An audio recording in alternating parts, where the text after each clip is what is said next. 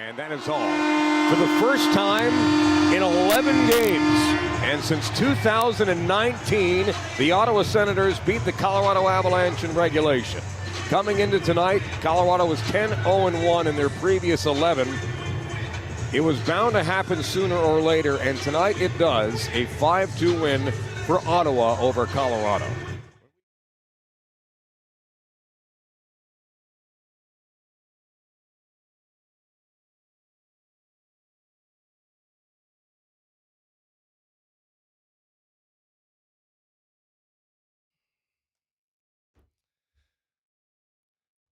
I think one thing has become abundantly clear.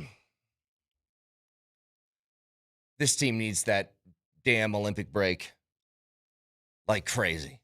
It's not like they're super injured, but they're injured to key players. And it quite honestly feels like they just aren't caring now as much as they did earlier in the season. And you're going to have some sort of dry spell, but I mean, you look at the schedule and see what the latest results have been compared to what they were all year long. Because here's what you got, and I know a lot of these are like overtime, earn a point sort of losses, but just listen. L, dub, L, dub, L, dub, L. Like, that is way different than what we've come to know this Avalanche team lately, and it just kind of feels like they're treading water until you get to the break. Because they need that in the worst kind of way. Now, you cannot allow that to continue. You need to figure this out in a hurry. The issue is, you still got a ways before you're there. I mean, you have 4 more games before you have this long break. You got the game now in Montreal tonight that hopefully what should be happening is you take last night's game where I think, what did they have, 6 shots on goal halfway through the game? That's just not the Avs. 18 shots on goal by the end of 3 periods is not what they do. It just felt like you didn't earn any of your opportunities. You know, you put Middleton in the lineup, and it just... I get it that Middleton's like a big guy, and this was his first game, so I don't want to beat up on him too much. It doesn't look like he fits. I just don't think he's got the capable skating ability to really keep up with what the Avs have. It felt a lot like when, why am I drawing a blank? Who was the big bruiser who was getting in fights for us during the Cup run? Was it McDermott? Yes, Curtis McDermott. The human crash test dummy, Curtis McDermott? Yes. It feels a lot like him, though. He's a big, bruising guy, an intimidating sort of presence, but just didn't have, like, the skill set or speed that this team has to play with. Doesn't feel like it fits. He got beat, and that's kind of how you lost this game. You had guys defensively that just got straight up beat on a long pass where they allow somebody to get behind him, then you're chasing, and then they'd put one behind Blackwood. And by the way, Mackenzie Blackwood, I thought, played his ass off. He's one of the only guys who did. He's the reason why he had even remotely a chance in that third period, because he made some crucial saves throughout the course of that game, especially when you kept going to the penalty box. I mean, if you want to hear some stats as to how checked out the Avs felt of that game. And look, I guess you give Ottawa credit. Like, Ottawa's been playing some good hockey lately. They've been able to put pressure on people, I guess is how I should put it. But if you want to see how checked out they were, 18 shots on goal at the end of the game kind of tells you the story. 6 shots on goal halfway through kind of tells you the story. Not earning a single power play. I mean, because the Avs overwhelm you with so much stuff, to not have a single one of those kind of gives you the bigger picture of like, they just weren't there that night. And I think that teams are allowed to have off nights or maybe stretches of bad play. It's a long season. They're going to happen. You are going to find yourself, they call it, especially in baseball, the dog days of August. It's like those teams that are just sitting there waiting like, dude, how much longer do we have before it's, yeah, okay. We just got to push our way through. They felt like that last night, and it's kind of been that way over the last couple of weeks. Now, they've had the ability in most of these cases to be able to bounce back from a bad performance, come back and get a win. I mean, you look back to the game against Nashville. They jumped back and won 5-2 against Washington.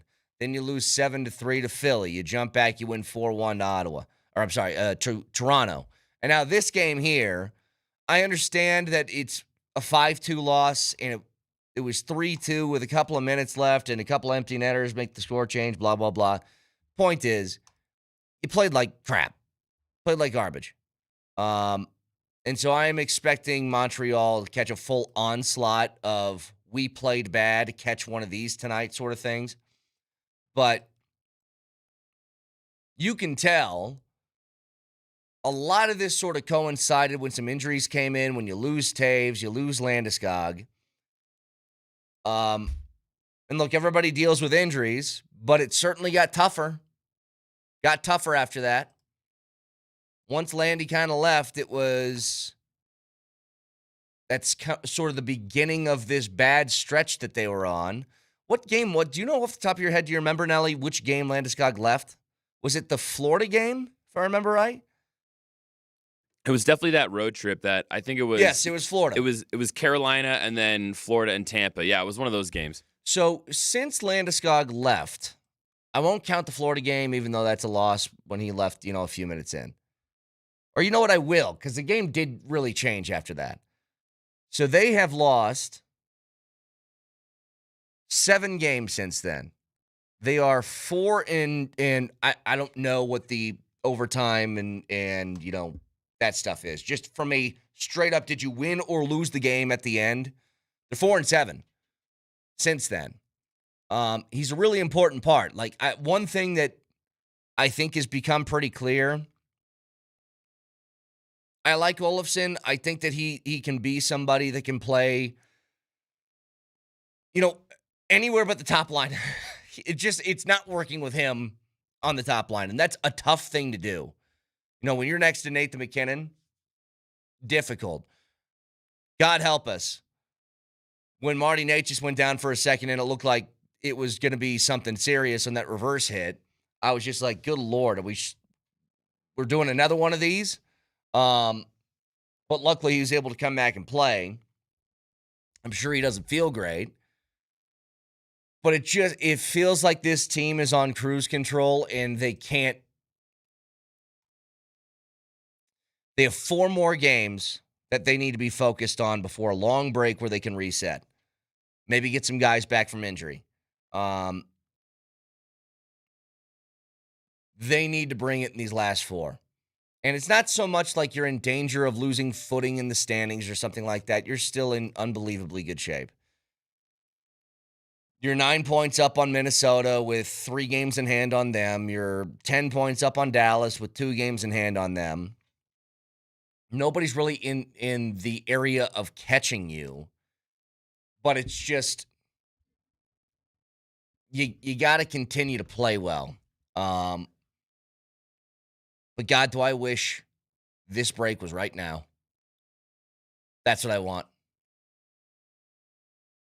Give me the Olympic break and let's be done with this because they need it, and it's very obvious. 303-504-0925. By the way, Nelly, if you have any, if not, don't worry about it. Just curious because I didn't hear Bednar's post-game.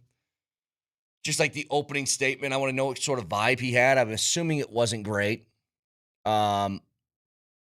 Yeah, he said, it's cold and I want to go home. Yeah, I'm sure. Well, they couldn't because then they had to go on over to Montreal immediately afterwards. I actually had this thought because I don't know if this theory holds water. Sometimes you think through things in real time to figure out if you're crazy or not. It seems like there are these games in the middle of winter where the Avs go to Canada and just get their doors blown off. You remember for years they could never win in Winnipeg, and I swear February, January, you name it, they would go to Winnipeg and just get their doors blown off. And I was thinking, yeah, well maybe because it's cold and it's dreary and it's an environment you're not used to. And then I went, wait, all these dudes are Canadian. They should be used to these long Canadian winters. Just because you lived in Denver for a few months, have you forgotten where you came from? I think it's just more like the schedule is always set up where it's road game in Toronto, road game in Ottawa, road game in Montreal, road game in Winnipeg. Like you're just stacking them back to back to back to back. And I think that part of it can get like a little bit, you can start to get really laissez-faire. But I think it's clear as day. They're kind of checking out before this long break. This is, you're at work and you got a week-long vacation planned in Italy or whatever. And it's Wednesday and you're just staring at your computer screen, not doing anything. They've hit Wednesday. They got a couple of more days before they're going to jump on that flight and have a good time. But it's like you got to stay focused until then. Now, two other news from yesterday. Obviously, Greg Penner spoke to the media. The bigger thing that came out of this, though, was just randomly a conversation with Bo Nix where he was just like, yeah, everything Sean Payton said was wrong. You're like, oh, well, that's weird. And we'll get to some of this in a bit. I'm not one of these guys that I've heard some others where this is like some sort of concerning rift. They're fine. Have you seen the way that they talk to each other on the sideline? They're okay. I do think it's weird. I'll give you that. So we'll get to that audio in just a little bit. Luckily for you guys, today is a Nuggets Ticket Thursday. And with that, it's a special kind of Nuggets tickets that we're giving away today. So it's for the Clippers game. And that's for tomorrow night. So we'll have a whole bunch of those that we're giving away throughout the course of the show today. Here's the other thing. In addition to our keywords for the Nuggets and Clippers, you can win a pair of 100-level tickets to the Nuggets and Thunder on Sunday night if you just head over to altitudesportsradio.com/NugsTix and enter that way, and we'll announce the winner. We'll announce the winner tomorrow. So we're going to have keywords today for Nuggets and Clippers, which is going to be tomorrow night, and then on the website, a pair of 100-level tickets to the Nuggets and Thunder, which is going to be on Sunday, and it's on altitudesportsradio.com/NugsTix is all you have to do. Just a couple of quick texts here. One just said, what's the Avs record since Landy went out? I mean, I'm glad we looked that up because you and me are on the same wavelength. It's kind of what I thought, too. It just feels like things have not been quite the same since he left the lineup. And what did I say? It wasn't 4-7 in the games that Landeskog has not been in. A very obvious presence that is felt and missed right now. But a lot more to get to as we go along. We're broadcasting from the Backus and Shanker Studios. Serious lawyers for the seriously injured. Your first keyword of the day to try and get in the building for the Nuggets and Clippers tomorrow night comes your way next.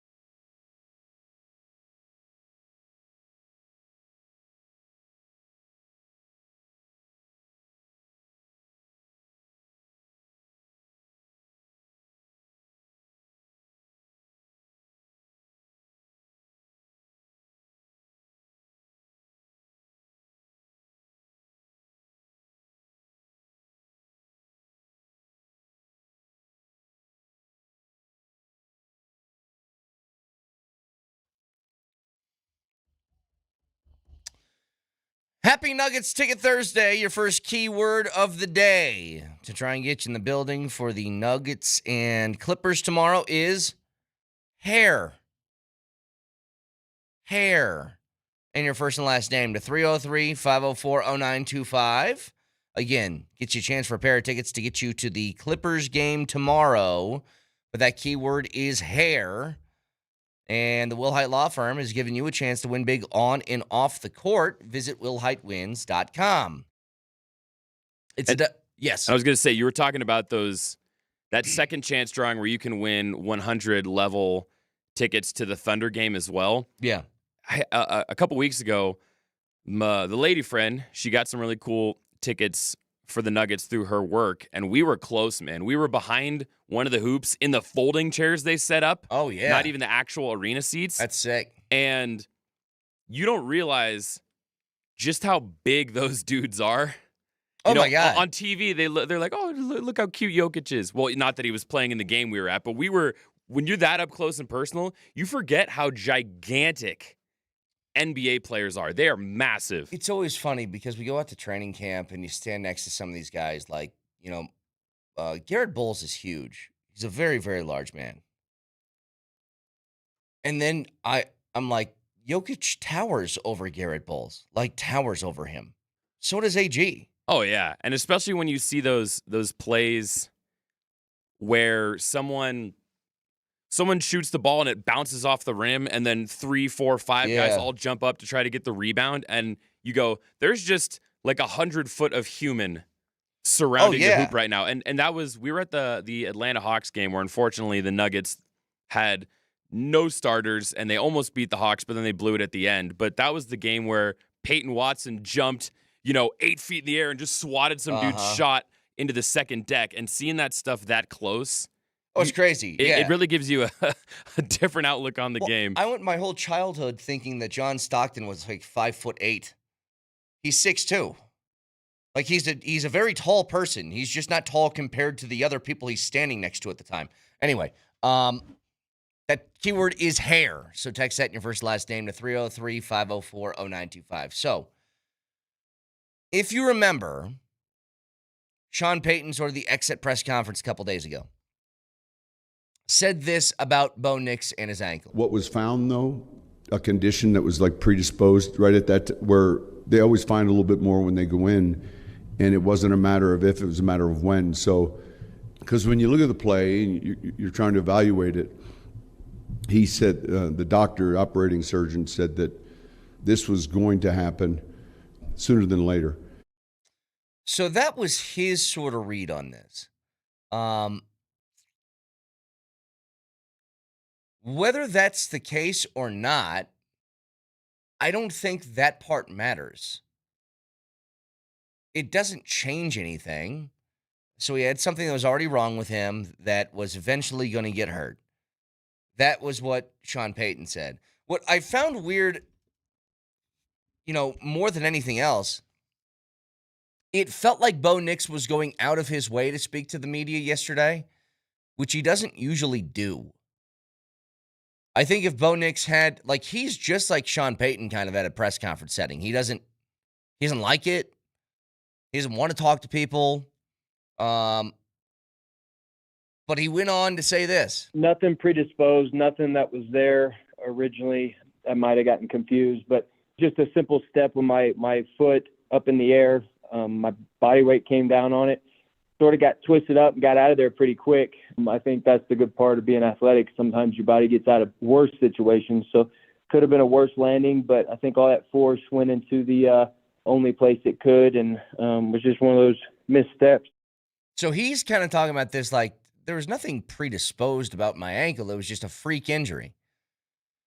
My whole body weight went down on just this certain spot that it couldn't go on, and that's why I got hurt. And you're like, okay.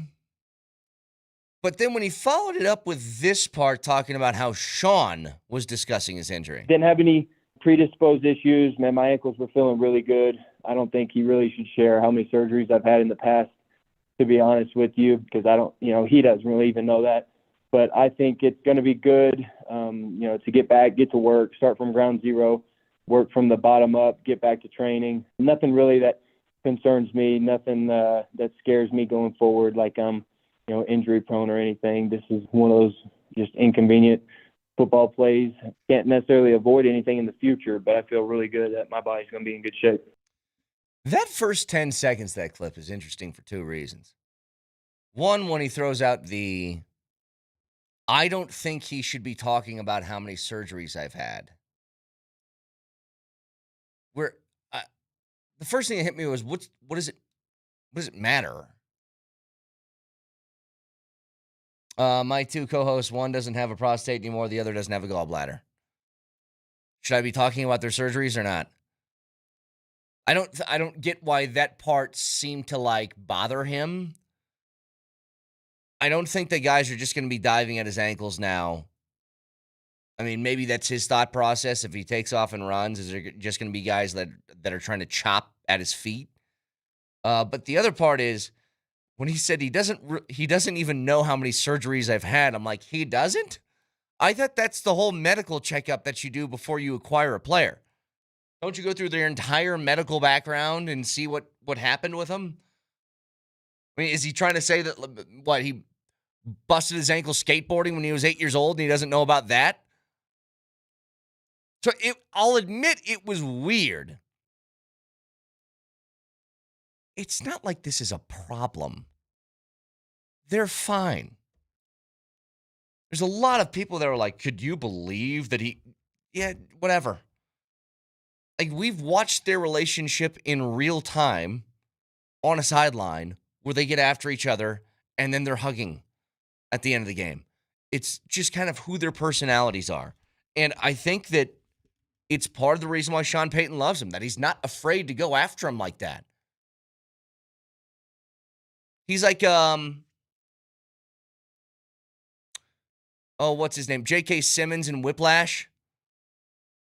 They just like to get after each other a little bit. Not quite my tempo. Such an unreal movie. I remember it won all these awards. It's before I saw it. I'm like, oh, God, another music movie. Can it really be that good? And it took me years before I watched that, and I was like, wow, it's an incredible piece of cinema. Incredible. But I think more than anything else, Bo is trying to clear the air from this. The concerns that a guy like me has. When you've had multiple injuries to the same place, you start to wonder, is this going to be a long-term problem? And a texter says this, Bo is clearly trying to avoid the injury-prone label. He's going to be negotiating the contract of his life in a couple of years. Well, injury-prone or not, if he continues to make the postseason, he's getting that contract.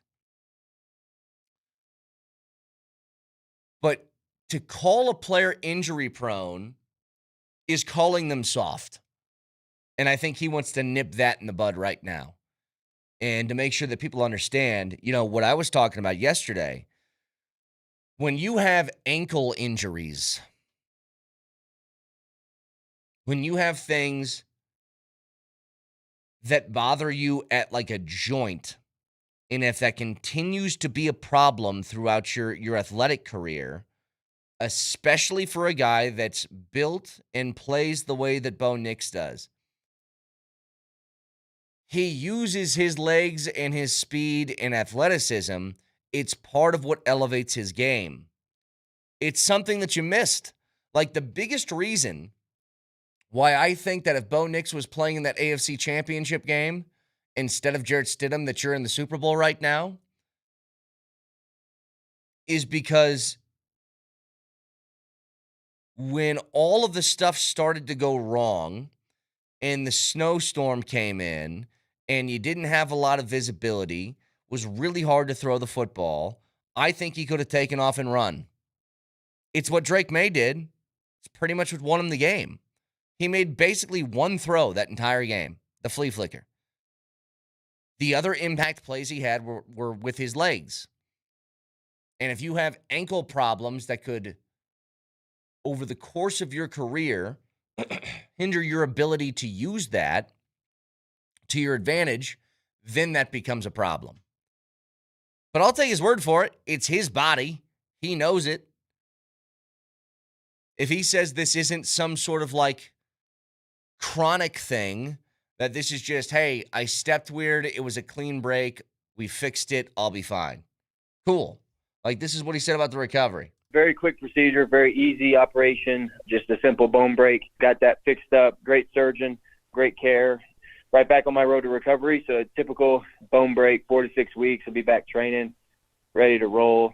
You hear a lot of different weeks and speculation out there when something like this happens, and unfortunately you don't get to hear from me for a while, but it'll be absolutely no issue this offseason. I'll be able to actually start training back at the same time I was going to start training, so don't miss any time there. And this is what's so weird to me about this injury. Did you see this too, Nelly? I thought the initial reports were 4 to 6 months is how long it takes to recover from this.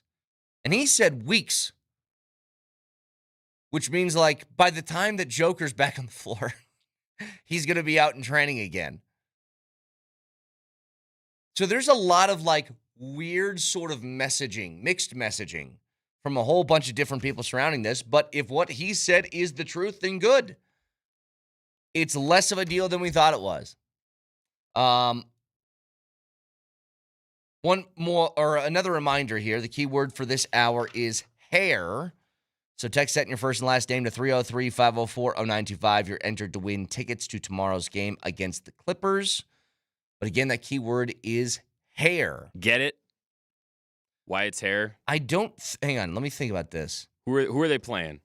They're playing the Clippers. So is this like James Harden beard thing? No, it's because they're hair clippers. Oh, Get your hair clipped with some clippers. I was way overthinking that. Yeah, the next 3 keywords for 7, 8, and 9 also have a cool theme. It's gonna be fun. Huh. Yep. We'll get to those as we go along today. Every hour on the 20s.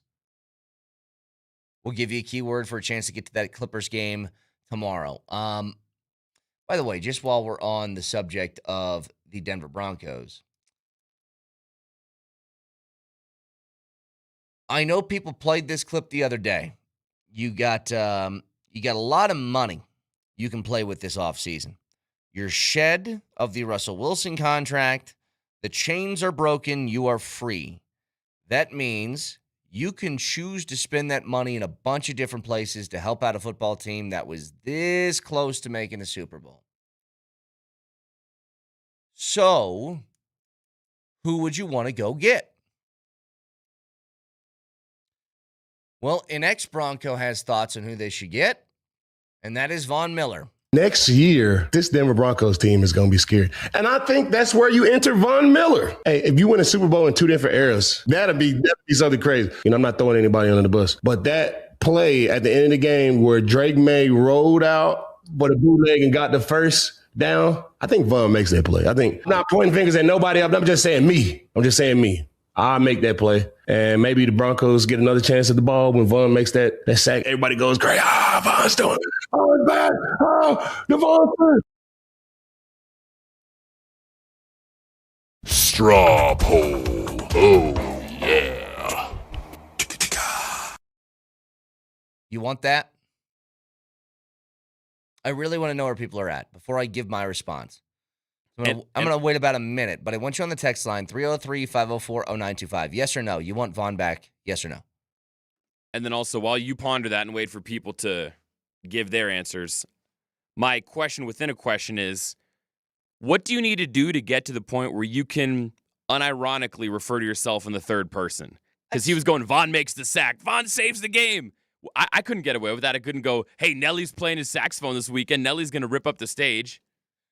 It started from the rip. Next year, this Denver Broncos team is going to be scary. And I think that's where you enter Von Miller. Hey, if you win a Super Bowl in 2 different eras. Just say they're going to be scary. And I would like to come back. But I want to let these roll in for a second because I got my own thoughts on this. I'll throw this out to people who are unaware.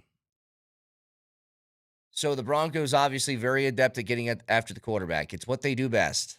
They've done that to the best clip of anybody for 2 straight years. They finished this season with 68 sacks. That's a lot. You have a very good pass rush already, and I am always a fan of bringing in more pass rushers. I never think you can have enough. Von Miller, despite being 36 years old, going to be 37 by next season, had another 9-sack year. He's still putting up numbers. But now that a lot of these are coming in, it feels like most people say no. Put me in the category of them. I have no interest in this. And I'll tell you why. I don't know where he fits in the rotation. You got a whole bunch of guys that are already vying for playing time. Not a huge fan of how he called out Jonah Ellis, by the way, on that last play of the game, because that's what he's talking about. Drake May takes off and runs on third down. Jonah Ellis was the guy chasing him down. He's basically said he was too slow and unathletic to get him. I don't know if he's watched much Jonah Ellis tape. He's very, very good. And people are telling me he had 9 sacks. That's more than Jonathan Cooper. And I go, that's fine. Here's why I don't like it. I think you have to, how about this? Whenever it comes to things that pull at the heartstrings or emotion, I'm not going to have time to get through this. I'm going to have to save it. Whenever you have something that pulls on heartstrings or emotion, and that's what a lot of the Von Miller stuff is, it's nostalgia. It takes you back to a time you won a Super Bowl. He's one of the greatest players in franchise history, all that different stuff. I would caution you for one reason. And we'll get to it in just a couple of minutes. So last reminder for this hour, the keyword is hair. So text that in your first and last name to 303-504-0925. By the way, get to the Michael Porter Jr.'s return to Ball Arena tonight because it's double dipperoo with the Avs and the Nuggets. AM 950 is going to have pregame of the Avs and Canadiens starting at 4:30. It's all powered by Ramos Law. The Nuggets welcome MPJ back to Denver with the Nets, and that pregame starts at 6:30, also powered by Ramos Law. Double dipple-deroo. Who is that again? Jonas Valanciunas. It's actually way more, like, it's not as deep of a voice as I thought it would be. Double dipple-deroo. I love it, though. Double dipperoo. Big enthusiasm. Yeah, like Eustace Onanen actually has like a deeper voice than Val, which I was not expecting. But reason why I don't want Von Mack. We'll get to it next.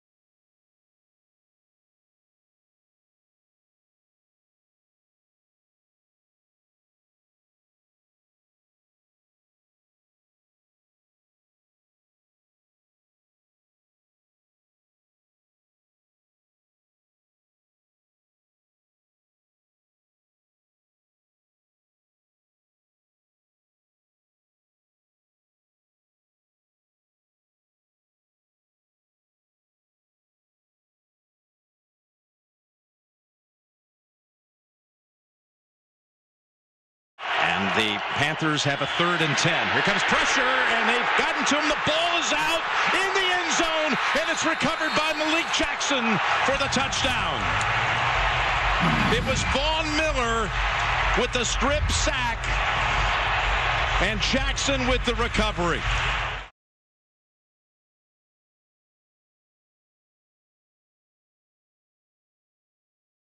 Next year, this Denver Broncos team is going to be scary. And I think that's where you enter Von Miller. Hey, if you win a Super Bowl in 2 different eras, that'd be something crazy. I'm not throwing anybody under the bus. But that play at the end of the game where Drake May rolled out, but a bootleg and got the first down, I think Von makes that play. I think, I'm not pointing fingers at nobody. I'm just saying me.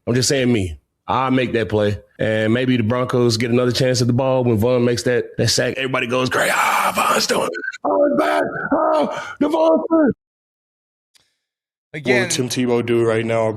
That's Von Miller a couple days ago on a podcast. On his podcast, what is it called? Free Range with Von Miller? Yeah. An odd part to this, Von has he's been,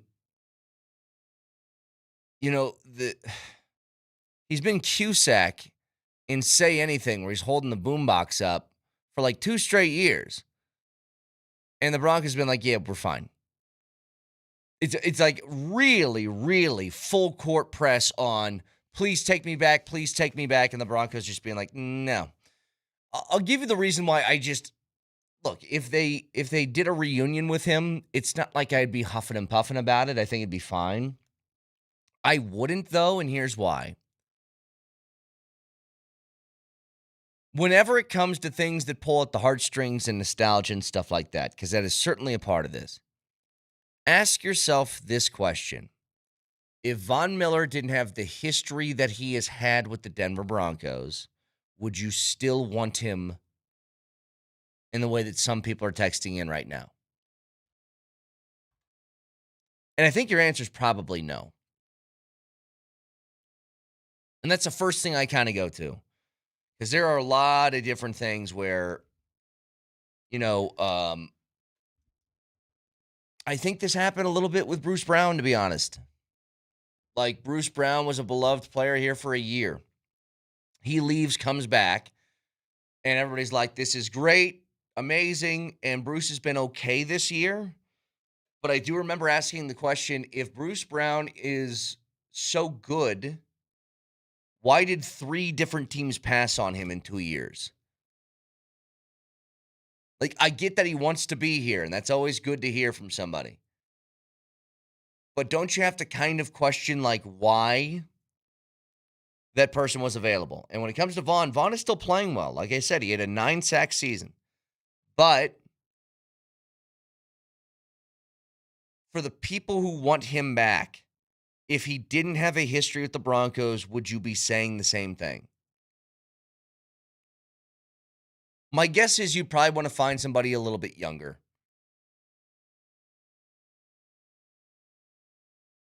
That's it. And then it becomes a question of how much playing time is he going to get. I'll tell you what else is a concern of mine, because I saw him. He said this too.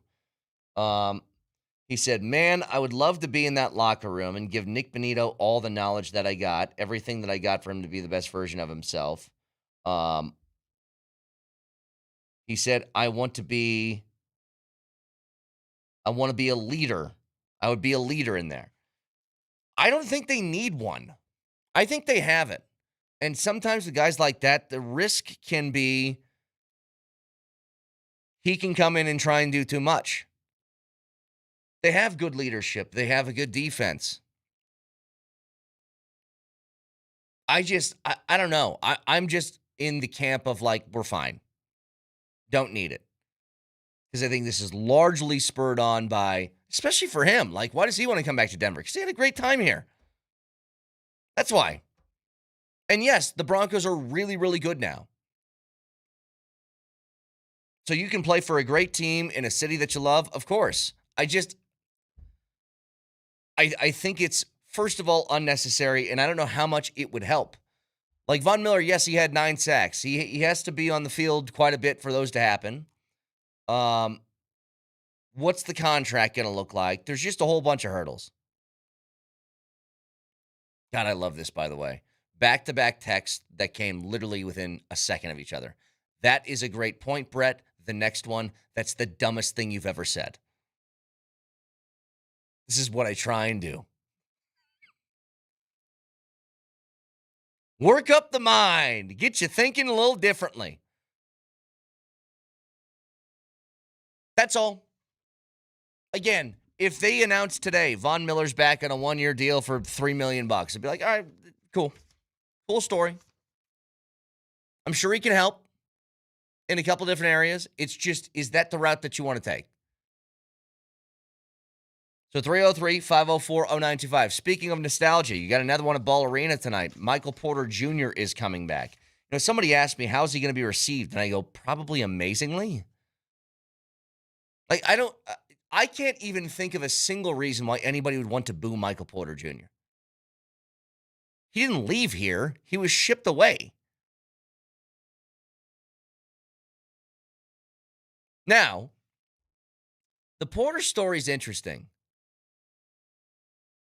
You know, and I'm not here to like take some sort of victory lap on this, but I've said for a long time, when people talked about his contract, let me pull Sean Payton out of my ass real quick. Contract relative to production. That was always the beef. Relative to. With Michael Porter Jr. It was always, well, there was a few things, and he actually jumped the hurdle on a few of them. The first one was what, Nelly? Guy can't stay healthy. This is ridiculous. And then he was like the healthiest player on the Nuggets for 2 straight years. The next thing was if you're going to be making a max contract, then you need more production than what he's giving you. And his numbers his final year in Denver were 18 points and 7 boards on 50% from the floor and 40% from 3. And I was like, that sounds pretty good, actually, for being the third option at best on the team offensively. And I've tried over and over to explain to people that when you're the third option on a team, you don't have the ability to get numbers that would be tied to what you would imagine max contracts. And I don't know how many times I've given this example. I'll do it again. Nelly, do you remember the big 3 in Miami? Who are the big 3? List them off. LeBron James, Dwayne Wade, and Chris Bosh. Do you know what Chris Bosh's numbers were in Miami? 18 points and 7 boards. Do you know what they were in Toronto when he was by himself? A ton. Because when you're the third option, you don't have the ability to put up as many shots. And that was always with Porter, the story. And I always thought if he went somewhere else where he was a bigger option on the team and they kind of centered the team around his skill set, that he would have a lot more success than people would probably guess. And you know what he's averaging this year? 25 points on 48% from the floor and 40% from 3. He's also got his career high in assists, which is only 3, but it's more than his 1 that he would have previously. Not to mention, I think that Michael Porter Jr. was the ultimate team guy. Like, if he gets anything but all 18,000 people tonight standing on their feet and clapping for him, it'd be a crying shame. Like, look at this. Are you serious, Brett? He severely underperformed and handcuffed us, except when you won that title and he buried the Lakers. Except for that. What is severely underperformed? I just gave you all these numbers for a third option on a team. Like, he can't average 25 a night when you're the third option. It's not possible. Everywhere that has 3 different players that are like this. Remember in Phoenix when they had KD, they had Devin Booker, and they brought in Bradley Beal? Bradley Beal did nothing because he couldn't, because he was the third guy. You just don't have the ability to get that many points. Like the Avs right now, or the Nuggets right now, it's weird because they're in this season where everybody's been hurt and it's been hard to find points and all this different stuff. But who's your third option now? It's Aaron Gordon, right? Since the trade. That's what it's been. So Jokic is averaging 29.6 a game. Jamal's averaging 26. What's Gordon averaging? Man, that's weird. 18 points and 6 boards. That's what it looks like when the guy's doing his job. 303-504-0925. Tune in all week as Vic is live from Radio Row in San Francisco thanks to Colorado Off-Road. Colorado grown, Colorado owned, Colorado Off-Road. Online at cooffroad.com as he will be on Radio Row all week next week in San Francisco. You can watch the show live on Twitch. Twitch.tv. Search Altitude SR on the search bar. The Altitude TV simulcast. That is the Safeway Twitch feed. Download Safeway's Deals and Delivery app. Get exclusive grocery offers. Safeway Fresh Foods, local flavors. Can also watch on YouTube. Subscribe to the channel and don't miss anything from Denver's #1 sports station, Altitude Sports Radio 92.5. So we'll get to the Avs here, who I think are just, they are ready for this break. Talk about the Avs. Penner's press conference along with Bo Nix speaking yesterday. The return of MPJ with Moser, Lombardi, and Kane next.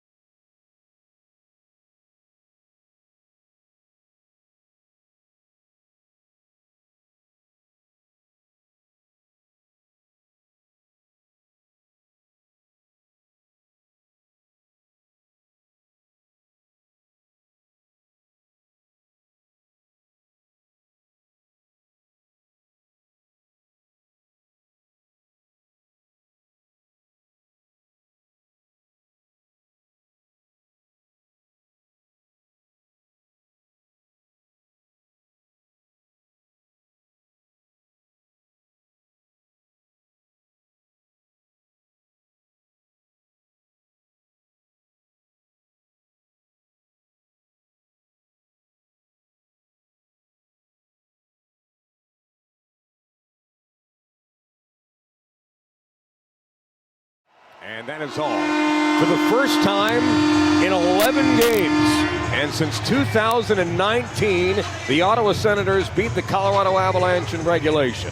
Coming into tonight, Colorado was 10-0-1 in their previous 11. It was bound to happen sooner or later, and tonight it does. A 5-2 win for Ottawa over Colorado.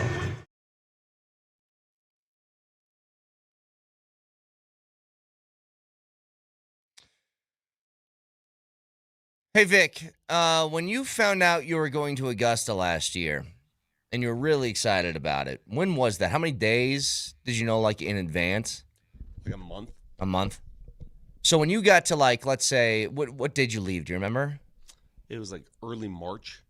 Was it like a Thursday, Wednesday? Was it something like that? Let's just say it was Thursday. Okay. The Avs are at the Monday portion of that. They're ready to leave. They're ready for this break. You know, when they were there last night, and I heard Moser and Riker, and I saw some videos, and I'm looking at just all those Ottawans, and I'm thinking to myself, why did people go all the way up there? Like, what is up there? Why do people live there? What's up there? What's happening? Why is Ottawa there? Why does Ottawa there? Fur trade. Fur. More fur? A lot of fur. You want a fur? People like the fur. Because I noticed that people like the fur. Montreal French Canadian fur traders kind of started it all off way back in the day, at least in Quebec. So that's where I am right now. And then other dudes and people and English guys are like, you know what? Maybe we'll go a little bit more west. Okay, fine, that's cool. And no thanks. No thanks to that. And this it has to be in July because once winter hits, they're like, oh, crap, now we're stuck. Yeah. Oh, I built this cabin, and now it's 80 below. Screw it. I guess I'll stay. Hey, listen. What? That team. Oh, my light just died. That team wants to be done. They want to be done. I mean, Yeah. they had 6 shots halfway through the game. They finished with 18. Yeah. Like, every single statistical category you could point to is them just being like, dude, just get me to this bleeping break already. Yeah. No doubt about it. At least it feels that way.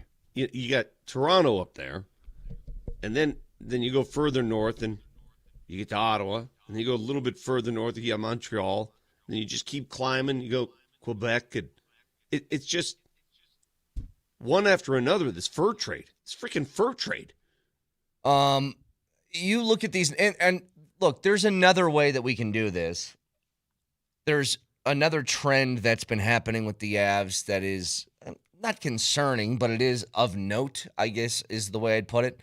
But you just smacked this team not too long ago to the point to where all Ottawa wanted to do was fight you because they were down by so many goals. And in this game, you came out flat. You had kind of nothing going for you. To be fair, Blackwood's the only guy that I thought played great. He kept you in the game, gave you an opportunity late. In the first period, my goodness. You're like, okay, anybody else want to show up? No kidding.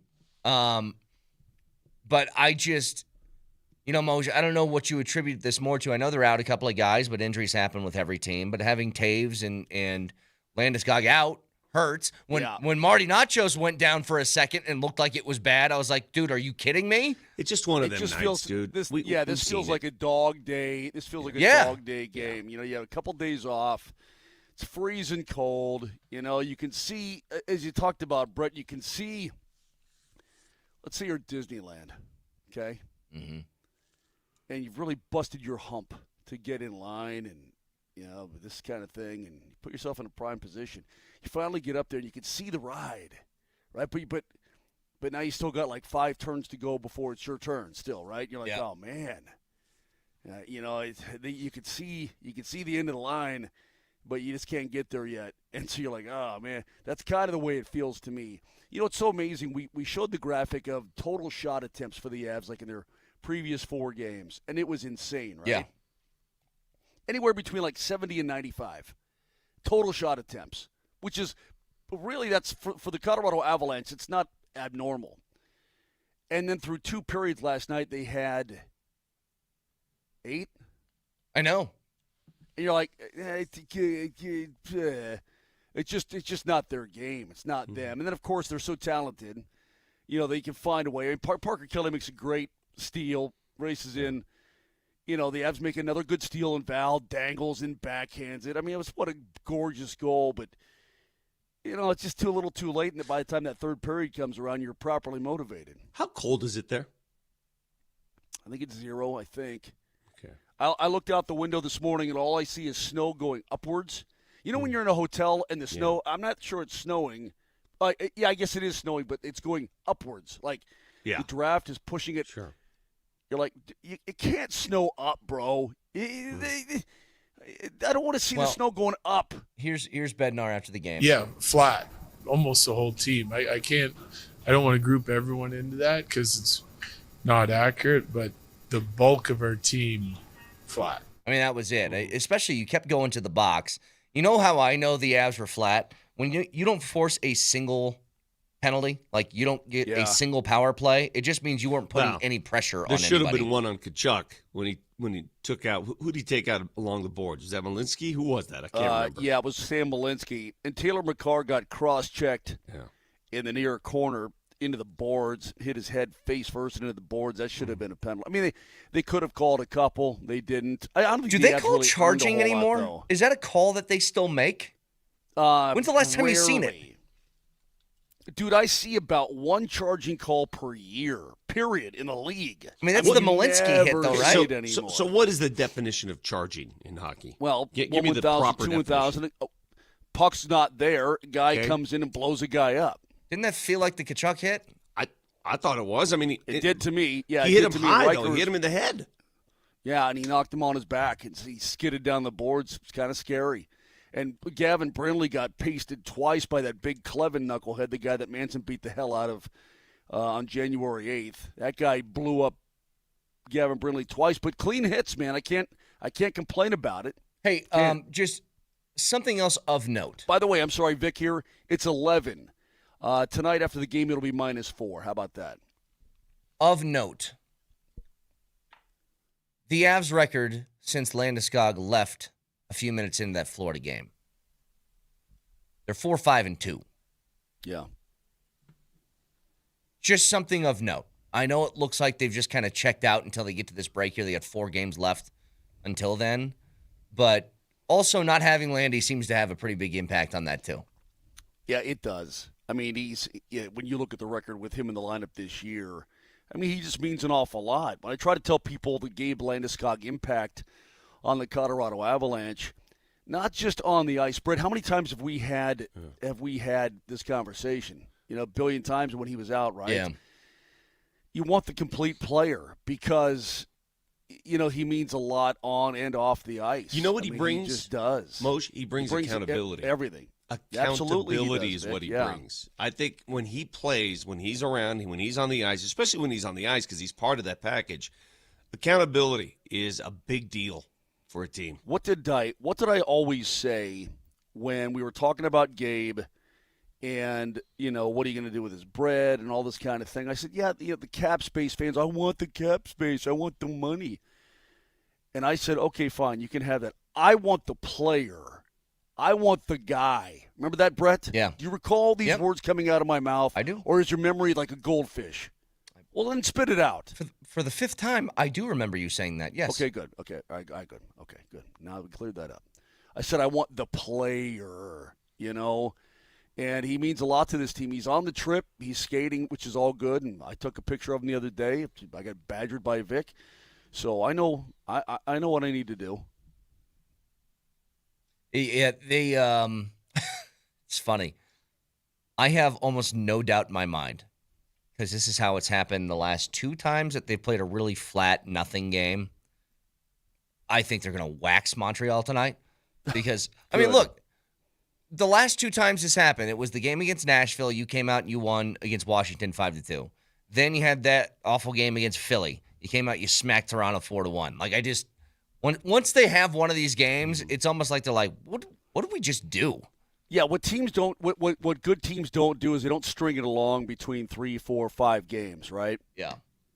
You have a stopper right away, boom.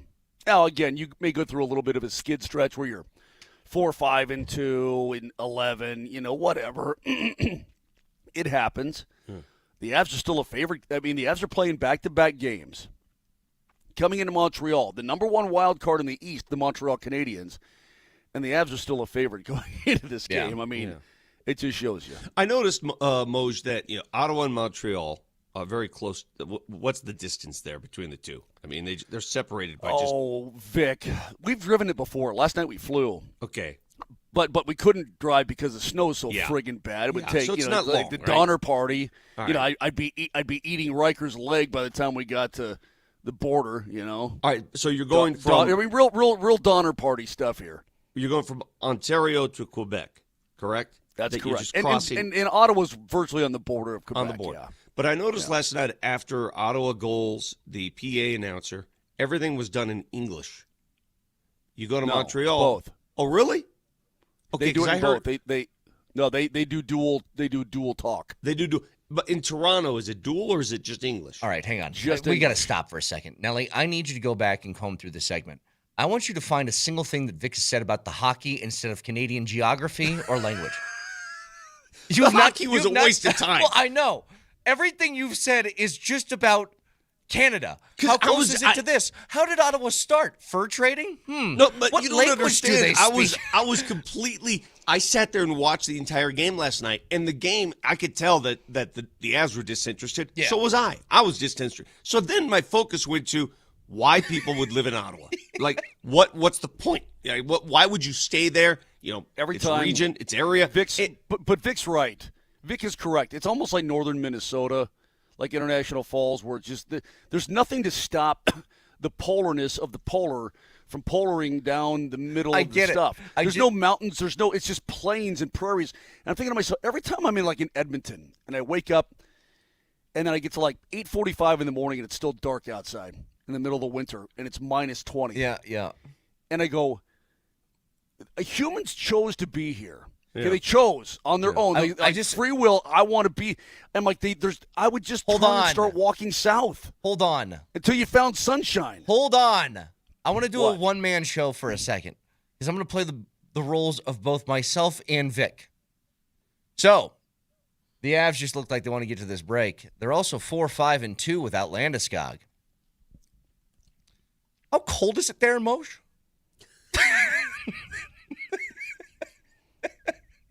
Keep going.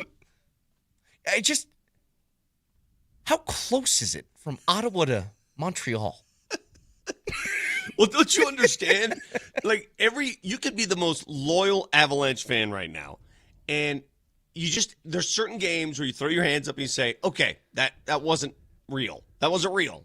They've had a bad stretch, though, here. And look, they're allowed to have it. It's an 82-game season. You're going to have them. I understand that. But this is a bad stretch. You can't say, please, I'm begging you, because it just gets me chuckling, and I don't want to chuckle I know what sometimes. you're thinking. I know where you're going with the flight attendant or the lady in the airport. I know. As soon as I said that, I said he's going to think that. Yeah, the point is, that game was just an offshoot. That game was not what the Avalanche are. So as long as they play that way, and we know that they played that way, I'm focused on the geography, the topography, everything about Ottawa. And I'm just curious, why... So why are they speaking French after goals if they don't do it in Toronto? It's in Ontario. It's an Ontario province. But then you move over to Quebec. What's that? I'll explain if you'd like me to explain. Yeah, First of all, there was a lot of beavers out here back in the day. A lot of beavers. Just get into why they're speaking French after goals. That's all I care about. I don't care about your beavers. Because Ottawa is the capital of Canada, and they have both French Canadians and English Canadians living there. And so you have people in Parliament from Quebec. So they do it's dual for the entire country because it's right there. Not only is it the capital, but it's on the border. Knucklehead. I'm going to give Vic what he wants. You're educating me. I'm asking for an education. Hang on. I'm going to give everybody stop. I'm going to give Vic what he wants. Personne ne s'en soucie. It's going to be 30 seconds. Some fun facts about Ottawa. You ready? Yeah. Please. It's the 7th coldest capital in the world. I believe it. It's called the Silicon Valley of the North. It has one of the highest concentrations of engineers, scientists, and PhDs per capita. Really? That's a lie. Hollywood star Tom Cruise lived in Ottawa in the early 1970s and attended school there. Nobody cares. Really? Tais-toi. Accepte ta défaite en partant. It's home to the world's largest maze at the Saunders Farm. The hell? And the name Ottawa is derived from the Algonquin word Ottawa, meaning to trade, because of its historic trading hub. Gotcha. Aha. So there you go. I told you it was all about the beavers. Okay. I told you that. Gotcha. All right. It's about beavers and mink. All right. I'm good now. Nobody believes me. All right, good. I'm glad you're good. See, I wish I had that information, that intel. And this is where you guys, on the broadcast last night, you guys failed me. You guys failed the viewers. If you're going to broadcast from Ottawa, at least provide some background on what it is and why people live there. Nobody cares. Nobody cares. That's all I cared about last night. Well, the game, there was nothing to care about the game. They didn't play hard. No, Brett, that game last night, I felt like, how good are your teeth? They're fine. Okay, I've had a couple root canals in my life. One of them because I chewed on that frozen Snicker bar and it broke my tooth in half. That was terrible. I hated that. But it just like, it was not only was it. Are you going way off tangent on a lot of things? I don't know what anybody's doing right now. Yeah, I don't know what anybody's doing. Everybody, okay, Vic, here. Okay, this is what the broadcast could have done last night. Vic, I want to test your language skills, all right? Here's something in French Canadian. I want to see if you can get what this is. Vic Lombardi est un vieil homme sans prostate. First of all, I don't like the way those Frenchies pronounce my name. Vic. That's ridiculous. Vic. All right, do you know what that was? One more shot. Yeah. Vic Lombardi est un vieil homme sans prostate. Vic is a small man without a prostate? Vic is an old man without a prostate. Yeah. Yes, I in Quebecois. Yeah, I heard that part. Okay. Walton Penner, the group, Penner, spoke to the media yesterday along with... moly. You know what else is weird? The Bo Nix... Hey, I'm just going to pop on and clear the air with some things. I got to get after that. We'll get to that in just a second, along with your first key word of the 7 o'clock hour next.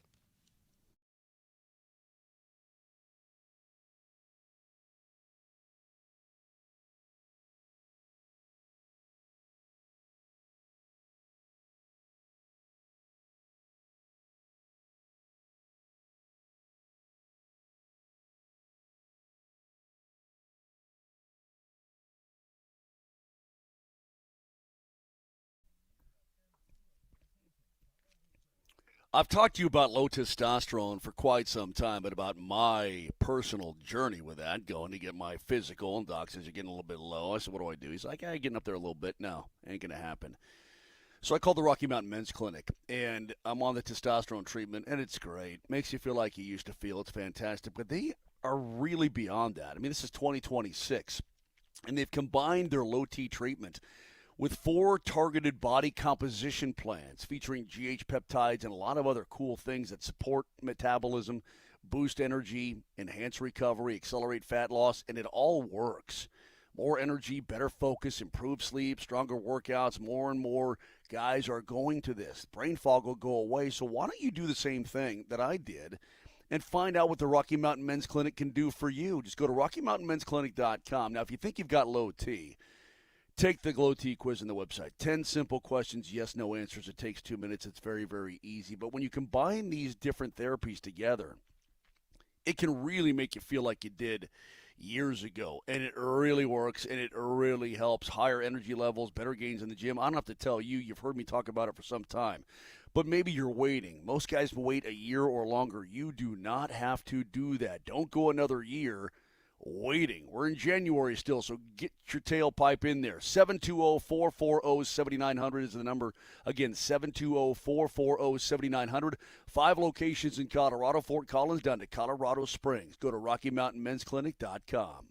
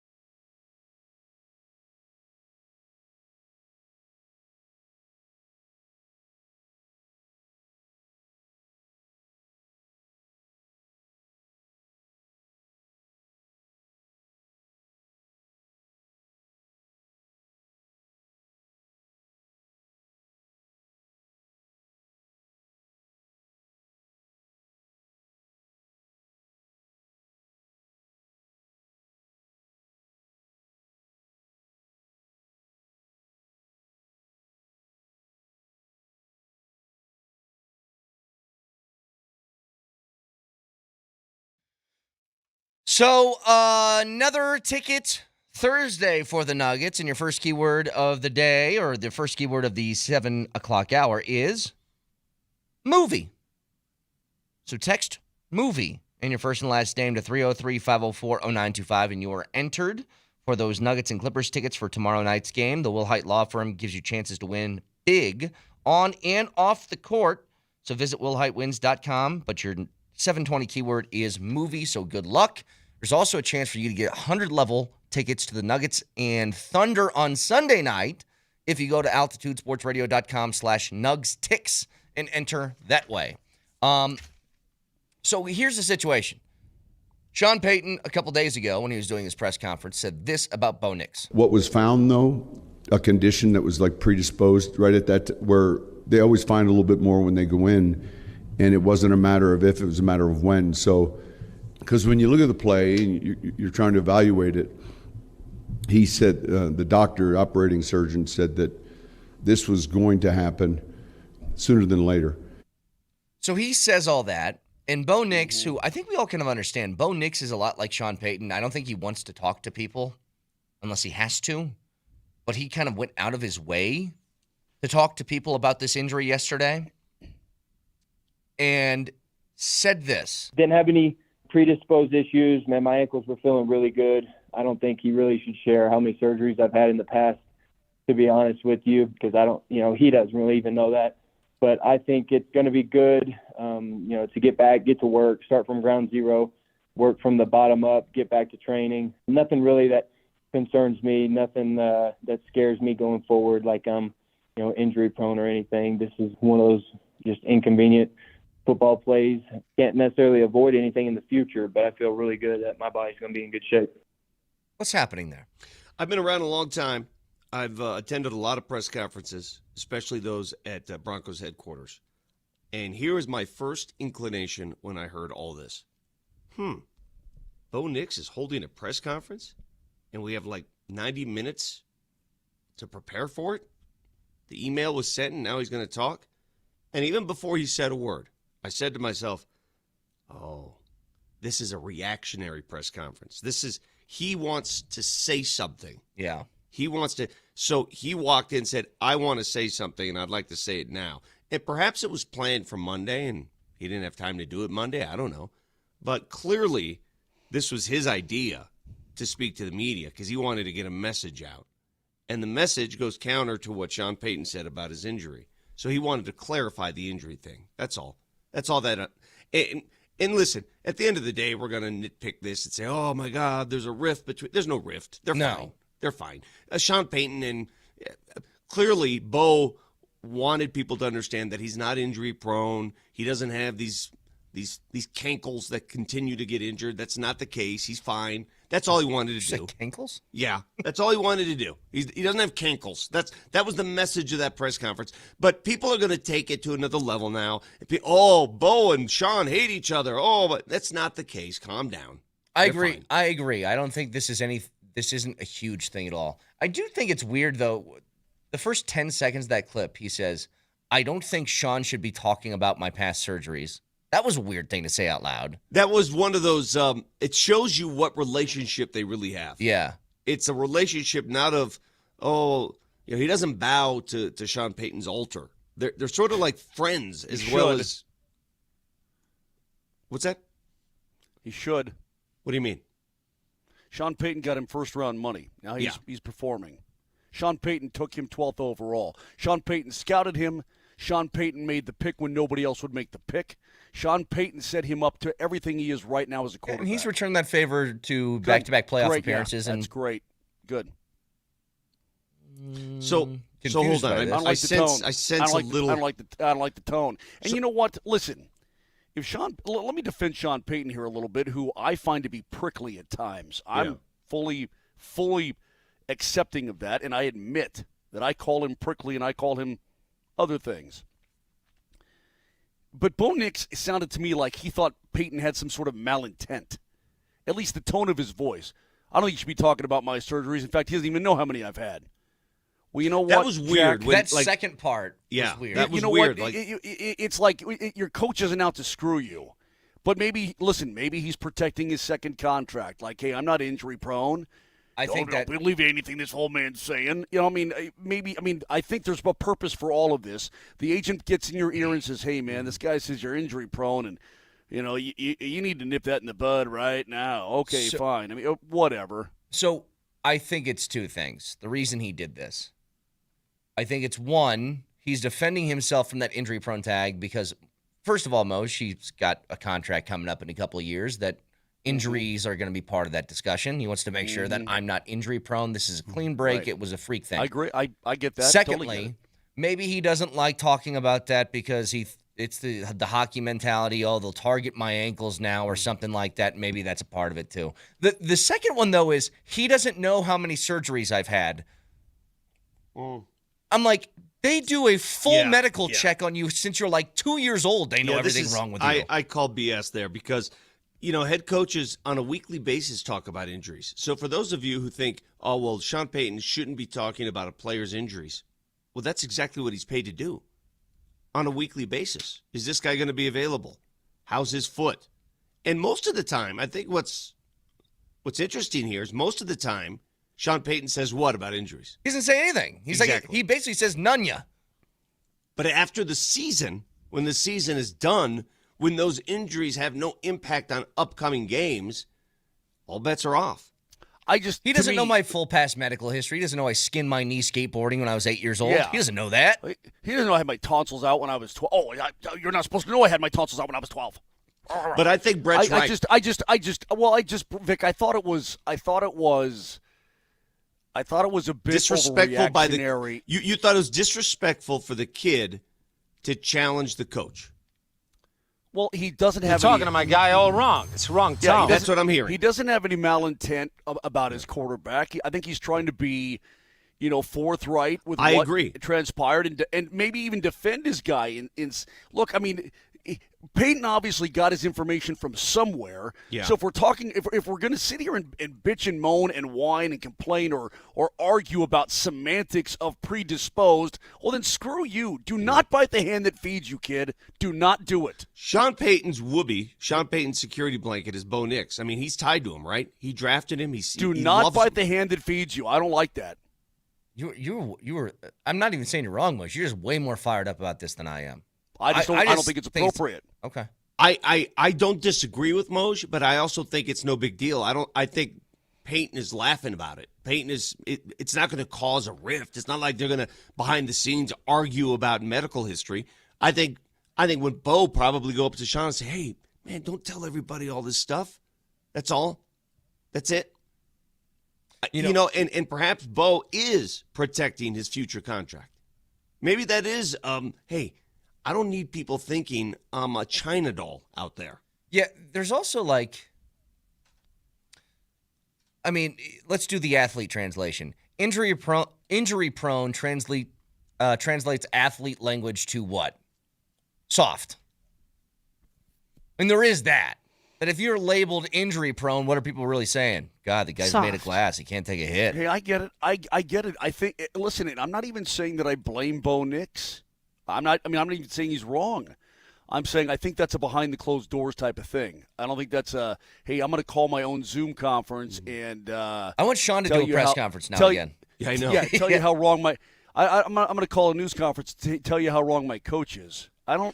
It just doesn't sit right with me. I don't think that's appropriate. I'm just curious, is every player allowed to just now hold a press conference? All right, my turn. I got something to say. Is every player just Yeah, where's Crawshaw's? Alert the media in 1 hour. I got things to say. Like, what if Jared Stidham said, all right, get the boys on board. I want to talk about that play and who was actually wrong on that play. Yeah, what if Tyler Bidet says, no, I don't like the way people are misconceived. I don't like the way people are drawing up that. I think those are called podcasts now. Oh, yeah. That's a good point.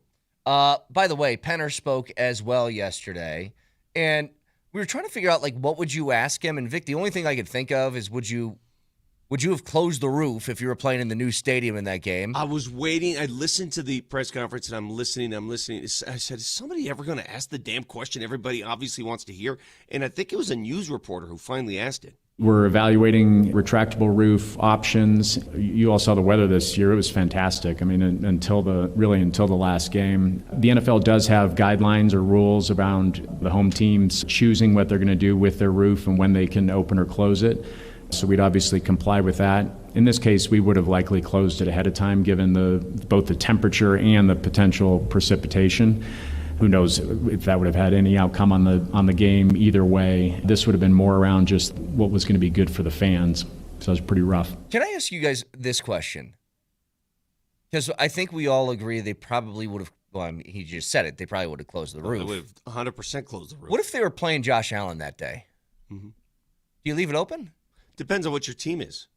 What's your team? This was the Broncos. The backup quarterback, good defense, Josh Allen, MVP candidate every single year. I mean, do you leave it open knowing that weather's coming to mess with him? Do you have a running football team that can slog through it? The Broncos are not that.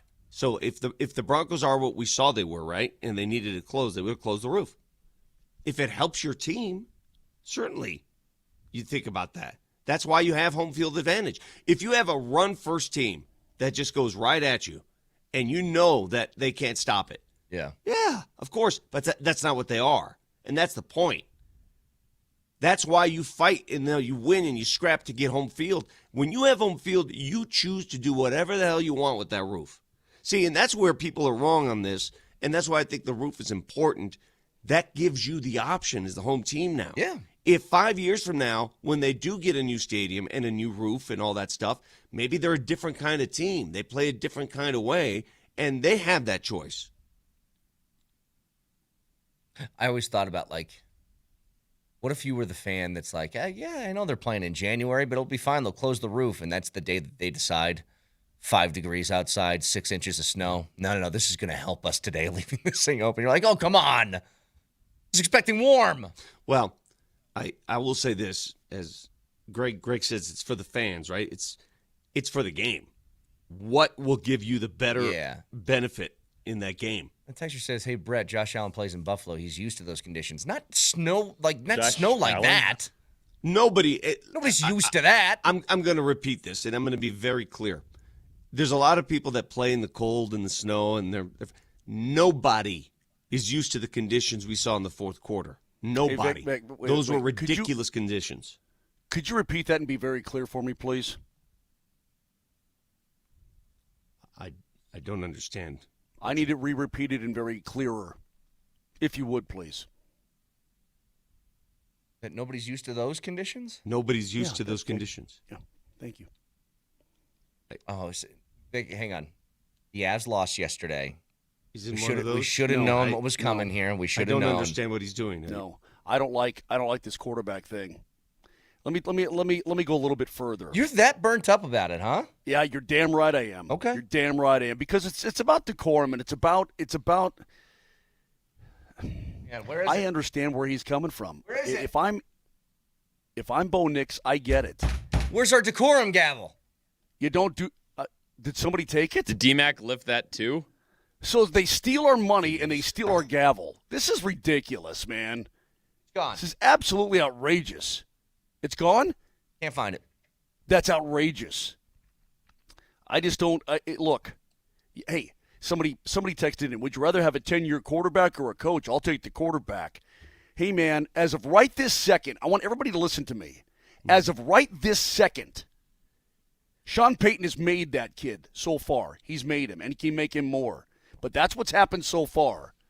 Bo Nix has had a hand in this, though, Moj. Those late comebacks. He's got a hand in it.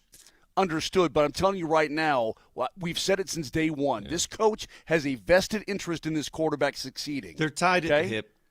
They're tied at the hip. So I don't like that. I don't like it. You want a new head coach in here coaching that kid? Fine. You want to get another horse's tail in here, and that ain't his guy. You want to talk about fun? We'll have a lot of fun. Hold on. I just think this needs to settle. This needs to settle down right now and move forward. But I don't like the outside the fence thing. I don't like it. Most, but I don't. You give me the thoughts now that perhaps Sean Payton is sitting at home grumbling that Bo Nix held a press conference. I don't think that's the case at all. I think he's sort of like, yeah, go ahead, man. It's your right, kid. No that's problem. Fine. I do too. That's totally fine. Okay. Well, you can think whatever you want to think. We don't know the true story.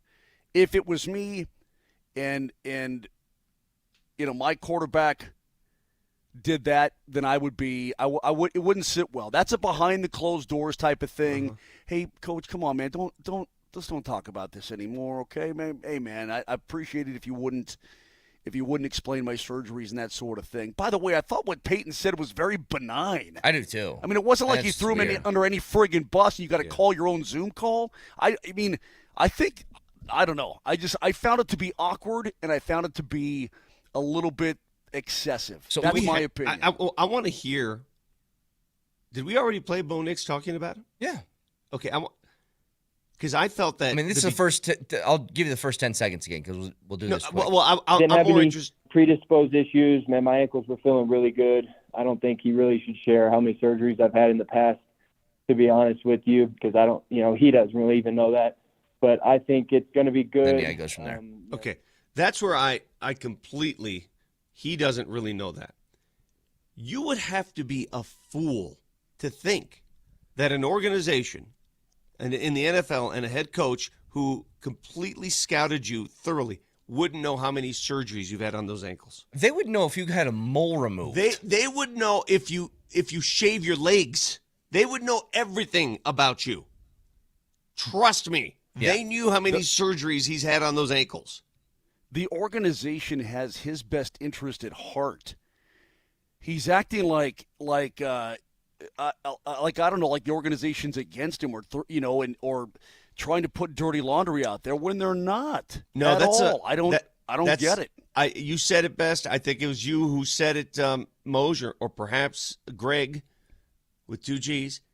That was a strike. That was a message. Don't mess with my second contract. That's what that was. 303. Well, you know what? If you don't have Sean Payton, you maybe ain't getting no second contract with this franchise. We'll get back to this in a bit. 303-504-0925. Reminder, the keyword for this hour is movie. So text that in your first and last name to 303-504-0925. It's a chance to get in the building for tomorrow's game against the Clippers. When we come back, it's the return of MPJ tonight, and I talked about this a little bit in the appetizer, and I was really, really surprised by some of the responses on this. So we'll get to it in just a second, back after this.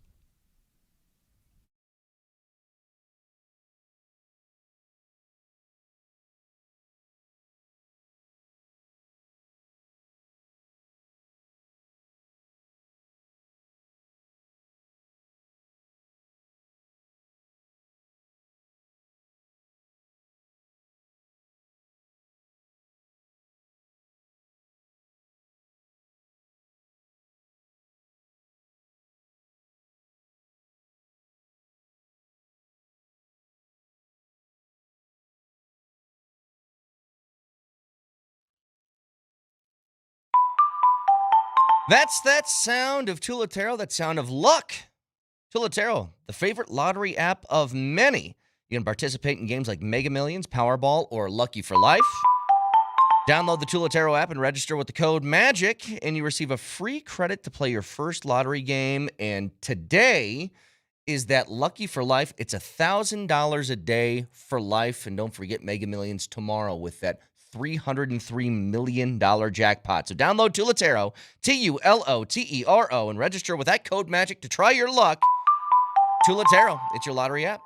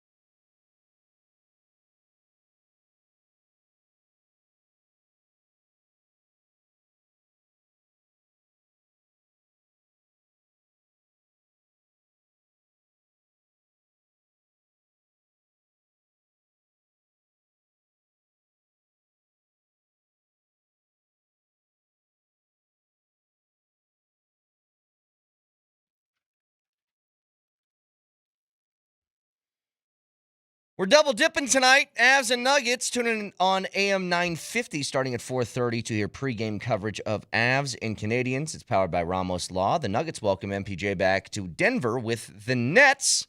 Pregame starts at 6:30, also powered by Ramos Law. So I was talking about this earlier. Before you go there, real quick, the Avs are wearing their Quebec Nordique sweaters tonight in Montreal. It's going to be kind of cool. And I want to get back to some stuff Sean Payton said, because Chris Thomason had a wonderful article in the Gazette today talking to recently fired Joe Lombardi. Yeah. And it'll give you a little background on the relationship between Sean Payton and his coaches and players. And it'll make that whole thing with Bo seem like no big deal. So we'll do that at 8 o'clock. So I mentioned this earlier, that if MPJ is greeted with anything but 18,000 people standing up and clapping for him tonight, then I think you're nuts. Because MPJ, it's such a weird sort of story arc here, because he's with the Nuggets. I think a lot of Nuggets fans, we live this almost every game, thought that MPJ was disappointing, to drop a Sean Payton term, relative to what he was being paid. And I tried to remind people over and over again that a third option on a championship-level team averaging 18 points and 7 boards, which he did his final year here, is exactly like in line with what everybody has done. And I pointed to Chris Bosh when he was in Miami. Remember Chris Bosh was putting up like 26 a night when he was playing for Toronto. Got to Miami, third option behind LeBron and D. Wade, he averaged 18 and 7, because the ball can only go around to so many people. And now this year, he's averaging almost 26 points a night, because he's a really good offensive talent who is now the marquee guy for a bad team. Nobody should be surprised by MPJ's numbers. Nobody should, because we saw his ability to score when he was here. But, he was in a system in which you only had so many chances. You had to play within the system. And it's funny, because yesterday I did one of those sit-downs with Peyton Watson, where we're at the restaurant, and we were STK, and we sat there for about an hour talking about things. And he brought this up himself. He said it himself. He said, the one thing about playing in the NBA and being a young, developing, hope-to-be star is patience. Yeah. Because patience is everything. I mean, think about it. When you're drafted by the Denver Nuggets, you have to be very patient when it comes to attention, numbers, stats, notoriety. Because it's not going to come as quickly as if you're drafted by Charlotte or Brooklyn or those teams. When you go to those teams suck. So young talent is going to shine right away. Your wares are going to shine right away. When you go to a championship level team, you're going to sort of get stuck in the numbers. It's a different deal. Patience is going to be important. MPJ went through it, and now Peyton Watson is going through the same thing. By the way, the third option on the Nuggets right now is probably Aaron Gordon now, right? When everybody's healthy. You know what Aaron Gordon's averaging? 18 and 7. Because that's the third option. And with Porter, I want people to, I will remind people of this every opportunity I get. No matter what you thought of him and his game compared to what his salary was. I don't think there was more of a team guy you could ask for than Michael Porter Jr. in his time here. I really don't. I mean, how many times, Vic, you do sidelines. How many times it was late in the game and Mike Malone made the decision to bench Porter for Bruce Brown or somebody at that time to play some defense, and his response is always like, cool, do it. Ultimate team dude. Ultimate. There are certain trades, and there are a handful of them where both sides benefit, and this was one of them. Yeah. This was one of them. Both sides benefit. And the Nuggets barely, and Michael. You've barely even gotten any evidence of the guy that you acquired him for. We know the stuff that followed those guys, the Valanciunas and Bruce Brown and Tim Hardaway stuff. We've barely seen Cam Johnson, though. Barely. That's what's weird. Well, what's interesting is the guy you traded him for is probably, so far, the least productive of the guys you got. And he's the centerpiece. Yeah. It's not even probably. It is. He's the least productive of the guys you got in return. What sucks, though, Moj, is that it felt like before Cam Johnson got hurt, he was finally starting to find his rhythm a little bit. He was. Well, because he was getting because of the other injuries, he was becoming more and more an option, finding his way, excuse me, in the Denver Nuggets system, understanding it more. I mean, you're talking about a guy who's coming to a completely different environment. MPJ can just gun in Brooklyn if he wants to. They got 12 wins on the year. But if you're Cam, you got to come fit into what the Nuggets are doing. And, yeah, he finally was coming around and being that guy, and it was great. And then the injury happens. Vic, you have to help me out here. Do they do video tributes when guys come back in the NBA? They will do one at the first time out today. There will be a big video tribute for Michael Porter Jr., trust me, and it's going to make a lot of Nuggets fans in attendance. You're going to react emotionally. It's pretty cool. Well, if they don't include a little step back Jacob Bloom in that, then all bets are off. Oh, we're going to have to play it on the show today in honor of Michael Porter Jr. Yeah, I think we do. And the other thing you need to understand. Wait. Question. Is there anyone out Busted there it listening to out. our program? Is there anyone out there right now listening to our program? I find it hard to believe, but we have more and more people coming to the program every day. Is there anybody who doesn't know what we're talking about, Brett? I'm sure there are. Yeah, maybe a couple. Really? You think there are people in this universe who have not been exposed to step back Jacob Bloom? You're kidding me. Well, Moj, we didn't get that lab. It was 2022. So you're talking about 4 years ago when we. No. It's 2021. Playoffs are coming. That's right. Oh, it's my been God. 5 years since you know what? we Stop the recorded that universe. classic. Stop it. I know the universe is expanding. I know that our solar system inside of our galaxy are expanding at a rate near the speed. I get all of that, but it can't be 5 years. It can't be, Brett. It can't be. Nelly, that's an impossibility. I know Brett's going to be on the same page with me. Nelly, do not play that song because Moser doesn't deserve it after he went behind our back to record that crap that they did on the Av side, that country song. So because he got greedy and decided, oh, look at me, I'm a singing talent, I'll go do this, we're not playing that song. Like Moser's Yeah, you can have that. I mean, Moses is here. He's in a band with the Beatles, and he wants to go do a duet with Yoko. Nope. So guess what? Because you did that, because you went behind our backs, we're not going to give you what you want most. Well, I just formed a supergroup, on the side. No. Ain't no big deal. It's not a supergroup. Well, here, Hey, Moser, I like maybe here's a way that you can win us back. There's a highlight in the beginning of the song, and the first player mentioned in the highlight, the person passing the ball to MPJ to set up his shot, what's the player that Kaz mentions? Fernando Campazzo. Close, Facundo Campazzo, but yes, he is the first. What did I say? You said Fernando. You said Fernando. I got Mendoza on my mind. No, I got ABBA's a great band. I love Fernando as much as the next guy. But yes, Facu's in the highlight, bro. That's how long ago this was. Vic, real quick. Monique chimes in. Thank you, Monique. Monique must be the anti-Loretta, which is nice. Says my 8 and 11-year-olds randomly say Exactly. I love that. So, Moj, think about this. I love that. I want you to think about that. Thank you, Monique. We produced that song 5 years ago, and it still resonates.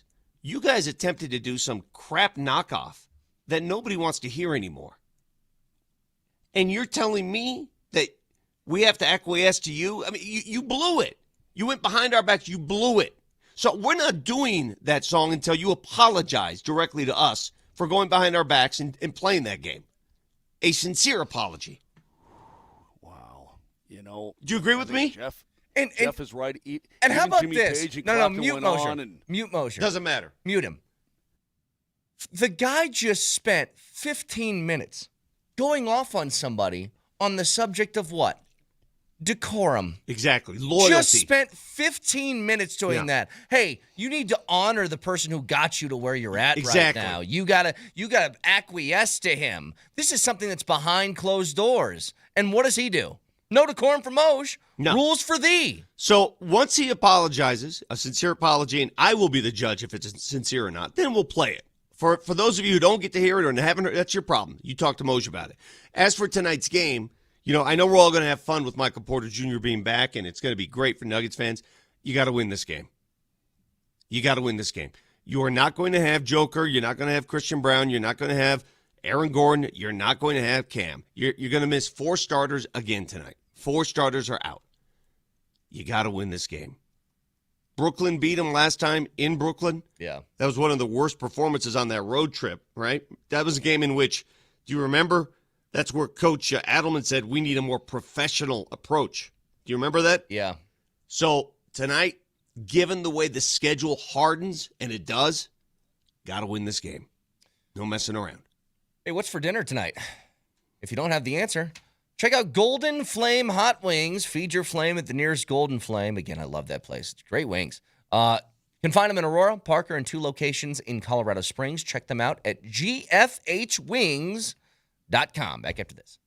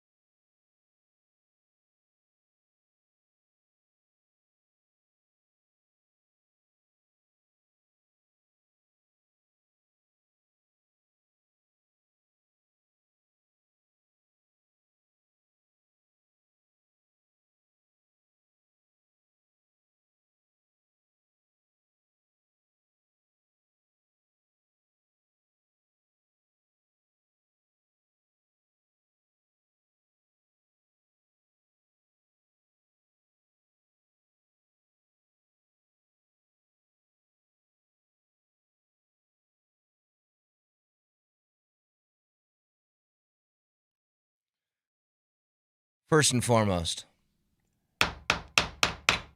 order in the court. Mm-hmm. We found it. It was in the podcast studio. I was about to go nuclear. So DMac took it. He's the only one who uses that studio. And I haven't That's banged all a charade. Haven't banged a gavel in a long time. Anyway, so we do have it back.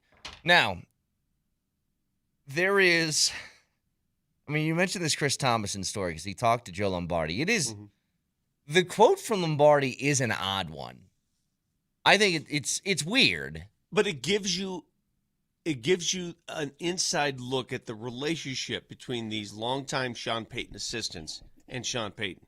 And it's the same type of relationship I think he has with Bo Nix, which is why I think it's important to go down this road. Go ahead. I wish that, real quick, that all of us were interviewed separately by somebody.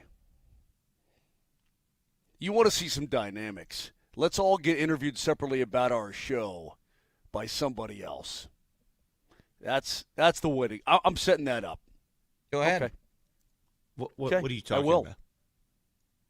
Oh, you'll see. Talk about dynamics and talk about, how relationships work. I'm setting it up. I don't know what you're talking about. That you don't have to. All right, cool. Moving on. Where was I? Chris Thomason's article. Relationship of Joe Lombardi and Sean Payton. So Sean Payton fires Joe Lombardi, and the news comes down after his press conference.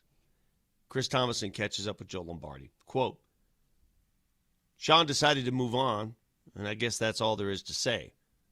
I don't think it's ever a surprise in the NFL. Not really. I think you can tell Sean Payton, was in one of those moods where he felt like some changes needed to be made. And I guess he decided one of those was me. So I've been around long enough to kind of read the tea leaves, I guess. That right there is all you need to know about longtime Sean Payton assistants, because there are many more on the team, by the way.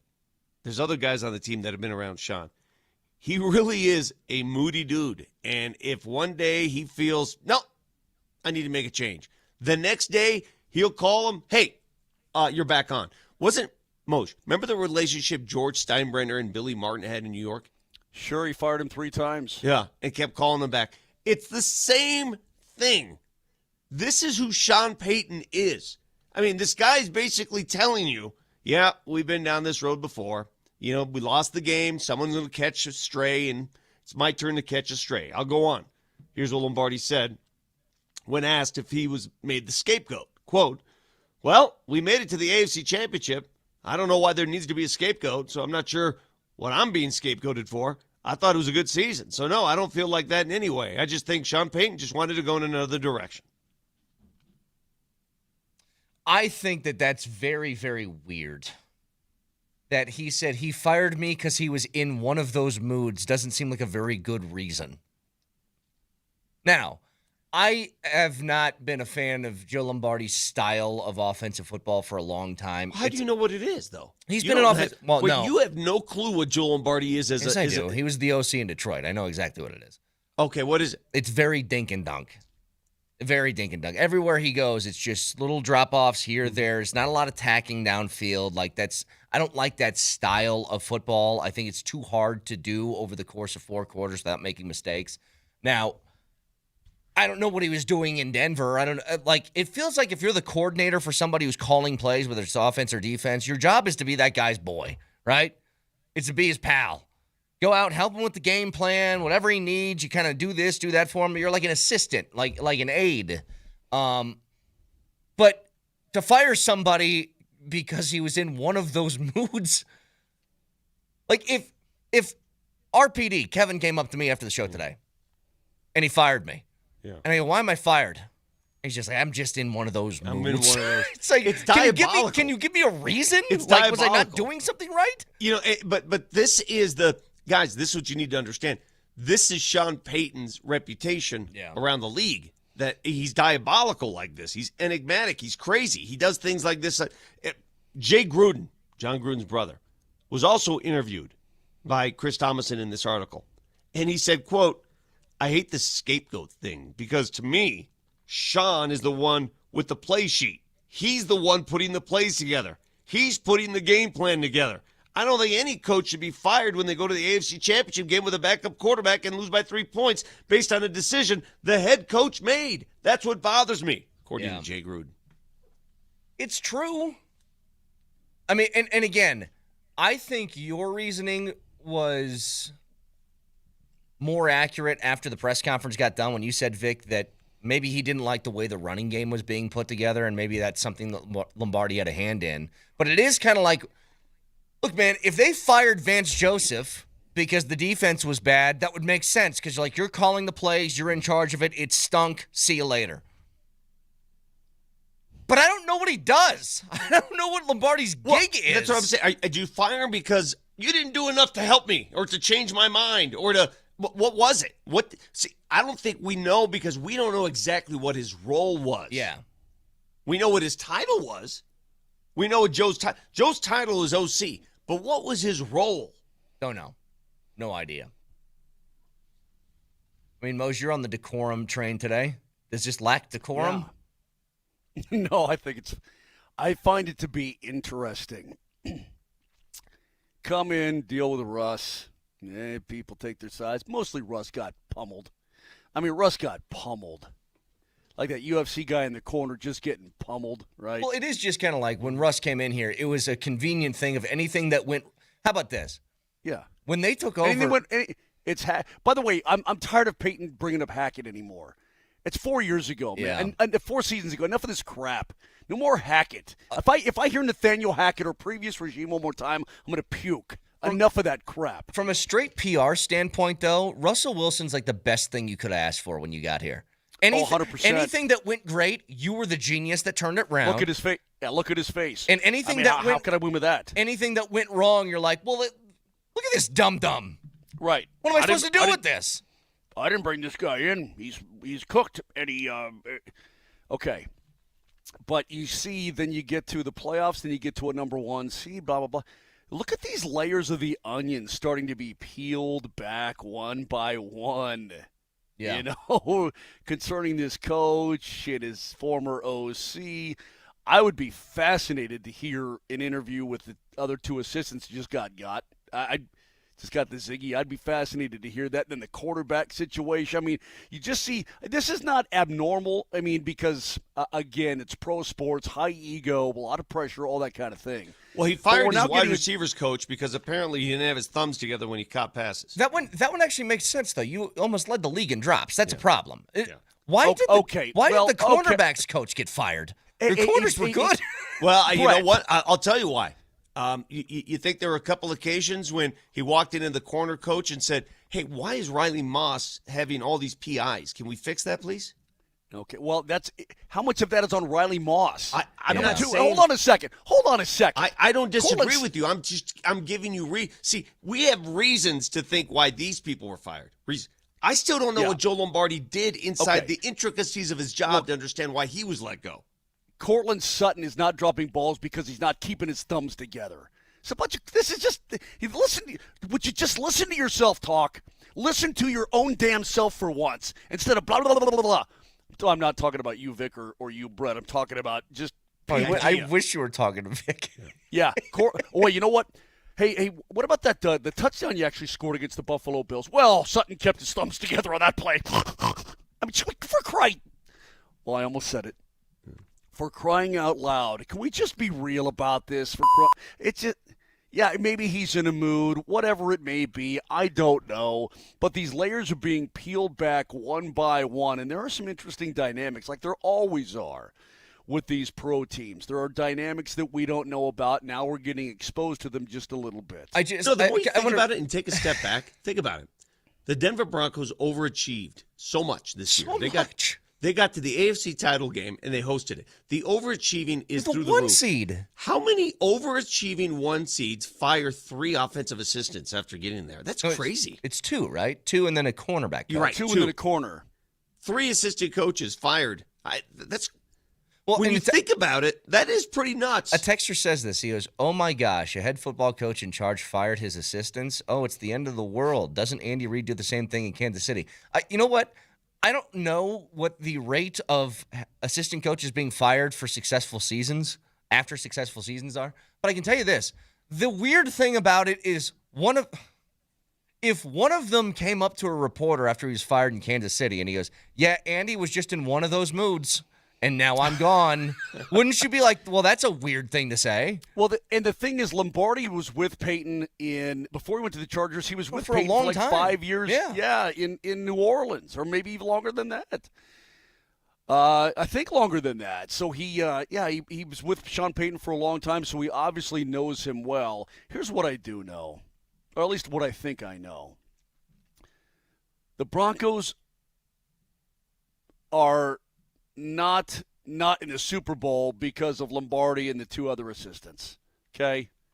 It's a confluence of circumstances, injured quarterback, fourth down call. I mean, whatever the case may be. I mean, it's just, look, man, it's not my team. Do whatever it is you want to do. Started. I mean, this is how simple it is, okay? I would think Jared Stidham was your team. starter in the AFC Championship game, and it snowed. You weren't going to score. That's why you weren't in the Super Bowl. I would think with a team that was 1 quarter away from a Super Bowl berth, overachieving as a 1 seed, you don't just go, oh, you know what, we have a bunch of screw-ups here. Let's change some things. Do you think if they win the game, do you think if they go to the Super Bowl, let's say they lose the Super Bowl, do you think these changes are made? Well, I don't know. You look at Buffalo. Sean McDermott was gone whether he won or not. That was 6 years, though. But that was a different deal. That was coming. You could feel that coming. This was sort of. Wow. I actually do. Okay. Now, if they won the Super Bowl, maybe it's a little bit different. But you're right. Teams that overachieve to the level the Broncos did, the season was starting. We're like, gosh, can they just compete for the AFC West? Can they compete just with Kansas City? And they were the best team in the AFC. Yeah. They were the best team in the league. They hit record. They checked every box. They checked every box and then some. But when that happens, Vic, you lose coaches when that happens because they get hired in other places.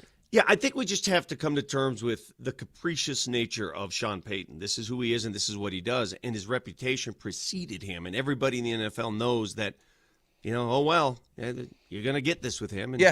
And I think that's why I don't sneeze at that whole Bo and Sean Payton press conference thing. It's just, I think it's Bo saying, yeah, you guys know Sean. He opened his mouth when you didn't have to. So I don't think it's a big deal. I really don't. I don't either. Yeah, I'm on the same page. Texture says, to be fair, you guys did complain about the offense all year. I fully understand. That's why I'm not all that surprised by that stuff. The cornerback one actually does surprise me. Yeah. I'm like, they were pretty damn good, I thought. We did complain about the offense, but the complaint, who organizes the offense? Sean Payton.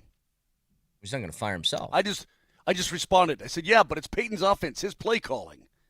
To Dave. I think firing a guy who you don't know what role he had would be like me. I want to fire Mark Moser because his face forces me to say things I don't want to say. His face. You're fired. Don't do me any favors, jerk. But you know what I mean? That's sort of the rationale here. Dude, if anybody got fired because of their face, you would have been gone in 2019. Let's be honest about it. Probably. Well, maybe that's it. If his job is just kind of be Sean Payton's pal, maybe he just got sick of him. He's tired of hanging around him. Like, maybe.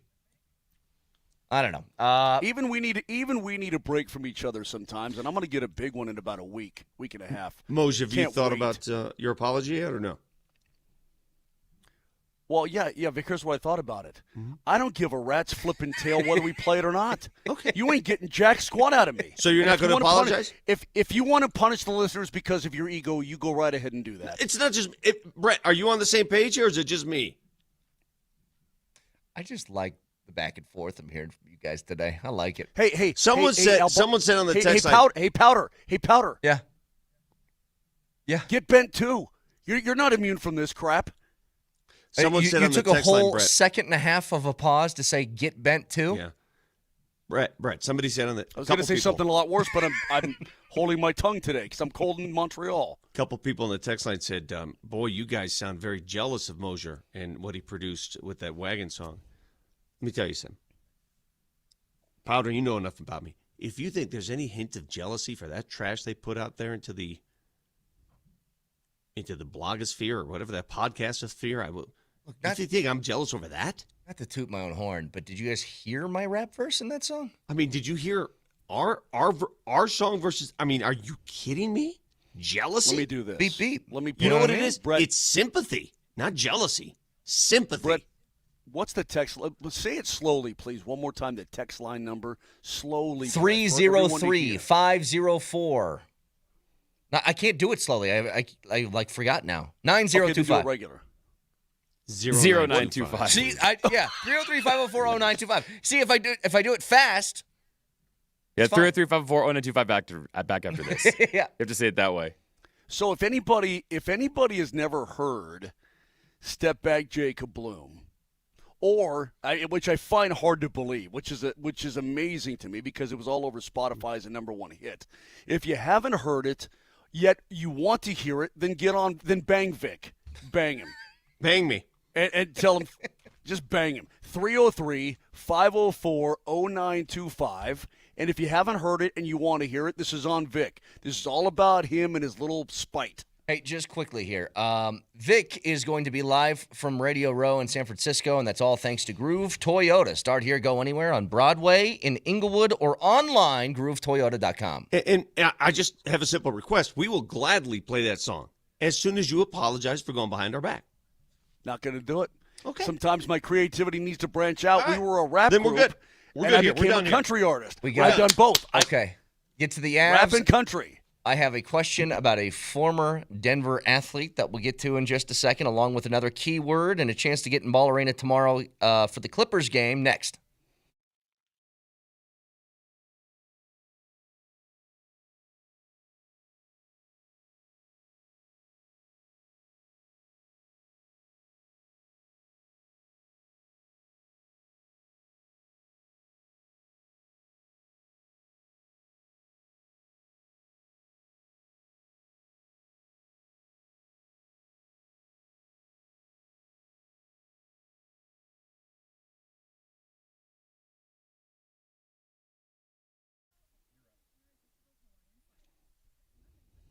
When you're talking about mountain properties, there's somebody who's been sought out by discretionary buyers from Denver for quite some time.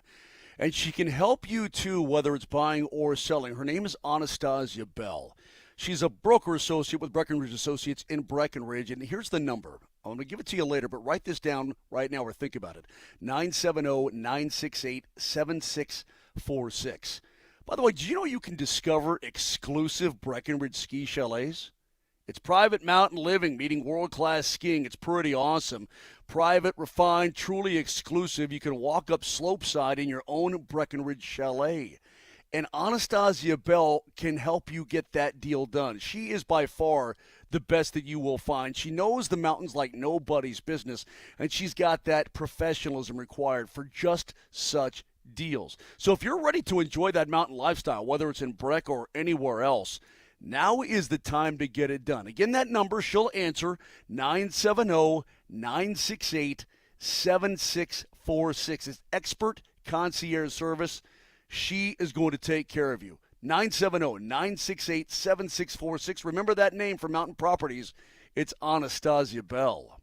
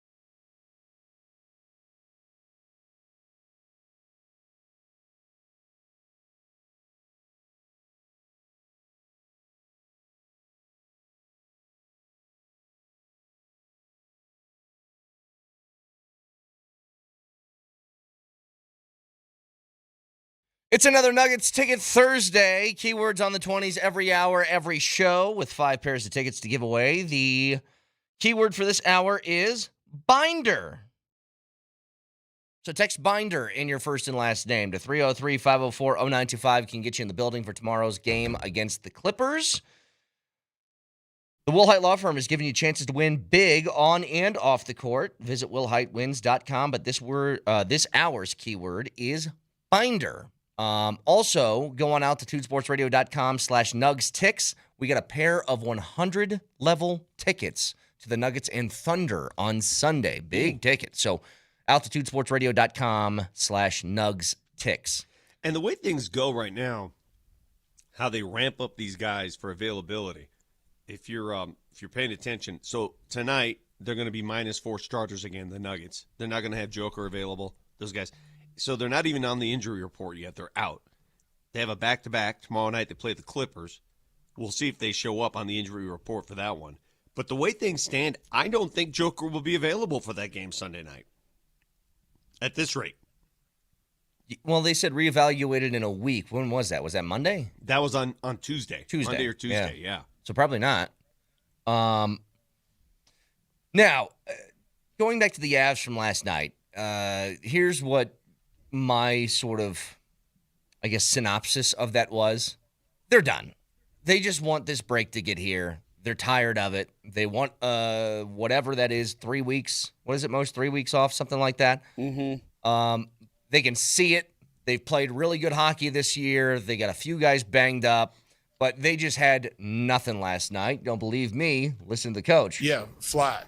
Almost the whole team. I don't want to group everyone into that because it's not accurate, but the bulk of our team, flat. There is no scenario in which the Avs, midway through a hockey game, at the halfway point of it, have 6 shots on goal. So not in the history of mankind. In fact, well, they had 8 shots, Brett, through 2. It was 8 total. And Pat the Stat sent it to me. It's the least amount of shots they'd had through 2 periods in over 2 years. And the previous low this season was 16. Yeah. So it just shows you that everything was just off. If you look, they're a really good team in the back-to-back. They were 5-1-1 in game number 2, 4-1-2 in game number 1, 4-1-2 in game number 2 tonight's the second of the back-to-back.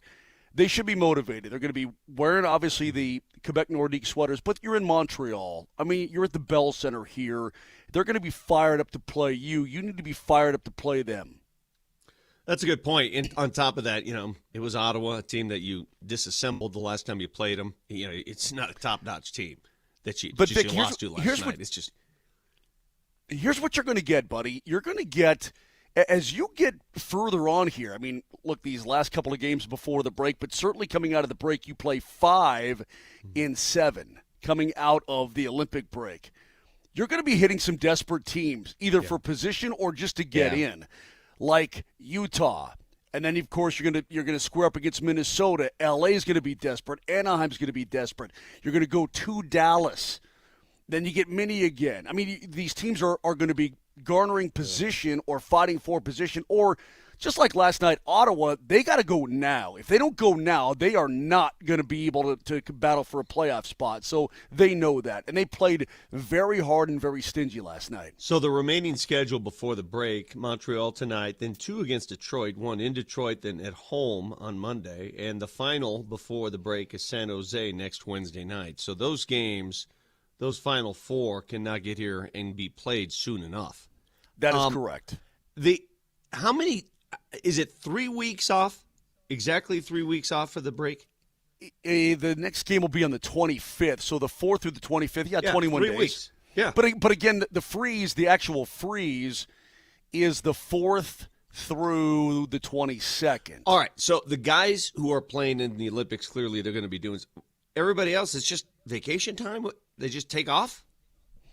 So, yeah – Brett, give me your favorite. That's going to be wild because that's beach music, Brett. You know what? That's not being talked about enough. The teams that are going to be able to get it back together again and continue on whatever pace they had before the break, That's a long time off. It's a restart. It's more than a restart. That's going to be important. Those ramp-up days leading up to that first game back, those are going to be vital. By the way, just quickly, because I had Nelly cut this up for me. This was me watching the Avs game last night. If you guys remember in The Hangover, when Chow is singing the Hurt song by Johnny Cash, this was me watching the Avs. What have I become? What the am I watching? I was just like, what is this? This is not the Avalanche team. It was like watching them sing Hurt by Johnny Cash for 3 straight periods. Yeah, it did. It certainly did not look like the Avs that we know. I mean, finally it started to, Brett, in that third period it did. But by that point, it's a little too late. Giroux made a great play. The guys got behind the Avs a little bit. Blackwood actually saved their bacon on more than one occasion. A couple breakaways, couple 2-on-1s, that kind of thing. The other thing I find interesting is in the second half of the season, it's going to play itself out. Who's goalie 1 on this team? Well, I think it's Mackenzie Blackwood. Is it? But it could be Scott Wedgwood. I mean, I think Jared Bednar will tell you who's ever playing the best. Yeah. They're both under contract, and they're both really good. Blackwood was great last night. He gave up 3, but I thought he was fine. I mean, I thought he was more than fine. He made some huge saves, though. Huge saves. Big saves. The Avs weren't going to win that game. And he's got to find that rhythm because he's been in and out of the lineup. You heard him the other night. We talked to him. He's like, it totally sucks because I can't, you want to get in there, you want to get your rhythm going. He's like, but I'm in and out. You got this injury. Nobody's more frustrated than he is. So, yeah, it stinks. Hey, by the way, quick aside here. I'm going to play a piece of audio, and then I'm going to put it up to a straw poll. So hang with me. This is a former Denver athlete, beloved athlete, not Michael Porter Jr. Mm-hmm. It said this the other day. Next year, this Denver Broncos team is going to be scary. And I think that's where you enter Von Miller. Hey, if you win a Super Bowl in 2 different eras, that'd be something crazy. I'm not throwing anybody under the bus. But that play at the end of the game where Drake May rolled out, but a bootleg and got the first down, I think Von makes that play. I'm not pointing fingers at nobody. I'm just saying me. I'll make that play. Wait. And maybe the Broncos get another chance at the ball when Von makes that sack. Everybody goes great. Von's doing it. Oh, it's bad. Oh, the Von. Straw poll. Oh, yeah. Just to take the temperature of the room. Yes or no? Would you want Von back? Now. I love the guy. No, there's no point. No. I love him too. No. Nope. Is he pulling a Ricky Henderson there, by the way? Yes, he is. Yeah. There's a lot of Vons. He's on his own podcast talking about himself in the third person, and by not trying to criticize a player, he criticizes a player. Yeah, I don't like how he's Jonah Ellis is slow. Don't like how he's throwing Jonah Ellis under the bus, number 1. Number 2, and keep those coming in. Yes or no? Would you want Von back? I just want to see where people are at. The reason I say no to this, I always kind of judge this when things pull at your heartstrings and you get nostalgic about, what things used to be. You have to give me this answer. And to be fair, Von had 9 sacks last year. It's not like he wasn't producing. He had 9 sacks. But if Von Miller wasn't a former Bronco, beloved former Bronco, one of the greatest players of all time, would you want Von Miller on this team? That's how you have to view this. It's not a position of need. That's the thing. And I have a... Maybe if he were a receiver or a tight end or a running back, and then I'd be okay. Let's talk about it. But it's not a position of need right now. It's a luxury item. Here's the thing, Brett. Just quickly here, Moser. Let me get this out because you can never have enough pass rushers, and I understand that. I have a bigger concern of is Von going to come in here and try and be a leader type? They got that under control. They're fine. No problem. I think you need people who fit in now instead of try and create their own thing. They have a working machine right now that was very, very good this last year. But if you eliminate nostalgia from the discussion, would you be wanting this to happen, yes or no? And I think that most people's answer is no. Yeah, go ahead, Moshe. Would you like an analogy? Okay. I've had 3 pickup trucks in my life. And every time I sold that truck, I'm like, oh, man. Like the truck's driving away, and I'm like, I want a truck. You know what I mean? Because if you don't have a truck, and you need a truck, you really need a truck, right? It feels to me like the day Vaughn got dealt, driving out of the parking lot, Vic, you remember that day he's crying in his rig, remember? Yeah. Like, since that day, he's wanted to be a Bronco again. Since his tires left the parking lot at Dove Valley, he's like, I want to be a Bronco. So this doesn't surprise me at all. It's just not a position of need, and I love Von Miller. I really do. I don't know where he would fit on this squad. And you're telling me that Vaughn would have tracked down Drake May on the naked boot? Yeah, I don't know. I don't Maybe know about you know that. what? And let me end the argument. Even if he does, let's say he reads the play and he tracks him down for a loss of 3. So what? Then what? Then what happens? Well, you got to get the ball back and move the ball. Have they been able to move the ball at all? I mean, that would have forced a punt, but okay. And then what? Yeah, you would have had to go down and score. I would have given you. That's what I'm getting at. Would have given you a shot. I mean, okay, but it doesn't solve the problem. The needs of the team. The needs. What are the needs? Yeah, you know what's really weird about this too, and maybe this can tell you something. Do you guys value George Payton's ability to evaluate talent? Yeah. I think he's earned as much, yes. For 2 straight years, Von Miller has been John Cusack in Say Anything, just outside the facility with the boombox.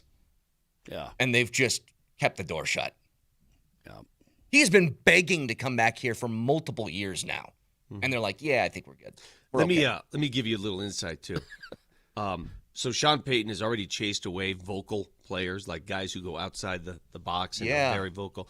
Do you think he's going to listen to a dude on his own podcast tout the fact that he could have made a play and going to say to that dude, oh, yeah, we want some of that here? That ain't going to happen.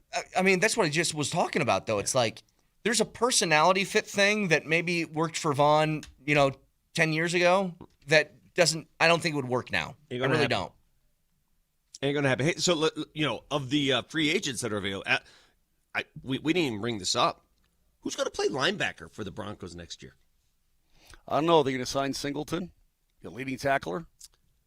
Well, Singleton said this. Be the richest player ever, right? We have a lot of free wrestle money, right? I'll take 35 a year and figure it out from there. No, I want to be back here. I hope VJ's back first, and then, just more stuff. I mean, our defense. Yeah. He wants to be back. Regarding the VJ thing, let's just bring this up right now. Vance Joseph is going to be the Broncos defensive coordinator next year. I think that window of opportunity, judging on all the coaching candidates and all the jobs being filled, that's gone, right? I think he would have been gone by now. He would have been gone by now if he got a job or he wanted a job. Yep. Yeah. So that's gone. So Vance Joseph will be your DC next year, unless Sean has one of those days or one of those moods again. Unless he's in a mood. Yeah. So Jim Leonard now is, by the way, the Baltimore Ravens have requested permission to interview Jim Leonard for their DC job. He's also up for the job in L.A. for the Chargers. So you're probably going to lose at Jim Leonard. No, the Chargers just hired somebody. Chris O'Leary. They did? For their DC out of Western Michigan, yeah. Gotcha. Hey, should I be Vaughn for a second? Like this.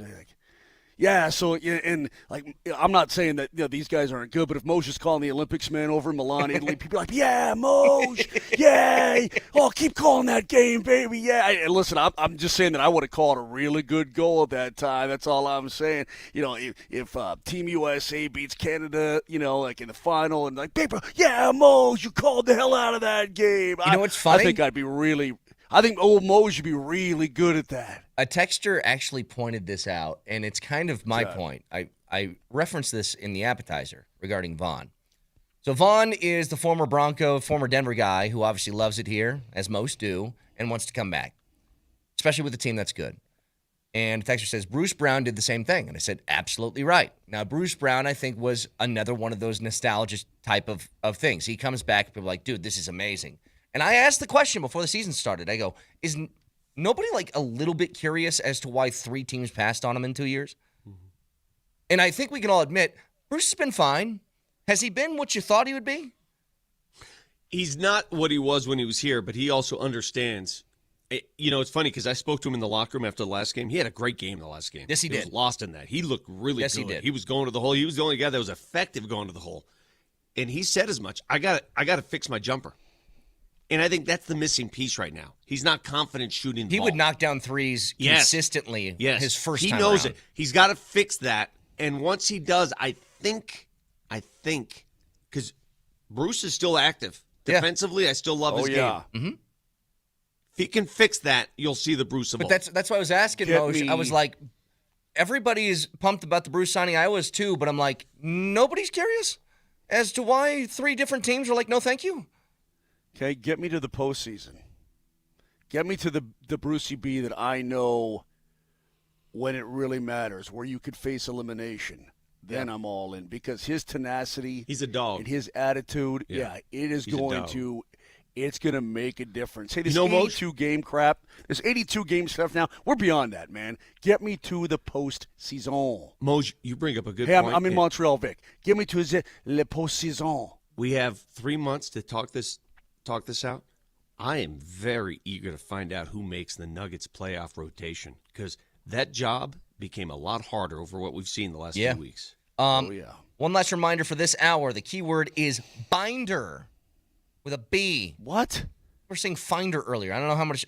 Binder. Like sorting things. Binders. So text that in your first and last name to 303-504-0925. Get a chance to go to that Clippers game tomorrow at Ball Arena. Yeah, Nelly, I don't get the binder thing with the Clippers. What is that? What is it? What's the reference here? Help me. Look at the keywords so far. It is things you clip. We had hair clips, movie clips, binder clips. Oh, okay. All right. Now I'm starting to catch on. It's clips, not clippers. Gotcha. Lame. So maybe the keyword should have been aspiration, trees, fraud, maybe the keyword, scam. Maybe the keyword should have been dork. Could have worked. Anyway, 303-504-0925, Jeff Legwold. You know what? First question out of the gates for Leggy at 9 o'clock. What did Joe Lombardi do? What did he do? We'll get to that in just about 20 minutes. What did he do for his job, and what did he do to get fired? Both. That's the question. We'll do that in 20 minutes. Stick around.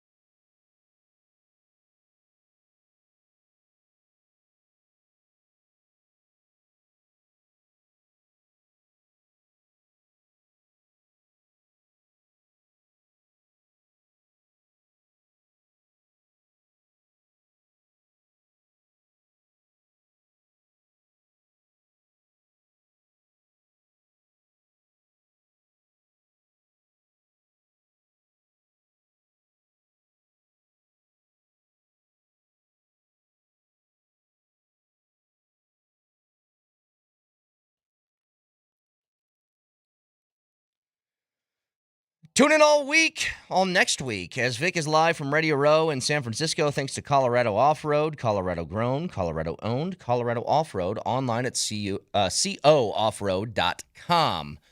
Vic. Jeff Legwold's going to join us in about 15 minutes. Yes, Moj. Vic, are you taking your gold jacket again? Are you going to try to make this happen? Are they going to have Hall of Famers there, or is that just simply a Hall of Fame ceremony thing? Next week, you mean? Yeah. No, that's not. I only take the gold jacket to Canton. Okay. Yeah, I'm not going to take it to San Francisco. Okay. Can I play some audio? Really, you're not in San Francisco, by the way. You're right by San Jose. You're way South Bay. No. Every single thing I do next week will be in San Francisco at the Moscone Convention Center, which is in San Francisco. Oh. Every single thing. The Pro Bowl, by the way, will be played on Tuesday. We applied for credentials, and we were denied. And I said, what are you doing? We have 6 Broncos in the Pro Bowl. They're playing the Pro Bowl, flag football game, in the convention center. What? So wait, they denied you credentials to go and cover something that nobody gives a rat's rip about anyway? Yeah, I was lying. I was like, okay. Denied. Oh, hey, could I get credentials to the Pro Bowl Monopoly game? Nope, sorry. Denied. So right now I'm trying to parse out how many wigs I'm taking with me and which ones. You know what, man? Take them all, and you know what? Go pose as somebody else. They denied you credentials to the Pro Bowl. The NFL is so weird about stuff like that. Gee, good God almighty. You know what, dude? I've had about it. Brett, I'm at my wit's end already here this morning. I just looked out the window. It's snowing up still. It means the wind is blowing. It's snowing up. I'm about at my wit's end, but being denied credentials to the Pro Bowl is like the dumbest thing I've ever heard in my entire life. What a bummer. Vic's one of the only people that actually voluntarily is asking to attend. It's exactly right. I'm doing you a favor. I was like, hey, I know that you guys can't give these away. I'll go. Oh, sorry. I guarantee you, people who are forced to cover the Pro Bowl would rather be amputated. You guys want to see the separation? It's just so ridiculous. Of the position your team is in as opposed to where it could be. Could be. You got a really, really, really great ownership group here. Walton Penners are, I think, as good an A++++ as far as what you could hope for. Like, here's Greg Penner yesterday on involvement in football decisions. My style is more to probe and ask lots of questions, try not to be in a position of needing to make any final decisions on this type of football decisions, but we've got an open dialogue. I talk to those guys every day. If we've got a critical decision we're making, we're going to talk about it. But, you know, if the two of them agree on something and recommend it, it'd be pretty unlikely that I'd ever overrule that. That's what you want to hear from your owner. Hey, man, I'm just here to ask what's going on. And if you two are in agreement on something, then I'm just going to back off and let you guys do your thing because I don't know football, you guys do, and that's why I hired you. That's how an owner should conduct himself. And then you hired them to do a job. You know, real quick, Brett, I want you to finish. But I want to remind everybody that the Walton Penner Group, they didn't really know jack about the NFL and, you know, the ins and outs of daily ownership stuff until they got in. And they went through a fire hose type of situation. I think they got a pretty damn good handle on it now. I really do. I feel very confident in this group. Go ahead. Could be this. This is Tony Grossi on ESPN Cleveland. My initial reaction is, holy cow. My second reaction is Schwartz the DC or not? That would help me accept it. If he's not, you're going to get an offense coordinator and a defensive coordinator off the grid that we haven't been talking about. So let's see how the dust settles, but this indicates that Haslam was never comfortable with Shieldhouse, and he went against the recommendation of his search committee leader and GM. So you got to wonder about the future of Andrew Berry. They chose offense over defense, and they weren't comfortable with Shieldhouse. So this is all on Haslam. This is what he's getting at. The search committee that was hired to find a new head coach for the Cleveland Browns and their GM that he retained after firing their last head coach both said Shieldhouse is the guy that we need to go get out of L.A. And Jimmy Haslam goes, no, I'm hiring Todd Monken, which at that point, what's the purpose of even having people around you? What is it? And Haslam, if you guys don't know, Jim Schwartz is a pretty respected DC. I guess he was so upset with how they went about stringing him along for this head coaching gig. He goes, I'm not sticking around here. I'm gone. He's going to leave. That's a mess. That's what ownership could look like, by the way. That's what it could look like. Miles Garrett didn't he just put out I want to be traded? I've requested a trade. I think that's fake. I think that was from last year. Oh, okay. Okay. But who knows? I mean, he very well could. Isn't that just crazy, though, to think about where your ownership's at, where your guy just said, hey, if these two dudes want to do something, I'm on board. And this one said, everybody told me to make the other choice, but I'm in charge. Here's what we're doing. It's stupid is what it is. Look at the last two organizations still looking for head coaches. What are they?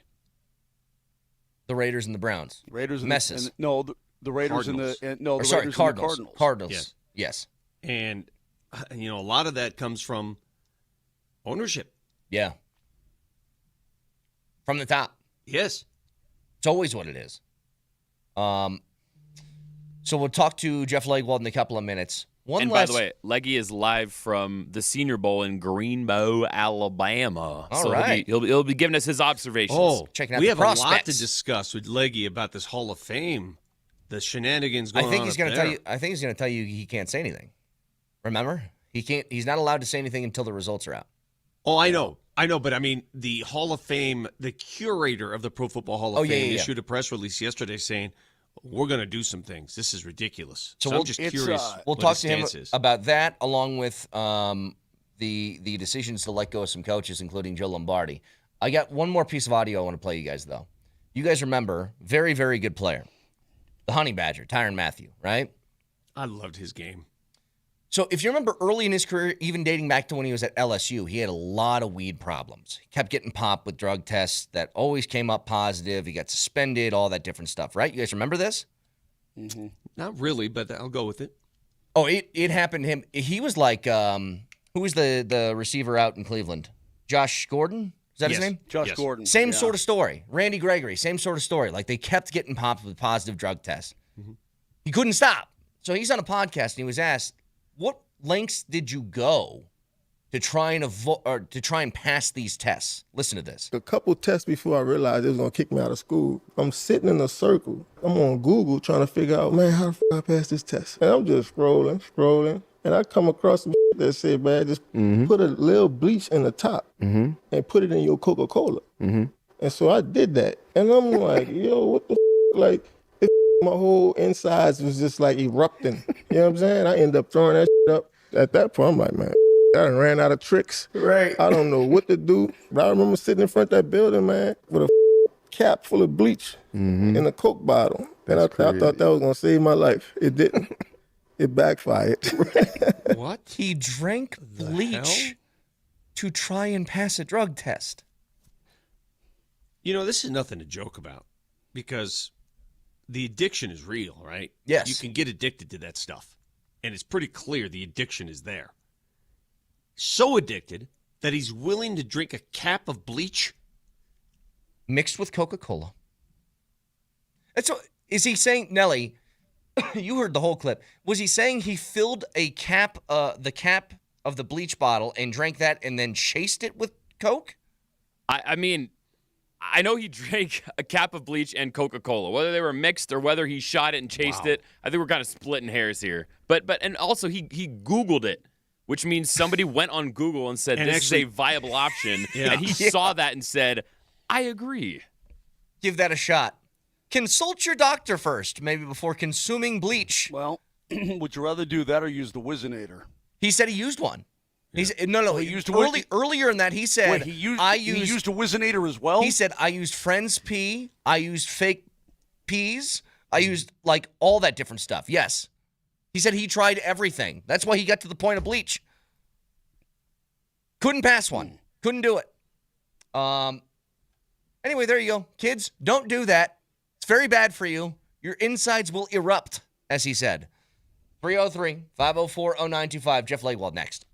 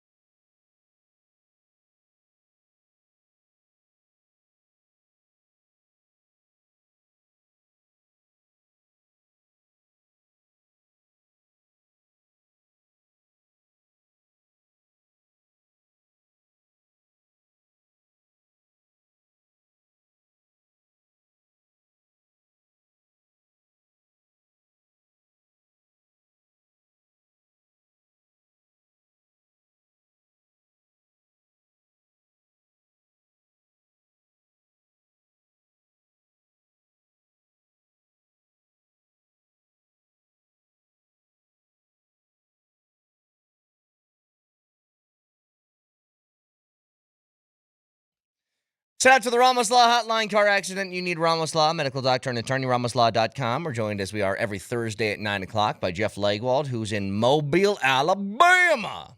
Hi, Jeff. Good morning, fellas. Good morning. I don't know where the other guys are. They'll be here shortly, I suppose. But I have a pressing question for you. It's two-part. What did Joe Lombardi do? One, his job. Two, to get fired. That's an excellent question. I mean, I'm sure he was a little surprised when the discussion went from, hey, let's recap the season to, I'm going to have to let you go.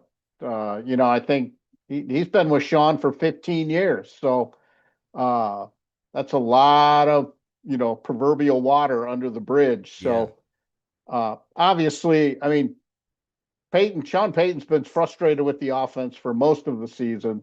He's let little bits and pieces of that out publicly.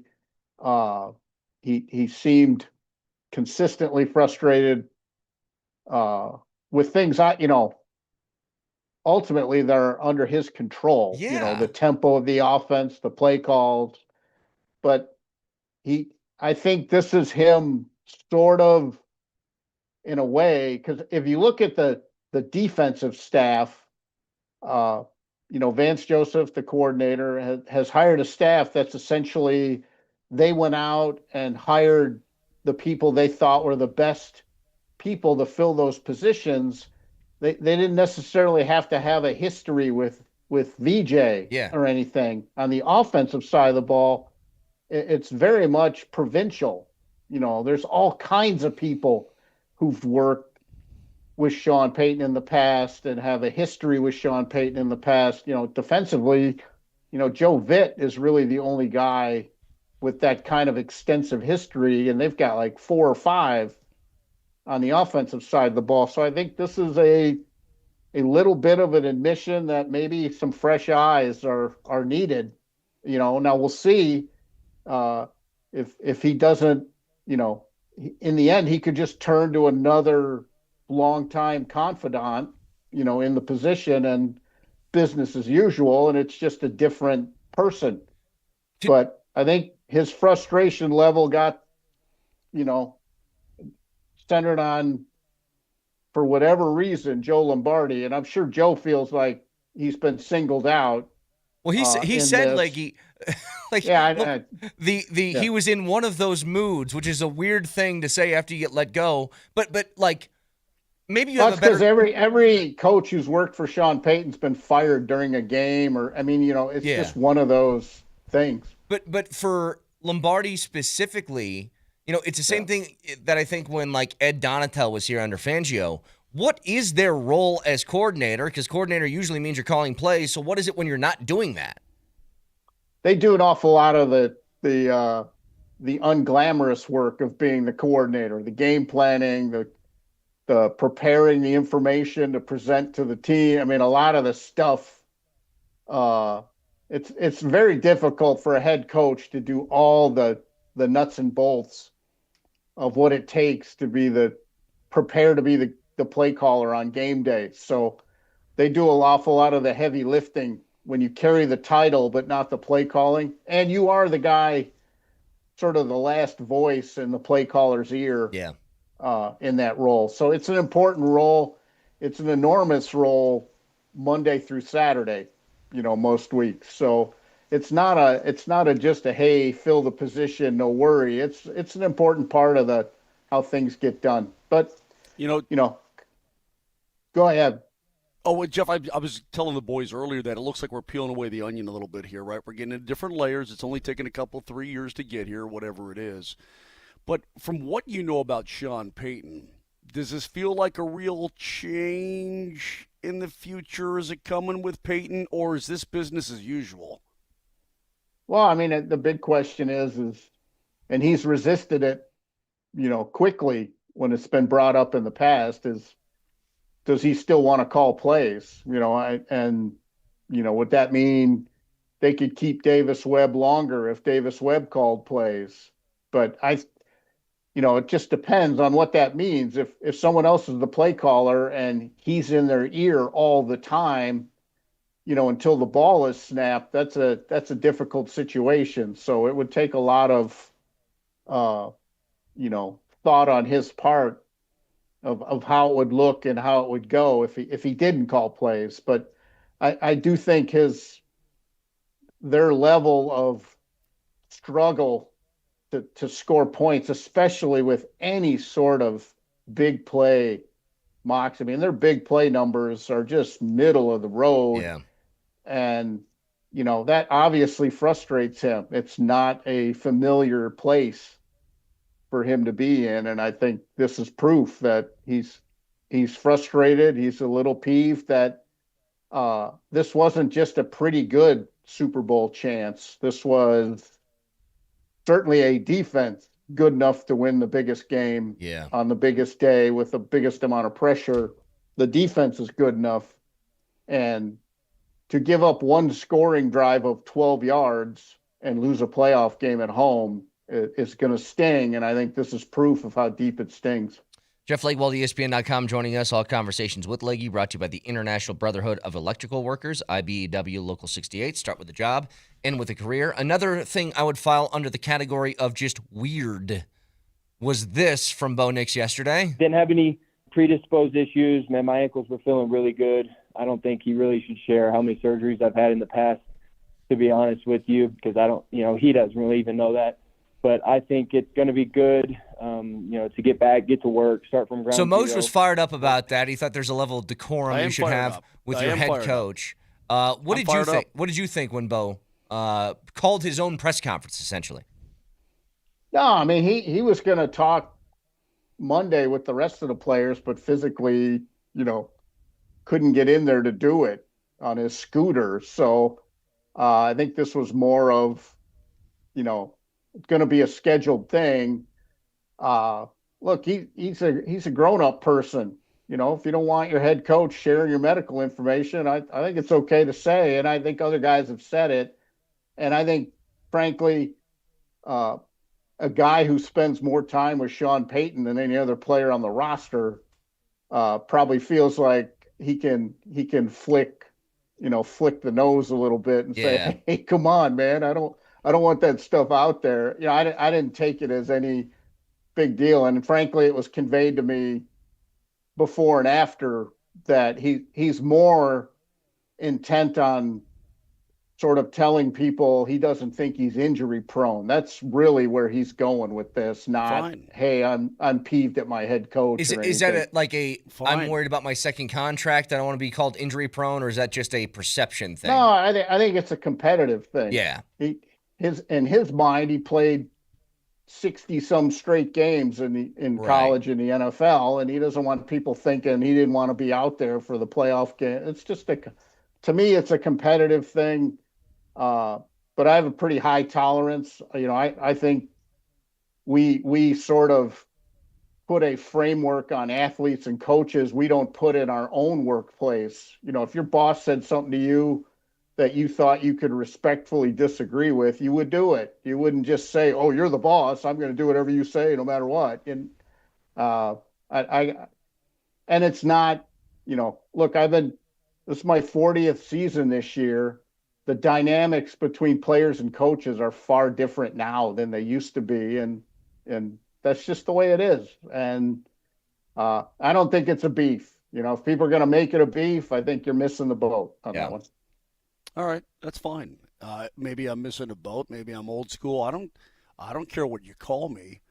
I just didn't like the tone. That's my own personal thing. Most, I'm not if the guy wears the Jeff, in hockey, he's taking on the coach. Yeah, there's no doubt about it. Look, I'm not saying that Bo Nix is wrong. I just don't like the tone of coming out. Plus, this is the guy that handpicked you. And Sean Payton does not have any ill will toward Bo Nix in terms of describing to the media what he believes is going on. He obviously got his information from someone, or maybe he misspoke. I don't know. But Jeff, it just rubbed me the wrong way a little bit, okay? I guess. On that note, I can't imagine Gabe Landeskog coming out and saying, I like Jared Bednar talking about my knee. He doesn't, he doesn't know how many operate. He doesn't know what's going on with my knee. I'd prefer he just not talk about it at all. That would not be right. It would not be cool. And Jared Bednar's talking about Gabe Landeskog a billion times. I think it's a different thing because of just the kind of coach or person Bednar. If you play for Sean Payton, you are used to him blurting things out, during practice, after practice, and if Sean was obviously probably had somebody giving him a rundown of what the surgeon was doing and everything, and perhaps crossed a wire or two. I don't know. I just didn't.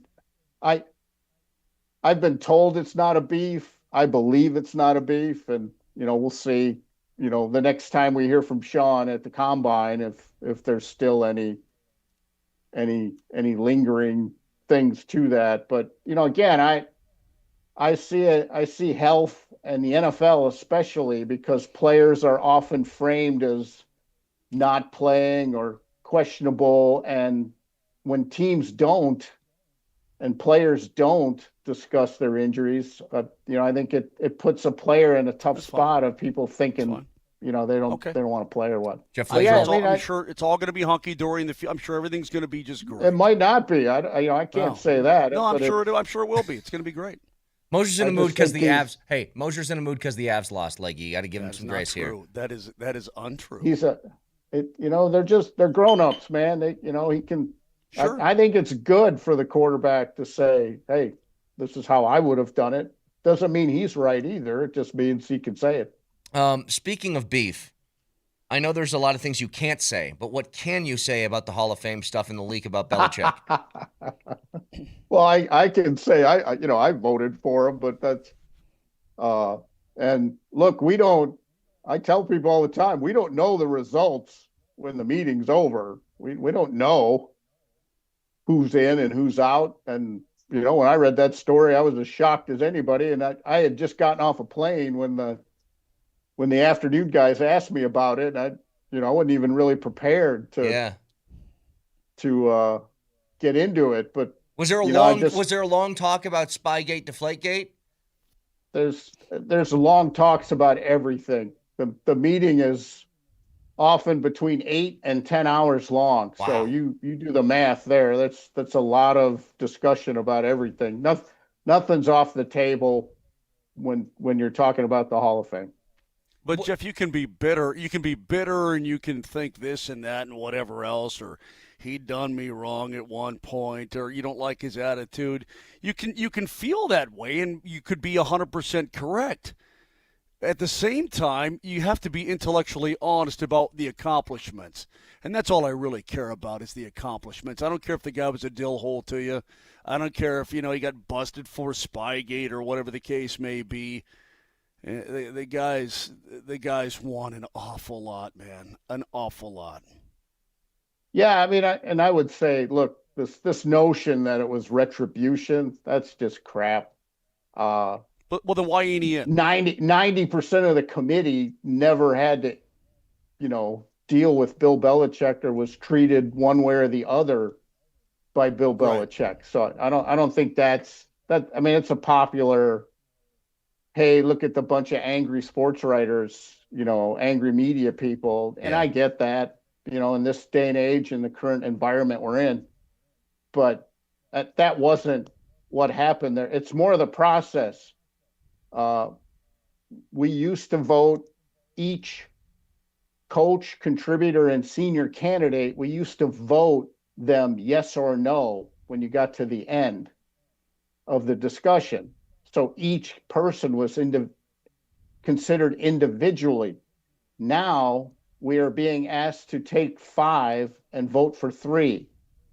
So you're essentially taking Bob Kraft and Bill Belichick and trying to decide one or both, in the same year, or, LC Greenwood's been eligible for 4 decades. So what do you do there? It's because the process asked the voters to take a group of 5 and pick 3. So this was going to happen at some point.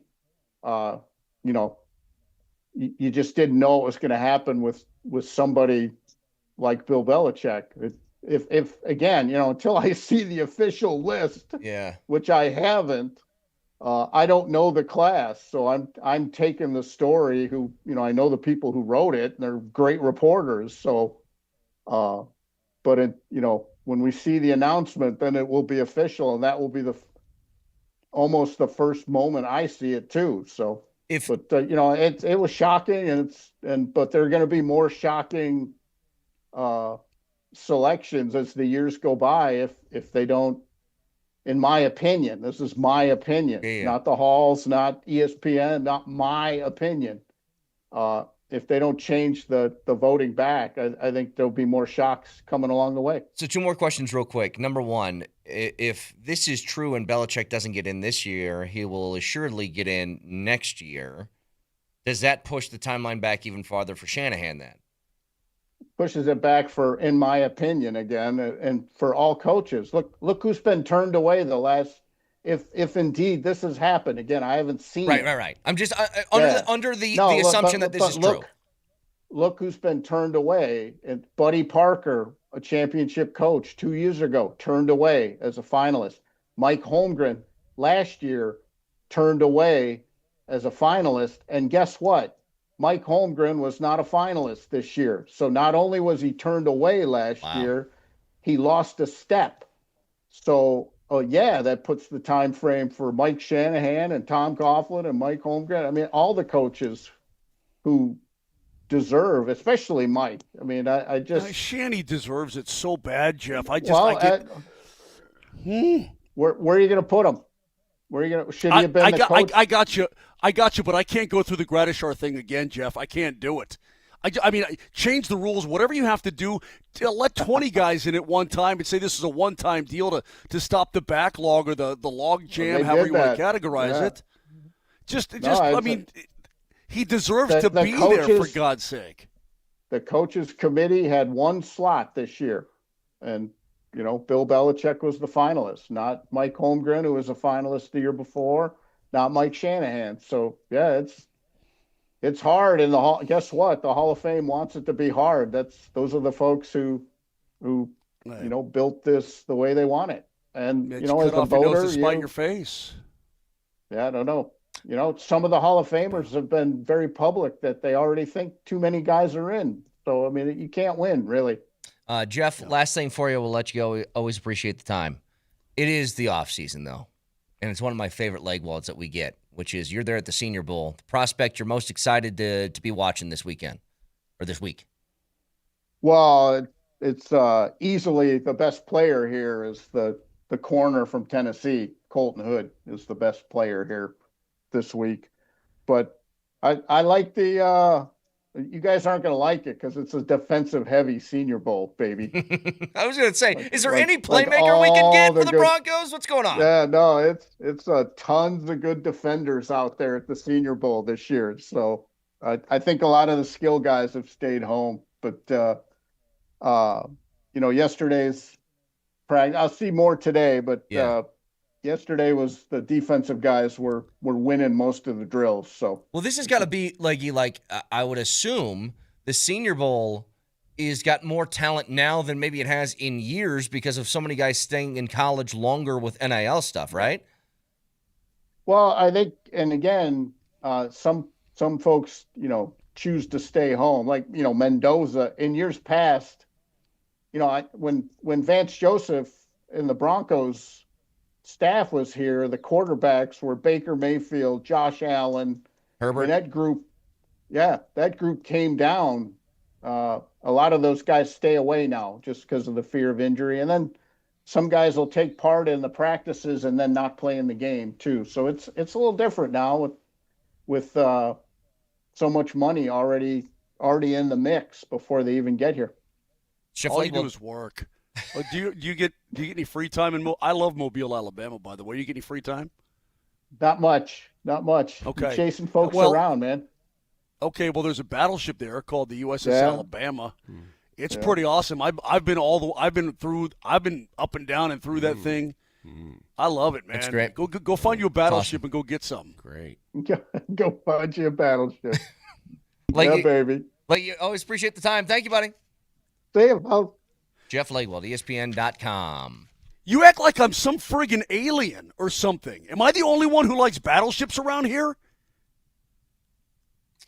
Can we do Am that I the whole only segment again one? with me asking? Am I the only one who likes battle? You guys are idiots. I don't get you, man. One I'm more out. keyword coming your way next.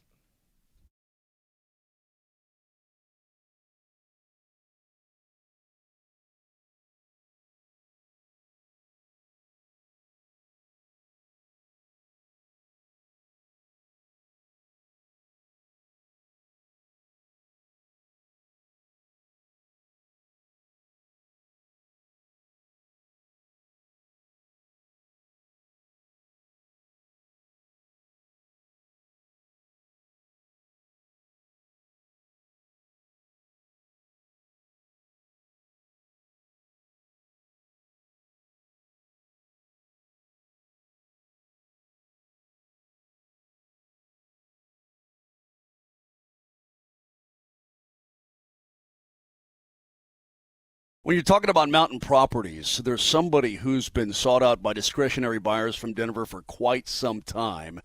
And she can help you, too, whether it's buying or selling. Her name is Anastasia Bell.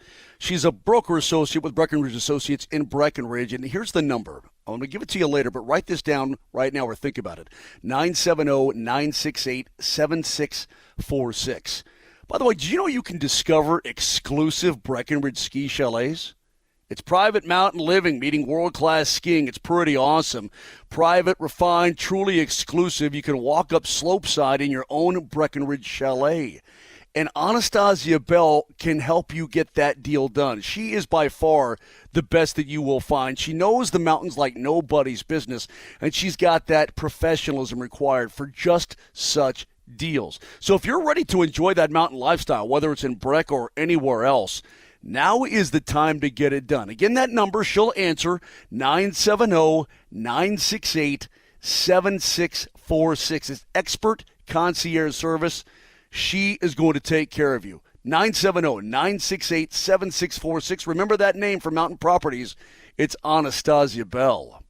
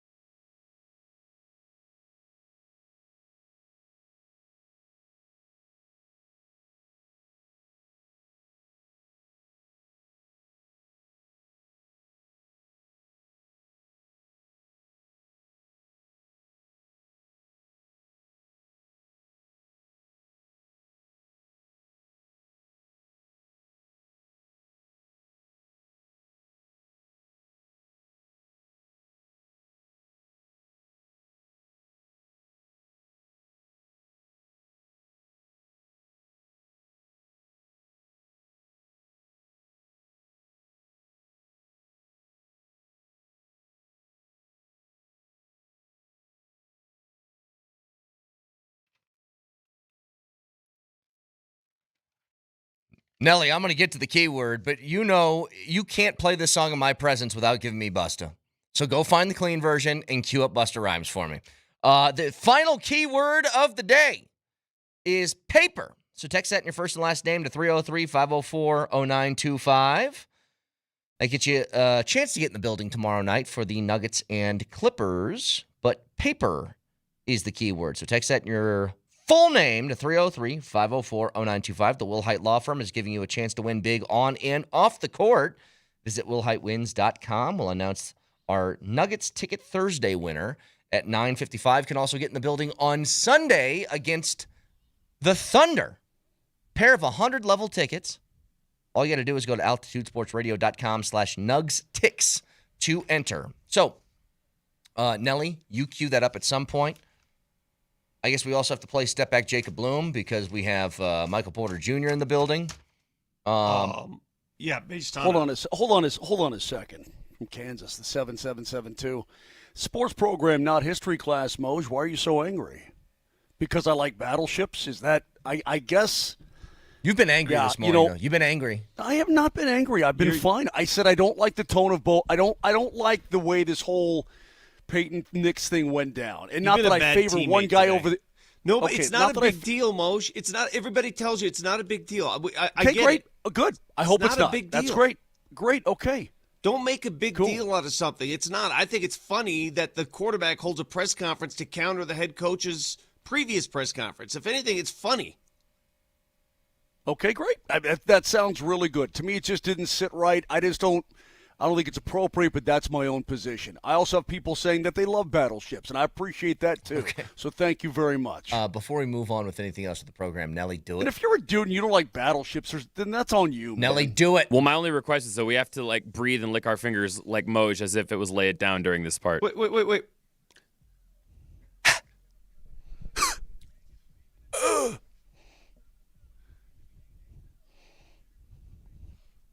Turn it up.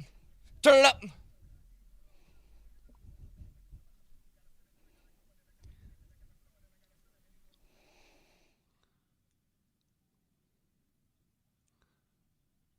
Tell me that ain't the greatest line ever. Tell me this isn't amazing. How does he do that? It's a unique gift. How does he do that? It's incredible, right? He still does it, by the way. I don't know how old Busta is, but he's still at award shows. They'll do that song. He'll do that verse. Have you heard him really sing? Like he can sing. I don't think I've ever heard him sing. No, I've heard him do that quite a bit. Tell me that ain't incredible though. So let's do this first. We got a double dipperoo, which means it's a double keys-aroo. Do whatever it takes to win. It's the Johnson Auto Plaza keys to the game. Johnson Auto Plaza. Experience the power of the plaza, where they have the keys to performance and style with Ram, Jeep, Chevy, Buick, and GMC, and a huge selection of used all in one place. Johnson Auto Plaza. Here's Moser, Lombardi, and Kane. Double dipperoo tonight, the early game. 5 o'clock, 4:30 pregame. Avs and Canadiens, Moser. Well, just like the Ottawa Senators, the Montreal Canadiens are coming off a win against the Vegas Golden Knights. The Senators blew them out 7-1. Montreal got them by a final score of 3-2. So both teams were riding high as the Avs come into town. It's a back-to-back situation. And there's just two simple things. Move your legs and shoot the puck. Move your legs, shoot the puck. Brett, move your legs. Yes. And then shoot the puck. Like, try and then try and score. Move. That's what it is. But Parker Kelly-Vick had an unbelievably good line last night. Mm-hmm. God, can I find it for you? Through 2 periods of play, the Avs weren't really doing squat. And where is it from Kyle? Oh, it was such a good line. Where is it? It's right here. He says, we've been just in time to be too late. To be late. Like, we're just in time to be late. Yeah. So that game's 5 o'clock on AM 950. Nuggets and Nets. The return of MPJ at 7 o'clock, Vic. Got to win this game. If you look at the Nuggets schedule, it gets really hard. And this is the last easy game before it gets hard. If you want to call it an easy game, last time they played Brooklyn, in Brooklyn a few weeks ago, the Nets beat the Nuggets. Of course, the Nuggets did not have a center in that game. No Joker, no Valanciunas. Jonas is playing tonight. In that last loss to the Brooklyn Nets, the worst rebounding team in the NBA, dead last, They out-rebounded the Nuggets that night considerably. Can't happen tonight, and it won't happen. Now with Jonas back. Handle the boards. Handle your business. You can't lose this game. Keys to the game, powered by Johnson Auto Plaza. You get selection, service, and incredible savings on Ram, Jeep, Chevy, Buick, and GMC, all at one location. Experience the power of the plaza at Johnson Auto Plaza. Yes, Moser. I am not going to apologize for expanding my horizons and making more hit music. I'm not going to do it. But on the return of MPJ to Denver, Colorado, if you're going to deny the listening audience... No, we'll do it. We'll do it. First No. No. He's got to apologize. You got to apologize. It's just a quick, I'm sorry for going behind your back and doing more music without you. Just say I'm sorry. Today, I do not apologize. Today? There's no need to. Just a quick one. I mean, against your own will. Don't even mean it. There you go. See, he said it. I heard it. He said it. So we'll do that at the end of the show. For those who have never heard our MPJ rap, you'll hear it at the end of the show, let's say 9:50. I'm not sorry. No, you already said it before. No, you already said it before. It's fine. Nope, it's fine. He has already said it once before. It's totally okay. So, a couple things here. Again, if you guys missed it, Penner spoke to the media yesterday. And here's the thing. Vic, you mentioned it. You're like, what would you ask Greg Penner today? And my answer was, I don't know. Because all the stuff that they would talk about is kind of like paper pushing work that I'm not really interested in on the football side of things. It would be different if the team like stunk or something like that. Then you kind of want to hear from your owner like what's acceptable and what's not. But here's what he said about how the season ended. I'll leave the specifics of where we fell short to our coaching staff because I think, or front office because I think that's their job and what they do really well. So that's his answer. I don't have one. Ask the other guys. And again, I think that's a great answer for an owner. That should be his answer. Yeah. I mean, again, would you rather have Greg Penner, who, clearly does not wear his emotions on his sleeve and handles it like a business, or would you rather have Terry Pagula up there going, yeah, I didn't pick that guy? Why did the season Jimmy Haslam. end? It's Jimmy Haslam. No, that's Jimmy I didn't Haslam. want Shador. I didn't want Shador. That was their choice. I choice. It's actually Smiles and glory holes. It's really refreshing. You could have. It's really refreshing also, Moj, that the owner went up and he said he didn't go, Sean. Hey, man. All these owners around the league, Stephen Ross in Miami, what did he just do too? He just did something That's what too, he did. right? He forgot his head coach's name. Yeah, him. As he's introducing him. Woody Johnson, Pagula, Haslam. I mean, Jera. It's refreshing. It really is. And I give Greg Penner all the credit in the world. It's refreshing to hear an owner go up there and go, that's their job. That's why I hired them. That's what they're in charge of. Yes. That's it. That's all it takes. That's how it's supposed to go. Because if you do that, that means you hired the right people to run your thing. Exactly. Can you imagine Greg Penner pulling like a Jerry Jones when he hired Schottenheimer? Give me some, Brett. Just remind people what Jerry said. A lot of people said I can't take a risk, and I'm not a risk taker. It's the biggest risk I've ever taken in my life. I must be out my god dang mind to hire it. That's what he said. He's sitting right next to the guy going, this is the biggest risk I ever took in my entire life. I hired a damn rodeo clown to run this team. You don't think I can take a risk? Oh, dude. What is going through that poor guy's mind? No. He's pointing at him as he's doing. He was pointing like, look at this. I must be out my mind. He's like, look at this guy's face. I hired that. You kidding me? Christ, it's going to turn into a damn natural disaster before it's all said and done. I used oil as chapstick once, and I hired this man. It's the worst decision I made.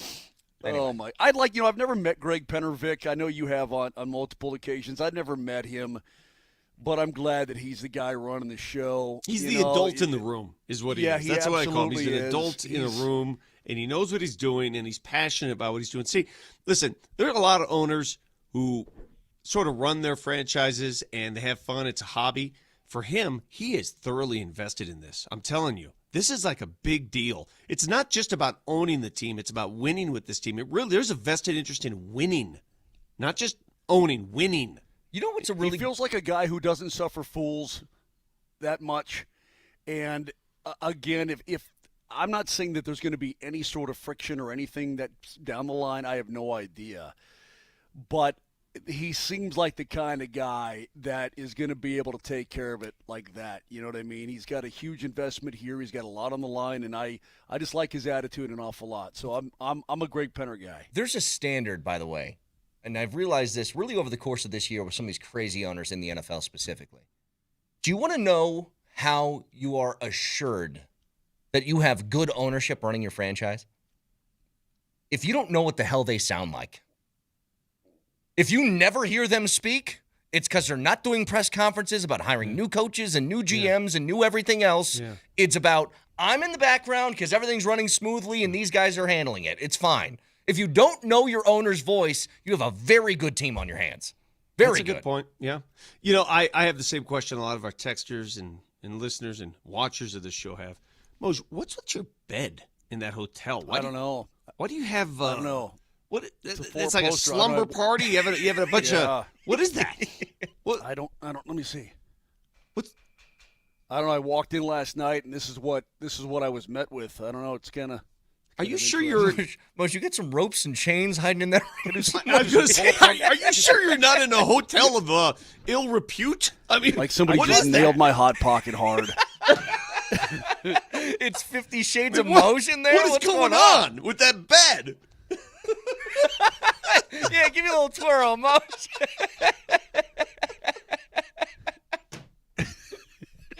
Oh, that's hilarious. I'm always comping hard. I have honestly never seen a bed like that at a hotel. I haven't either. I mean, who puts up that stuff? I walked in.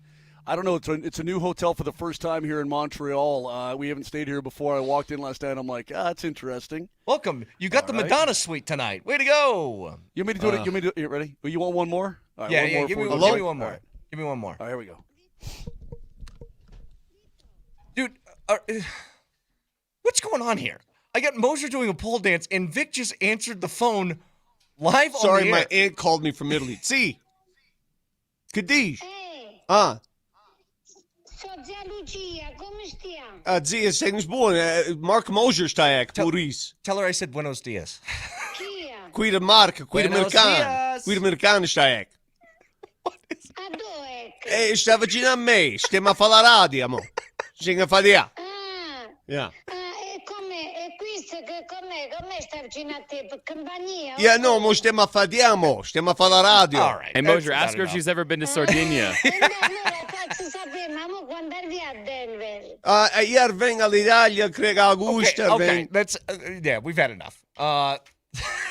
Good Lord. One last reminder. Why is his aunt calling? Why is his aunt calling? Your final keyword is paper. So text that in your first and last name to 303-504-0925. And we'll announce the winner of those tickets to the Clipper game tomorrow in just a second. Texture says, what is this show? I can't answer that today. I have no idea what this show is. When this show starts, no, I know. I'm having a blast. Don't get me wrong. It's just if I had to describe today's show. People have been all over my bake, and what's going on here, man? What is going on? Deflectors. Literally, just for the people listening, here's what happened. Moj said, should I do it one more time? And I was like, yeah, it was funny. Go do a pole dance. And then Vic just answered the phone and started speaking Italian. Yeah. And then all of a sudden, this show needed subtitles on Altitude Television. And then we have battleships. We have all kinds of stuff going on. I mean, this has been really a full show. To get back to the sports, if you guys missed our song that we made a few years ago, we'll play that for you next.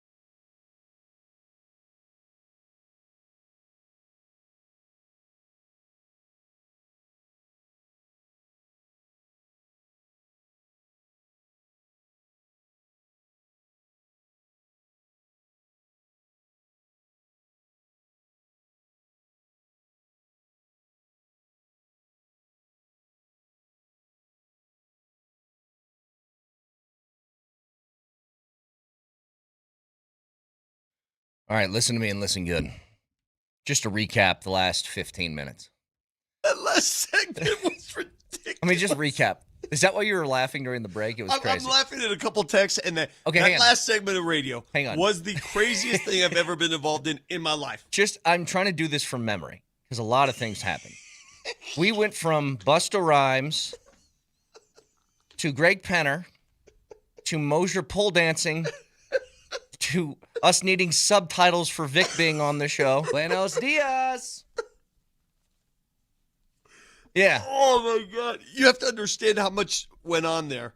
First of all, that call I took from my aunt, I thought it was my doctor calling me back because it was an what did it say? Untitled or whatever. Right. Mm-hmm. I didn't know who it was. So as soon as I took it, I couldn't just hang up. So that just sort of happened. And then she started going off, but prior to that, Moser with this special bed, I'm reading a text. No wonder Moser is in a bad mood. Poor guy was. I can't read the end of this. What, 10 pounds of meat? Do I look like I'm laughing? It is funny though.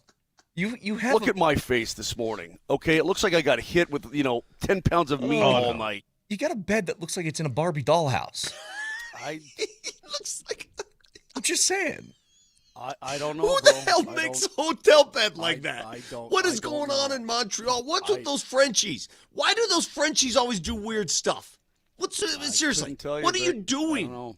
By the way, if you're one of these people that you were listening to this show last segment and you had your choice between, you have different options here in this town. You could hear about the Broncos need to really go after a right tackle in the third round of the draft. Or if you heard Vic speaking Italian. If you didn't stay on this show, you get the hell out of here. If you didn't stick around for Moser pole dancing and Vic speaking Italian with his aunt, then you don't belong to be here. You don't belong to be here? You don't belong. That's it. That's my Italian. I'm going to speak to the listeners out there. People say, getting on my bacon this morning, this kind of thing. But this text. Variety. Hold on, Vic. Variety is the spice of life. Now, obviously, we don't want to be scatterbrained, but the variety you had in one 15-minute segment, that should last you all day. Yeah. That's all you need. It should fill your salt shaker and last you all day. 9566. Your simple prose, that text you sent, made my day. I mean, I can't stop laughing. No wonder Moj is in a bad mood. Poor guy was getting brutalized.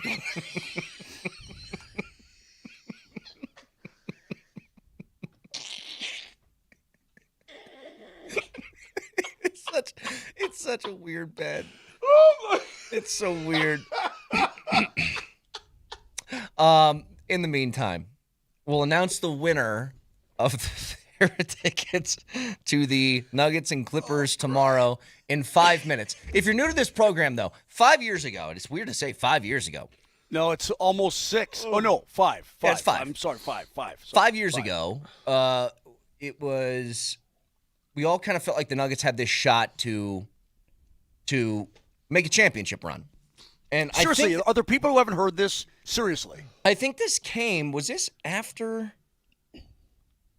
They had some injuries, I Jamal remember. got hurt? Was it after that? I think. Anyway, Michael Porter Jr. was just starting to blossom, though, as a player. So we were like, let's go and make a rap song about it. So if you guys haven't heard it, here it is. And here come the Nuggets. Campazzo's in the game now for Denver. He has the basketball. He brings it out to the point. Shovel pass Porter, deep three. Here's the story. Yes! Stick with me now. Nuggets up 99-8. It's 2021. Playoffs are coming.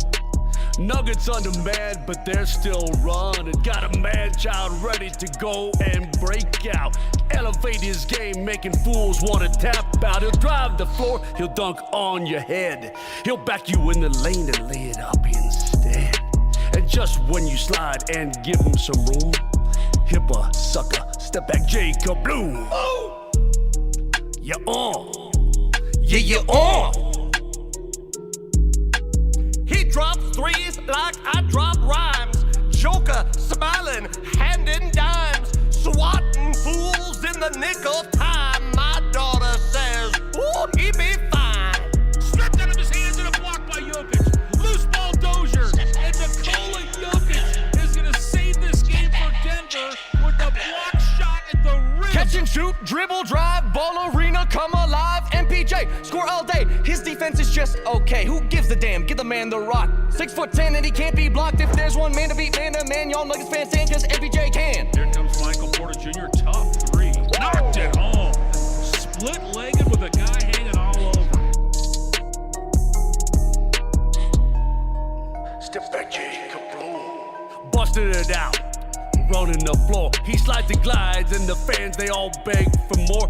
Finding Joker, a Joker finding him. It's a two-man game, they'll always win. Yeah, setting screens for AG, running picks so eloquently. Running down the jumpers elementally. Hit me up from way downtown. You can dial it up, man, and wear that crown. Yeah, you're gonna slide, you're gonna give him some room, and you know what's next. Step back, Jacob Bloom. That was a great block out. Porter for three. Yes!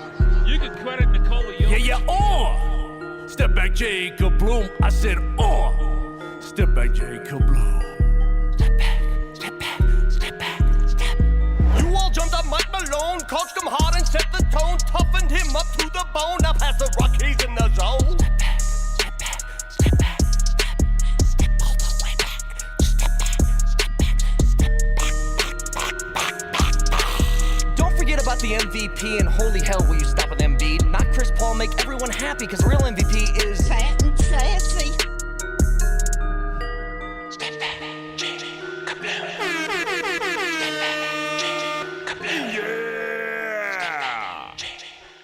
I mean, see, it was a hell of a time. And you guys, now, if anybody missed, that's 5 years ago. Think about how much better we are now. Now, listen. Again, I say this with all due respect. And if you say that, nothing else matters.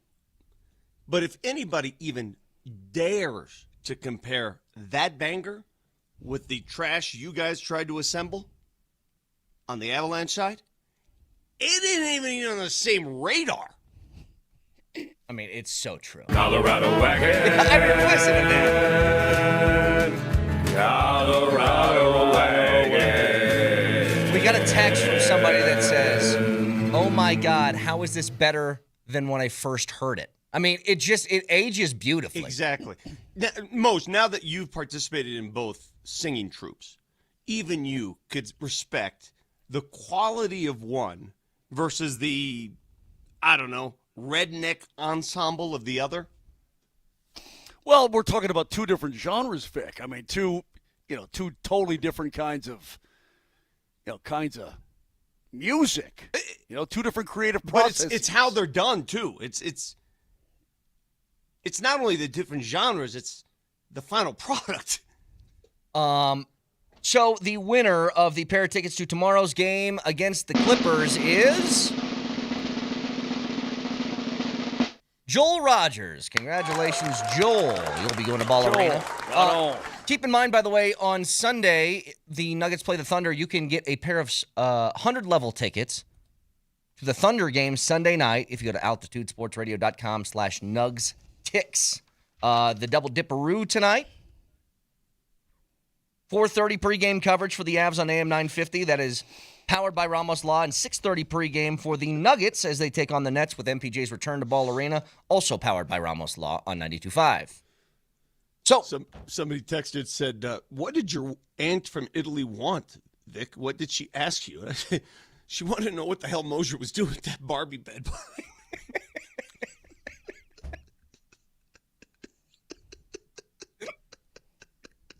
It's a good question. Fact checker, please, Nelly. Nelly monitors the mistakes in today's Fact Checker. Fact Checker. Presented by Backus and Shanker. Serious lawyers for the seriously injured. We've been talking a lot today about the press conference that Bo Nix called to clarify some of the comments that Sean Payton made about his ankle and his injury that he suffered versus Buffalo. Well, here's some context that I think will help all this make a little bit more sense. I actually found the original conversation that caused Bo Nix to call for his press conference. Yeah. Like this right here was the straw that broke the camel's back. What was found, though, a condition that was like predisposed, they always find a little bit more when they go in, and it wasn't a matter of if, it was a matter of when. Predisposed issues. Out your mouth. Wow, dude. Yeah. Relative to Keep my How many surgeries I've had in the past. out your mouth. I'm going to, okay? Gosh. That I'm going to. Woof.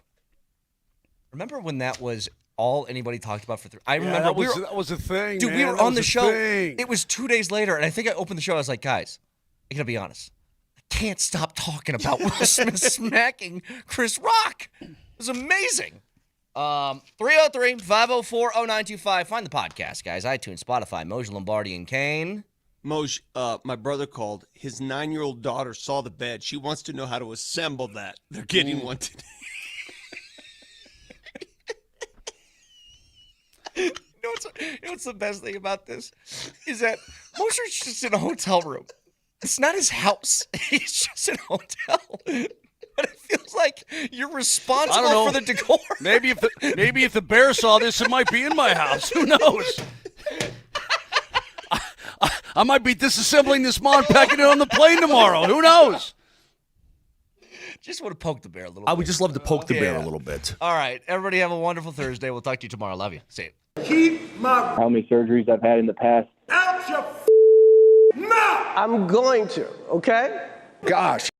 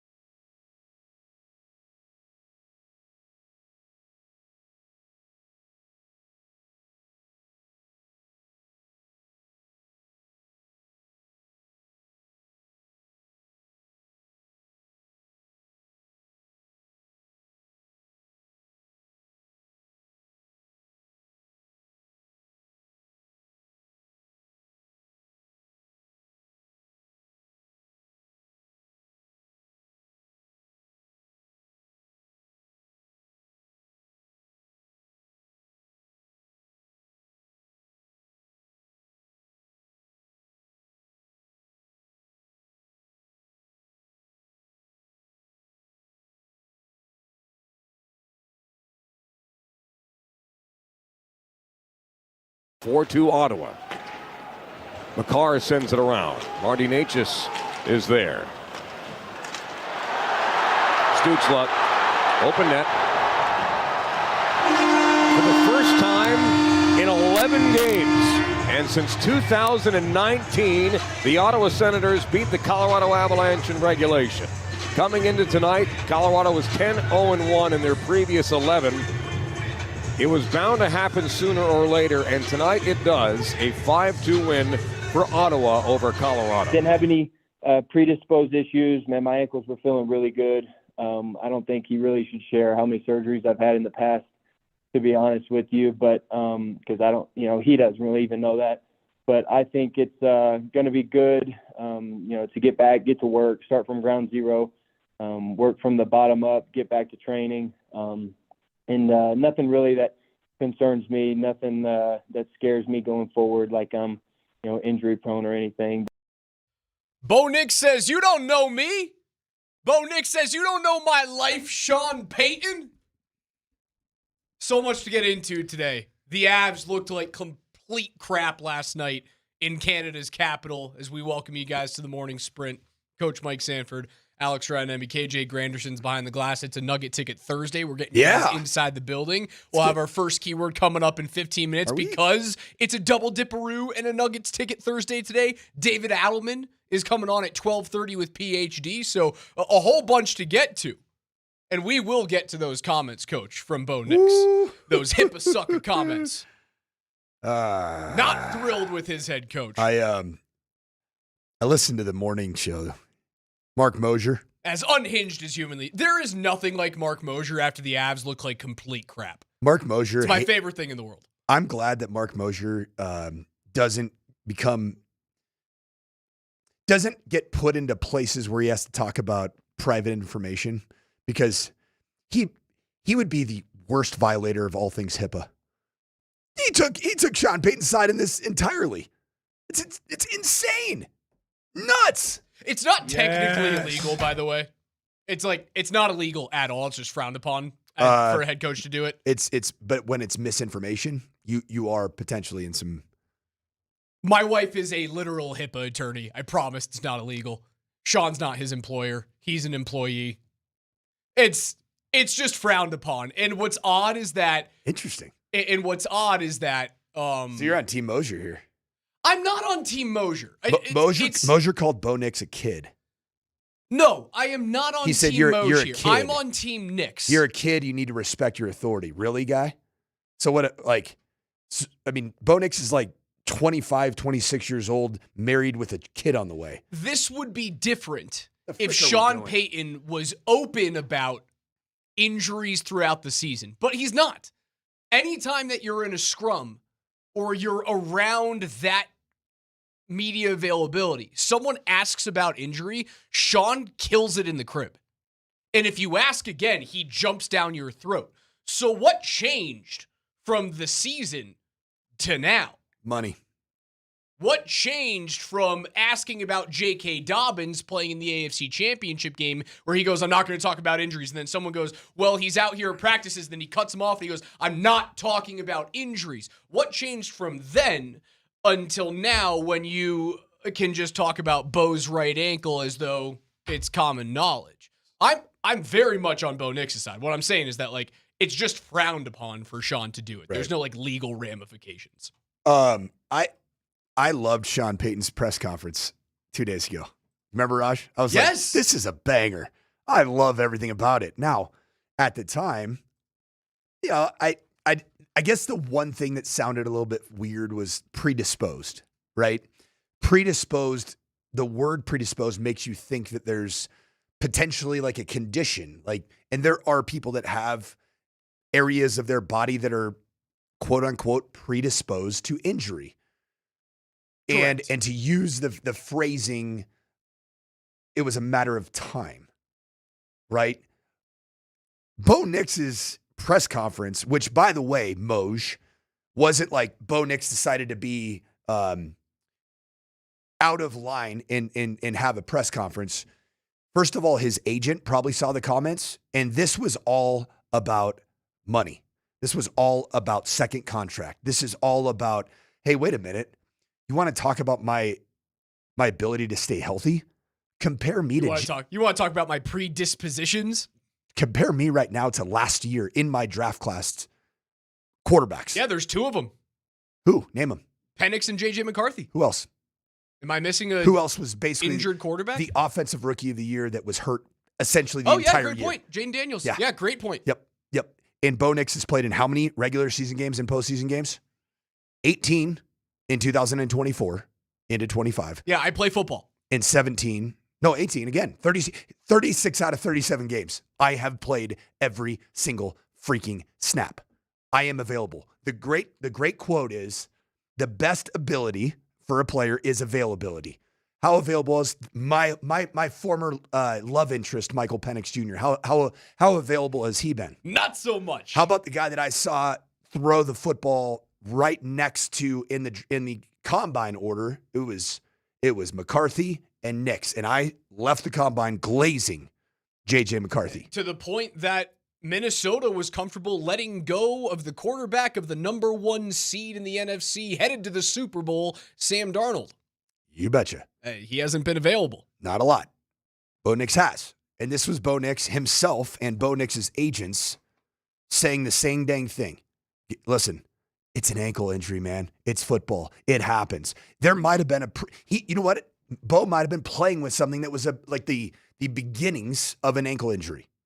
Guess what? That happens all the time in football.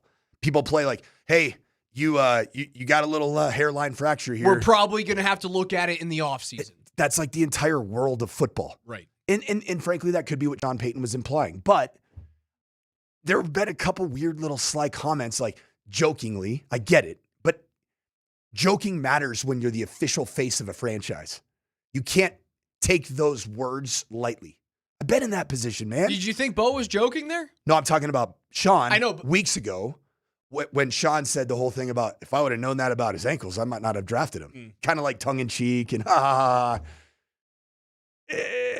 don't. Bo's agent's not happy because you're getting into my client's potential second contract by trying to subtly put forth a narrative that. But this is Sean's guy. This is Sean's dude, isn't it? Why would Sean go in against the guy that he's stumped for? That he was so smart to draft 6th, as in the 6th quarterback taken in that first round. It's just Sean. Is it just Sean having another off day? No, like he didn't quite hit the punchline. I think Sean was on. He was awesome. Because it does feel like Bo was tickled the wrong way, doesn't it? Didn't that comment feel as though Bo was like, I just don't love how that sounded. I'm not sure Sean should be talking about my injury history or lack thereof, my ability history, my availability history or lack thereof. He was rubbed the wrong way. I don't think he really should share how many surgeries I've had in the past, to be honest with you, but because I don't, he doesn't really even know that. That feels real. Yeah, that second part I disagree with Bo. That's a huge part of you to go through the process at the combine. They know everything about you. You are essentially not required by Diego law. Pavia, you are not 6 foot. You, my friend, are the size of a left center back on a soccer pitch. Diego, 5'9" and 7/8", buddy. You can call him 5'10". 5'9" and 7/8", buddy. He's 5'10". Come on. Don't take an 1/8 of an inch from a guy who's sub 6 foot. Hey man, you got to find that hidden eighth. Always. It's important, man. It's important. Diego just needed to shave before the Senior Bowl. Yeah, he should have gone a little. Let the top flow come in a little bit.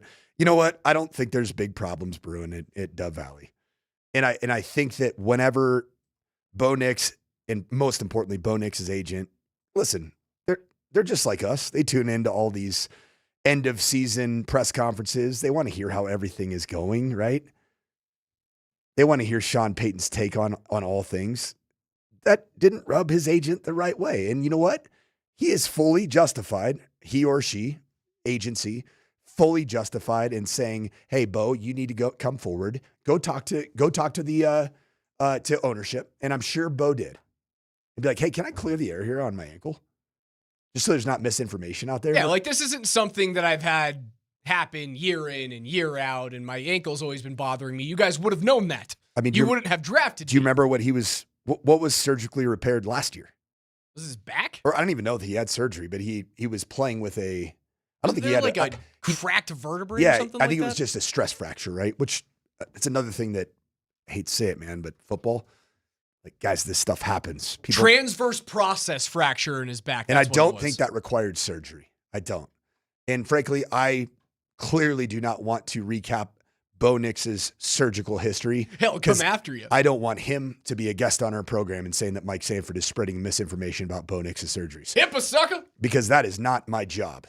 We're double dipping tonight with the Avs and the Nuggets. Make sure you tune into AM 950 with myself starting at 4:30 p.m. to hear pregame coverage of the Nordiques and Canadiens as the Avalanche masquerade as their former selves from Quebec, powered by Ramos Law. The Nuggets welcome MPJ back to Denver with the terrible Brooklyn Nets. Pregame starts at 6:30 p.m. with Mark Bertinoli, again, powered by Ramos Law. It is a Nuggets ticket Thursday. We're giving away Nuggets and Clippers tickets, as well as a second chance option to win tickets to see the Oklahoma City Thunder on AltitudeSportsRadio.com. We'll get into how terrible the Avalanche looked and what we can do to fix it on the other side, as well as your first keyword. Don't go anywhere. It's Altitude 92.5.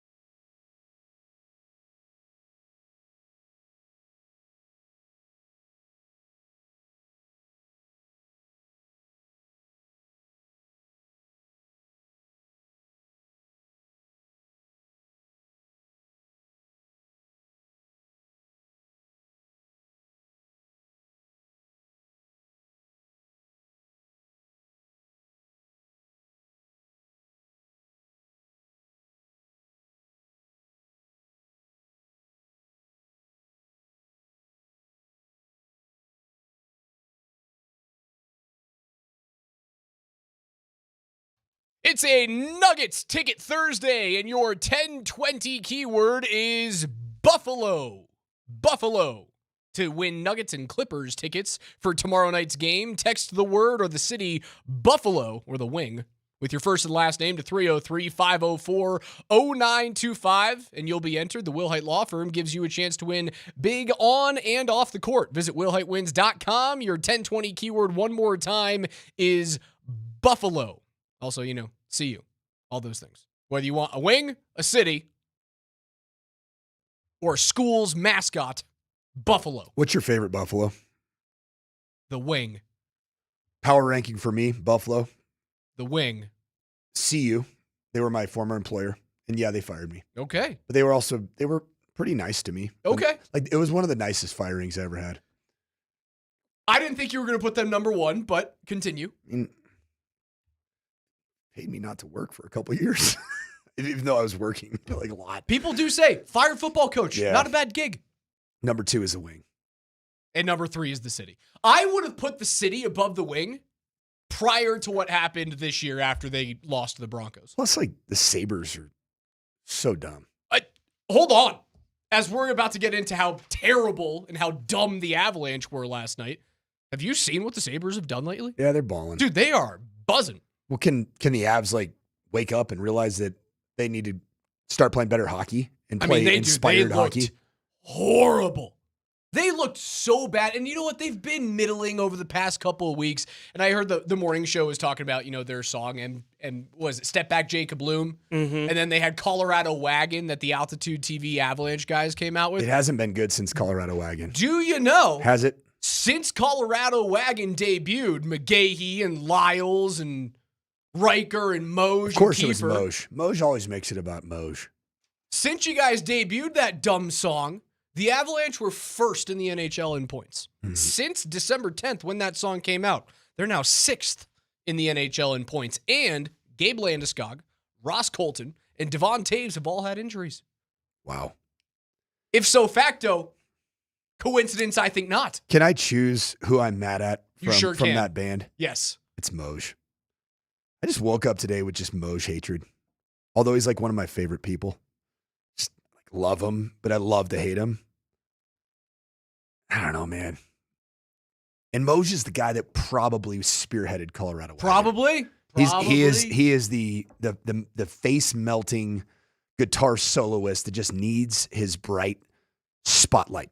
They just haven't been the same team, man. And in all seriousness, the injuries do hurt you. Those are 3 legit players that are out of the lineup. Injuries hurt you, and then can we also call a spade a spade? Like, you're kind of in the December, January blues. Oh, they are waiting for that Olympic break. The Olympic break cannot come quick enough for Colorado. How many more games does Colorado have? 4 question mark? Red Wings, Sabres. Montreal tonight. Red Wings 2 nights from now, or 2 nights from... It's the 2nd. February 2nd. Well, they have a home and home against Detroit. So they play on the road against the Red Wings on Saturday, and then they come back home on Monday to play Detroit. They'll go Montreal, Detroit, San Jose, and then they break for 21 days. They cannot get to that finish line quick enough. Like, they look disinterested. The only player on the ice last night that was worth anything was Mackenzie Blackwood. Like, Blackwood kept you in that game. They had 8 shots through 2 periods. They had 6 shots halfway through the game. When's the last time that happened? I can't remember. They looked disinterested. The first line was just doing, like, wind sprints up and down the ice. Brindley got physically bullied last night. The defensive pairing of Sam Girard and Keaton Middleton, fire that into the sun. Victor Olofsson on the top line, don't need to see that ever again. That's been 3 games. It sucks. Olofsson's been fine as a bottom 6 player. Don't need him on the top line anymore. Keaton Middleton simply cannot keep up at the NHL level. He's not an NHLer. He's not. But we said that last year. We said it the year before, right? And what it's so very clearly saying is they made the Solovyov trade. They extended Malinsky. They have to bring up Middleton because of injuries, and Jack Ashawn, who's like the complete opposite. Like, he can skate at the NHL level, but everything else just feels too fast for him in terms of puck movement and physicality. Dude, they're making a trade for a bottom pairing defenseman. And he's going to be a left side, rangier, bigger dude. I gave you the option of Logan Stanley yesterday from the win. He's going to be that type of player. Does Logan Stanley feel a little bit like a slight upgrade over a Middleton in terms of body type? And because like the problem with Keaton Middleton is his inability to keep pace with anybody. Yeah, he can't skate at the NHL level. He's a fine AHL player. He doesn't have the pace to keep up. Do you like Stanley can? He's just as big. He's 6'7", 225. Body types are similar, and you love having someone in your top 3 D pairings that has that physical presence. But this game is so fast now, and the styles are so much. I mean, there are too many games that you'll play against teams that have real bona fide skaters. For sure. You need to find the perfect mix between. I've seen them linked to Mario Ferraro from San Jose. And Ferraro's been in the trade deadline rumors for the past couple of years, but like San Jose's kind of knocking on the door. So if you're the Sharks, I think Mike Greer is their GM. If you're Mike Greer, are you really looking to trade that guy, considering like you have this young core that might be able to get in as a 7 or an 8 seed if you continue to stay hot and Macklin Celebrini stays good? I don't know if I'm trading that guy, but Ferraro is, I think he's around 6 foot, maybe 5'11", but he's kind of got a mean streak to him. Yeah. He's not that big, rangy 6'4" guy. There's not a lot of 6'4" dudes that can skate like the wind. Because Middleton is like literally 6'7", 6'8". Yeah. 6'6", right in there. Yeah. Logan, 6'7". 6'7". Who is the greatest hockey player, we'll call it of like our generation, meaning like as a kid to now for you, Raj? Who is the greatest like deep D man that was above 6'5"? Zdeno Chara. That could do all the things like he could skate. Zdeno Chara. How long did it last? I mean, it lasted almost 20 years for Zdeno. Yeah. But he's the unicorn, right? I guess the other one that you could look at, well, he's not above like 6'5". Victor Hedman, is he close to it? But Hedman's game has started to turn south now. Tampa Bay is playing well, but you can see the end is coming for Victor Hedman. 6'6". Hedman? Yeah. He's another one. But those are 2 Hall of Fame players, right? Hedman was I think he was a number 2 overall pick in 2009. I can't remember who's drafted after in 2009. Zdeno Chara, 6'9", 256 pounds. Gosh, damn. They don't make him. He is. Holy do you know cow. what Zdeno Chara is doing right now? He's running Ironmans and ultra marathons and like placing very well at 6'9". Jeez. He's a unicorn. They don't make those things. They don't make Victor Hedmans every single year. That's the reason why you have to like find a way. He was drafted right after John Tavares. Who went number? Yeah, John Tavares went number 1. The Avs missed out on Victor Hedman by 1 pick. They took Matt Duchene right after that at 3 overall. Who was Chara's longest run with Boston or with Boston? Yeah, that was cup. Was there won a cup with them? Yep.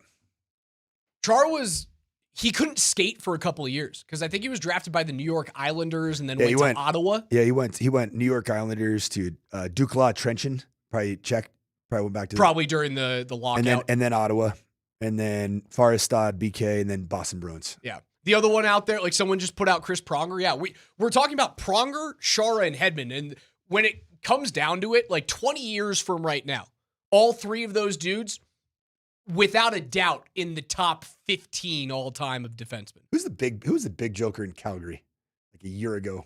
Open skate, kind of gave me the mean mug. Defenseman? A defenseman or a forward? Might have been a forward. But a big guy, nasty, mean. Remember he stared me down, and we taled about it on the air at Open Skate. We went to Was Open it Nikita Zadorov? But I don't think Zadorov was a Flame last year. Was it a Jet when we did the Winnipeg? Oh, it was a Jet. It was Mark Scheifele. Scheifele, yes. It was Mark Scheifele. How big is he? Scheifele's got to be close to 6'6" too. He's a big tuna. That's a forward. Yes. Okay. I just remember looking. I'm like that. Yeah. Scheifele did give you the mean mug. That was weird. He didn't like my beard, man. He's actually not that big. He's 6'2". He's just thick. He is, and he's got presence. He sure does. He's got that thing. Yeah, they're in this malaise right now, and I don't know if it's that you have the injuries and like losing Gabe does hurt. Like that's your leader out of the room, and it's very clear that they play a different style of hockey when Gabe is not in the lineup. Are we getting the video behind me? If you guys are watching on YouTube, you might be able to see Mark Scheifele, mean mug coach. they need to either, one, get to the break, or two, there needs to be a trade to re-energize them. Now, I'm not nervous long-term for the Avalanche. I am nervous in the short term. Like, the next 4 games could be something that are a little questionable. Montreal is legit. Detroit is legit. And San Jose is young and plucky and can score. And San Jose's already gotten your number this year. The next 4 games are questionable. They need to figure it out. It's the second leg of a back-to-back tonight. They obviously didn't get any power plays last night, but they still, what this malaise has done with the injuries, it is shown to me they're not a fully complete team yet. They're almost there when they're healthy, but they're not there yet. And it will come down to third-line center and bottom-pairing defense. I got a great comp for you. What's up? The malaise that has been overtaking the Colorado Avalanche in this coming off of looking like you're an untouchable hockey team for the entire season to then going 4-4-2 in their last 10. This reminds me a little bit of what we were talking about 6 weeks ago about OKC. Is OKC are they going to lose 5 games the whole year? You realize in the last 20 games for Oklahoma City, 13-7 basketball team. And they've lost 13-7 was basketball it team. 3 to San Antonio. They lost 1 to Indiana at home. I think the Pacers went into OKC like a week ago and beat them at home, which is insane because Indiana's the worst team in the Eastern Conference. Like, even worse than Brooklyn. Brooklyn is so bad. And the Nuggets are going to be without 4 starters tonight, man. They should handle Brooklyn. That is a terrible basketball Oklahoma City team. lose a home game. They lost back-to-back home games to the Pacers and the Raptors. And that's 2 of your last 3 games. Man, it's hard in an 82-game season to just be that juggernaut for 82 games. Totally. And of course, like, are there like tales of caution that you should be watching for both teams? Yeah, probably. Like, watching OKC look like they are mortal, does it behoove you as a Nuggets fan to say, of course, wow, when we get our whole crew back? Of course it does. So you're telling me there's a chance, Lauren Hawley? I think the same thing holds true with Minnesota right now. They're like, oh, the Avs? Oh, okay. All right.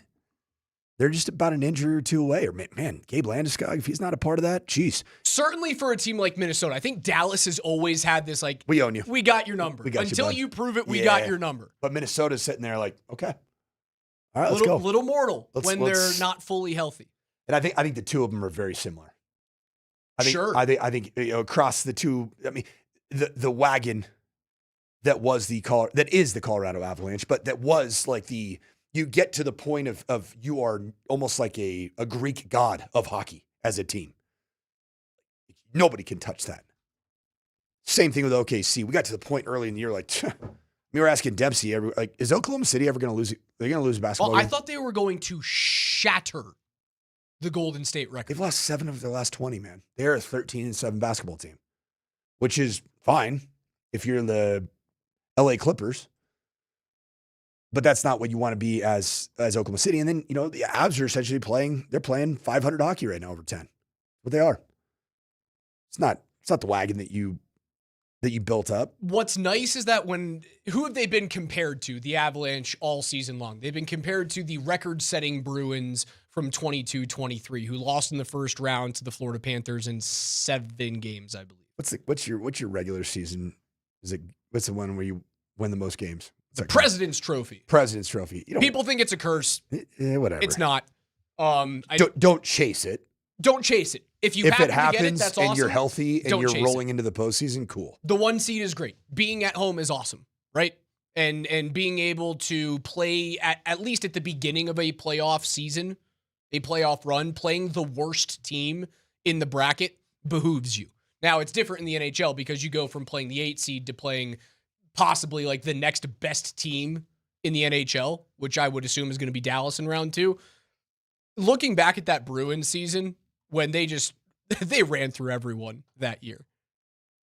The only time that it was questionable for them was kind of right now.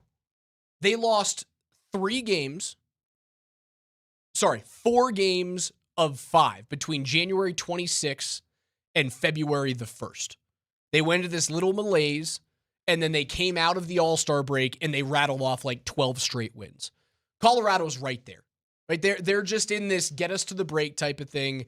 I don't expect them to go on the same heat streak as they did at the beginning of the year. But this is a nice sobering moment of we're really good. We're not perfect. And we also don't want to be the Bruins from a couple of years ago. You want to be the 1 seed. You just don't want to be flying high and not being tested. Who wrote the Wagon song? I don't know who wrote the Wagon song. Mark Moser, if you're listening right now. Who wrote it? I want to know. It's your fault. I want to know. Who's smart enough in that crew to write a song? It takes legitimate intelligence. You think that's Mark Moser? I couldn't write a song. Colorado wagon. Well, it doesn't take intelligence. They said the same phrase twice in a row right there. That is such bad songwriting. It's a Nugget Ticket Thursday today. Your What's the keyword? Keyword is Buffalo. Buffalo. Buffalo. As in Buffalo Sabres. As in Buffalo Bills. Cry on your way out. As in Buffalo Bill. As in Buffalo... Wang. What? Buffalo Wang. What's a buff? Oh. I was like, I have never met somebody in my life whose first name is Buffalo and their last name is Wang. I hope you do. That's actually I wish that upon you. I hope you meet someone named Buffalo Wang one day. Is that an awesome restaurant concept? Buffalo Wangs? Oh, like yes. You can get like your favorite Asian fusion wings called Buffalo Wang? Yes.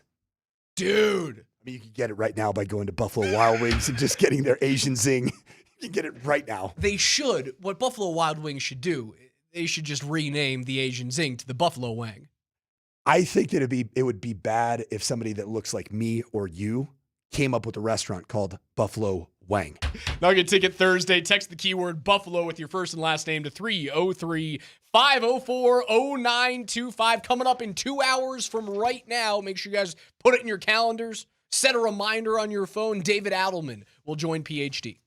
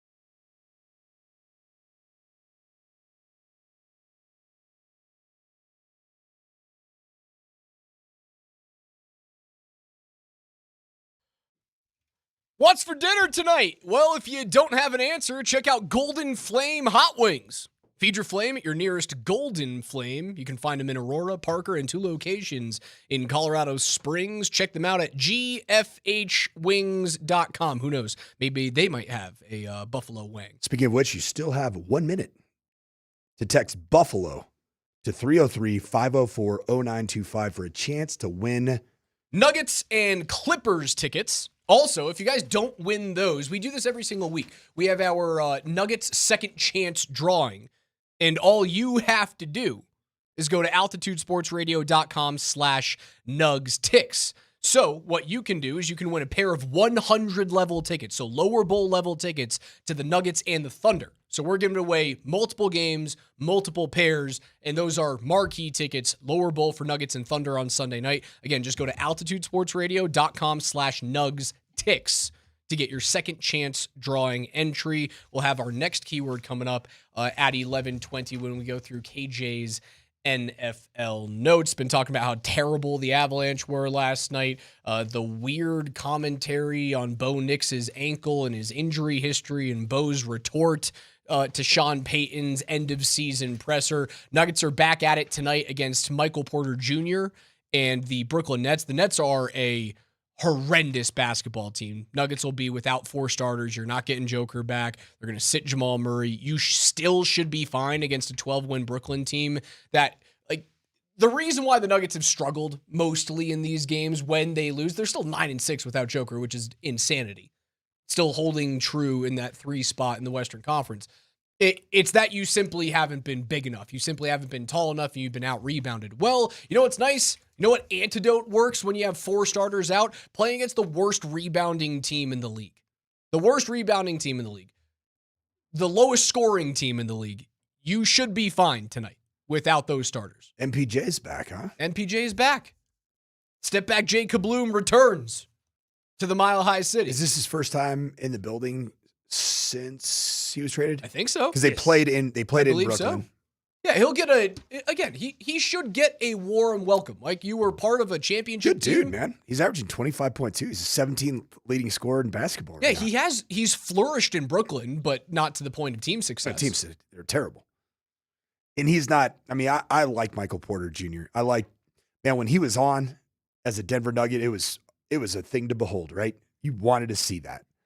But is he the type of basketball player that you think of as like the rebuild block, the face of the team in terms of grit and overall athletic? You know what I mean? Like, can he create? No, he's complimentary. 100%.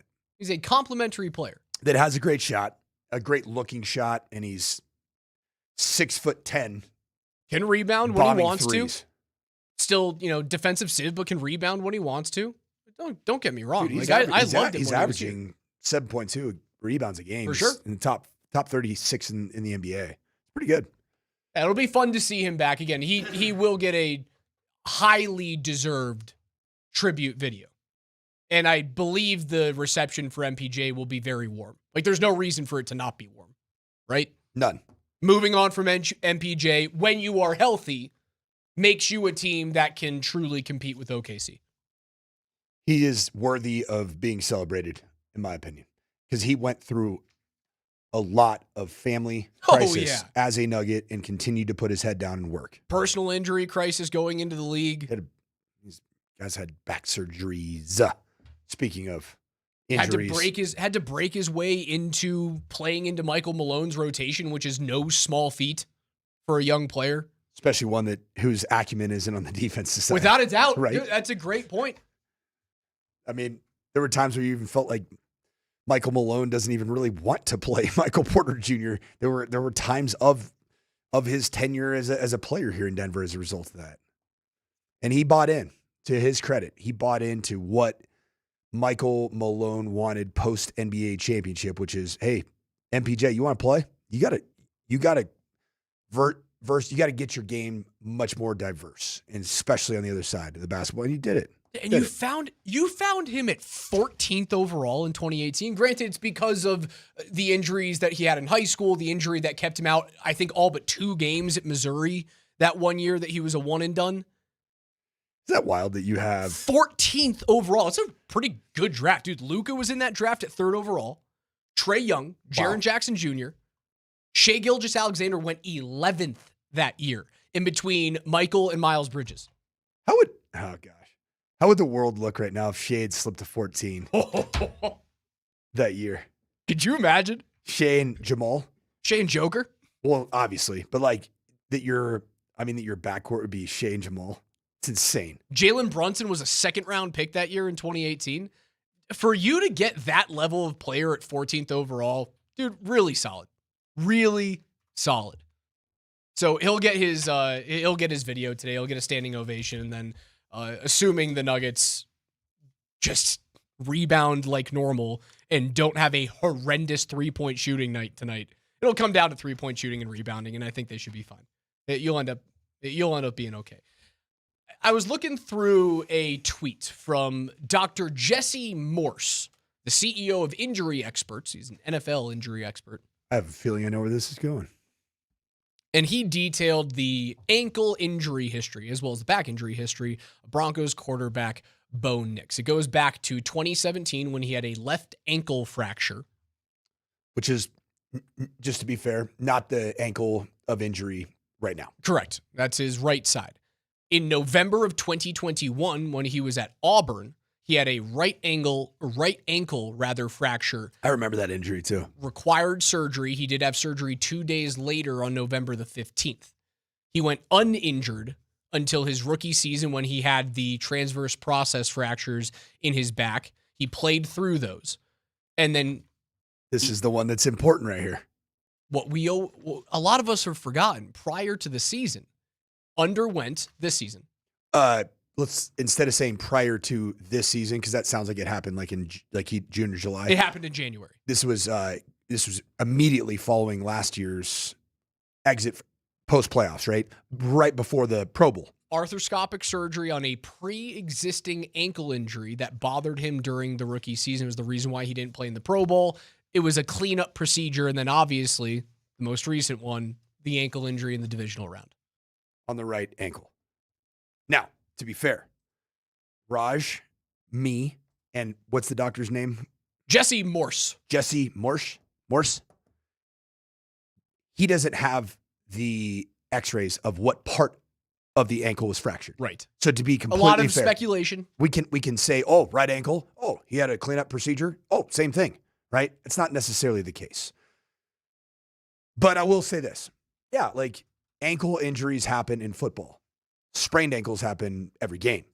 High ankles happen you probably have 5 to 6 high ankle injuries a year, which is almost a fracture of an ankle. It's typically even sometimes a partial fracture of an ankle that requires a tightrope surgery.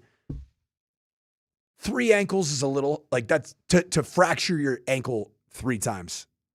To me, that's a little, I wouldn't say concerning. It's unique, but this is over the course of 9 years, right? We're going back to 2017, where the first ankle fracture occurred for Bo Nix. Would you call him predisposed? I mean, or is it too harsh? Because that's the disconnect, right? We talked about this in the show open. That's the disconnect between Sean Payton and the Bo Nix camp. I'm not predisposed. And because even if I was, I still play through it. Let's call a spade a spade. I'm not saying that Sean weaponized the word predisposed, but where would that word, that adjective used to describe Bo Nix's ankles, where would that potentially benefit the Broncos camp? In contract negotiations in 2 seasons. Yes. On the flip side, why is Bo Nix's camp, probably his agent, so inflamed that told Bo, or just flat out reached right out to the Broncos front office and said, "Hey, listen, this isn't. We're not going to play this." Which good for them. I think it's good for them. Now on the flip side, I don't think that what Sean did is something that's deplorable, because you just read the history. It's public information. The word predisposed could mean he's had ankle surgeries before, because he has, right? So Sean's not inherently wrong on that front. Where I think Bo was upset is that it almost lends itself to a fact that he's got a condition that would prevent him from being able to piece together complete seasons, when in fact, Bo Nix finished his college career with the most starts in the history of the game. And then followed up by missing a single game over the course of his first 2 years in the NFL. 2 seasons that went 1 or 2 games into the postseason. So you're looking at a 18-game season and a 19-game season. That is 37 games, of which he has participated in 36 of them. He's played more games than any other quarterback in his draft year. Drake hasn't been injured, but Drake didn't start. He didn't start until 6, maybe like week 6, I think. He's got more games played than any quarterback in that draft year. And he's been overwhelmingly successful as compared to original projection. Good question here. Differentiating right here from the 601, what's the difference between predisposed and pre-existing? And does that matter? I think it does. Give me predisposed. Predisposed, I don't have like your straight up. No, just how it hits your brain. It hits me as though this guy, I don't know, if he gets hit low and he's got knee injuries, or if he's inclined to have that injury. Sure. Maybe because of if you have a better definition, you give it to me. I would, that'd be my, like, he is, there might be either an underlying condition that the guy's got ankle problems.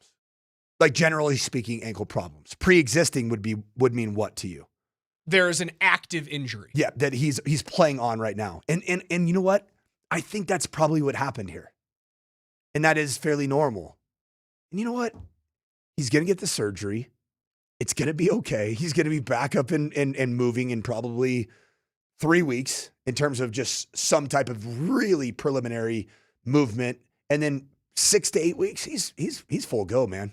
He's full go. Pre-existing, a documented medical condition present before a new injury starts. Predisposed, a heightened susceptibility or risk factor that makes one more likely to develop or sustain a full injury. You know what's wild is Bo's really never had any knee problems, huh? No. It's crazy.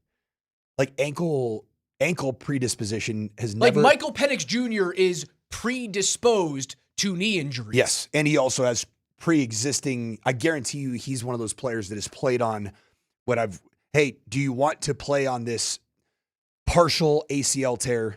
You're hanging on by a thread. You can play. That's pre-existing. And I promise you that Michael's done that. And then it ends up eventually going out. You know that. What I would tell you about Bo Nix is I've done this for a long time. I've made recruiting decisions about taking players or not based off of predisposition or pre-existing injuries. Ankles have never scared me away from a player, ever. Never scared me away from a player. Bo's going to be fine. The most famous recent one is, like, it's got to be Kevin Durant, right? Kevin Durant's calf injury leads to Achilles rupture. Yeah. That is a pre-existing injury that led to another injury. KD was not predisposed to tendon tears. No, because and he didn't do it early in his career, right? He just played. He's continued to play forever. And so you're susceptible the longer you play this game. Basketball, you become very susceptible in your mid 30s to, like I go out and play a full pickup basketball game today. I probably tear an Achilles tendon, man. Like that's just because of my age, because you bring some predisposition even by age. Bo Nix's ankle, not concerning. I'm not concerned. Not at all. I'm way more concerned if I'm Minnesota. I am I almost look at it might be the end already if you're in Atlanta. Jaden Daniels, man, that guy's got predisposition to things going the wrong way on his body. It's predisposition because of how the guy plays. Again, I look at Jaden Daniels and I can't get Christ the Redeemer out of my head because that's what he looks like when he tries to juke someone. He's just splayed out. You remember, this is actually a good one. Steph Curry had a bunch of ankle issues. And it's the reason why, tumbled a little bit in the draft. But he changed his training methodology. And it's not like Steph Curry misses massive amounts of time every single year. He's playing it. He's almost 40 years old. Speaking of Vic, tune in all next week as he'll be live from Radio Row in San Francisco thanks to Groove Toyota. Start here, go anywhere. You can find him on Broadway in Inglewood or online at groovetoyota.com. Hour 2 coming up next. We'll have another keyword and NFL notes. A reminder, 90 minutes from right now on PhD, Nuggets head coach David Adelman joins the show live.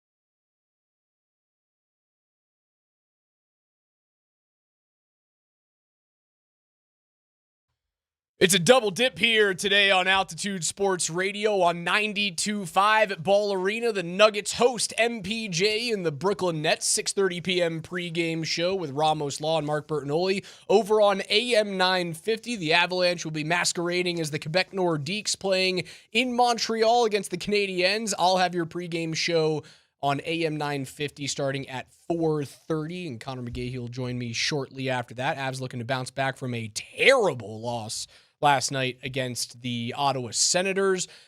We talked about something yesterday, Coach, and I took my sweet time teasing it, and then we put it out on social media, and it was Raj wants A.J. Brown in Denver very, very badly. And when I looked at the comments on YouTube and on Instagram and on TikTok, there was not a single positive comment of, Raj, I get why you would want A.J. Brown here in Denver. Everyone was ripping me in the comments. Hard no. Absolutely not. Drama. Locker room cancer. 28-year-old wide receiver. Doesn't fit Sean Payton's culture. And Raj? Dude, I think I'm on to something. I don't agree with you very often. Frankly, I don't know if I ever have on anything. But I tell you this. Anybody who's using the Sean Payton culture is the reason why A.J. Brown would not fit in Denver. I would argue that's the reason he would fit in Denver.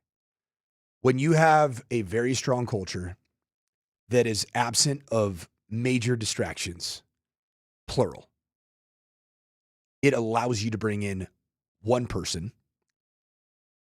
That can be a headache, right? That A, is only going to be one headache, but also that is not going to probably find different corners of the locker room to be able to go and sit around a fictitious water cooler and bitch about whatever's happening. You bring that person in and you let the culture work on that player. And he's got ability. He's got size. He's got strength. He's got play strength. He's got wide receiver one abilities. Oh, you can't pull me off of A.J. Brown right now. Since 2019, A.J. Brown is fourth in the NFL in touchdowns. He's got 56 of them. That's stupid. Fourth. How many does Cortland Sutton have in that same time? 35. Yeah. And that sounds number one on the Broncos in the same time frame since 2019. And that sounds like wide receiver two, correct? A.J. Brown, correct. A.J. Brown is fourth in the NFL in yards with 8,029. Cortland Sutton leads the Broncos in the same time frame. Can you guess how many yards Cortland has since 2019? Shy of 6,000. 5,693 yards. He is first in the NFL, A.J. Brown, in yards per reception in that time frame at 15.3. He is sixth in yards per game at 76.5. Cortland Sutton leads the Broncos in that same time frame in yards per game at 57.1. This is all with A.J. Brown playing football on a team that either, one, doesn't want to throw the ball, Philadelphia, or were the Tennessee Titans. You don't want that guy because he's a little bit of a headache, because you don't think that Sean Payton and George Payton and Bo Nix and Greg Penner can't get that guy to fall in line. You're missing wide receiver one. Now, it would be difficult to get him here. Don't get me wrong. He's still under contract until his age 32 season. People go, oh, Raj, why do you want a 28-year-old wide receiver? Well, because look at what Devontae Adams did between the ages of 28 and 32.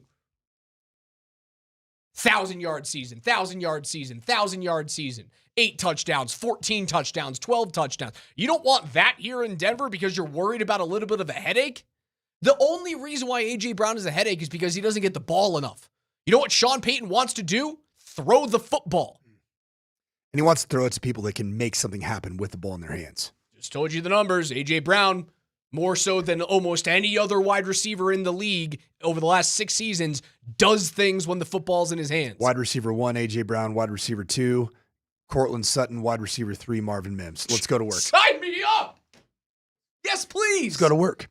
Again, it would cost a lot because, well, Philadelphia would have to eat some dead cap, right? And if you trade him post June 1st, I believe it would be like a $16 million dead cap hit in 2026, a $27 million dead cap hit in 2027, and then they're out of that contract. They're out of the headache that he has caused in Philadelphia, and then Denver would have him on the books 27, 28, 29 at a $22.7 million cap hit, a $27.5 million cap hit, and a $29.3 million cap hit before he hits free agency in the year 2030. Talk to me about this one. Is there any possible world that you live in where you would kick the tires on Justin Jefferson? Sure, why not? I mean, the difference is you're probably not going to get any discount on said player because he hasn't been maybe the quote unquote headache. Oh, he hasn't been at all. No, Justin Jefferson has dealt with the crap that happened this year in Minnesota better than any wide receiver and I frankly, could ever imagine. Last year too, right? I mean, last year the Pasternaut was slinging that pill. 2 years ago, this Pasternaut was throwing. I mean, there's been a lot of inconsistent quarterback play in 3 seasons in Minnesota. Is that a real thing? Justin Jefferson's actually available? There's some. I've seen the rumblings. Yeah, I don't believe it. I don't know that I would fully support the idea that Minnesota would even consider not having him as a part of their future plans. I mean, his cap hit is through the roof. Post June 1st trade. Because they're not going to pre-June 1st and because it'd be like a $46 million cap hit. Unless they think that they're going to suck next year. And I don't really think that Kevin O'Connell wants to suck next year. No. Post June 1st, $13.4 million in 2026. Not terrible. $32.9 million in 2027. There's your Russell money. Yeah, it's all gone then. And then you're likely having to move a player or two, JFM gone without a doubt. Troy Franklin. Probably. Because that brings up the point. If you go chase a bona fide wide receiver 1, be it through trade, be it through free agency, who's going to end up being the casualty at the wide receiver position currently? Probably Troy Franklin, right? Because if you're going out and getting a wide receiver 1, you're getting size. Granted, Troy Franklin's not really thick like a guy like AJ Brown is, but he is 6'2" to 6'3". He's got that length. 6'3", 180. Oh, he's a skinny He's dude, very skinny. man. He did look a little thicker going into this year. We He saw did. that at training camp. We're like, oh, okay. And then he started playing better too. He looked slender in 2024. Slight. Hey, he looked like a child. I don't think he looked like a child this year. No. I think he looked like a pro. He looked like a pro, and you got some semblance of downward trajectory at the very end of the year, both with availability, injury-wise, and production drops. Pat Bryant would be, if you go out and get a wide receiver 1, obviously the question is, if you go out and get wide receiver 1, do you keep Courtland Sutton? Based off of the money and knowing where you also have to allocate, if you want both wide receiver 1 and Breece Hall, it would be tough to keep Courtland around. Is that Pat Bryant's role? Wide receiver 2? Yep. Marvin Mims, wide receiver 3. And then you could probably keep Troy Franklin as your continued developmental, blow the top off kind of guy at 6'3". Probably, but it doesn't make me as excited. You will have to make some cap gymnastics happen in order to get a guy like AJ Brown here. Jefferson, I don't think is a possibility. I also don't think I don't think there's any fire to that smoke. If you're Minnesota, you can't get rid of that guy. He's still 27 years old. When he's got someone decent throwing him the football, he's still the best wide receiver in the world. Isn't it funny that people talk about Justin Jefferson like he is in his second or third year? And people talk about AJ Brown like he's an aged out veteran. They're a year apart. They're a year apart. So stop with that narrative. They're a year apart. The same people that are screaming at us about Justin Jefferson are the same people saying that AJ Brown is, why would you get a 28-year-old receiver? Same thing. The other people in those comments, and again, the reason why I bring this up is because, it should be a polarizing opinion because of who that player is. People are like, oh, go out and get George Pickens. George Pickens is also a headache, but I can see why you would take the Pickens headache at 6'3", 200, dynamic playmaker, certainly a number 1. He's also just 25, or he turns 25 in a month. Who are there any other wide receiver targets that you would put out there? I don't know. Mike Evans is a free agent. He's old. Old. 32? Older? I mean, he's still productive, but gosh dang. Cortland Sutton, you're not upgrading from Cortland Sutton with Mike Evans. Mike Evans is 32, turning 33 in August. Cortland's what, 29? Or is he 28? A.J. Brown would be a fit, man. Dude, Cortland's 30. A.J. Brown would be a fit. Just because he's a headache doesn't mean you should throw him off the cliff, man. He's that good of a player. He's a game-breaking wide receiver. My dad always said, man, you should always have a headache in your wide receiver room. Just one. He had a couple pretty good ones. Who were his? USC, Curtis Conway. It's a little bit predates you. Keyshawn Johnson. That's a headache. And he loved it. I would take Keyshawn Johnson in a heartbeat. Yeah, in his prime. Yeah, and he's big. He's physical. He finds a way to catch the football in the end zone and makes things happen. And it was worth it. Just give me the damn ball. You want somebody like that, don't you? Don't you want somebody who's a little bit selfish in your wide receiver room? Terrell Owens you could deal with Terrell Owens. Just throw him the football. There's something about big, piped up wide receivers that play in Philadelphia that just make you want them, right? T.O., A.J. Brown. I'm with you. Make sure you guys tune in next week. Vic's going to be live from Radio Row in San Francisco at the Super Bowl. Thanks to Colorado Off-Road, Colorado grown, Colorado owned, Colorado Off-Road. You can find them online at cooffroad.com. Don't go anywhere. Coming up on the other side of the break, your next keyword to get inside the building to see the Nuggets take on the Clippers.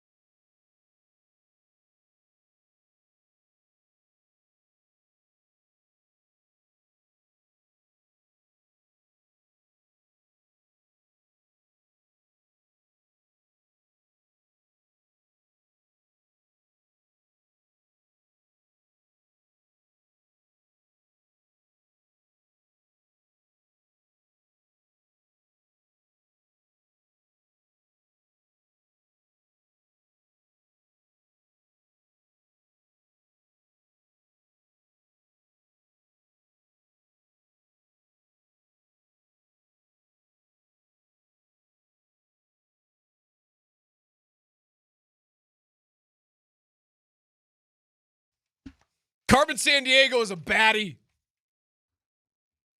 Carmen Sandiego. Hey, that's your keyword this hour is Diego. As in 5'9" quarterback, Diego. As in baddie Carmen Sandiego. As in former home of the Clippers organization. Yes, when they were the San Diego Clippers. After, in the 70s, they were, what were they, the Buffalo Braves? As in the same Diego as Ron Burgundy once said is Spanish for what? I don't know if I can repeat that on the air, but a whale's reproductive part? Yes, a female whale. 11:20 keyword. Nuggets ticket Thursday is Diego, Diego, Diego, to 303-504-0925. Make sure you put your first and your last name on that, and you'll be entered for tickets to Friday night's game against the Clippers. The Will Haight Law Firm gives you a chance to win big both on and off the court. Visit willhaightwins.com. This hour's keyword is Diego. We will announce our winner coming up in 30 minutes from right now. And as a reminder, if you don't win with us, you can just go to altitudesportsradio.com/NugsTix, and we will have a very special Nuggets Ticket Thursday second chance drawing to get you inside the building for Nuggets and Oklahoma City Thunder coming up on Sunday night. And those tickets will be guaranteed to be in the 100 section in that lower bowl. So head on over to altitudesportsradio.com/NugsTix. It's 11:20. It's time for KJ's NFL Notes.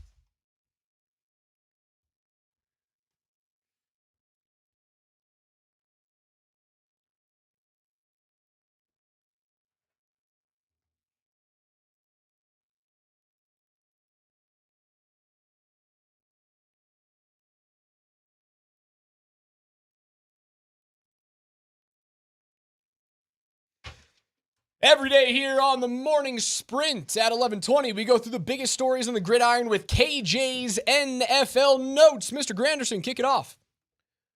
Well, one of the things that has gotten lost in the shuffle between the craziness of Bo Nix's ankle and was it Sean Payton's fault and whose fault was it and is it HIPAA and all of the things in between, one of the things that got lost in between is Davis Webb. Could he be on the move? Here's Bo Nix talking about Davis Webb and potentially getting a head coaching job here pretty soon.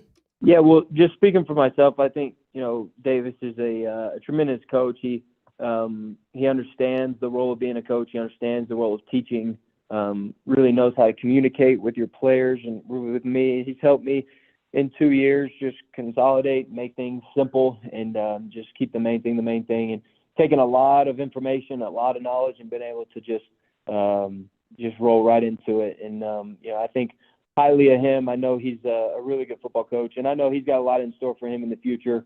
Don't know what it looks like, a lot of speculation. You never know until it happens. But, for him, if, say he was a head coach in the division, I'd enjoy beating his butt 2 years every year, 2 times a year. But, fortunately, I think, nothing I can do about it. And so I can just stay in my lane and make sure that I'm just doing my best. And I know everything, it's all going to work out. The season's going to get here. We're going to have an OC. We're going to have a play caller. We're going to have our team. And we're going to go out and try to, beat our opponents. And so, but, just me speaking on him, he's awesome coach, awesome, going to be an awesome, whatever role he's in, he's going to do great things. But whether it's head coach, whether it's OC, whether it's, continue to be a quarterback coach and developer, I think he's going to do a great job. Now, what you guys see up on, if you're on Twitch and YouTube, what you see behind you is Tyler Polumbus' tweet yesterday that I think is going pretty viral. And it's the last part of that tweet. Tyler, you got 2.4 million on that bad boy. That thing going crazy. Going crazy. Man. And the last part of that tweet that really stuck out to me is, this is the part of why losing Davis Webb would suck. Webb is the liaison between coach and quarterback. Not saying there's bad blood between Bo and Sean, but that bridge matters. Coach, can you kind of detail exactly what he's talking about there? Good cop, bad cop. Pretty simple, right? You got to, in most organizations, like for me, Brian Kelly at University of Notre Dame. Bad cop. Bad cop. He screamed bloody murder at the quarterbacks at practice and on game day. And then they'd come over to here and I'd say, hey, Don't worry about what he said. Hold on. Let's actually break it down to what you did wrong and how we can improve this next series, or what we need to, learn from, and that's a healthy environment. I think. I don't think that Sean Payton is screaming bloody murder at Bo Nix. We were at every practice of training camp. We never saw, not once, Sean Payton undress Bo Nix at practice. He's an intense, detail-focused guy. Coach, he's a good coach. He is a good coach. But I think that there's almost in the quarterback space, there almost needs to be somebody who's just really real with the relationship part of what's true, where you need to go from here, how you need to approach your relationship with the head coach. That was stuff that you don't want as the good cop. You don't want to tell your subject, hey, I think you should manipulate the situation and try to kind of stick it to the head coach. When you were coaching, obviously you went through the Notre Dame thing. Do staffs hire that person, that quarterback's coach, that player's coach?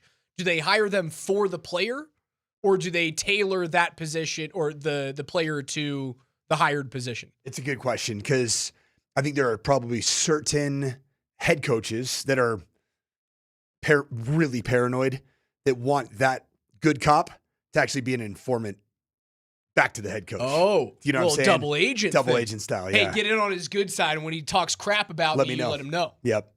And when he doesn't look at his iPad enough, you let me know. I'll find out what's real because of this guy. And then I think there's other people that make the mistake of hiring somebody that is too far player side. A yes man.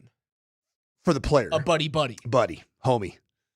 Not going to hold him accountable. Yeah, we used to joke, a Bobby Petrino, mini acronym is EBS, as in EB. You're everybody's buddy. They say, oh, you're a big EBS guy, huh? Yep. You don't want to be an EBS. What is Davis Webb? The perfect in-between. The perfect guy. And that's why he can't be let go. And that's why Joe Lombardi is no longer here in Denver. I think so. We'll find out. He's the perfect in-between. Unless there was actually some weird beef between Sean and Joe Lombardi, which, by the way, did you see Chris Thomason's article, which included some direct interview of Joe Lombardi? It's basically Sean was in a mood. Somebody's going to get it. And I've been Joe, around him long enough. Anyone who's been around him long enough knows he gets in these types of moods and just goes, see ya. Bummer.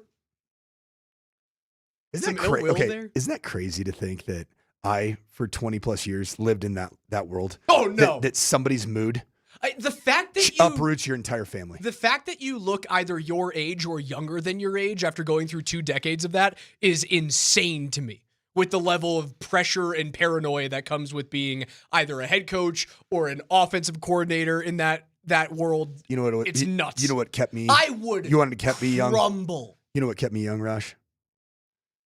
2 lattes and Red Man Golden Blend, baby. KJ, keep it going. I don't think he really should share how many surgeries I've had in the past.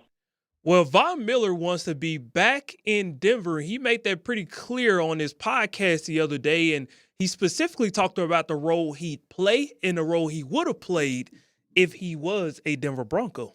Next year, this Denver Broncos team is going to be scary. And I think that's where you enter Von Miller. Hey, if you win a Super Bowl in 2 different eras, that'd be something crazy. I'm not throwing anybody under the bus. But that play at the end of the game where Drake May rolled out for the bootleg and got the first down, I think Von makes that play. I'm not pointing fingers at nobody. I'm just saying me. I'll make that play. And maybe the Broncos get another chance at the ball when Von makes that sack. Everybody goes great. Von's doing it. Oh, it's bad. Oh, the Von. I screamed for Vaughn last year. It's getting a little long. He's a little long in the tooth. Yeah. Do you really need him? No, and that's the reason why you pass up on him literally over the last 2 off seasons. We don't need you here. You have developed so much depth at the edge and outside linebacker position. Think about it. Outside of Nick Bonito and Jonathan Cooper, you have cost-controlled young players in Jonah Ellis, in Q Robinson, who had arguably the best play of the day. It was the best defensive play of the day for the Broncos. In the AFC Championship game. You still got DeAndre Tillman. I mean, there's so much depth at the edge position. I mean, he did have 9 sacks. At age 36, he had 9 sacks. And he didn't really cost all that much money. He was 5.8. Do you think does he deserve more money than 5.8? Probably not in terms of cap hit. His base was 1.9. He had a $3 million signing bonus, and he hit $1 million in his sacks incentive. He would have had another $700K if they had gotten to 11 and gotten to an NFC championship. Obviously, Washington was not good this year. You could bring him in if it's on the cheap. I don't know. I don't. I think that ship sailed. We obviously didn't see DeMarcus Ware at age 36. When he came to Denver, he was 32.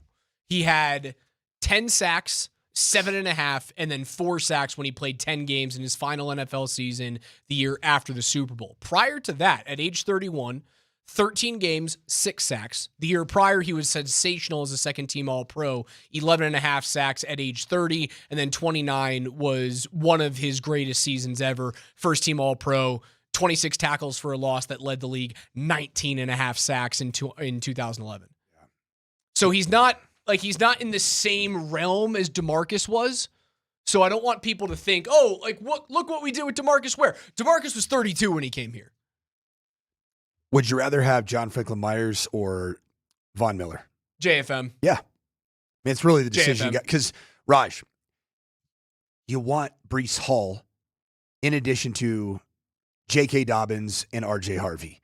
You want A.J. Brown, potentially, in addition to Cortland Sutton and Marvin Mims. Or we want Justin Jefferson with Pat Bryant, Marvin Mims, Troy Franklin. Russell Wilson's dead cap money was not $195 million. It's 35. It's a good point. I don't think you bring him back. Would he come back on a vet minimum? Then I could vet minimum. Let's I could go vet minimum. Why let's not? go to war, baby. And then just go incentive based like crazy. Yep.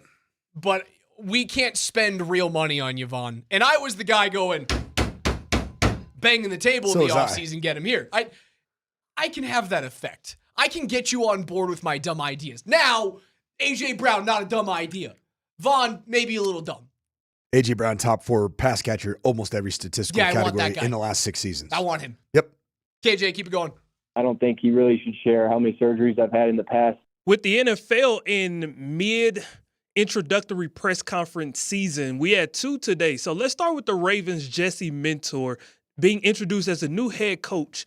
He talked about he's going to call the defense. So even though they're going to obviously hire offensive and defensive coordinators, he's going to focus on calling the defense this season. And then he also made sure that he put out there Lamar Jackson is the best player in the NFL, not just quarterback. Let's head to Buffalo, where Joe Brady was also introduced this morning as the head coach.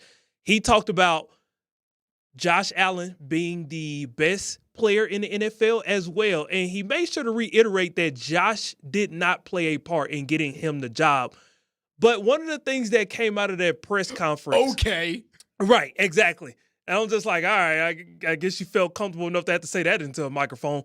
But one of the things that came out of that press conference that kind of showed a little bit of his authenticity was he talked about the sacrifices that wives and family members and things of that nature make off the field. And here's Joe Brady kind of getting into that and really kind of getting emotional here. If you want to feel good about how you are as a husband, make sure you have your wife listen to this right now.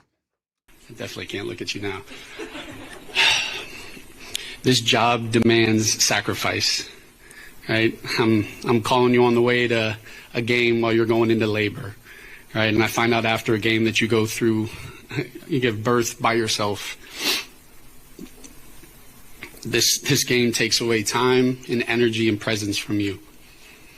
And you've carried the weight that comes with this job so that I can pursue my calling. Your strength, your belief, and your steadiness is the foundation that allows me to do what I do. And you believed in me long before this moment ever arrived. I am nothing without you, and I will not get anywhere ever in life without you. I didn't cry, so that's not going to go well.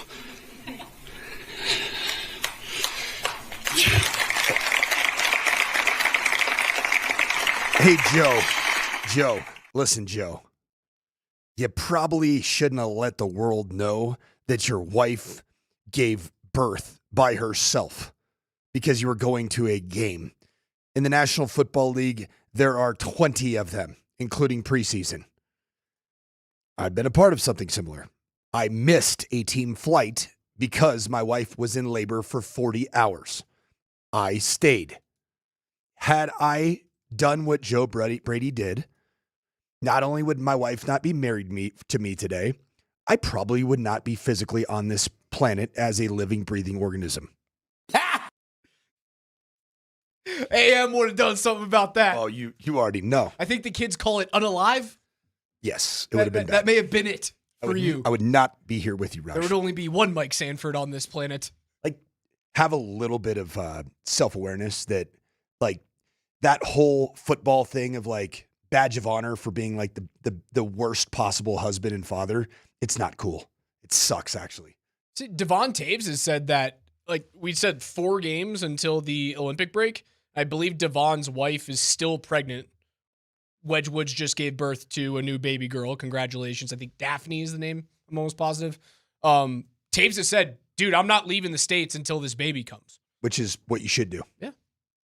Good husbands. Well, even and you guys gave me crap for leaving and hanging out with my wife after the baby. Raj, don't even call that being a good husband. That's just being a husband. That's true. That's just bored. That's just baseline. Make sure you guys text the word in Diego. Diego. That is Diego to 303-504-0925. That's your last keyword here on the morning sprint to get you inside the building. Where in the world is Carmen Sandiego? Mm-hmm. Diego, you got 5 minutes until that thing goes away. We'll give away our winner coming up in 15 minutes from right now. PhD is coming up from noon to 3. Reminder, 12:30 today. Head coach David Adelman joins Polumbus, Hastings, and DMac.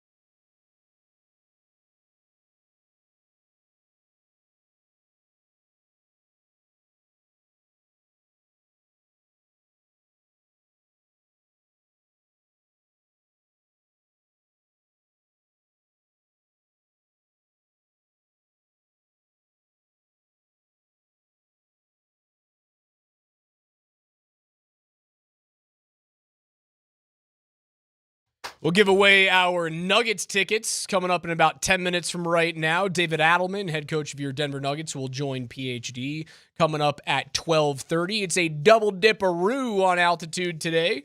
AM 950 starting at 4:30. All of your pregame show for the Avs and the Canadiens. Avs wearing their Nordiques throwbacks on the road in Montreal today. And then on 92.5 starting at 6:30 tonight. The Nuggets will be back at it against the Brooklyn Nets. 12-win Brooklyn. Michael Porter Jr. coming back to Denver for the first time since he was traded in the offseason. The guys who are coming up next had something to say about your take on Breece Hall. KJ? And they got the money to do it. And I think Coacher's on to something. I think Breece Hall is a number one target, or should be. Running backs in need. It's Coach Sanford. He's all over Breece Hall. He was all over Penix. Yeah, he missed on that one. The injuries mattered on that one. Yeah, that's a cluster. But right now, Breece Hall is by far the highest regarded about to be free agent running back. It's not even close. It's not even close. I think I personally would rather invest in another high draft pick at the running back position just because, and I like Breece Hall, don't get me wrong. I'd love to have Breece Hall. Yeah. But I don't love the idea of the most expensive running back that's available. That's not a game that I generally like playing. So I'd probably prefer going the drafted route. And then if I wanted to invest a lot of money in maybe even draft picks in a trade, I would do that personally for a wide receiver. If you have to choose, is it Breece Hall or is it the guy that we've been talking about for the last day and a half, my darling, if Philly wants to get rid of him, A.J. Brown? Well, let me ask you this. We went through the exercise of talking about these Denver Broncos, this head coach. His decision to run the football or not run the football has a lot to do with who is the runner himself. Who's his guy? So if this was conventional National Football League, I would agree with Tyler's point. But what we've learned about Sean Payton, even from availability of running backs to lack of availability of running backs, it affects how often he decides to call handoff runs to running backs. Get the guy.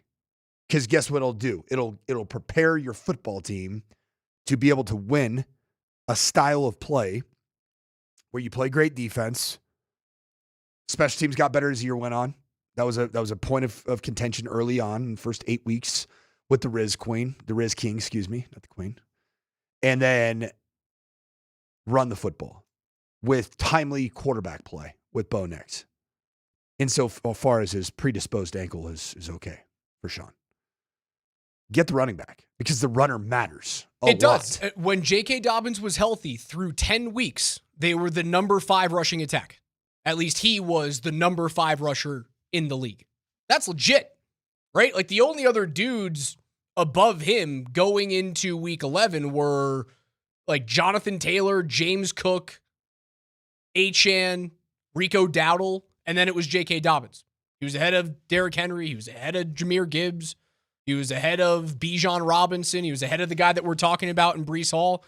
The top 5 running back through 10 weeks. And it did show you that Sean Payton was like in love with that player. Now, can you rely upon him again? Even though it was Sean's guy. You can't rely upon him for 17, 18 games. Right.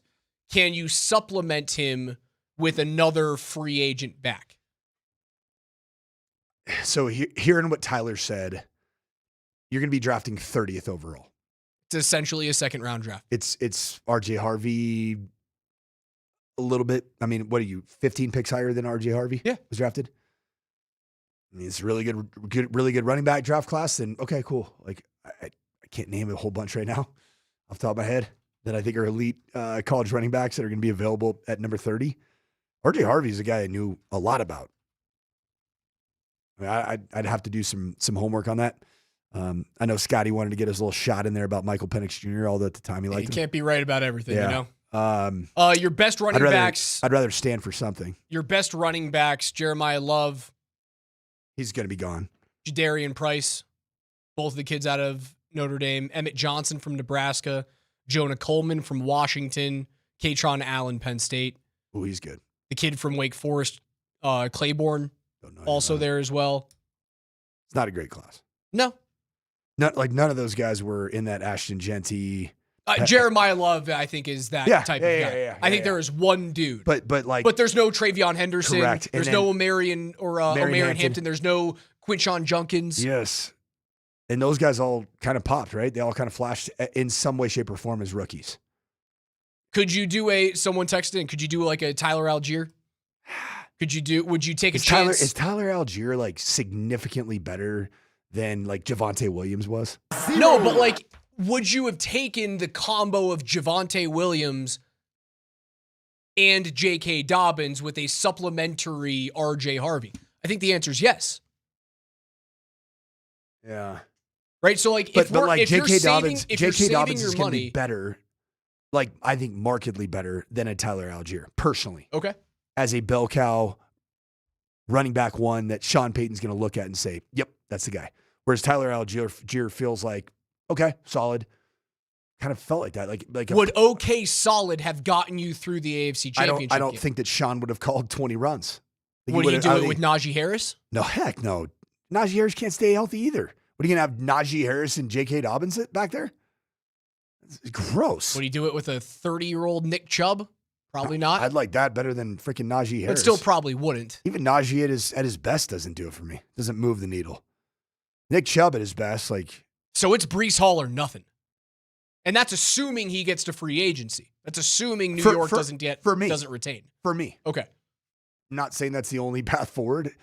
Maybe there's a belief that J.K. Dobbins is going to have the fountain of youth sprinkled on top of his head, and he's going to be available for more than 15 games and be available in the postseason. But I'll believe it when I see it. Jeremiah Love is mocked to go number 9. Yeah, he's not to Kansas City. He's gone, and you're not moving. You up. can't move up from 30 to 9. Honestly, nor should you. Nor should you. If he was in the 20s, I could go, I could move up to 22 6 spots. Hell yeah, let's go. 10 spots. You can't move up to 9 to go get Jeremiah Love. You can't do that. You know, and if anything, I'd love to see a tight end come off the board for the Broncos at 30. And you'd still have to move up to go get the number 1 tight end in Kenyon Sadiq. Yeah, you're not touching him at 30. Sadiq's probably in the teens. He's maybe even single digits. He might be another one of these, like Loveland, Warren. Guy runs. They're going to draft. Well. The draft pick they're going to make is going to be so boring. It's going to be like a defensive tackle. No, we all know what it's going to be. It's going to be a defensive back out of Alabama. Could you imagine? It's another corner. The city would riot if it's another corner. We're going to play. We've already played a lot of nickel. We added Jahdae Barron. Now we're playing dime. We're going to get to quarter. NFL.com does have them mocked to take Emmanuel McNeil Warren, safety out of Toledo. No, Perfect. God, please, no. Could you imagine what the city would do? What about Sean? At what point does Sean say, hey, I get it? Like, Sean's getting to the point in his tenure at the Denver Broncos where, like, the offensive numbers all in, they're not, like, horrible, but they're not top 10.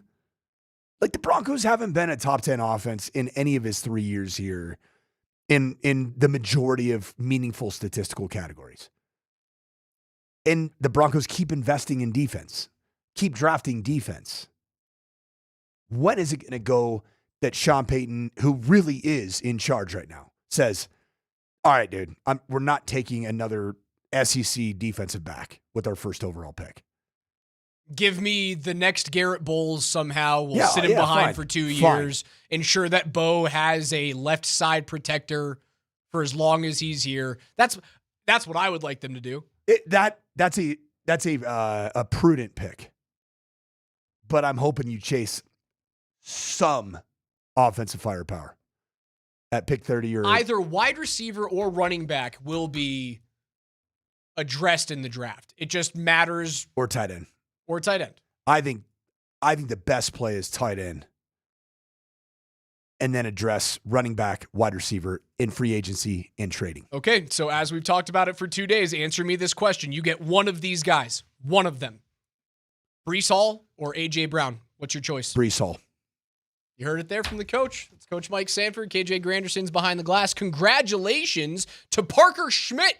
Parker, you're going to see the Nuggets take on Peace, the LA man. Clippers. If you didn't win with us, if you didn't win with MLK, don't worry. You got 3 more chances to win with PhD, another couple of chances to win in the afternoon with Kreckman and Lindahl, or you can head on over to altitudesportsradio.com/NugsTix, and you can enter to win online. And these are big-time tickets, lower bowl seats, Section 100, to go see the Nuggets take on the Oklahoma City Thunder on Sunday.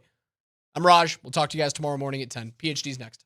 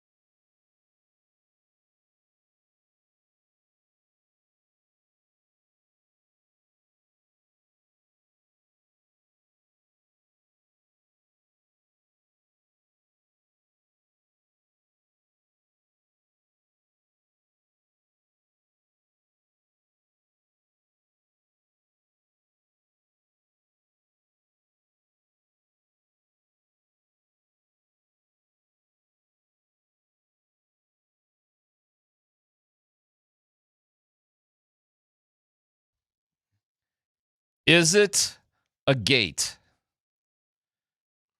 Ankle gate? Is it ATE or APE? Is it a gape or is it a gate? Gate.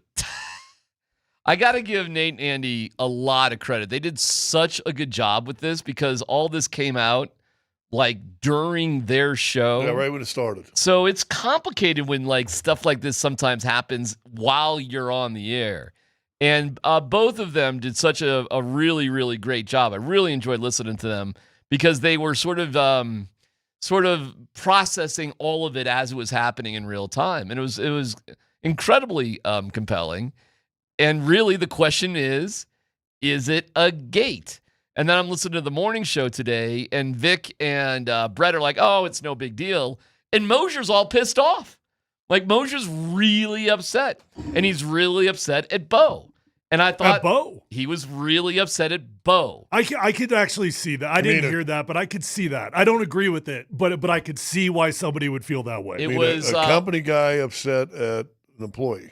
I'm telling you what Moser said. Don't bite the hand that feeds you. Let me guess, because I didn't hear it. But my guess on that angle would be, hey, Bo, coach didn't mean to throw you under the bus like that. Yeah. Handle this behind closed doors. Give him a simple correction. Maybe even allow him the opportunity to correct it. But because you went out and did that, now it became this big deal. Yeah, basically. But Vic and Brett were like dismissing it like it was nothing. And I'm like, it's definitely something, okay? It's not nothing. Do you know how crazy it is that you would have the owner of the team go the next day after the GM and the coach, and Monday was the players? So if Bo was going to talk, should have been Monday. Do you know how crazy it is in Broncos history for a player on the team to have his own on short notice? Very short notice. Yeah. To a very select few invitees, by the way. Your boy not included in that. All the time you spend down there. I'm on the outs for whatever reason. Yeah. So I was not invited to that particular phone call. That was scheduled at the last minute. Yeah. And you're going in the same news cycle after the owner? I'm sorry, what? So don't tell me it's nothing. It's definitely something. But I'm asking you guys what your take on is it, and is it a gate? I don't know if it's a gate. I don't know if it's as big as we will try to make it, but I will say this: that was the most interesting thing to me that Bo said. Okay.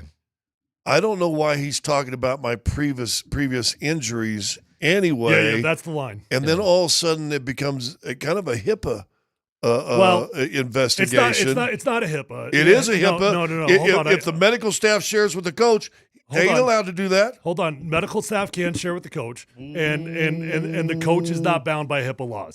So that's the way it is, Scott. I don't. From surgeries controlled by that. The surgeries he's talking about weren't controlled by the Denver Broncos organization. Right. This was his own private, personal stuff, and he's talking about it.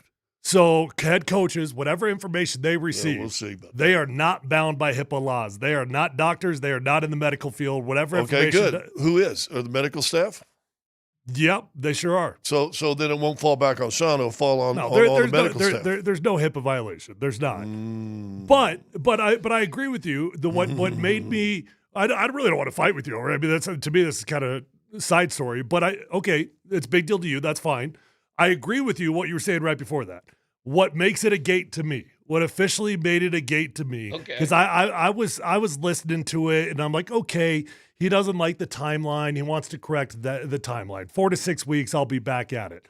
Okay. It even bothered him that people are starting to think that he is injury prone. So he wanted to make sure that it was a clean break. I'll be back. I'm with it. Not really feeling like a gate.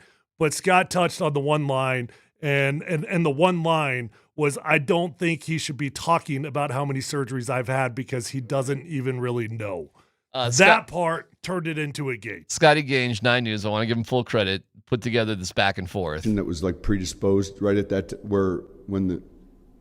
they always find a little bit more when they go in, and it wasn't a matter of if, it was a matter of when. Didn't have any predisposed issues. Man, my ankles were feeling really good. He said he had one in high school, and then he said he had one at Auburn. I don't think he really should share how many surgeries I've had in the past, to be honest with you, but because I don't, he doesn't really even know that. Thank you for putting that together there, 9 News. I thought that was clever. And Sean made it sound like Bo told him that. But then Bo says he doesn't know what I've actually had done. Well, he definitely does know, for the record.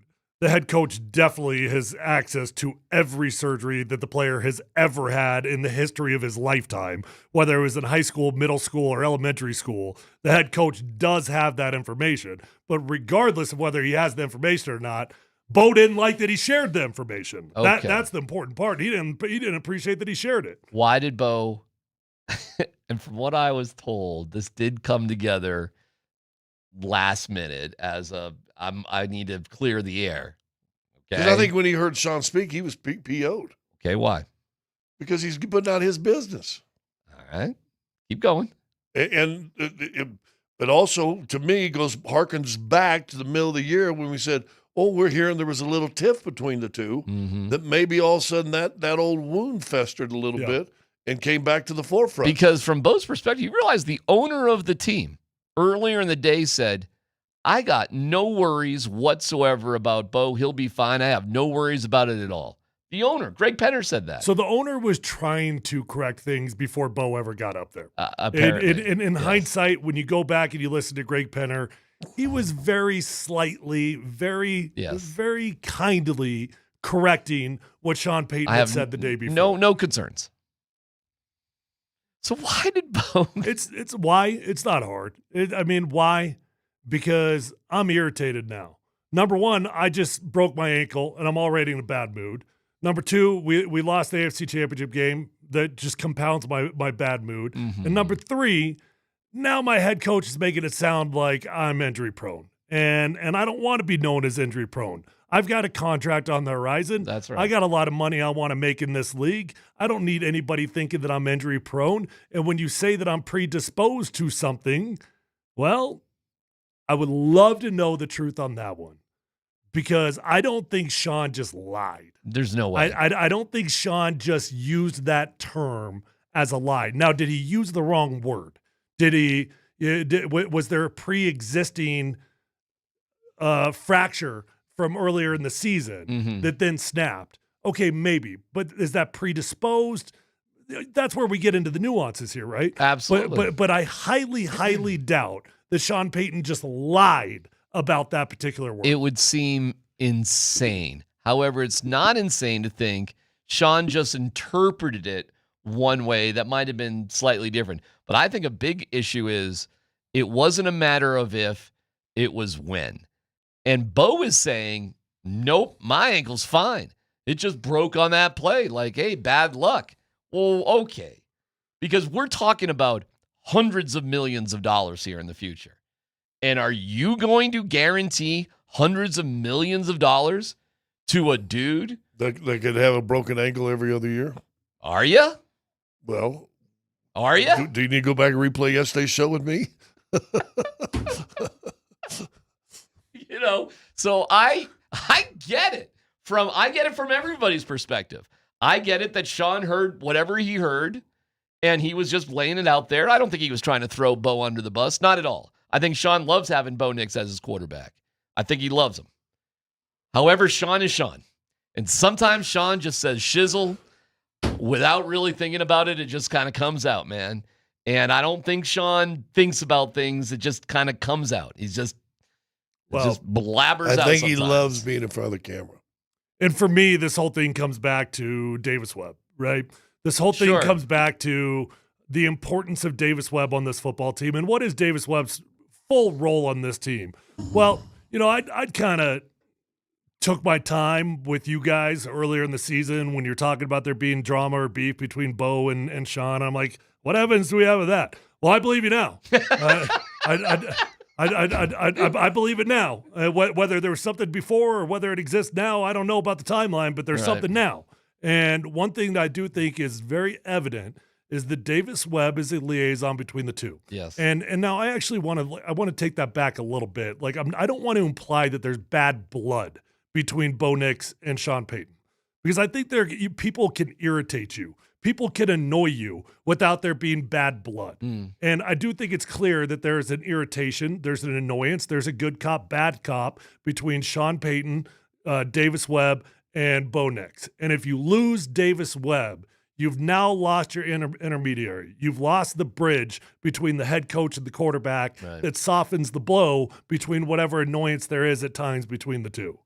Well said. I agree with you. That's very well said. And I think, the Chris Thomason, which you did bring up late in the show yesterday, that quote is crazy about Chris Thomason from the Gazette reaching out to Joe Lombardi. And Joe Lombardi's like, I don't know. Sean had a bad day, so I got fired. It's like, wait a second. Your relationship after 15 years comes down to Sean having a bad day? I mean, like, what if the Broncos had won that game? Was Joe Lombardi still getting fired at the end of the year? What if they won the Super Bowl? Was Joe Lombardi still getting fired? And I kind of think the answer is yes. Yeah, maybe. I think it was embarrassment to Sean and his mantra of offensive genius that this team struggled so much offensively throughout most of the year. Sean's, 2 games, maybe 3? Is Joe Lombardi a scapegoat? A little bit. Scapegoat's a weird term because there is no necessity of a scapegoat. There's zero necessity for a fall guy when you make it to an AFC Championship game. So I don't know that scapegoat is appropriate, but for Sean, maybe it's an ego thing, maybe it's a pride thing, like a scapegoat for that. But there is no scapegoat needed. That's what makes it surprising, and that's why I disagree with you. If they win the Super Bowl, he doesn't get fired. Okay. No. Needed is, yeah. If they win the Super Bowl, he ain't probably get fired. He'd be silly too, but I don't know. All right. Listen, we can dig into it. I cannot believe we have this kind of drama today. I can't believe it exists. I just think it's funny that all year long you're talking about Sean Payton calls all the plays. He's the offensive guy. Sean Blake, blah, blah, blah. You fire a guy that basically you guys have told me through 19, 20 weeks of the season was just a figurehead coach. Had no authority and no power on the offense. And you let him go. Scapegoat, by the way, biblical. When them guys are supposed to sacrifice a goat, they didn't want to actually give up the good goat, so they go, here, take this one instead. Take the bad goat. Yeah, they called it a scapegoat. Is that Joe Lombardi? All right, we'll dig into it deeper. I can't wait, of course. David Adelman will join us. What is the timeline for the Joker to return, and what's it going to be like with Michael Porter Jr. back in the mix tonight at Ball Arena? That's coming up next.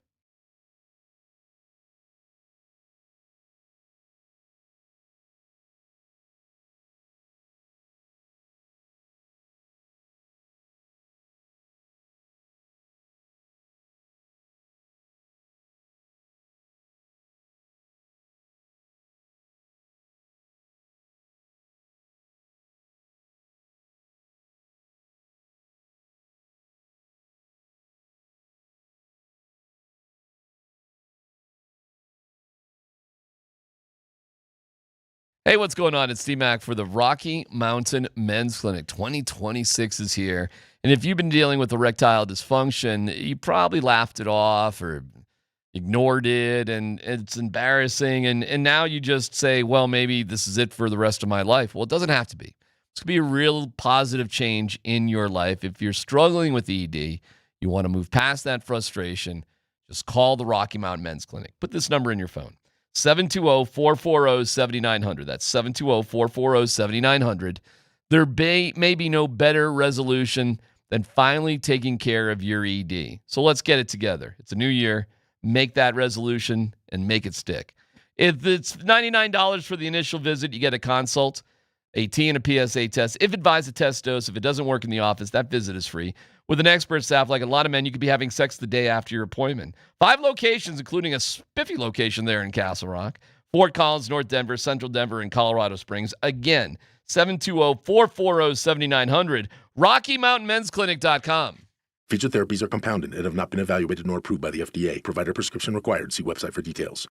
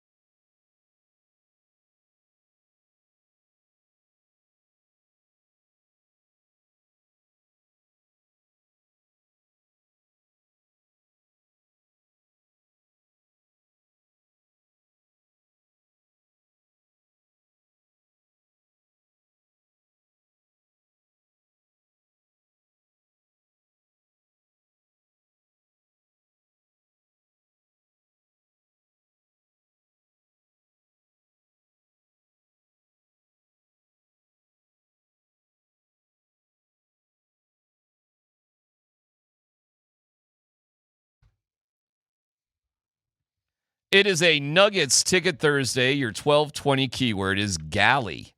To win Nuggets Clippers tickets for tomorrow night's game, text Galley with your first and last name to 303-504-0925, and you're entered. The Wilhite Law Firm is giving you the chance to win big on and off the court. Visit wilhitewins.com. Again, that 1220 keyword is Galley. Best of luck. It's time for the David Adelman Show, presented by Johnson Auto Plaza, where you get selection, service, and incredible savings on Ram, Jeep, Chevy, Buick, and GMC all at one location. Experience the power of the plaza at Johnson Auto Plaza. David Adelman joins us, and we have the return of Michael Porter Jr. tonight and the Nets. Coach, first of all, thank you for being on with us. What did MPJ mean to this Nuggets organization? Yeah, I mean, it's one of the pillars of that championship team. I think his story, is very unique, and just like all those other guys, but just the fact that he fell in the draft with the injury, the whole first year of rehab, a lot of people saying he'd never play, and then just to see, the impact he had on us. I think all those guys have their own really cool individual story, and obviously the team story, but Mike's, ability to work at it, get his body right, and get there and play. And then obviously the game 5 here, I'll never forget, against Miami. Just made some incredible plays in the fourth quarter on offense and on defense, contesting shots. So, yeah, he has a legacy here, just like all those other guys that hung that banner. Hey, Coach, we're entering the final stretch here before the All-Star break, and I'm curious if you could give us an update with Joker and how the All-Star break might play into any decisions you make. Yeah, no, he's progressing at a positive rate. I would hope that he plays before the All-Star break. And I think the hope is, outside of Aaron, who's obviously going to be out for a while, those other guys, the goal is to see them all play before that break hits. Again, as you guys know, and we all realize this, when they do come back, they're going to be on restrictions. It'll be a math problem that I have to figure out. But I'm hoping that they all, at least get back on the court before that starts. And to his credit, like everything else, he's been working really hard to get back. He wants to get back. He's antsy with it. We just have to make sure that we get him through the conditioning part of it, and that he's right and ready to go when he joins us in a real game. Will Joker go to the All-Star game? Oh yeah. Okay. He'll go to the All-Star game. Yeah, right. I mean, the league's going to make they that find happen. guys, I think he's got to go. Gotcha. Yeah, Okay. Yeah. Hey, Joker, take a couple days off for the All-Star game. All League right, goes, I don't think so. Okay. I'm getting word that March 18th, it looks like, is when that makake game from Memphis. Is that a back-to-back now? Which means it's a back-to-back. Of course it is. Another one, which was always special. Of course it is. That being said, you're playing Brooklyn tonight, and since you've had to play with all these injuries, that was the one game, and we talked about on the show, that you let them have it. I mean, you let them have it in the locker room after the game. You told us about it in the media after the press conference. But then you said something the other night in the lodge. Said, "Man, I'm just proud of these guys. How hard." The last time you played Brooklyn was really the only time. I think maybe there's one other one that the guys just didn't show up. Will they remember that and say, "Okay, let's make a little bit of amends"? Yeah, I mean, we talked about it today. I mean, not to be just crass here, but they kicked our ass in Brooklyn, and they played with an intensity and a want, and I felt like we just showed up to play the game, and that has not been us all year. We've played poorly. Charlotte blew us out, the Atlanta fourth quarter, but I never felt like the effort wasn't there outside of that game. So, yeah, we talked about it today. And that's what they do. They're young. They got a ton of people trying to prove that they should be in the NBA, a lot of rookies, and they go a million miles an hour. And I know people don't know who their players are, but Phoenix is a really good team, and they took Phoenix to the wire the other night. So, Jordy's doing a really good job. That staff's doing a good job. They believe, they play super hard, and we have to match that energy. It's not just about the records. It's not about us being a winning team and them not. It's about tonight. Like, how do we play tonight against them? So we have to have a better focus than we did, up in New York. Hey, another thing just hit me while you're talking, and you mentioned you got a trip. We leave again on Monday for 3 games back east. But February 5th is a trade deadline. This will be the first time as a head coach you're going to have to deal with that. And, I haven't even read anything. I don't know if there's guys' names being mentioned or whatever, how real rumors are. Oh, there's a lot of rumors and guys' names being mentioned. Well, there you go. But but that becomes a really tricky mental time for a team and the head coach dealing with that as well. Are you already aware with it, or are you already kind of preemptive striking and talking to players?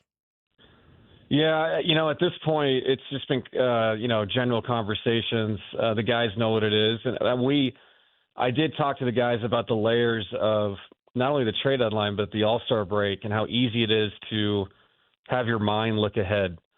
With Coach Malone over the years, our messaging to the players and mine will be the same as there's a lot of games to be won right before the trade deadline and the All-Star break because guys' minds are elsewhere. Yep. And you can find games you didn't think you could win, and you'll see some weird scores across the league.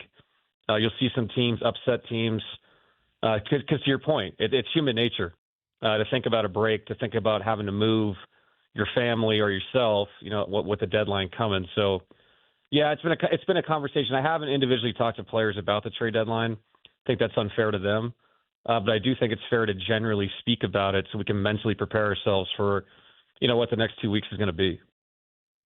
Coach, the development of Peyton Watts has been something really special to watch. It's just been fun, and I know you're enjoying every last second of it. But I am really curious how you see him evolving in the balance with the roster once it's fully healthy. Yeah, no, that's a great question. I do think Peyton and all these guys that have stepped up and played well for us. There's going to be a lot of unselfish times coming. If we get our depth back, and I have to find the right formula. And I always think it's recency bias is always something you got to be careful with, just because early in the year when we were fully healthy, that starting five went 8-2, and the two games we lost we were up 15 in Portland and we were up 12 in Golden State. So you're that close to being 10-0 with that group with a top 2 defense and a number 1 offense. And so I have to balance the two things. I got to look at what Peyton has done, what Spencer has done, Jalen and Bruce and all these guys, obviously Tim. And with the group coming back, I really need to go back and look at how we rotated people and how can we do it better with the emergence of Peyton. And then some of the things that Peyton has shown us through this opportunity, making sure that we're still implementing those things during the game. But as you know, when you have this many guys come back, the ball's not going to find you as much. And that's going to be the case for all of them. So we'll have to have a very unselfish group. And I think they will be knowing what's out there for them. With the ability to do something really special, always trumps individual performance. And this group has been like that. And I think Pate will understand that. It'll be a conversation, not just with him, but with the team. And if we're unselfish enough and he still plays at that level, it's just another layer of how good we can be. So I'm really proud of Pate, and I hope it continues. Just a really quick one. Spencer Jones plans. Yeah, it's just we're getting to the point, the games are running out. He may have to sit a few games for us to figure all that out. Okay. It's unfortunate, and it's one of those things where it's hard to choose which games to play him and what games not to. But I'm hoping that, the resolution comes quick. But there's a lot of financial stuff, included in that. And, it's funny. Sometimes I remove myself from that and I just coach the team that I have that night. That's kind of been what we've had the whole season. But the financials are important and they make sense. And we have to do what's right, not only for Spence, but for the franchise itself. And those guys will figure it out upstairs. Okay. Without any specific names, because I don't want to put you on the spot like that. But what do you hope happens for the team as you go through the trade deadline? Like philosophically, overall, what's your mindset about approaching this time and what needs to be done? My mindset is that the team we have here is my team. If we have a discussion about making a change, that would be a very long discussion because of what we've seen from this group. You can always improve. You can always think about a certain playoff matchup that makes you think maybe we need more of this. But you can't presuppose who you're going to play, if you're lucky enough to be in the tournament. So I think all I can say is this: the roster we have has been absolutely incredible, and they have weathered the storm. And so if this is the roster we have the day after the trade deadline, I'm going to wake up smiling Obviously, once the dominoes fall, I would imagine if Giannis does get moved, that's when everything's going to pick up. And then you'll see more movement and opportunity. And if there's something out there that we feel like can make us better, obviously we'll do that. But I do think we're more of a wait-and-see situation just because of, like I said, there's these huge chips to be played across the league. And then I think, like I said, it just kind of opens things up and you can have a more intelligent general conversation about what actually can improve your team. All right, I want to ask you an X and O question to an offensive genius. Ball movement and body movement. How do you rate the importance of either, or is it just a combination? No, I would say body movement is how ball movement starts, personally. Giving yourself up for your teammates, it flattens the court. It allows the ball to move side to side, allows you to get to the third side in a 24-second possession. And a lot of what we do and what we preach all these years has been the same thing. We need something on the rim, and that's not always a big with us because Nikola plays on the perimeter. Even JV's played on the perimeter as well. So that means that smalls are responsible to start action. And, ball movement off the dribble is not the best way to play, in my opinion. And you have to have a body movement first. And our guys have done that throughout the course of time. And like I said, it just makes the court feel so big when you constantly have people moving. That's how I see it. And our guys have been good at it. God bless you. All right, Coach. Sometimes we've talked to you and you're too busy to really do things. You're just busy. Well, you had downtime. Everybody had downtime. So how did you kill time in Memphis? What was the number one thing you caught up on? I watched Fallout from Amazon. Oh, I'm watching that right now. I'm about 3 awesome. episodes behind. Are you all the way caught up? Yeah, I caught up last night. That show is so interesting. If you explain the premise to somebody, they'd be like, "What are you watching?" All right, hold on, David. It's a video game. Hold on, David. What's the premise of Fallout? Well, I know it's from a video game. It's apocalyptic. It's absolutely a study of just human nature in general, in this really crazy situation. So, highly suggest people watch it. It's super underrated. Okay. And the actors, Walton Goggins is in it. I mean, they have some really good actors in it. It's great. He's phenomenal. Yeah, he's great. He doesn't have a nose in this one. Yeah, he does. Boy, I haven't caught up on this at all. Yeah. I don't know anything about it. Yeah. Where is it? Amazon Prime? Yep. Oh, Yeah, okay. Amazon Prime. All right. It's on season 2. Yeah. Wait, I got two seasons? And you can catch NBA basketball on Amazon Prime, too. Hopefully they'll pay me because I just said that. But you should check out Fallout. It's good. All right, Coach. Thanks for joining us on a game day. We'll see you down at the arena tonight. Thanks, Coach. I appreciate it. Appreciate it, guys. Thanks, Coach. All right. David Adelman joins us thanks to the Johnson Auto Plaza. Experience the power of the plaza at Johnson Auto Plaza. Fallout. Last time we talked to him, he was watching some horror. I forget what it was called, but He was on X Factor. No, well, during the playoffs last year. Oh, it was it was the David Duchovny thing there. Yeah. X-Files. X-Files. But that was a million years ago. The last time we Thank talked you. to him, he gave us it's a series that's like a horror series. Yeah. And I started to watch it, and I just couldn't get What was into the it. name But of I'm that drawing one? a blank on it right now. I'm forgetting it. You're Somebody right, out though. there will remember it. Because I was kind of pushing him towards Pluribus because he's, a sci-fi sort of guy. Pluribus sucks. Yeah, okay. Oh my gosh. Do not watch Pluribus. I watched the entire season. You will waste your time. You will be mad at yourself for watching that show. Okay. Do not recommend that to anybody. That's Tyler's review of Pluribus, everybody. So there What you about go. Fallout? Fallout's good. Yeah, it's pretty good. I'm kind of excited. I've not seen 1 second of it. I'm kind of pumped. It's in season 2. Yeah. Oh, Welcome to Derry. That's what he was. That was the horror he was watching. Welcome. That was the Stephen King thing. Yeah. Right. Like the follow-up. Yeah, it has something to do with it. Right. Yes. Right. Yes. I didn't see any of that either. Fallout. Okay, cool. We caught up on Fallout. I can't believe I watched all of Pluribus. I can't believe it. Well, why did you watch the whole thing if it Because I sucked? kept thinking something was going to happen. For about 6 straight episodes, I thought, surely since the last 5 episodes had nothing, something's going to happen in this one. Oh, it's the finale. For sure, something's going to happen in the finale. I guarantee you something big will happen in the finale. Big cliffhanger. Cliffhanger. Well, I mean, now I'm not going to spoil anything, but You're still into that show? listen, I understand why you're saying what you're saying. I'm not fighting you. I get it. Trust me, I get wanted it. to like it too. Dude, like the I first told- 2 or 3 episodes, I'm like, I'm going to like this show. I told my wife, hey, listen, I know you're really not into this, but it's different. You should watch it. It has some compelling questions. And we got to the episode where they didn't even talk, where they were just going through the Darien Gap, and there was like 5 lines of dialogue in the whole thing. And I looked at my wife and I go, I apologize. Never mind. I'm sorry. You went Rosanna, Dan on her. Tune in next week as Vic is live from Radio Row in San Francisco. Thanks to Groove Toyota. Start here, go anywhere on Broadway in Englewood or online at groovetoyota.com. Okay, trade deadline for the Nuggets, guys. What do you want to see happen? Well, it sounds like we're not going to see much, at least out the gates. Isn't that what he just told us? It sounded like he said the whole league's waiting to see the Giannis thing. That was interesting. Yeah. So there's going to be some good information. There's going to be ripple effects from the Giannis deal. Boy, and he makes it sound like 100% that's going down, too. Well, and probably because with that size of contract we talked about yesterday, right, Tyler?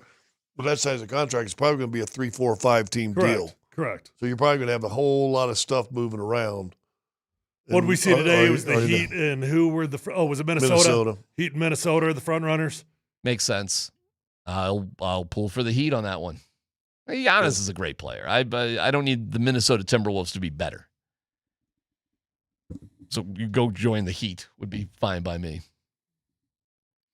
Want to see the Nuggets do something or not? Yeah, I think they'll do something. That was interesting about Spencer Jones, wasn't it? Well, I think they're down to 4 games. So they're going to have to just bench a starter. How about that?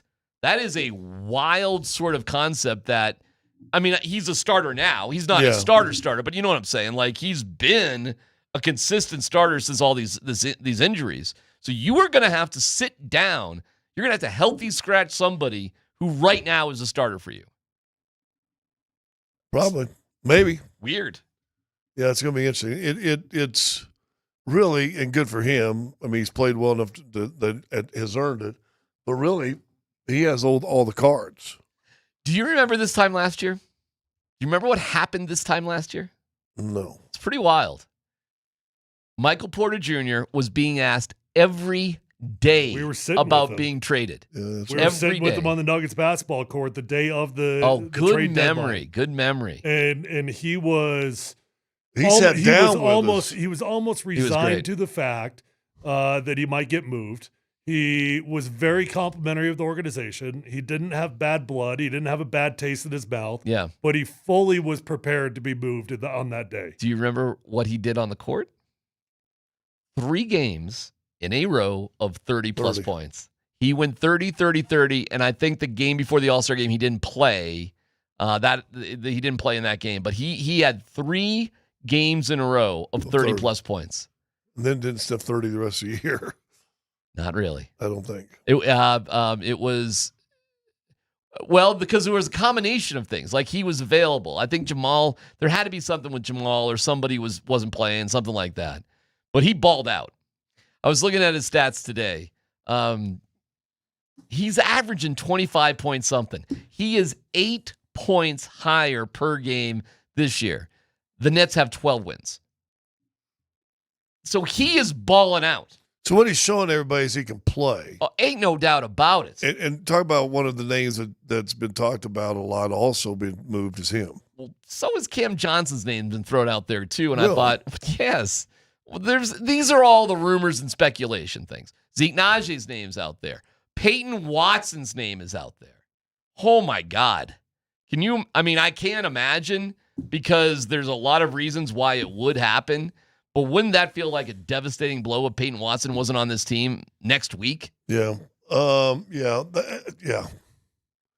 The tough thing is, and David just said it, he said, I like this team. But as a coach, you're subjective to the front office, who's got to worry about everything, all these different yes. levels of the cap, what to do with do you use your last open roster spot to convert a two-way player? Can you make moves, maybe even with that two-way player, that could get you somebody that's already got a handy contract? Last year, the Nuggets stood pat. Was that a mistake? Oh, when you got down to Oklahoma City and you had no bodies on the bench, yes. Would it be a mistake to stay pat? Would it be a mistake to stay pat this year? I don't know. I mean, for 32 games, I'd have said no. The Joker got hurt. Well, here we are, man. These are the questions they have to answer. Also, keep in mind, this group weathered the storm awfully damn well. And Adelman's proud of him for it. And that's why it's good that you have people that can sort of see things above the head coach who's in there every single day. Because I think when you go through battles like this, I think the bond increases. Like, you don't want to say goodbye to anybody. Look what they've done for you. Look how hard they fought. So we will see here with Tenzer and John Wallace, a different structure than Malone. Help me. Sorry. John? No. Calvin. Different than Malone and Calvin Booth. Yeah. You have a different structure this year at a critical time. So what will the difference be? Yeah, you have more of a collaboration than you had at this time last Won't year. it be fascinating to see what they do? And they got 1 week to figure it out. And we're waiting for Giannis, first of all. It's going to be interesting. No doubt about it. And you got 3 games and 4 nights here, Scott, at Ball Arena, where you're 12-9. You kind of suck at home right now. So it's time to get right. And you can't use excuses. That's a 12-win Nets team coming to town tonight. You kind of got to win tonight, don't you? Yeah, because you got the Clippers in tomorrow. And then you got Thunder. OKC on Sunday. So this is, big win. And it'll be your 10th win of the month. It's PhD on 92.5.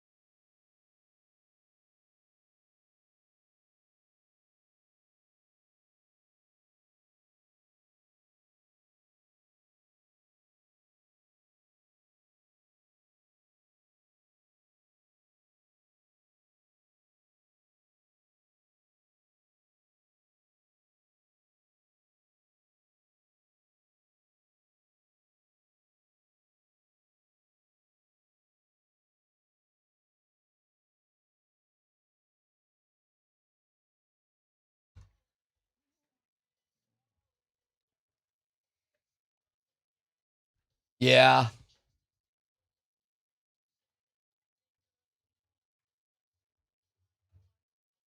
All right, let's go. Come on now. Bo Nix, how's your ankle, Bo? Yeah, it was a very quick procedure, very easy operation, just a simple bone break. Got that fixed up. Great surgeon, great care, and just right back on my road to recovery. So a typical, bone break, 4 to 6 weeks. I'll be back training. All right. Hey, Tyler, it's just a simple bone break. That's it. What's what? It was simple. What I mean, you guys would not believe how easy this thing was. I mean, I was going to take a month off just because, and now I get to start training. Right? What I was going to take a month off anyways. Hey, it's just a simple bone break, Scott. It's just one of them bone breaks. What is it always? It's always minor surgery when it doesn't involve you, but that's your typical mindset of most athletes. Listen, just a break. Hey, let me ask a dumb question. It's funny. Scott, you ever had a surgery for a broken bone?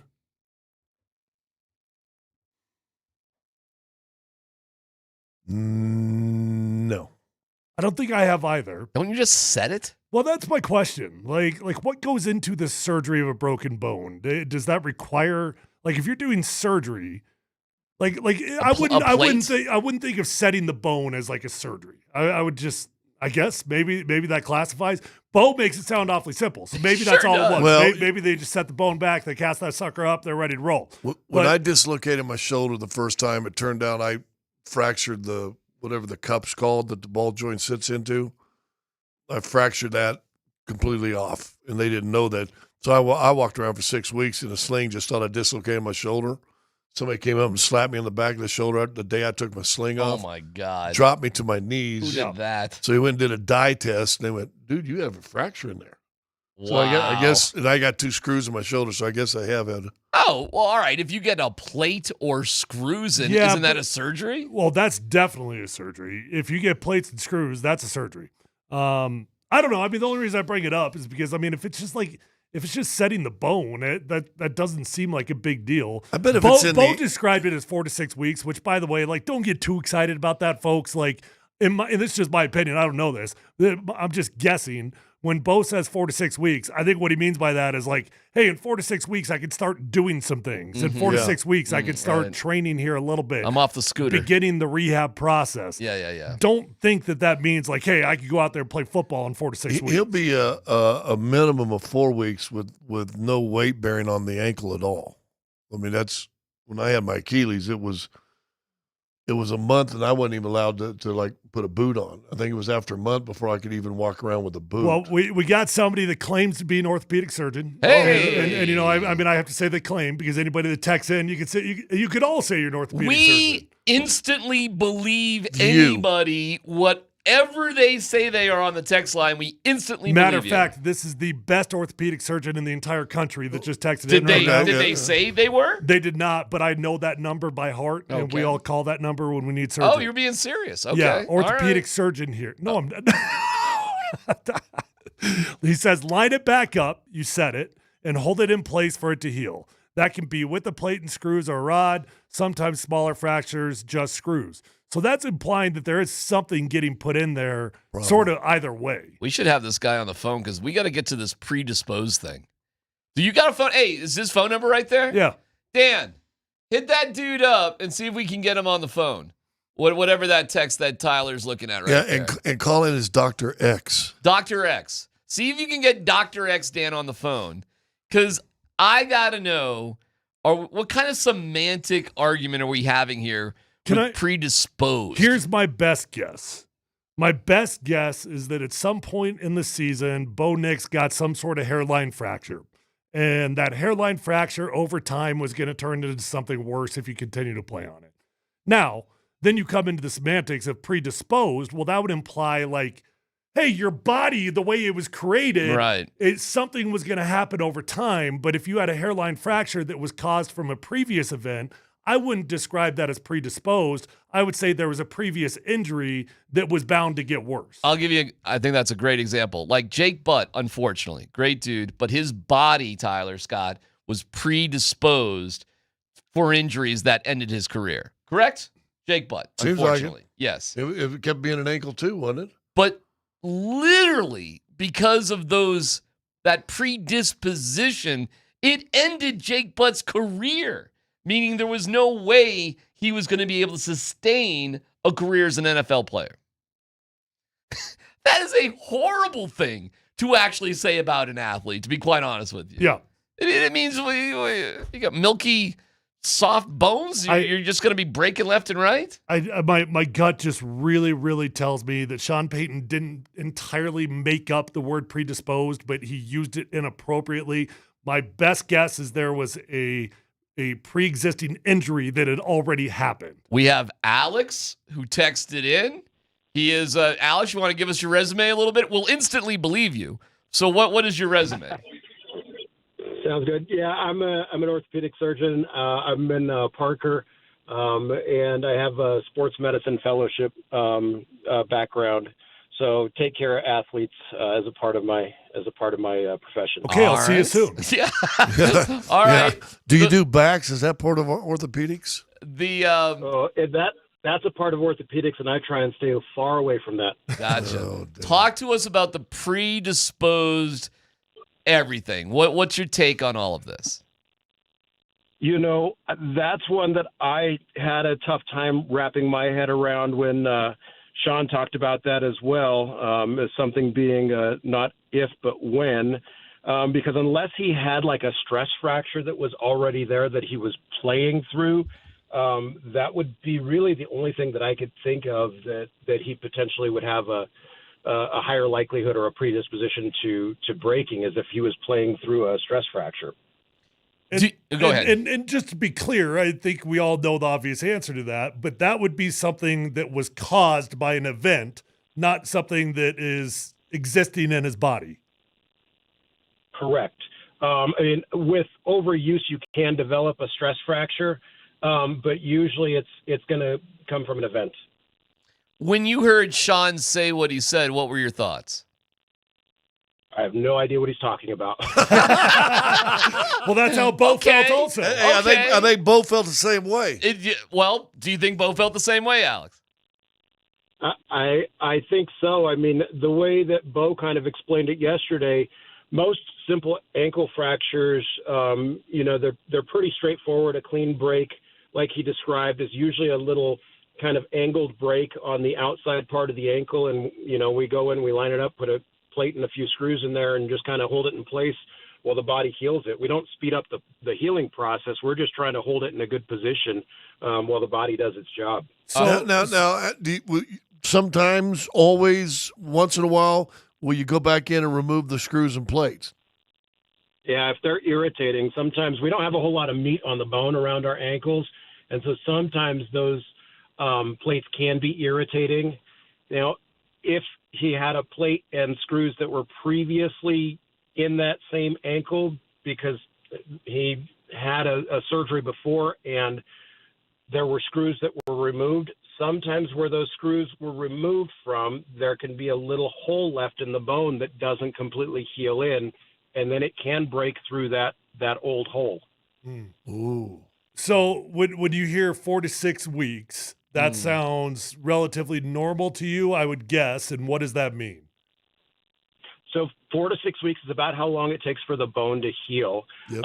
And at that point, that's when we start letting them, once we, take x-rays and make sure everything is healing like it's supposed to, that's the point when we let them start really kind of loading it and training. And so, usually we'll have you non-weight bearing for that first month, and then start walking on it in a boot and start coming out with the therapists or the athletic trainers and start working on getting the mobility and the strength back. But it'll be a few months before he's really probably, athletic and doing a lot of drills on this thing. But in 4 to 6 weeks, he should be walking on it again. All right. Do you think Sean Payton, who's not a medical doctor, heard something, translated it in his own mind? He didn't have any ill feelings. You know what I mean? He wasn't, he wasn't trying to say something bad, but he just heard something and he put it in his own words, and that's what kind of got this ball rolling. Oh, absolutely. We deal with this all the time when I'm, discussing injuries or when I come out to the waiting room after surgery and discuss, what happened with family members, and then that gets lost in translation, and then I get phone calls, or by the time patient gets back to see me the next week, there's a whole lot of telephone game that goes on in that, and things can totally get lost in translation. Oh. I don't think that there was any ill will. Right. It's and likely Bo Nix is not predisposed for shaky, weak bones. He's probably just fine. He probably had something, and it wasn't predisposed. It was inevitable to happen because he probably hurt himself earlier in the year. Possibly. Well, hold on. He broke his back last year, and we didn't know about it. Hold on, though. Just to clarify, can you be predisposed to having weak bones, like other than like extreme circumstances? And does milk help?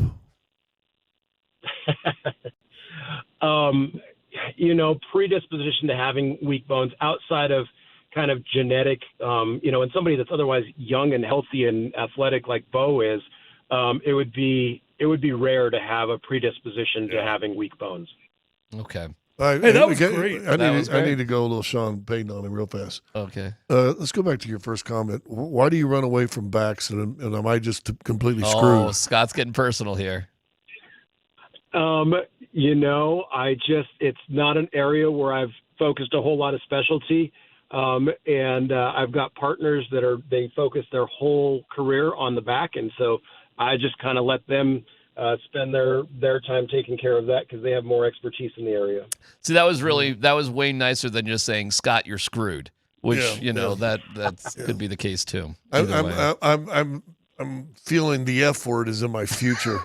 The F word? Yeah, fusion. So. Oh, okay. Fusion? Yeah, I'm a little worried about that. Where'd you get your medical degree from? See you. Hey, go Buffs. Let's go Buffs. Let's go Buffs. All right, brother. Hey, this was great. Thank you for calling in. We appreciate it. Seriously, thanks. You proved that at least one smart person listens to this show, which we were in doubt about. Hey, we should. Dr. Alex, is that what it said? Dr. Alex, right? That's what he said. We should keep Dr. Alex on call here. I mean, we got some. I mean, this would be fun. We've always got injuries that pop up. If you enjoy doing stuff like this, I think it'd be great to have you on. I'd be happy to. Great. Dan, get his number, keep it. Doctor? And get your back doctor guys. Leave those numbers too. All right, I'm going to put you on hold, but Dan's going to pick up, all right? So hold on 1 second, all right? That was good. Hey. There you go. Pretty good. We got our own, what's the football doc's guy name? You know what I'm talking about on Twitter? Yeah. We got our own now. Dr. Alex. What was the fight, Doc? Freddie Pachecoff. We got Freddie Pachecoff going on right here. Pacheco. Was it Pacheco? What do you want to do? You want to take a break or you want to just keep going? Do what you want to do, big mouth. I want to just keep going. Oh, I know that. I never want to take a break. What do you want to do, Dan? Take a break? All right, we'll take a break. All right, that was really interesting. Very, very interesting. And let's break all that down coming up next.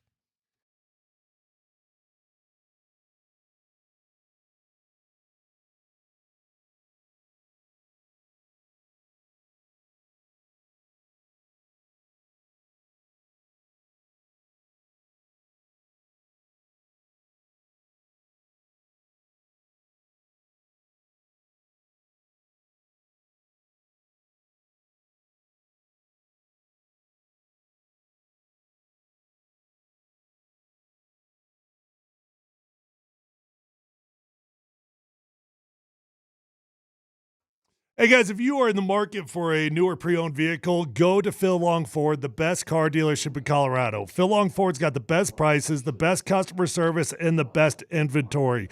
I think relationships matter in life. That's why I've been going to Phil Long Ford every time I need a new vehicle. I bought over 5 cars from Phil Long Ford over the years.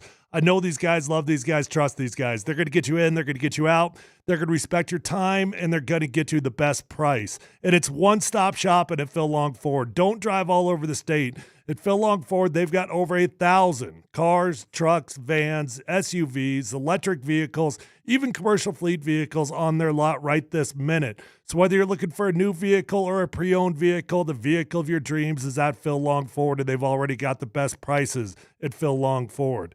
Keep in mind that Phil Long Ford's got an award-winning service department, so once you buy that new vehicle, keep it serviced over at Phil Long. You're going to have a beautiful ride for a very long time. Let them know that your friend Tyler sent you on over. Check them out online at phillongford.com.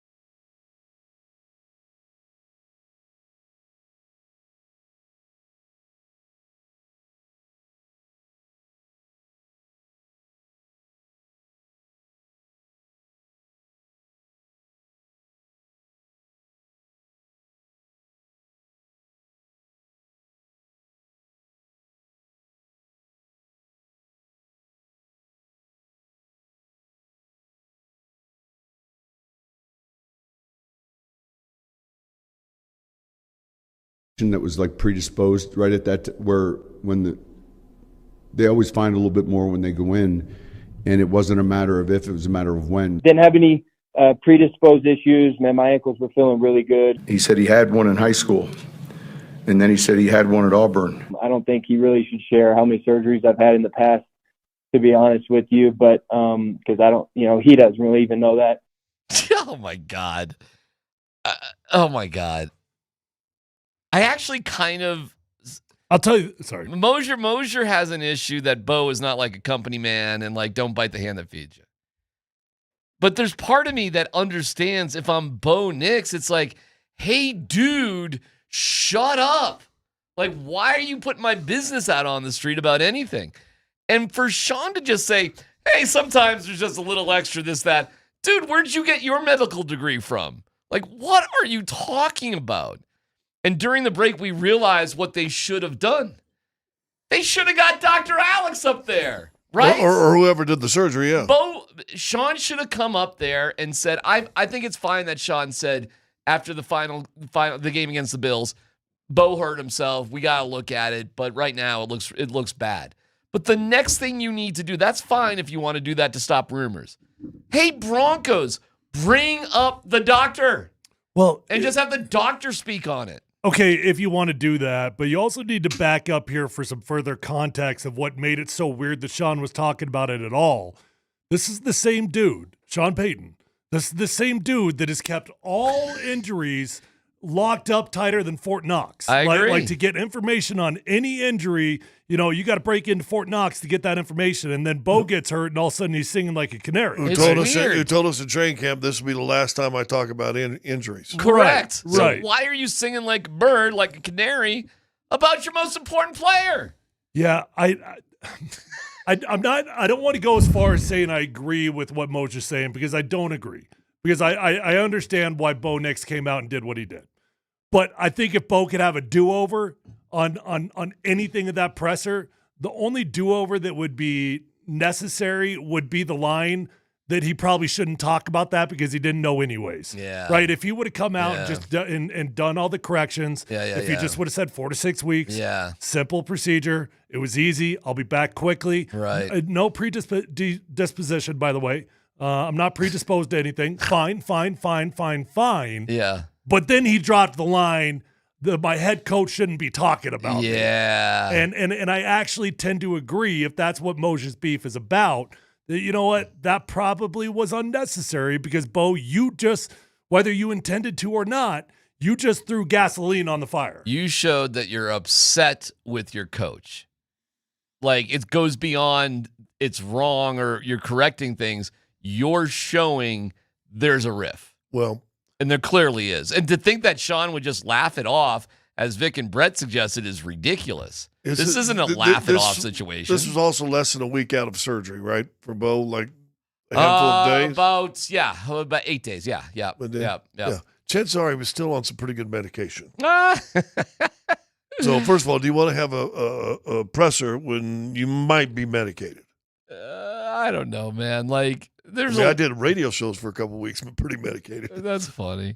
I think Bo was just pissed off. I think Bo and his people were pissed off. Listen, man, this thing came together last second. This is the only time in Broncos history I ever remember some sort of media by any player after the owner has spoken at the end of the year. This never happens. In 27 years of covering the Broncos, I've never seen something like this. You want to know how last second it was? Bo Nix did it over the phone.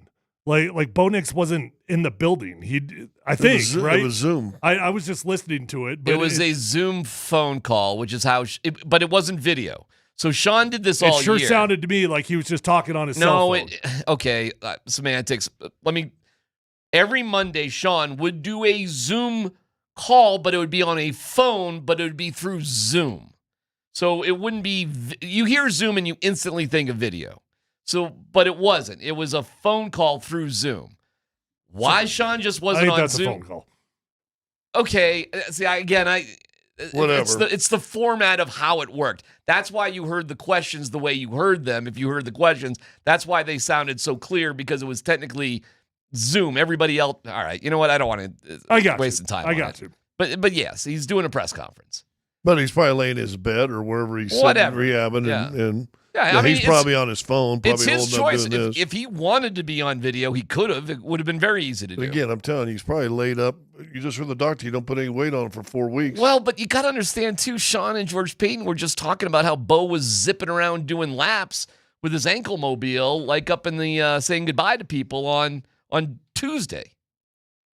The fact that he came out and did this press conference a couple hours after the owner of the team has wrapped up the season. Do you know how bananas that is? Well, yes. It's a couple things, too, though, we got to think about. It's not this summer when he's eligible to negotiate, is it? Is it this summer where they'll sometimes It's extend? in his fourth year. Yes. So it's after next year going into his fourth year. Correct. But again, preemptive strike, this isn't something that's going to happen every year. His whatever. agent must have been freaking Fuming. out. Yeah. I don't know who. Hey, do we know who Bo Nix's agent is? I actually doubt if the agent cared that much. I don't think the agent. I think Bo cared. The agent. You know what? The agent. At the end of the day, as long as my dude's balling and playing good football, he's going to get paid. How about this? How about Team Bo cared? How about everybody around him cared? Mama probably cared. Everybody probably cared. Why? Because your coach is. We had Dr. Alex on right there. Sean Payton is definitely misrepresenting what's going on. Not intentionally. He doesn't have ill will. He's just Sean Payton. This is just the crap that Sean Payton occasionally does. He's in his Sean world. Well, and again, it's not going as far as accusing Sean Payton of lying, because I don't think he did lie. I don't think he did either. But I do think what feels pretty clear to me, this is just Tyler's opinion with nothing to back it up, but what feels pretty clear to me is that when he's talking about the predisposition, there was probably a small stress fracture that over time was going to turn into something worse if you continue to play on it. But that was a pre-existing injury, not a predisposition to some long-term issue. But can you imagine if a doctor said to Sean Payton, it's pre-existing, and then Sean Payton in his word salad, which we've heard a million times, said predisposed. And Sean Payton misinterprets it was something else earlier that now it's this, and just says, well, it's not a matter of if, it's when. Well, but hold on. Like, it's very reasonable that Sean Payton would just If sort we of go find there. out that he did have a stress fracture and they hit it and didn't say anything, is predisposed to maybe this happening, calm those waters as opposed to saying, yeah, listen, he's had a stress fracture for about 4 weeks. We knew eventually it was going. Well, a doctor may have seen that, but it's reasonable that Bo might not have known it, or that the Broncos didn't know it. Well, the way that Sean said if your foot's hurt and you've had a test for a stress fracture, you're going all conspiracy here, aren't you? They know it. You're going conspiracy theory. Yeah, Sean might have been going purely protect the organization too. All right. Do you realize how nuts this is? That this has all happened? But I do like what This the whole doctor thing said is too, nuts. which I thought made sense too. You got screws somewhere, don't you?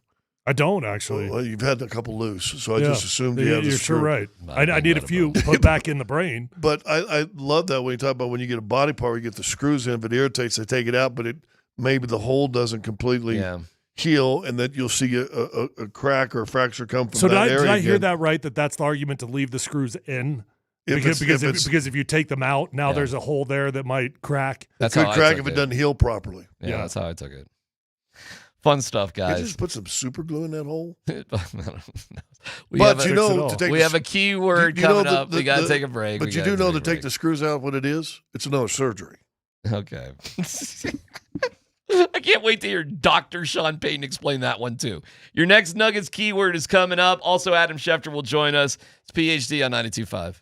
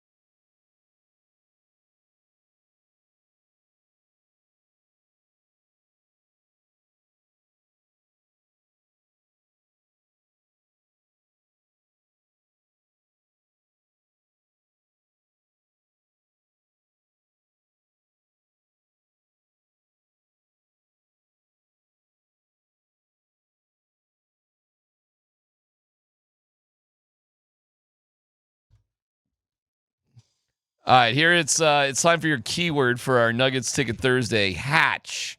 Hatch. Hatch. Text Hatch to 303-504-0925, first and last name, and you're entered for tickets to Friday night's game against the Clippers. The Wilhite Law Firm is giving you a chance to win big on and off the court. Visit WilhiteWins.com. Again, the keyword is Hatch. We'll announce the winner at 2:55. Hey, a reminder, if you're thinking about dinner tonight and don't have an answer, check out Golden Flame Hot Wings. Feed your flame at your nearest Golden Flame in Aurora Park or in 2 locations in Colorado Springs. Check them out at gfhwings.com. We'll have Wings. Adam Schefter. I think we're getting wings tomorrow. Wings. Is our show getting it, or who's getting the wings? You know, we're pretty lucky here on this show. Lunchtime is usually lunchtime for everybody. So, but what they'll do is they usually bring the wings in around 10, and so we'll have them. Yeah, they'll be ice cold, and we can put them in. But we're like, we can't complain about food being brought in because food's always kind of here while we're on the air. Dude, like once every 2 months. If there's we go through stretches where there's food here like every day, and then a few months will go by without food. Yeah, but we're currently in a dry stretch. We are in a big dry stretch. You are right about that. But whenever food is brought in, it's always here during our show because it is. Oh, come on! DMac's right on that one. Really? How about them donuts you eat that are them nice and warm and hot and toasty? I'm not counting donuts. That's food. But donuts come first thing in the morning. Exactly. Chubby loves That's that. true. And you know I love my donuts. I was going to say, would you not like some piping hot, fresh donuts I would delivered love about some fresh 12:30? donuts. Anybody wants to bring some fresh donuts over here, I'll eat 12 of them right now. I got you Test guys. me. Deliveries at 9:15 and 2:15. So what? Tomorrow. Told you. Well, What do you- 2:15 during the show. Yeah. What are you complaining about? Well, 2:15 is a little late for my lunch.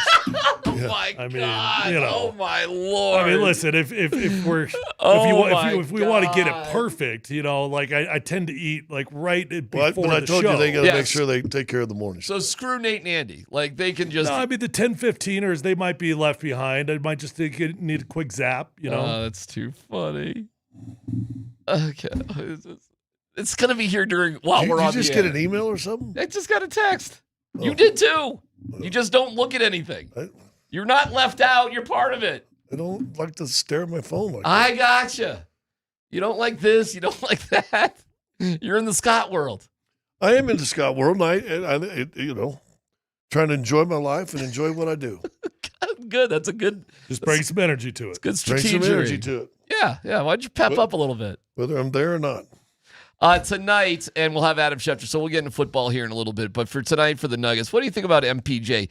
You have spoken to him this season, right? I talked to him when we were in Brooklyn. In Brooklyn? Yeah, and he was very gracious and very nice. I always had a good relationship with him. I always loved his Michael. game would drive you crazy at times because I thought he stood too much.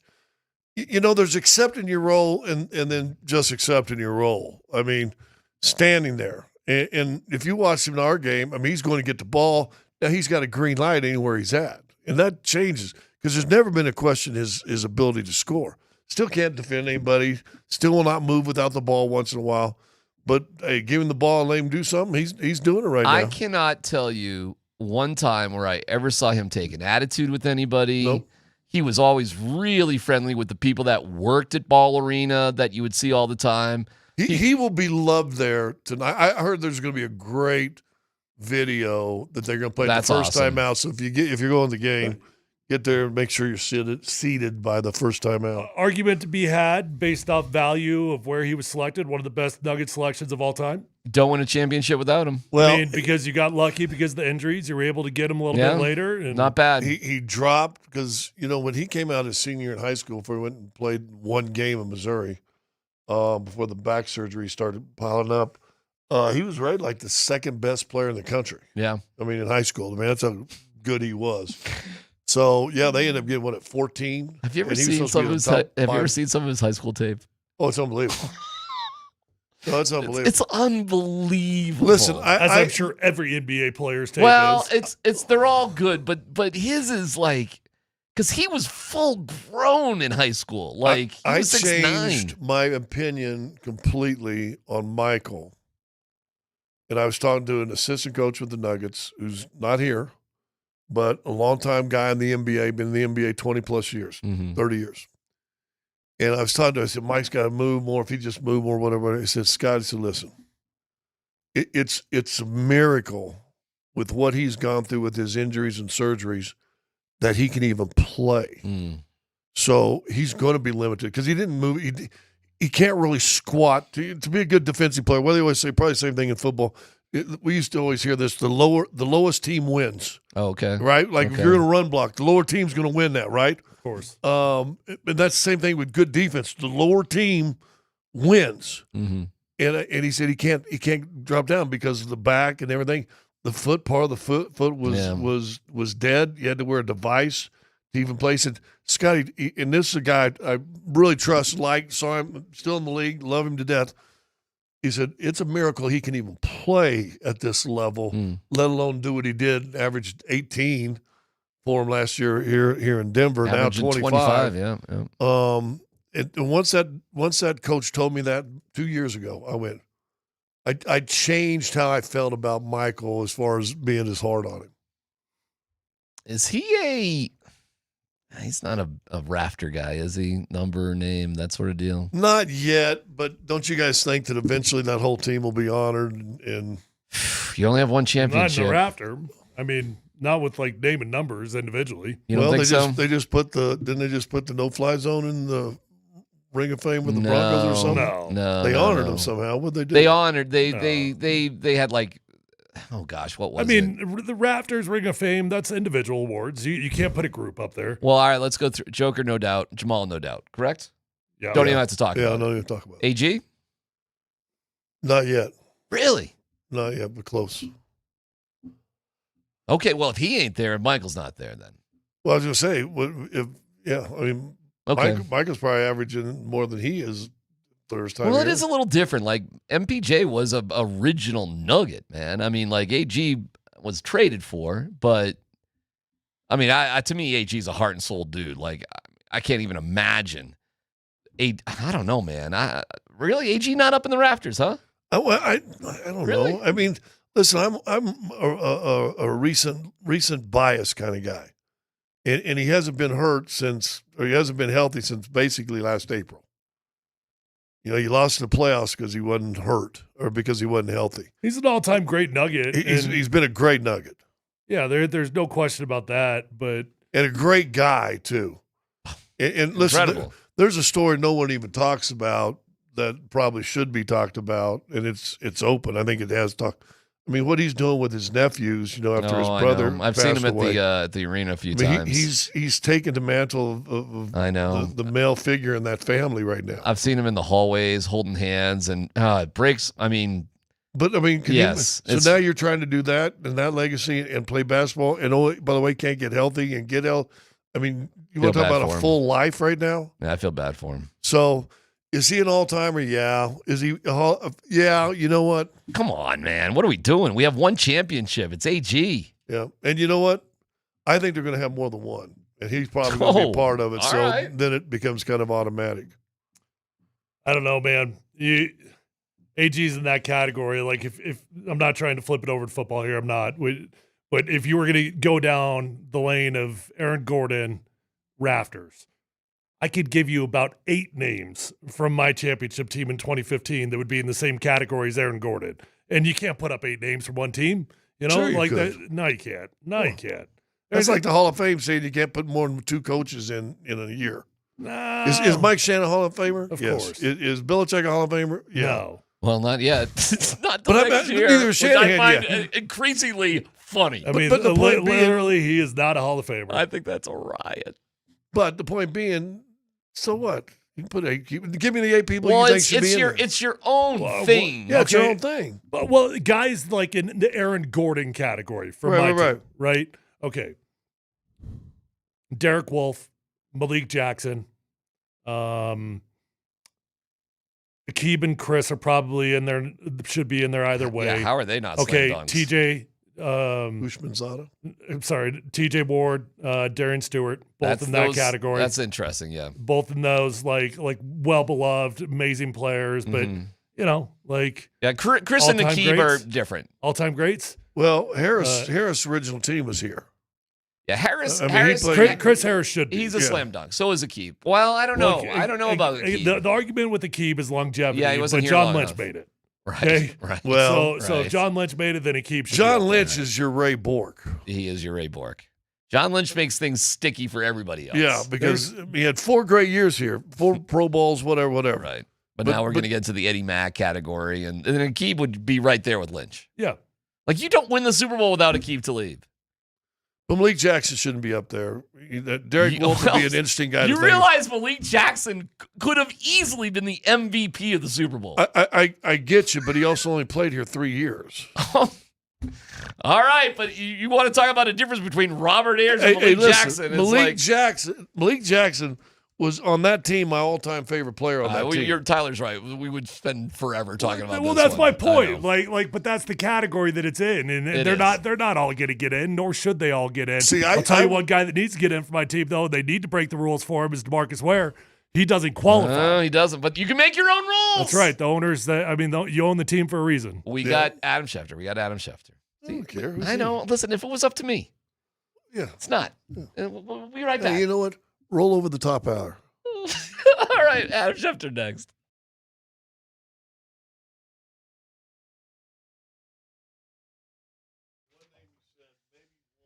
What's going on? It's your boy DMac for the Rocky Mountain Men's Clinic. Men, all right, if you're suffering with that erectile dysfunction, that stinks. You don't like that. It's not fun. Who needs that crap? With the Rocky Mountain Men's Clinic, they can put you over. They can make you from a 0 to a hero and get rid of that frustration and all that garbage that's been going on.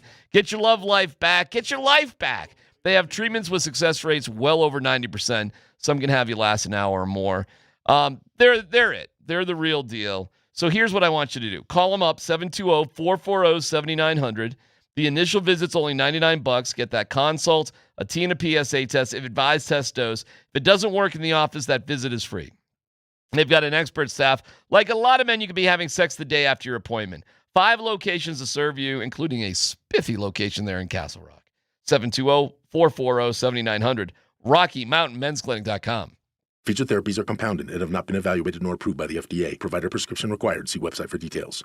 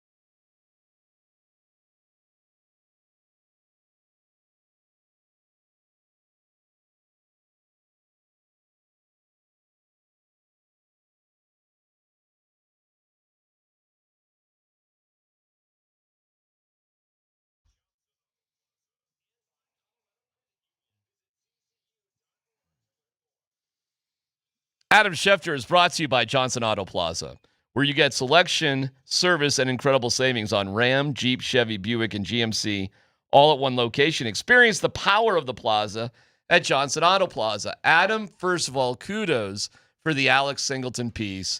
That was awesome. And maybe just start there. That was great. Well, obviously, it would have been nice if they had won because, obviously the day didn't work out the way Colorado would have wanted. But we did a piece on Alex Singleton earlier in the morning, and he's a special guy.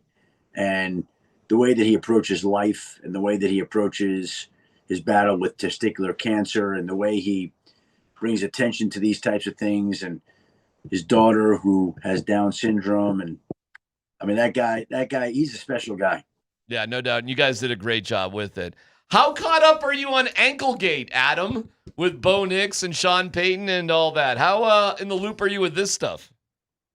Well, I paid a little bit of attention to it. I'll say one of the other pieces we were going to do while we're out there is a piece on the partnership between Bo Nix and Sean Payton. So we had all kinds of extensive stuff with the two of them. Okay. In the event that they won, it would have aired the week of the Super Bowl, but they didn't. So I feel like I can address it at least. And to me, they're a little bit like an old married couple. Sometimes they're in love and sometimes they're fighting and sometimes they're bickering. And that seems to, that was my takeaway. They're pretty honest about each other. There was a healthy respect and there was a healthy irritation on both parts. They both admire each other and they both annoy each other. Okay, real quick. Sorry, real quick. Said. What's the difference between a good, healthy relationship that's fine and a John Elway, Dan Reeves relationship that's toxic? I don't recall hearing as much of the good back then as I did in this particular case. Now, maybe it will develop into that if the relationship is not nurtured and grown the same way. Could it go down that path? Yeah, it could. Maybe. But I think there's a lot of respect there and a lot of kind words and praise that early in my career, I don't recall hearing those sorts of things early on. Where do you think Davis Webb falls into that relationship in terms of as a liaison or bridge between the two? It's hard for me to see. You guys would know that better than me. You would see the daily I don't see that on a daily day basis. So, look, in a way, Davis Webb might be Mike Shanahan to John Elway and Dan Reeves. Mm-hmm. Maybe that's what it is. Sometimes you need a buffer to kind of, right. Have the quarterback yell to the quarterback coach or the coach yell to the quarterback coach about the quarterback and not have them yell at each other. And Davis Webb seems like obviously he's got an extremely bright future, but maybe somebody else could be. I don't know. I'm not familiar enough with the day-to-day dynamics to give you an authoritative answer that I know is right. How do you talk this game after watching the two championship games? Yeah, the NFC game was fantastic, and yes, it was. Either one of those teams, you're like, okay, that's got to be the favorite. The Denver game with New England was absolutely ugly, and it got ugly with the weather in the fourth quarter. But give me a scenario where New England could actually win this game. Oh, first of all, I think they can win the game. Just flat out, they can win the game. We're judging New England on the basis of 3 games that they've played in an average of 10-degree temperatures. Okay, it's not going to be 10 degrees in Santa Clara. No. First, they played a great Chargers defense. They played a great Texans defense, and they played a great Broncos defense in the snow and the cold, all 3 weeks. They're going to get another great defense in the Super Bowl. We have not seen the Patriots offense perform anywhere close to what it performed at during the regular season. So in one game, they come out and they play that game. The other way is the defense, which is also very good, like Seattle's, comes out and forces Sam Darnold into a couple of turnovers. All that has to happen is they win the turnover battle and they can win the game. I mean, it's pretty simple. It's a pretty clear path to me. And what do you think's going on with the Raiders' job? Does it feel like they're waiting on Clint Kubiak? Yeah, it feels like the Raiders and Cardinals are both waiting. On Clint Kubiak. Okay. All right. There's only one Clint Kubiak. Yeah. So Clint Kubiak gets a head coaching job from one of those places, and the other one goes and hires somebody that it likes in the process, but is not Clint Kubiak. Okay, so say Clint chooses Arizona. Where do you think Davis Webb falls in line for the Raiders? I think he's on their list, undoubtedly, but not automatically. Yeah. Were you surprised to see that Sean Payton dismissed 3 assistant coaches, including Joe Lombardi, who he's been associated with for 15 years? Yeah, well, I saw the Joe Lombardi quote that, in his words, he felt like Sean was in one of those moods where he felt like he needed to shake things up. Yeah. And so, when you fall short like that, sometimes there are changes. And that's what happened. They made some changes on the offensive side of football. Yeah, that did surprise me. Okay, do you believe it was a move to make an attempt to keep Davis Webb, or it was independent? Don't know. My guess is it was independent because you don't even know that you're going to keep Davis Webb.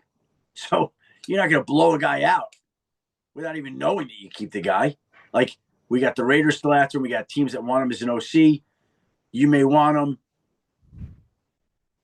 That'd be my guess, but I don't know the answer to that. I want to go back to Clint Kubiak. Clint does have a brother that's coaching and a dad that's been a great coach too. How much involvement will either one of them be if he gets the job? It's a great question. I think Clay will continue to do his own thing. He's the offensive coordinator in San Francisco. Which is a pretty good gig.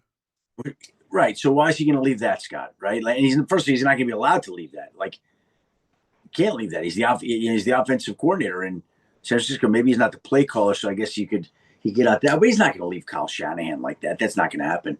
Now, Gary, we'll see. We'll see how that works out. But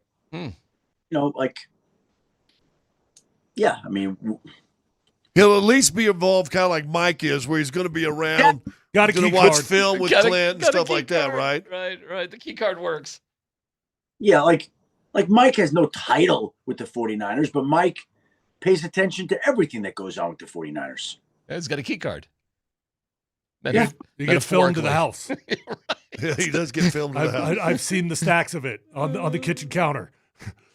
Hey, Adam, what's going on there in Cleveland? Is Haslam he's not paying attention to anybody? He's just hiring his own dudes?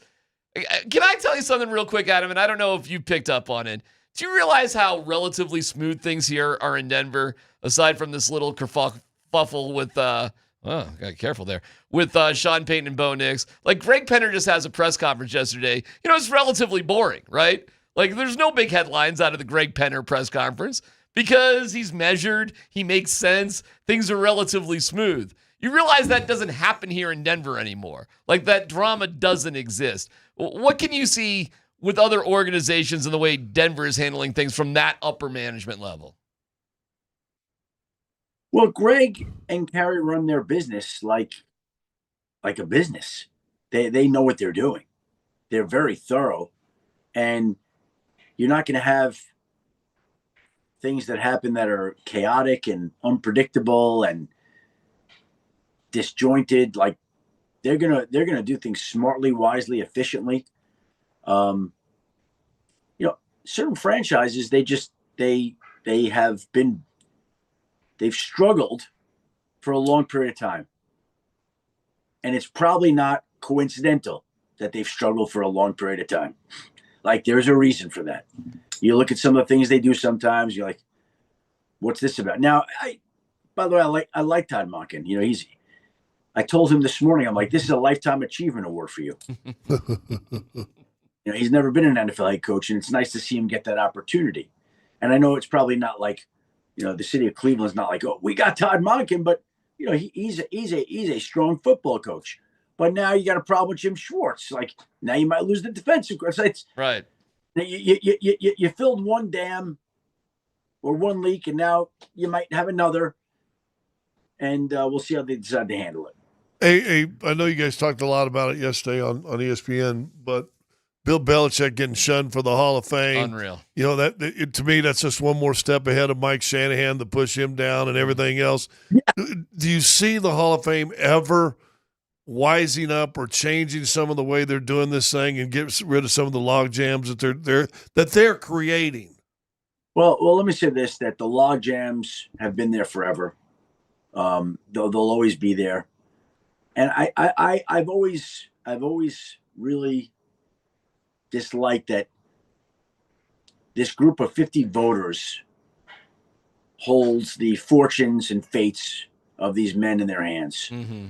And Ken Stabler, as an example, gets into the Pro Football Hall of Fame after he's left the earth. Yeah. Like Silly. what changed? Nothing. So we denied him all along, but then all of a sudden, without ever playing a game, decades later, right, he's all of a sudden a Hall of Famer. Well, should we take opinion out of it and just make it if you've achieved a certain metric, like a certain standard, whatever it is, wins or whatever it is, that's it.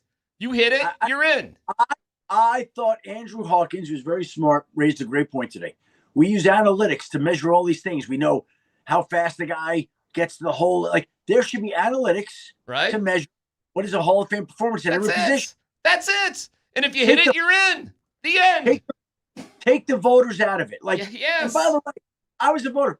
I've been in that room for 4 years, 4 different times, I believe 3 or 4 times. I've watched how it's done, and these individuals, voters, put work into it. They make calls to other former players and coaches and gather their opinions, and then they use that in their presentations. Well, guess what? Then why not use more of the opinions of those people whose opinions they're getting? Why does that have to be these reports? Like, I'm looking at this list. No, like, why? You know, some of them have watched the game for a while, and I've got great respect for a lot of voters. But give me a break. Embarrassing. Hey, this might be really. It becomes personal. Yes. It becomes personal when Bill Belichick Obviously. is in a first. That's exactly what. And we know who it's personal with. It's Bill Polian. And I mean, I get it. Denies it. I'm not going to defend him. I'm just telling you, he's very upset, and he swears that he voted for Bill Belichick. I'm rolling my eyes. This might be a dumb question, and it probably is because I just don't understand it. But I've heard some voters out there saying, "Hey, don't be mad at us. Be mad at the new rules that have created the system that has caused this." What does that mean? It means that in the section that Bill Belichick was nominated, you got to vote for 3 of the 5. So in that other area, it included Roger Craig, L.C. Greenwood. How's L.C. Greenwood not in the Hall of Fame yet? Because it's a stupid system. I mean, all right, sorry, Adam. I apologize. No, I'm just rolling my eyes at the process and the way that's like, and it's backed up, and there are people that should be in that aren't in, and like Randy Gradishar. When I was a voter, I was lobbying to get him in, and it is a highly political process, and it does matter who's presenting you, and it does matter the respect that I didn't have any juice in that room when I was presenting Randy Gradishar, and he didn't get in. But all these years later, Randy Gradishar gets in. What changed from the time he played his last game to 2-3 decades later that he finally gets in? Like, it's ridiculous. Hey, the late great Floyd Little. Oh, that was crazy. I mean, come on. You know, that was an amazing thing because that was down in Miami. I'll never forget it because I was down there for it. He invited, and that was it, Adam, for Floyd. Like, it was that year or never. He invited 25 family members down there, just like, okay. And it was so, and he did get in, which was great.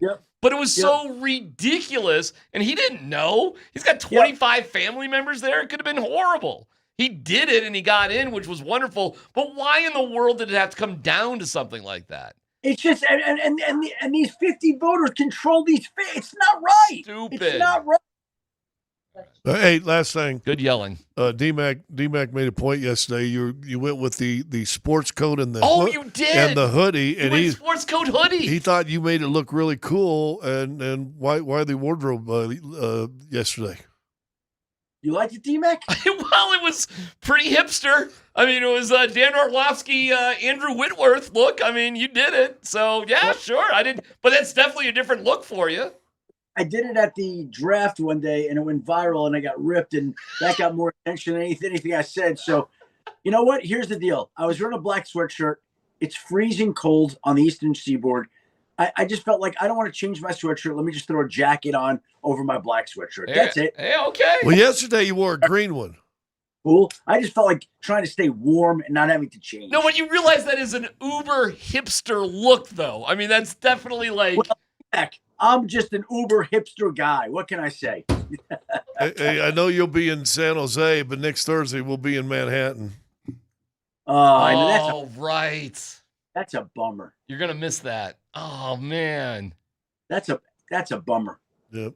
All right, Adam. We love you. We'll talk to you later. You know, hey, Scott. Yo. Maybe April, like the end of the season, like one of the final regular season. Maybe there's a game there. Well, hey, listen. Do you want to do the sideline? Do you want to sit in on the 3-man booth? What do you want to do? We came up with a game. I was going to do the OKC game, like it was like on the way out this Sunday night. Oh yeah, they got Sunday night. They got a big national game. Yeah, but it's on peak. It wasn't on altitude, so I couldn't do it. So April 10th, Friday, April 10th. It's a home game against Oklahoma City. But look and see if it's a national game. It's not. I'm looking at it. It's not. It's a local game. But they took a jump from the NBA or the NFL, which they. All right, Adam, come to town on Wednesday. It's Memphis. That should be okay. DMac, what are the other options around there? I'm just we'll look at it. Here's the final 5 games of the season in April. Okay. Well, home games. April 4th, Saturday against San Antonio. Monday, April 6th against Portland. Wednesday, April 8th against Memphis. Friday, April 10th against Oklahoma City. So you got 4 choices there, all at home, all in Denver that week. That would be your best shot. Maybe San Antonio on the 4th. Ooh. Okay. That's a Saturday. It's a 1:00 game on Prime. Would you guys have that on altitude or not? Probably not. Okay. You got TV today? You got to go, or you got to do TV? Yeah, we'll see you. Love you, bud. Thanks, Adam. A little casual there. I didn't know if you had to go or not. It wasn't in a hurry. It wasn't like he'll be on our TV in 5 seconds. Look who's at the door. Somebody brought donuts. You got to be kidding me. Well, I don't know. I don't know. I don't know if Brandon brought the donuts or somebody. Did you bring these donuts? Chubby loves that. You saw? Wait. I 12. I did, but I didn't really mean it. No. I didn't really mean it. Let's go. No, I got to eat all 12. I mean, I got to eat all 12. You got a dozen just for you. I did say I would eat all 12. Somebody brought. Are they warm? The Krispy Kremes. They got to be. Did you pay for them? Yeah, no. I'm just saying, if they're warm, they go down easier. That's all. Never mind. I'm sorry. What? Excuse me. Sorry. Who said that? What'd you say? Was that D-Mac? Is this thing on? Scott, was that you? I didn't say that. So are you going to eat 12 before the end of the show? I guess I have to now. You kind of do. But I'm preparing for vacation and stuff, I got one coming up in a few months. Oh, okay. Where are you going? Yeah, a few months. Yeah, a few months. Yeah. Really? Yeah. 2 week fast. You're good. Okay. All right, 12 donuts by the end of the show. I got 1 hour. I got 1 hour. You put it out there. I did. Actually, how many? We brought in 2 dozen. I got to eat 12 in an hour. No problem. We'll go start one right now. Yeah. Get the first one in the gullet. KJ's filming you. Let's see. He wants to see how long it takes you to eat just one. Yeah, how long? One. So here we go. Wait, tell me when you start. Hold on. Got to get rid of something. Take it out the chewing gum. Yep. 58:37. Okay, Tyler's. 4 seconds. 4 seconds. Hold on. 4 seconds. Wait. Wait. He's almost 12 seconds to talk. 12 seconds swallowed. Got a little something on my lip here. You got a little white stuff on your chin. on my chin. This show is getting pornographic. Yep. Adam Schefter is brought to you by Colorado Credit Union. Isn't they good? Love where you live, love where you bank. CCU, help Coloradans achieve their financial goals. Visit ccu.org to learn more. It's PhD.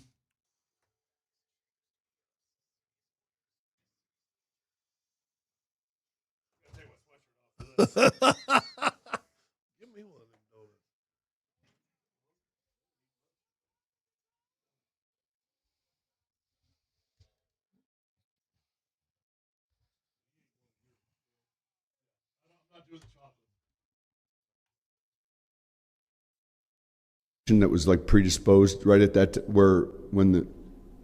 they always find a little bit more when they go in, and it wasn't a matter of if, it was a matter of when. Didn't have any predisposed issues. Man, my ankles were feeling really good. He said he had one in high school, and then he said he had one at Auburn. I don't think he really should share how many surgeries I've had in the past, to be honest with you, but because I don't, he doesn't really even know that. It was interesting having Adam Schefter on, and he said the piece they were going to do for the Super Bowl was going to be the relationship between Bo Nix and Sean Payton.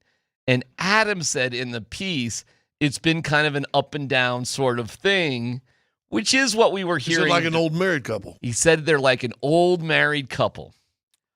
Okay, what's the old married couple up to these days with everything that happened in the past 24 hours? Old married couples means I love you to death. Kind of like you and Kim. Love you to death, but God, you irritate the hell out of me. But we are on the fringe of divorce on any given day. Yeah. Doesn't it feel like an old married couple was Sean Payton and Joe Lombardi, and they did just get divorced, and they were an old married couple too? They made it 15 years. They made it 15 years. 1 year longer than me. Okay, they got that going for them. Don't you feel like when you hear about the Joe Lombardi stuff and his quotes about Sean had a bad day, so he fired me, that seriously, that was an old married couple that just got divorced? I feel like Joe Lombardi is putting out noise that we all kind of felt. That if he can have a bad day, you probably didn't want to be around. Wasn't it an probably don't want to amazing be around the quote? facility. He had a bad day, so he fired me? I mean, that's essentially where it went down. He said if you read all of the words, you'll notice, though, he's very careful to not burn a bridge. Because Lombardi knows, hey, this dude's employed me for 15 years. He might bring me on back. Yeah. He doesn't totally burn a bridge at all. Like he makes fun of him, pokes fun of him, but doesn't kill him. I got 3 down, by the way. Yeah, you're going to polish this off. No, I mean, they're warm enough, aren't they? Mm-hmm. They're warm enough. Pretty good. Those Krispy Kremes are killer, man. They are so good. They are easy. They are ridiculous. Okay, so if that is a married couple, old married couple, Lombardi and Sean Payton that just got a divorce, where do you think it is in the relationship with Bo and Sean? Like, where are they on that scale right now? 7th year of marriage. Nope. They're young and in love. Oh, they're young and in love, but they skipped their pre-marriage counseling. No. They're still in the fresh stage. Like, hey, this is pretty fun. We're buying a new house together. You know, we're going around the world. We're doing things. We're living life. We've got new experiences together. They're at from. We're going on a roller coaster 2 or 3 times a week to you're lucky if it's 2 times a month. Sorry, what are we talking about? Oh, we know what we're talking about. Yeah, I think it's a little frosty. Are we talking about Sean and Bo? Yeah. It's frosty. Just to be clear. Yeah. Okay. It went from 2 or 3 times a week to maybe 2 times a month. And that might stretch out a little bit till the next time. It's frosty. Would you agree on that right now? I don't think it's warm after. I'd be interesting to know if Sean made a phone call to Bo after that. I'm curious about that too. What do you think? Or if you think Greg Penner did. Bo. The timing of everything was so weird that on a day that was supposed to highlight Penner, and we're going to talk about that, which would have been very positive, by the way, and was, that all of a sudden, 2 hours later, Bo Nix is having an emergency press conference to clear the air. You know what I'm kind of coming around on? Kind of coming around with Moser a little bit. Okay, talk to me. If I'm Greg Penner, I think today I'm more mad at Bo Nix than I am at Sean Payton. A little bit. Yeah. Like, what are you doing here? Like, why'd you do that, dude? Come to me. Come to me. We can handle this behind closed doors. We'll figure out a plan. If you want to get some sort of press release out there, we can get that sucker out there. And maybe 12 hours ago, he was more mad at Sean. Yeah. But after that, after Bo goes out there and says, I don't think my coach should be talking about my surgeries. I'll ask you a question that I asked you in the middle of the year. I want you, and you'll remember as soon as I ask it again. Yeah. Who has a better chance of being here 5 years from today? Yeah, Bo Nix. Bo Nix by a mile. So he ain't going to just side with Penner. Ain't going to just side with. Yeah, but that doesn't mean he's not mad at him. Yeah, I agree with Tyler on this. Like, I can understand if they went to Penner. By the way, this went through the team, okay? So it seems hard for me to believe it wouldn't be like, hey, Greg, Bo wants to talk about his injury. why Penner might have said in his that, listen, this is no big deal. No, back up. Greg already knew that Bo was irritated when Greg Penner had his press conference. Yeah. He already knew because Greg Penner was already clarifying things. Oh, he said he no. He just didn't do it in the same way that Bo did it. But Greg Penner was already saying, hey, no big deal here, boys. He was. Very clear. Bo's going to be just fine. So he was aware before that there was something going on. I wonder, too, if it was like, hey, Greg, Bo just wants to go on record and just, whatever, talk to, because he didn't talk on Monday. And, is that okay? Oh, yeah, it's okay. But no way did they think Bo was going to use that as an opportunity to, rip on Sean, which did happen. Well, let me just tell you something. I'm looking at the Broncos website right now. You realize they have posted all of the Zoom videos and all that. Don't really see that Bo Nix Zoom call up here on the old DenverBroncos.com right now. I don't see it. I did have some people on Twitter reaching out to me asking why they couldn't find it anywhere. I had a really hard time finding it. And by the way, if I'm wrong and it's somewhere on that website, but let me just point out, pretty easy to find that Greg Penner interview. Pretty easy to find Sean and George there. That press conference, this, that.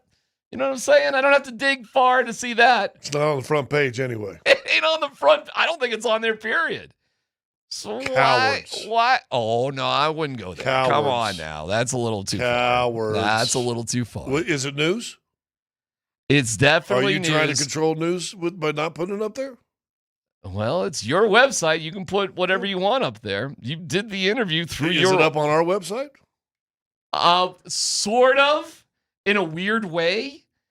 Here's what happened. Nate and Andy aired it live, and they took bits and pieces of it because press conferences are kind of weird. Like, is this interesting? Is it not interesting? But they did take it live, and then Spring was like, hey, we want to, they had stopped, but Spring very smartly was like, let's go back to this thing because they recognized something was going on. So if you go to our YouTube page from yesterday or the podcast with Nate and Andy, you can actually hear the vast majority of the press conference. There was a little stop and start, but they got it on. They did get it on. I don't know where else you would find it. I couldn't find it anywhere else like the whole thing. Coward. I think coward's a strong word, dude. Is that a strong word? Coward, yeah. Well, I don't have a relationship to protect. Okay, there you go. Wait, all right, I'll back it up. I'm not the one getting sensitive over here. I mean, listen. Do you think? Well, hold on. At the end of the year, do all the starting quarterbacks pretty much have a end of the year, no diatribe with the player? Not for the Broncos. They have a clean out the locker day where everybody speaks. But it sure seems like to me, if you're the starting quarterback, you've always seen John Elway talking about the season. You always saw what it is, Joe Burrow's talking about the season. They usually get him at the locker on their way out the door. Yeah. So yes, you do usually hear from them, but it's while they're clearing but Bo had surgery, and he's stuck up in bed with a boot on. He wasn't. He was doing laps around the facility. Judge Sean Payton talked about it. Bo's been here every day. Bo's doing laps on his scooter upstairs. Bo's around. He could have easily been there on clean out your locker day on Monday. He could have spoken on Monday. Have you ever kneeled down on one of them scooters for a long period of time? Dude. That's a pain in the Scott, give me a break on this one. Dang, Mose, take the company. Well, I'm not taking the company thing.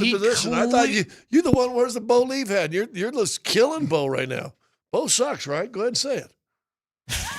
Hey, here's the deal. It's not about a company line, but it's Sean started this. Yep. Okay. And now as an ownership group, we're like, hey, what can we do to control it? Let's go up there and let's tell everybody from the ownership's point of view that we got nothing to worry about here. Now, I'm not going to call out my head coach. I'm not going to cause drama. I'm not going to create a scene that maybe people haven't even caught on to yet, but I'm trying to calm things down. So then that goes through it, Scott, and it's now at this point, I do think that if it's just the one line. Honestly, Bo Nix's entire press conference was fine.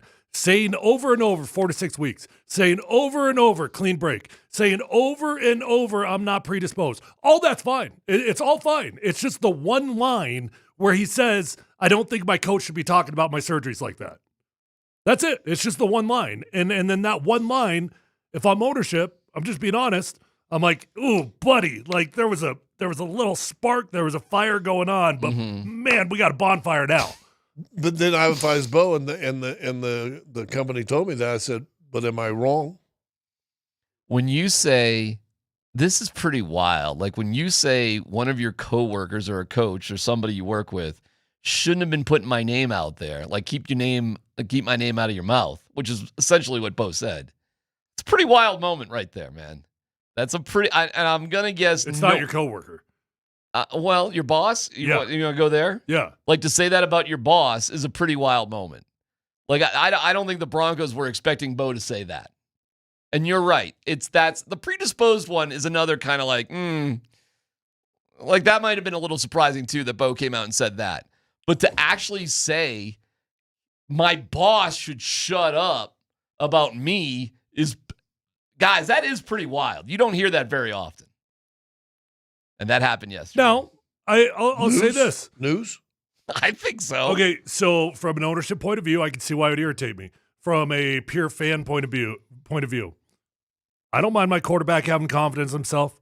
I don't mind my quarterback standing up for himself. Yeah. We asked for this, by the way. When we saw Russell Wilson get roll over on the sideline, we asked for a quarterback to stand up for himself. Stand up for yourself. We did. So all these things could be true, and I could look at it and be like, yeah, I get why that would make ownership mad.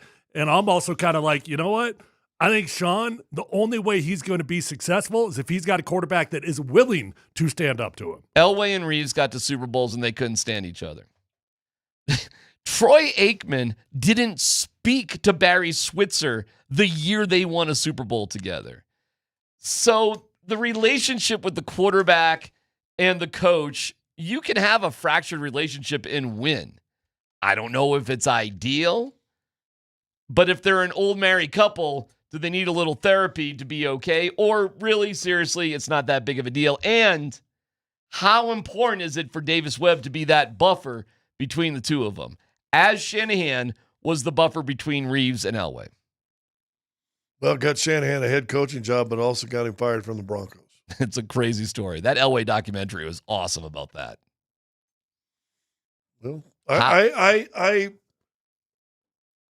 don't have a problem with anything going on, and I don't think it's really that big of a deal. Let me back up and ask a more simple question. How critical is it for the Broncos, for the relationship for Sean Payton and Bo Nix, that Davis Webb is retained as the offensive coordinator? For that reason alone, like if we're not going to focus on Davis Webb is just an incredible quarterback coach, if we're not going to focus on that maybe a potential better play caller, like if you're taking football reasons out and you're only saying because he's a liaison between his quarterback and his coach, it's not that important. Okay. There's a lot of coaches out there that can play that same role. Probably, but they have Matter of fact, I would argue the majority of good position coaches, they already do that. These two got to kiss and make up? So somebody got to call somebody here? Kiss and make up strong. Yeah. But I would agree with the fact you don't want this to linger through the entire offseason. So, yeah, somebody pick up the phone and call. Because the next time Sean's going to be asked about it will be at the Combine in February. He'll definitely be asked about it. You think so? In February? Yeah, in By February. who? I bet he's not. I bet he is. I bet he's not either. Bet he damn is. Well, actually, let me take that back. I bet you, because he's done it every year, Sean's on a little tour at the Super Bowl, promoting something. He's been doing that every single year.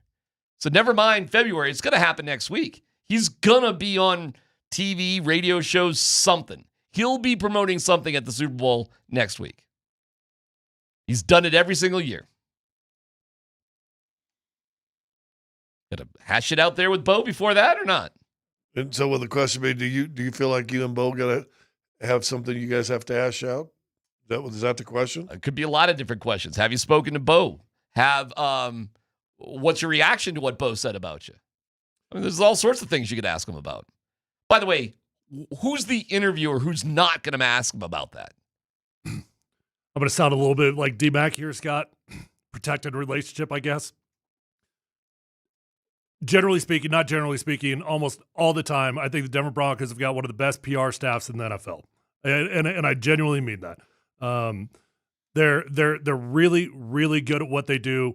Patrick, Eric, they've been in that building for a long time. They're talented at it. Mm-hmm. Now, if I'm ownership, I'm also a little bit ticked off PR staff. Like what did we talk about with Bo before he got up there? Like why did we let this get turned into something more?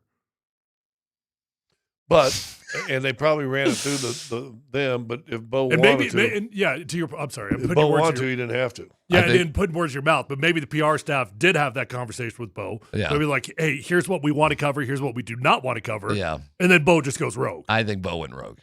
Probably. I think because I Bo was- know that PR staff well enough to know that they covered it. They warned him what's going to be a fire starter and what's not. Yeah. I think Bo took it as Sean Payton was putting out there, I'm now injury prone. Yeah. And they knew about it. And look at all these past surgeries he's had. Don't trust him. And he's a year away from getting paid. Yeah. I think Bo went off the reservation a little bit. No, I think he got PO'd. I think he was genuinely mad. I agree. And he's on drugs. I don't know about that. He just had surgery 7 days ago. All right, but I'm not going to say that he was on drugs. And that He's was a on cause for Valium something. or Percocet We don't or know something. what. Hey, HIPAA, what are we doing over here? Oh, I'm just telling you, from my own standpoint, I was on some good drugs for about 2 weeks. I bet there were some face palms, Tyler. Scott, I bet there was some like, oh my God. Probably some looking up from a beverage. What did he say? He was doing great. He was doing fine. It was great. It was just I have the no one line. problem with It it. was awesome. Tyler said the smartest thing. We asked for a quarterback that had some gonads. We got him. And we got one. We got him. I have no problem. And if Sean Payton, if he's butt sore now because of that, he's soft. Well, we'll see. This is football. Come on. Grown ass men. You know what? Talk about it. Let me. I know you're trying to get out of here, but I don't think Sean's going to be mad at him. I don't either. I actually don't. If he is, he's so soft. like in terms of like how much drama is this? How damaging is this? I really don't think Sean Payton's going to be that ticked off about it. He's going to. There was one line that was a little offensive. Other than that, it was like, hey, dude, honestly, my bad. I didn't mean to use predisposed. I should have said pre-existing. Do you think he feels bad about it? That's the other angle. I bet he does, Like, to some hey, degree, yeah. I'm going to call Bo and be like, hey, man, I'm sorry. I apologize. That I was out of line. I shouldn't have said what I said. Yeah, I think to some degree. That would take a big man. Sean going to do that? Maybe. You know, listen, Sean is the one that has admitted the 2 lattes thing. Sean just said this week, I'm not funny. I should stop trying to be funny because I make jokes and it goes sideways on me. I mean, Sean's also admitted things like that too. He's admitted as you get older, it's harder to make calls, like it's driving as an old person in the rain, that sort of thing. You know, Sean has had actually several moments of being, sort of not arrogant. He has. I just listed off like 3 different examples of him sort of having some self-realization about things that he doesn't do great. I could imagine Sean picking up the phone and saying, hey, man, I'm sorry about that. I didn't mean to take it that way. That'd be the right thing to do, correct? Probably. Let's just get it done. And then when he is asked about it, he said, yeah, man, I don't know. Sometimes I just say things and I didn't mean it. Bo's a great guy. I called him. We hashed it out. We're good. But he does have to call him and hash it out to be able to say that. You don't want something like this to lay out there and linger. Have they talked already? Yeah. I would kind of assume so. Yes. I mean, I feel very confident that they have. On the same vein, Bo. On the same vein for Bo. There's other ways to handle it too, Bo, by the way. There's other ways. All right, I'm going to summarize this really quick. It was a big deal because it became a big deal. It was shocking because nobody saw it coming. You saw a quarterback challenge a coach, something a coach said. You saw a quarterback say a coach shouldn't talk about me. All that stuff became a big deal, and it's why we're talking about it. It's why it's been the primary focus of the entire show today, because it was a big, unusual deal. It doesn't mean that it has to stay a big deal behind the scenes. This thing can get squashed like that. I agree. Okay. It's just amazing it happened in the first place. How many donuts you had? I got 5 down. Okay. 5 down. 7 to go. The problem is you got to keep the action rolling. If you slow down, it starts to settle. Yeah. You got to keep the action rolling. Just think baseball. Okay. Anchor is your 220 keyword. That's ANCHOR. For tickets to go see the Nuggets Clippers on Friday night, text Anchor with your full name to 303-504-0925 and you're entered. The Wilhite Law Firm is giving you a chance to win big on and off the court. Visit wilhitewins.com. We'll announce our Nuggets ticket winner coming up at 2:55. Dan Tanner has all your NFL action. Let's Football Go is next.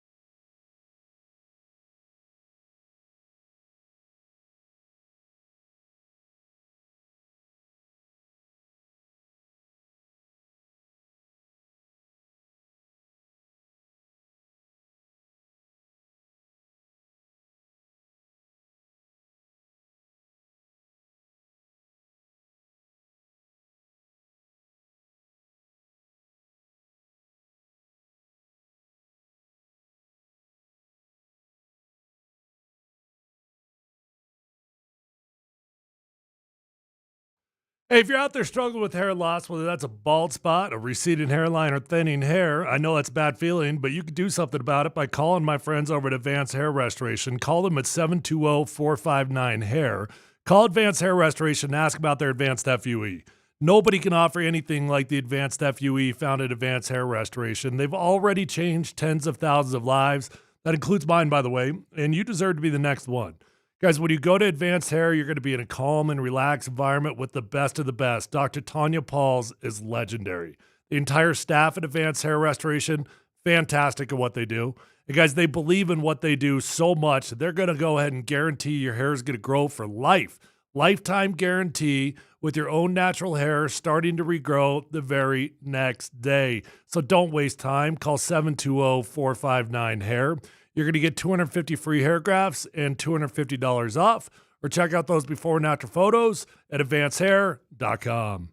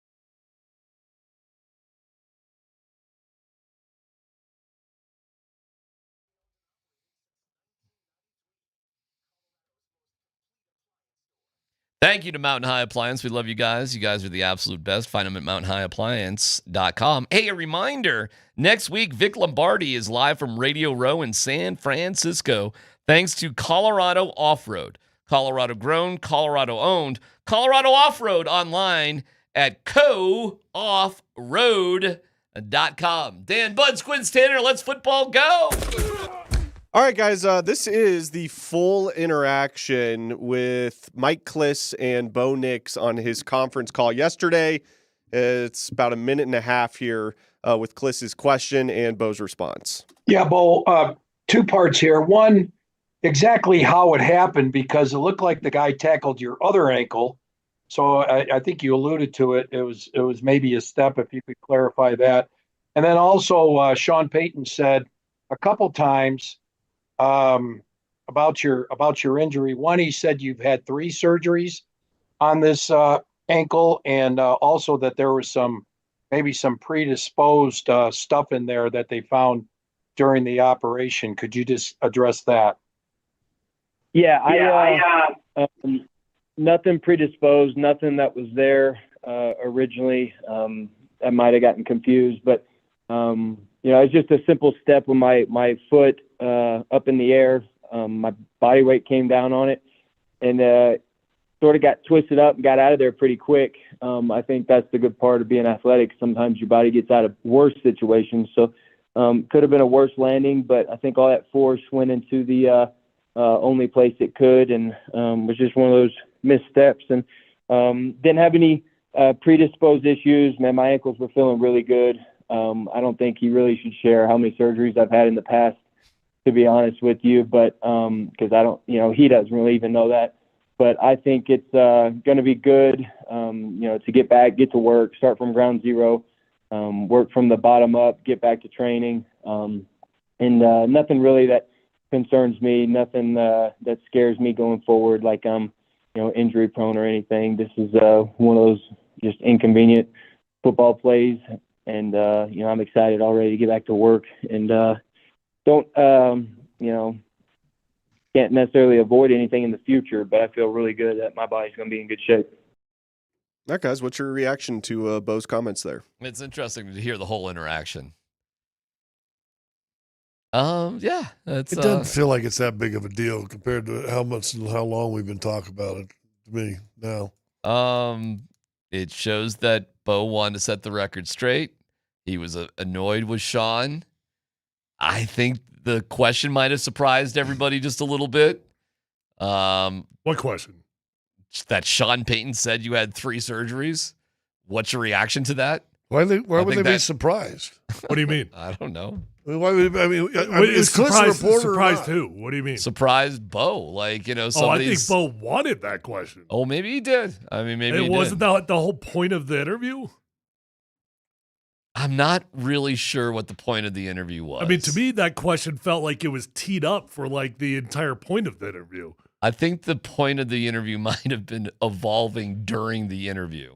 I think it was set up perhaps just to have Bo just talk. But yes, when he had a chance to clear the air specifically, Bo certainly took advantage. Well, and that's his first question of the press conference, right? And if you listen to that one carefully, and you only had that soundbite, you're like, cool. All right. You know what? The terms that he used, he didn't say, keep my name out your mouth. He didn't say my coach shouldn't be talking about me. He said there might have been some confusion on the predisposition. Which I think is true. That's how he described it. There might have been some confusion, right? Yeah. So if it would have started and ended there would have been a slight correction. Yeah. No problem. Right. All right. I don't think it's a big deal. All right. It's whatever. Well, right. This is what it is. And listen, here's what. Mark this page in the Bo Nix Sean Payton book. Because that's what we got. What chapter are we in the Bo Nix Sean Payton book? Chapter 3 of 12? Where are we at here in their story together? Where were we at with John Elway and Dan Reeves as time went on? Like when Tommy Maddox was drafted, where do you think that was in the John Elway, Dan Reeves book? That was about ready to write the epilogue. Right. We're near the end, right? Yeah. Yeah. I mean, where is this? You rushed the ending, didn't give us much of a good ending, so the Reeves could write his own epilogue. I would like to think this is very early on in the book, and it's not going to be a big deal like you've just said. Yeah. But it's definitely, by the way, this is a chapter in the book. This is a moment we will remember for a long time in their relationship. Yeah, but I don't think it's even. It's the same thing as him talking back to him on the sideline. Okay, cool. Yeah. Well, that's a chapter in the book too. Yeah, that's all part of it. Next story, Dan. All right, one more here from Bo. I wanted to get your guys' reaction to this. Arnie Stapleton asked Bo Nix if he's fearful that his ankle injury will take away his ability as a dual threat quarterback. Yeah, that's a great question. Absolutely not. I went into the season really healthy. Nothing was lingering, didn't have anything going on. And then just unfortunately a misstep or a lot of weight on one thing could, unfortunately, in this physical game, you can get hurt. But, it's funny. I think with the durability, I think, it's been about, I don't know, I'd probably say 4 years, probably over 60 games straight of me getting to play and not missing games. So I don't really worry about the durability or the being able to play. Just honestly, with a simple break like this, I'll feel as good as new. Won't have any hiccups even getting back going with training. I was going to give myself some time off anyway, and this sort of makes me take that time off. Do you guys have any concern about Bo's durability or ability to be a dual threat quarterback moving forward? No. He ain't the first guy that's had a broken ankle. I need a qualifier. Are you saying based off this injury, or are we saying long term? Yeah, just based off this injury. No, he's gonna be okay. He's young guys recover, but there is a thing here. I mean, there are a lot of injuries that are adding up. It's something. It's not nothing. There are ankles that continue to have problems. And Scott, we've been through this a lot as athletes, with ourselves, with teammates. When you've got a particular body part that continues to have injuries over and over and over, it's kind of unusual for it to stop. So based off this surgery, no, I think he's come back to be just fine. But sure, I'm concerned long term. Sure. I think you'd have to be a fool to not acknowledge that there's a trend here. Well, let me just. He has been pretty healthy, though, for eligible. The vast majority of his career. QBs. Go. All right, let me ask you this. What are you doing? I'm calling the show. Here's what he's doing. I'm talking out loud so you guys would listen to it. We look at this, and then I'm looking at my phone. You just asked. Just give me a little bit more time. As you just asked, with the injuries and bing and bing, eventually add up. Biggity bomb. So I'm looking something up for you, and I may do this. I'm backing off. Go ahead. I may do this for 10 minutes. For the next 4 months. Right? No. Garrett Nussmeier. What? Makes sense to somebody. Garrett, you don't know who Garrett Nussmeier is? I do not. LSU quarterback, fourth on the board as far as eligible for this year's draft. Oh, I see. This is going to be the reoccurring Scott joke. Well, I like it. No. Joe, you call me. Listen, if we're so concerned that this injury affects his thing, why are you in a year from now going to pay him $60 million to be your quarterback if you ain't sure 3 years in he ain't hurt again? It's going to be Scott's thing, Tyler. Garrett Nussmeier. Anytime we bring up something, he'll bring up deep round draft picks at quarterback that the Broncos should consider. 30th pick. Which really, you might be able to get Trinidad Chambliss, but I'm a little worried at his size. Okay. You know what's amazing? We actually get paid to use our words. It's amazing. It's a funny, hey, I'm here all day for fifth-round quarterback draft picks the Broncos should consider. Dude, you guys speak out of, you're like this. Speak out of one side of the mouth. Either this isn't going to be an injury thing, pay him his dumb $50 million a year, and let's go forward, or you're worried about this thing, and if you're worried at all about this injury, George Payton, Greg Penner, Sean Payton, then guess what? You better start looking for a draft pick quarterback because this guy ain't going to be your guy. All I'm saying. Right. Am I wrong on that? I think that is a leap too far, but I love your enthusiasm for it. How's that leap? Did you not just say we've had injuries with teammates and they occur and they keep occurring? Scott, what? Is that what you're saying, or is You that? just what said you, it. No. Is that what you're saying? Because if Yeah, what are you're you saying saying? it, then your bit makes sense. No, you just said that Don't we've you had tell teammates. me what I said. Did you not just say we have teammates that have got hurt and they keep getting hurt and keep getting hurt? If you feel that this is Bo Nix's path right now, I think it's something you got to keep your eye on. Yeah. well, how long do you keep an eye on it before you get up and get? Well, I'm keeping Trinidad Chambliss. I am only keeping my eye on it until I've got a reason for it to be something more. Hey, can you Carson imagine? Beck will be When there's a available. reason for it to be something That's more, then we'll do true. something more. Can you imagine if the Broncos actually took a quarterback in the 5th round? Scott. Dude, I'm looking for the 30th pick. Dude. Oh, 30th pick. Well, that'd be something. That'd be Tommy Max part 2. By the way, 2 days in a row, you got something in your beard that you just ate.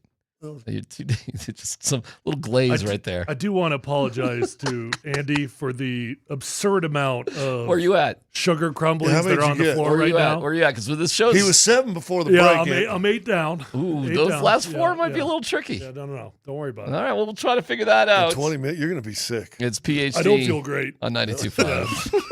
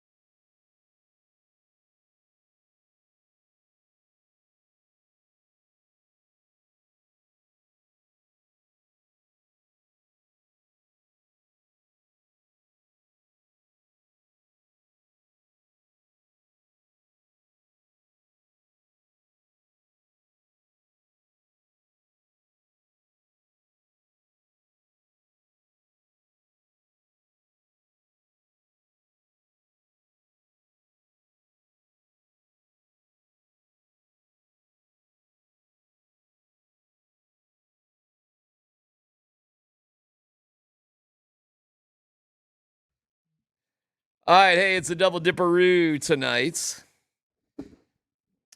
with the Avs and Nuggets. AM 950 starting at 4:30 to hear pregame of the Avs and Montreal Canadiens, les Habitants, powered by Ramos Law. The Nuggets welcoming back MPJ to Denver. That pregame starts at 6:30, powered by Ramos Law. What's our are we done with? What's the donut update here? I'm not doing great. No, I'm not doing great. I mean, the challenge is actually going really well. Should we reset what we're even talking about here? Yeah, I mean, at some point we brought up food, and I'm like an idiot, opened up my big dumb mouth, and I'm like, hey, if somebody bring a box of donuts in here, I'd eat 12 of them right now. And?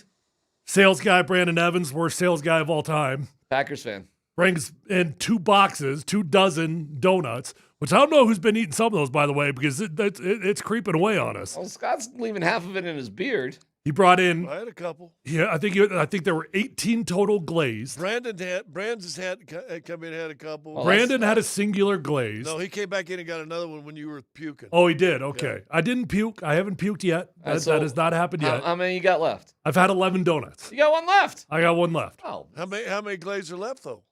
Quite a few. Well, hold on. 1, 2, 3, 4, 5. There's 5 left.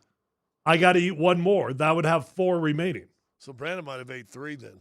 Who knows? It looks like he could have. Yeah. I mean, nobody would be surprised. Maybe I already ate all 12 then. There's a chance I already ate all 12. I don't know. I figured it was one box. It was a dozen in one box, and when it was out, it was out. But we got donuts from all over the place. No, I started with the first box where there was only a half dozen glazed, and then I had to move into the second box. We're on the honor system here a little bit, Scott, but I do believe Tyler. I know he's had at least 11. I've had 11 donuts. I believe him. I might have had 12 though, so I might accidentally eat 13. Well, you know they didn't dozen. ask Babe Ruth to sit down on the last day of the season. That's true. Run. Right. I got plenty of time here. We got plenty of time before this show's over. Ted Williams went 6 for 8 to hit over 400. You know what? You know what I'm saying? Let's just finish this sucker. Get it done.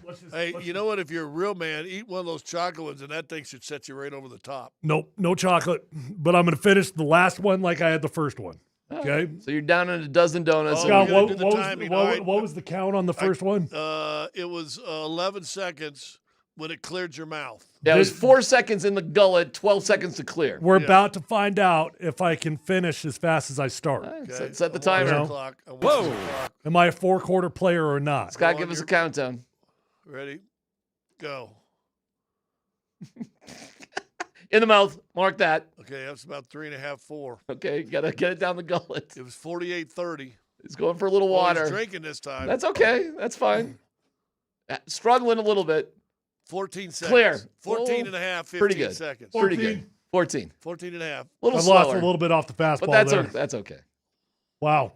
Well, 12 years in like players, players you and I have known. Yeah. 12 years in, you're not as quick as you were when you first year. That's right. Now, why did we do this challenge today? I really don't know. I have I didn't even make a bet. There was nothing on the line. Nothing. There was no consequence if I didn't do it. No. But I said I was going to do it, and then because I'm a man of my word, the Bible says, "Let your yes be your yes, and your no be your no." You let everybody know you're a man of your word. That's right. Oh, so you did this for Jesus? Yeah, you said, "Let your yes be your yes, and your no be your no." So I said I would eat 12 donuts, and I just ate 12, maybe 13 freaking donuts. All right, let's see what Tyler says he can do tomorrow. Yeah. I just can't wait till Willy Wonka shows himself a little bit later. So here's the good news, though.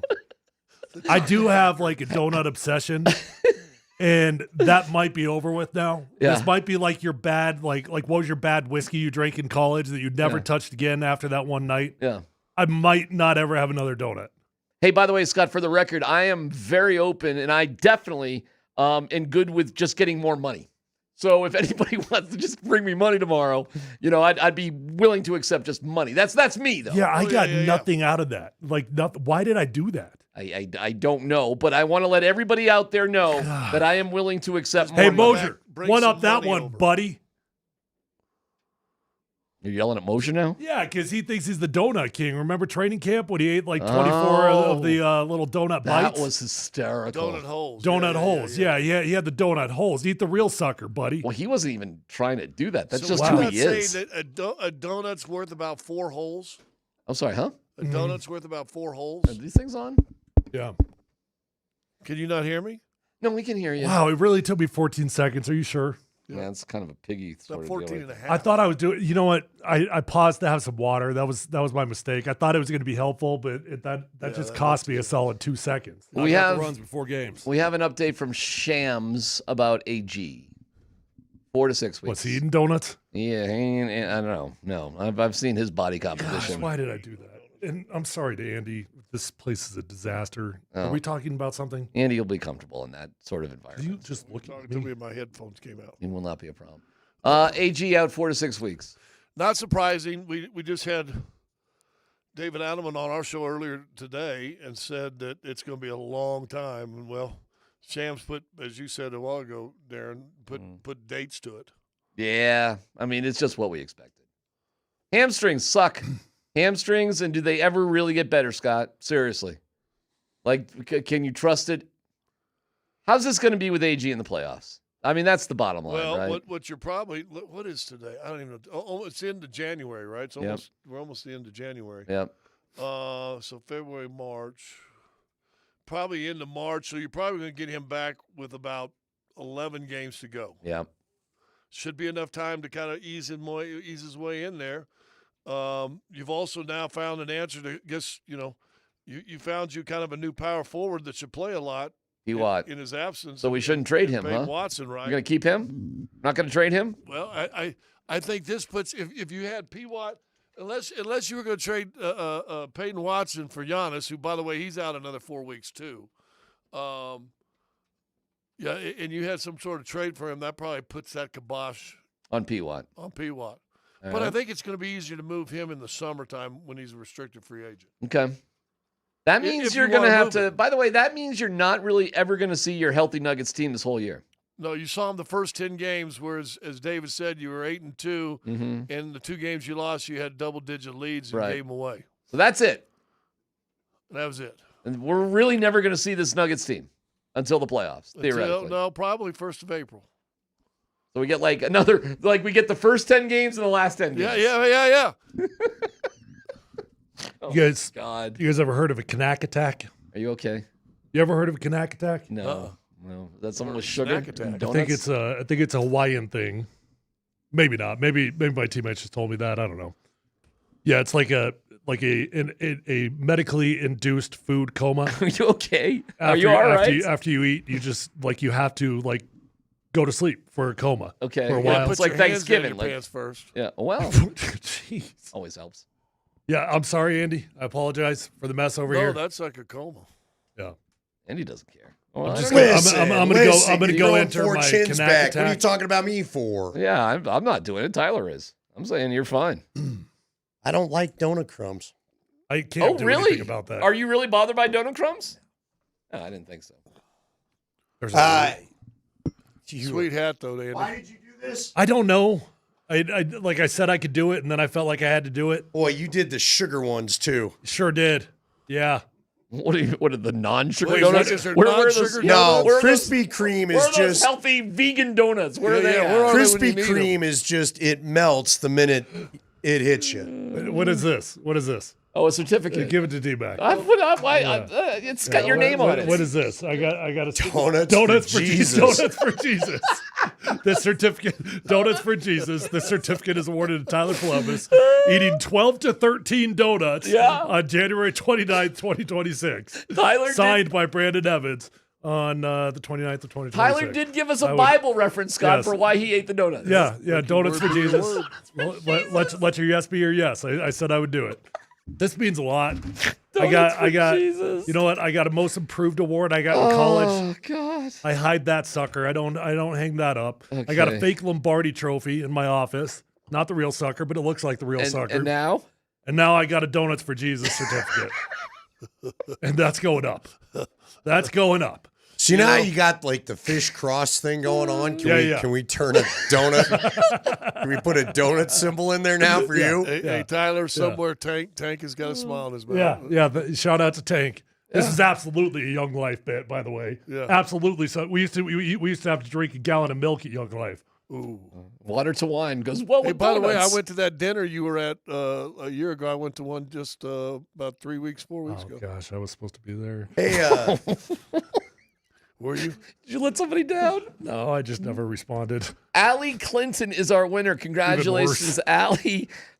She won those Nuggets tickets, and Nate and Andy will have more to come up. Could you shove a whole one in your mouth? I'm not touching anything right now. No, seriously, could you? No, I could How many not. brothers did you have growing up? Just the one? Just one, yeah. How many do you have? You have I'm sorry, three what? siblings. Three siblings. My oldest was my brother. Yeah, 2 girls. How 2 about sisters. you? I have 2 natural brothers and a stepbrother and stepsister. I'm telling you, we grow up in a big household. You learn to shove everything in your gullet so you can get as much as you want. You got out while it was. How many times you burn your mouth because you're gonna make sure you got a piece before anybody else did? Oh, dude, we'd load up the plate. Yeah. You got to load up the plate, hammer it, and then get back before it's empty. See, I bet you I could put one of these in my mouth at one time. Yeah, did you do that? I did. Yeah, that's how I started. And that was it, the and I 14 finished. He had the the 11? first one in his mouth within 4 seconds. And he Could you cleared get the one in your throat mouth? and- I could What do not. why not? What do you mean no? Of course you can. Don't lie. I'm not a big any man that says they don't lie. Who you trying to impress? Jennifer Aniston tells you, we're going to go in the Seriously. back room. If you could fit that in your mouth, Yeah. are you going to give it a Suzanne go? Flechette were to say that to your dad. Hey, boom. I'd be like, "Where's Monica?" Oh, really? I don't know. Then why do you have a cat named Rachel? I thought that's a boring. Because my kid, my younger son, named it. Was right, exactly. It's an official press release from the Nuggets, by the way, just coming out. Aaron Gordon sustained a right hamstring injury on Friday, January 23rd at the Milwaukee Bucks. Gordon will be reevaluated 4 to 6 weeks, and updates will be provided when necessary. Scott, so that's not he'll be back in 4 to 6 weeks. That was reevaluated. He'll be reevaluated.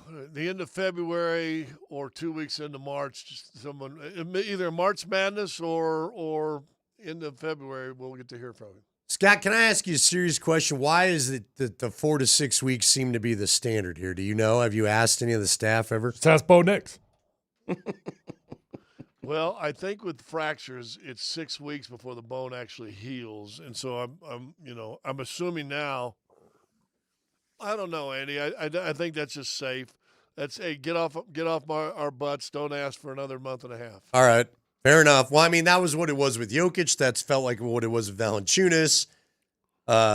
Who else? Cam Johnson. I'm sure there's a few analytics on these injuries that they probably have a bing kind of dates.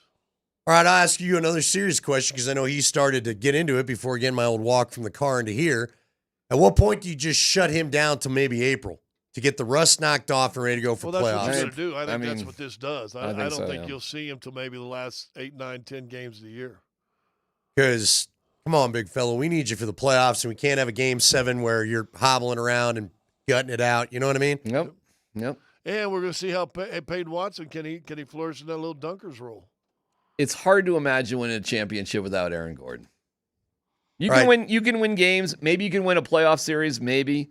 But a championship without AG? I'm with you because you're going to probably play a physical team at the very end. At some All point. right, I got a new challenge for Tyler tomorrow. He's about to wrap it up with this little I need you certificate. to do the chubby buddy with as many donuts Chubby as possible bunny? tomorrow. No more donuts, Not with man. marshmallows, No but more with those donuts. No more Just donuts. shove Are them you in there, kidding and I me? want to see how many chubby buddy you can done get with in. the donuts. I'm taking a year off. No donuts for a year. That's a lie. I'm doing it for Jesus.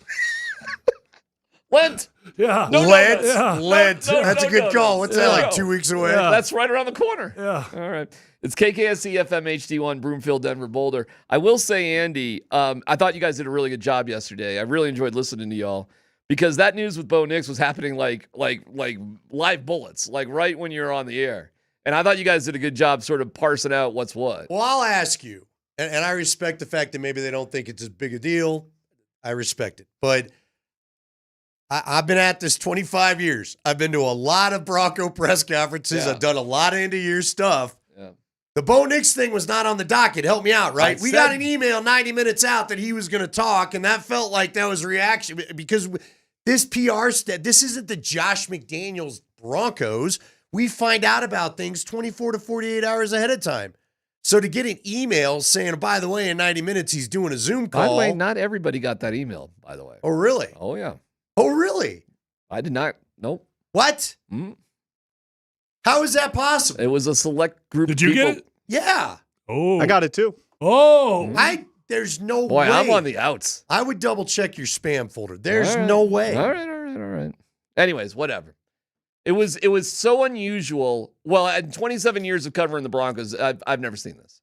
I'm with you. I've never seen a media session with anybody after the owner talked at the end of the year until the combine. Because that was always the final Because word. it's the end of the year. Yeah. And the new year starts with the combine, basically. Maybe the Senior Bowl, but you know what I'm saying. Yeah, do you think we get a retort from Sean at any point? Or do we wait for the combine? My speculation is he'll be hucking something at the Super Bowl next week. Oh, I bet. good call. You're right. You're probably right on that. That's a great call. That's what he'll get set up with Kay Adams. He'll get set up with Yeah. When he who did he tell 2 lattes to? Was that her? Someone that'll Wasn't tee that him Kay up. Adams? Where he goes, I got on 2 lattes and then He'll said be dumb on things? Cowherd, Kay Adams, whatever, Barstool. It's Sean. He'll do a media tour. He'll be promoting something. He'll be asked about it next week. First of all, I'll be very surprised if he's not at the Super Bowl promoting something. No, you're right. It's a nice little paycheck for the guys that get to do that. They do it every year. Everybody That's does why it every they year. do it. Sure. Where was he with You the, realize he's going to Saudi Arabia, too. You realize he's doing that this No, offseason. what? Oh, yeah. He's going to coach flag football. Oh, okay. You forgot about that deal? I did. Yeah. How much money is he getting paid for that bad A boy? lot. Well, you know he's on the competition committee now, too. You want one? He is on the competition committee. You chubby kind bunny of funny. that? All 4? All these years later, Sean Payton, Mike Vrabel are on the competition NFL committee. invited him to the competition It's committee. pretty funny. Well, Sean Payton. Is that a Penner move? Is that a Penner power I don't move? know. It's a weird twist of irony, though. I mean, you know. I think that also speaks to Penner's standing in this league. I think he's a respected. fast riser, gentlemen. Yeah, dude. You have Greg Penner, the owner, speaks, and then Bo's going to talk. And by the way, I think the whole press conference with Bo was going pretty okay until the Mike Kliss question, and then it just crazily went off the rails. I actually, but that wasn't when it went off the rails, actually, because Bo, when he answered that question with Kliss, he did it well enough that nobody would have picked up on anything. The way that he answered it with Kliss was, I think there might have been some confusion on that and with the predisposition. But he didn't make a huge deal out of it. He didn't say, hey, coach, keep my name out your mouth. Andy, how long did it take me to pick up on it yesterday? How long? 2 seconds. 2 seconds. Look, here's my thing. He kind of did. Oh, I knew It it reminded immediately. me of a move your old guy Mike Shanahan would do. Because I've told this story before. When Bill Cowher in 2007 complained about the Broncos' blocking style. Oh, no, it was 2006. And it was that Monday night game. Jake Plummer throws 3 touchdowns to Javon Walker, okay? Javon's last great game in Denver. Probably Jake's too. He was benched a month later for color. So Bill Cowher after the game is complaining about the Broncos and their cut blocking, and we got to get this out of the league and blah, blah, blah, and I just don't like it, yada, yada, yada. We go in, we're doing a presser, kind of like you heard yesterday. And it took 2 or 3 questions, and then the cut blocking question came up. And Mike was prepared. And Mike said, funny you would ask that. Yeah. And he took us all back to the team meeting room, the big one that we used to sit in draft day. And he goes, I just want to show you some film of how every team uses the cut blocking. Didn't he start with the Steelers? And the Steelers was the exact first. And not only that, he had to play from the game going, they did it last night too. That's cool. And it just felt to me like Bo, and remember, this is Mike. Mike's calm. Mike was not sizzly about it. He was typical Mike. Just, hey, come on back. Let me show you some tape. Coincidence. Look at this. Here's the Steelers cut blocking. Bo, to me, had a little bit of a feel of, hey, let me tell you about my ankle and let me tell you about predisposition. Why do you think the Broncos did not post that interview on their website? Because I don't. Because it's salty? Because it's saucy? And whenever anything is, they don't post it or they don't put it in the transcript. Well, because I've never heard a guy suggest that maybe the coach has bad information. I don't know. That a coach shouldn't be talking about my medical conditions.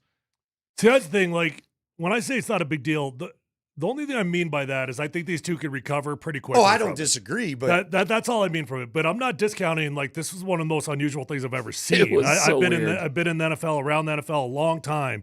I don't recall ever hearing a player tell a coach publicly, "Don't talk about me." You know, like what were you guys thinking when you were doing that in real time yesterday? Like we were all over it. No, you guys did a great job. We knew he enjoyed the coverage. But I'm saying, like, my jaw dropped, and so did his. We knew immediately, and the biggest tell, this is where Bo's got no poker face whatsoever, is he went right away to not predisposed. Not predisposed, like when clean break, everything will be fine. He chose a specific word to contradict what the mouthpiece of the organization told everybody the day before. That's not a coincidence. We had a guy, ankle surgeon. Well, I'm sorry, what's the orthopedic surgeon? He Ankle called us. surgeon. Ankle surgeon. I'm sure he does ankles as well. I don't do knees. I just ankles. We asked him, what was Sean talking about with the predisposed? And the guy was like, I have no idea. Meaning Sean just makes stuff up. You realize that, right? So what and Parker Gabriel reported this. Cosmiter said the same thing on our show yesterday. Likely stress fracture that he had been dealing with is then would predispose you to a full ankle break. By the way, is Tyler now predisposed to diabetes? No, he's predisposed to throwing up. 12 consecutive donuts. Yeah. He would have won a challenge with that. By the way, real quick, before you take off, the other little nugget that I thought was interesting here, and I don't know, I'll admit it, we may just be media in this thing because, well, they lost, and here we are reading the tea leaves of everything. But remember, Sean the day before said, Bo's up there in departments he wouldn't normally be wheeling around. And I felt like there was a little irritation in Sean's voice as he said that a little bit. So I'll tell you this about that moment. It does show if Bo wanted to talk, he could have talked Monday. Yep. He could have talked Tuesday. Sure. I mean, he could have. Like, you didn't have to wait. I mean, what? We're not going to talk to Bo? And He's there in the building. He's wheeling around doing laps. Come on down. And the announcement that he was going to be talking came, 90 minutes before he did it? Yeah, that was wild. Yeah. I don't know. Look, maybe somebody else knew, but the email I saw came 90 minutes thereabouts, 100 minutes before it happened. Sure smells to me. So we'll see. But again, here would be my thing. Smells like tension to me. To your point, can they recover? Yes. But to me, it adds another layer to you better keep Davis Webb. They need a good buffer person between. They need the Gary Kubiak. I will forever use Plummer, Shanahan, and Kubiak was here. Everything was kumbaya. He leaves, Heimerdinger steps in, which could be Johnny Morton or whoever his guy is. Zach Streif. And all of a sudden, you don't have that same go back to neutral Elway party. Go back to Elway, Reeves, Shanahan. Yeah. And then Shanahan took off. Reeves got rid of Shanahan because he was mad they were game planning behind his back. That is awesome, by the way. Hey, as a kid that grew up watching that, trust me, the whole town was like, well, Reeves, maybe you just need to stay out of it altogether. Because when they game plan, I don't know, we throw the ball. I thought that was the best part of that whole documentary, all that stuff. I thought that was just amazing, their relationship. You know what I think was interesting? How John always seems to hate Terry Bradshaw more than Dan to Reeves. This day. To this day. Yeah. To this day. Did you see him doing he was doing a promo for the Elway doc, and somebody asked him to rank the quarterbacks. Terry came up on it. He's like, I'm not real high on Terry. Yeah. To this day. Dropping that guy. Yeah. I love it. Bradshaw love is the getting rougher and rougher on TV, by the way. Well, it's he over. is. Yeah. It's over. Who is the game? Is it NBC? It is NBC. It is NBC. Super Bowl's did you NBC, guys, yeah. Scott, we're going to have to talk to Roach at some point. I talked to Alan Roach today. He's got like the most insane next 3 weeks. I know. It's crazy. Because Super Bowl and he's Olympics? calling the Super Bowl, kind of like Mike Tirico, but I think Tirico's staying in city, right?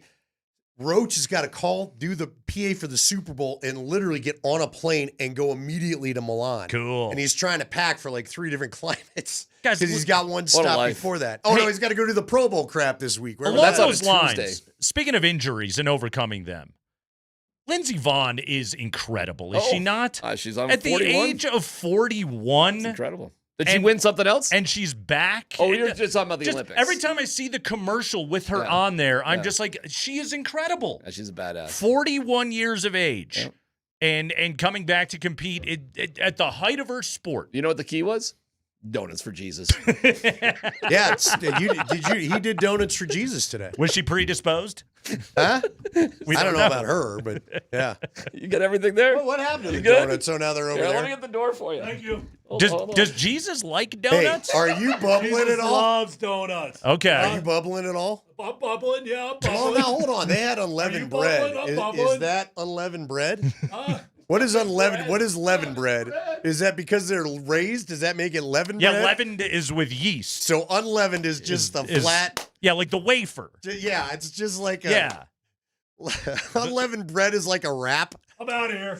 Yeah, along those a pita. Yes. A flatbread sandwich. Jesus loved a pita. Okay. When Tyler polished off his 12th donut, he ripped off a Bible verse, and we're like, all right, so it's donuts for He Jesus. basically said, if you said you're going to do something, you do it. I'm like, I'm not sure he meant shove 12 donuts in your pile, but okay. So that's what he does with his sugar high? I guess. He just starts going into a sermon? That happens. He went Jimmy Swaggart, got all sweaty, started yelling at everybody.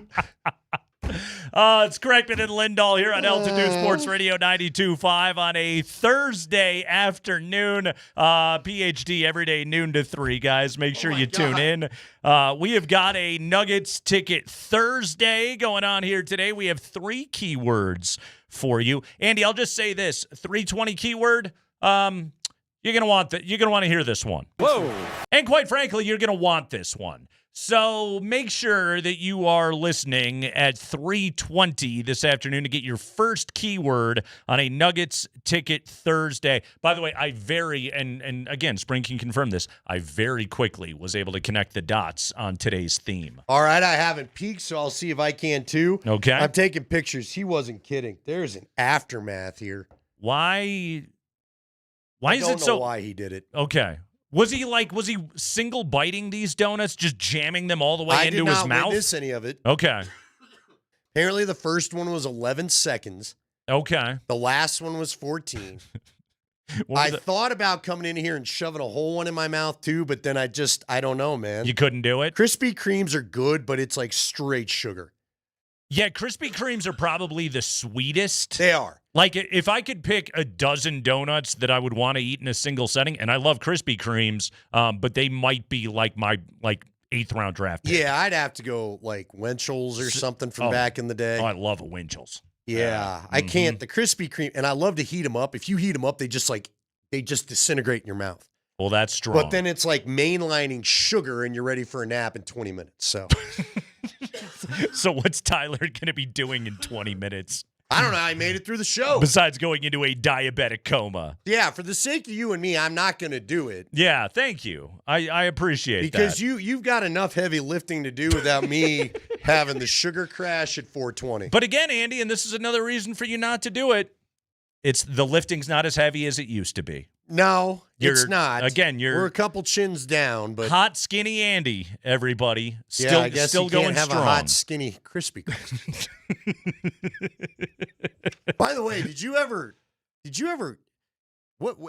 I went to California one time, and I don't know what was longer, the Taco Bell line at 1 a.m. or the Krispy Kreme line. Like they were dueling.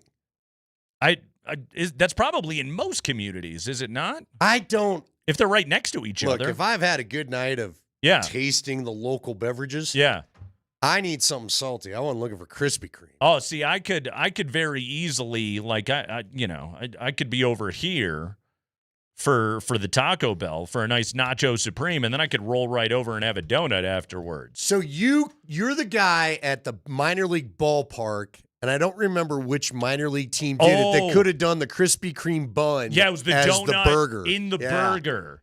I bet I could do it once.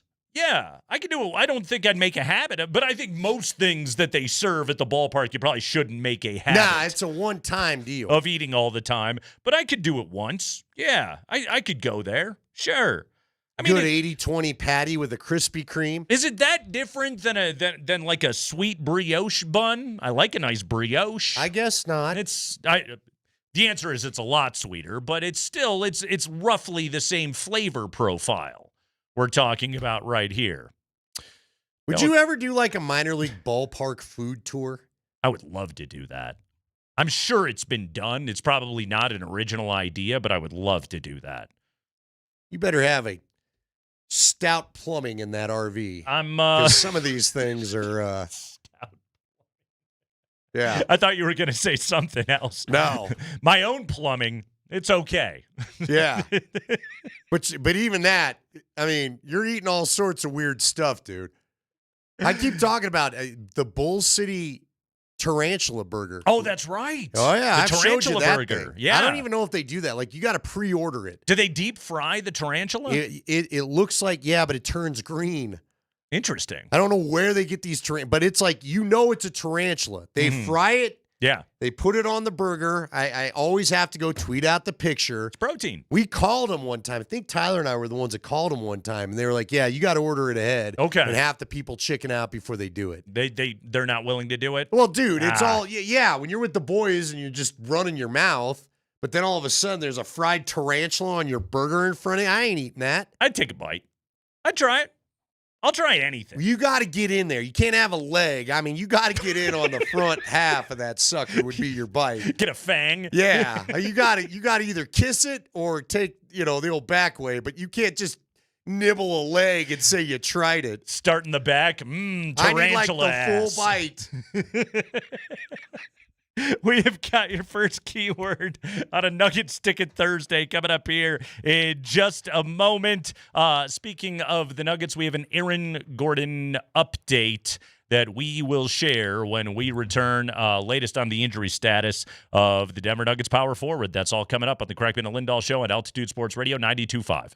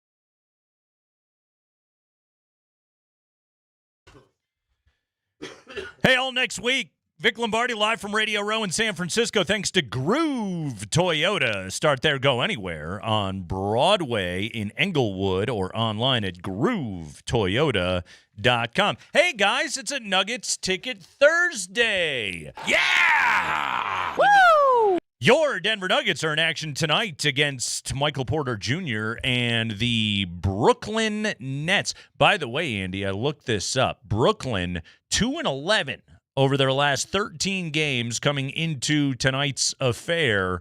Of course, the Denver Nuggets were one of their 2 victories. Good, great. Hey, great, Yeah. great. It's all going great. But it's a Nuggets Ticket Thursday. We want to give tickets to tomorrow night's Nuggets-Clippers game. Second night of a back-to-back. Clippers coming to town. Huge Western Conference battle. You want to be there? You need to text this hour's keyword to 303-504-0925. 303-504-0925, and you will be entered. Andy, this hour's keyword, head. Head. Move. H-E-A-D. Head. Head. Yes. The Will Height Law Firm is giving you a chance to win big on and off the court. Visit willheightwins.com. Your 320 keyword is head. So type 303-504-0925 into your phone and then give us 303-504-0925. Whoa. I like his head. It's good head. He's got it. He has it. By the way, I like his head. Wait, who was that in reference to again? Bo Nix. That was a Bo Nix. Okay. Is his head predisposed to anything? Or not predisposed? This whole thing feels like a Seinfeld bit. What's predisposed? What's not predisposed? who's predisposed? By the way, did you hear Moser complain about his hot pocket yesterday? I asked Nelson to leave you the drop, kind of poke around the folder. All right. Because I got it. He had hot pocket issues? He really went into the problem with this hot pocket. Was it frozen in the middle? No, he accused you and I and the rest of the lineup outside of that show of a lot of things, as did his 2 partners. Okay. Mainly all of us stealing the stupid money out of this jar. Like we're all just petty cash thieves or something now. We're all embezzlers. So I called in. Scrape it off the bottom. Yeah, I called in and told them, because they both complained about apparently both Vic and Moj have tiny hands, that I would show them the back of a normal size hand if you accuse us of that again. Do they have small hands? I don't know. I haven't, like Vic, I don't know. Have they measured? Vic has got striking good looks, so I don't know if you ever really focus on the hands. Now, Moj. But he's diminutive. Well, when he gets on TV tonight, we got to turn it on when the Avs and Montreal play here coming up tonight, and we ought to see him holding the mic. Should we measure the hand from the mic hold? Yeah. What is which measure is that? That's circumference, right? Sure. That's the around. Yeah. Uh-huh. We'll have to see. Does he have a tiny hand holding the mic? We're gonna find out. I don't know.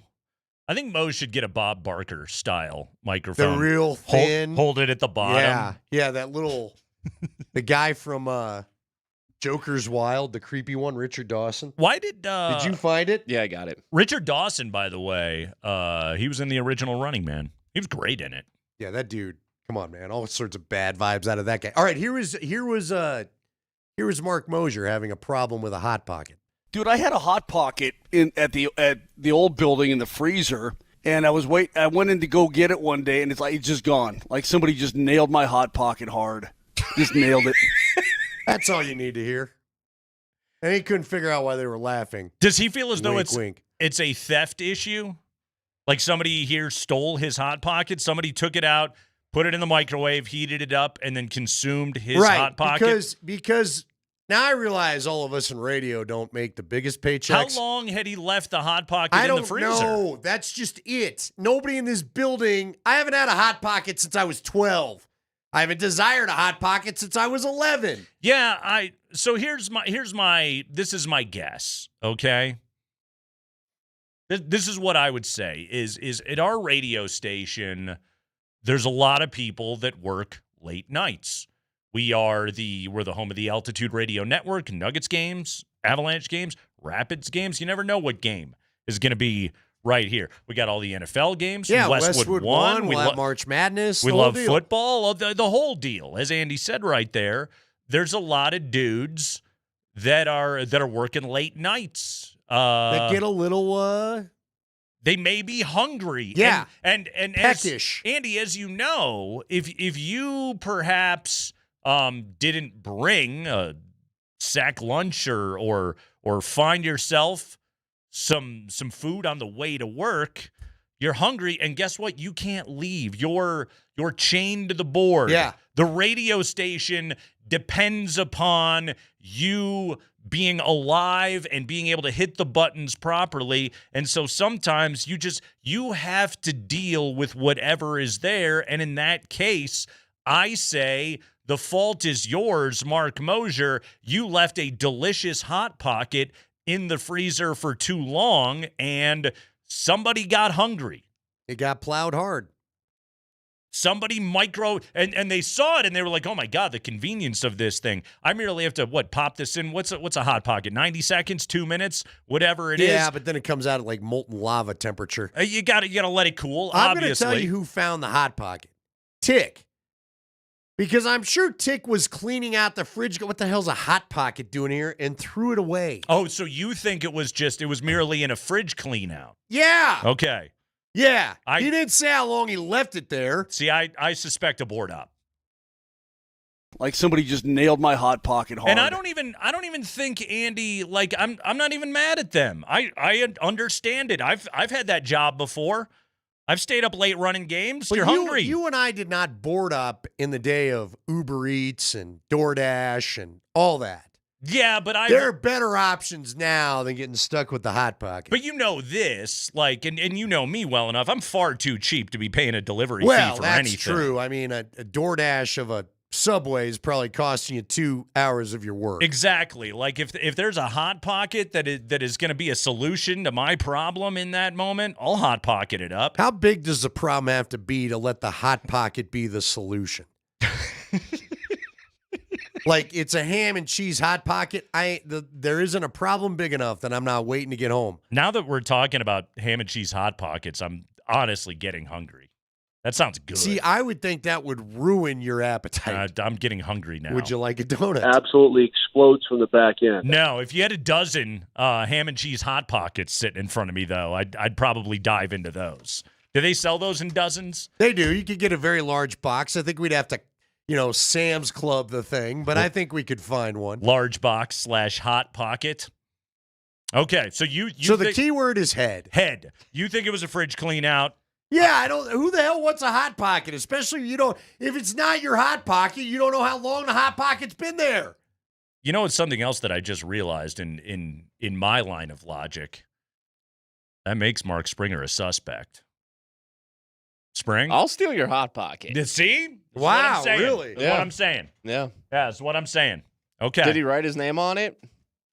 I don't know. You know he not. didn't. This was at the old building. Yeah, you know he didn't. First off, that fridge was its own science experiment. I would not touch any food that came out of there. It was probably in the freezer. Let's be clear. Yeah, it's a Hot Pocket. It's Yeah. got to go in the freezer. Mhm. Things are more sterile in Yeah. the freezer, Andy. Oh, are they? They are, yes. The key word is head.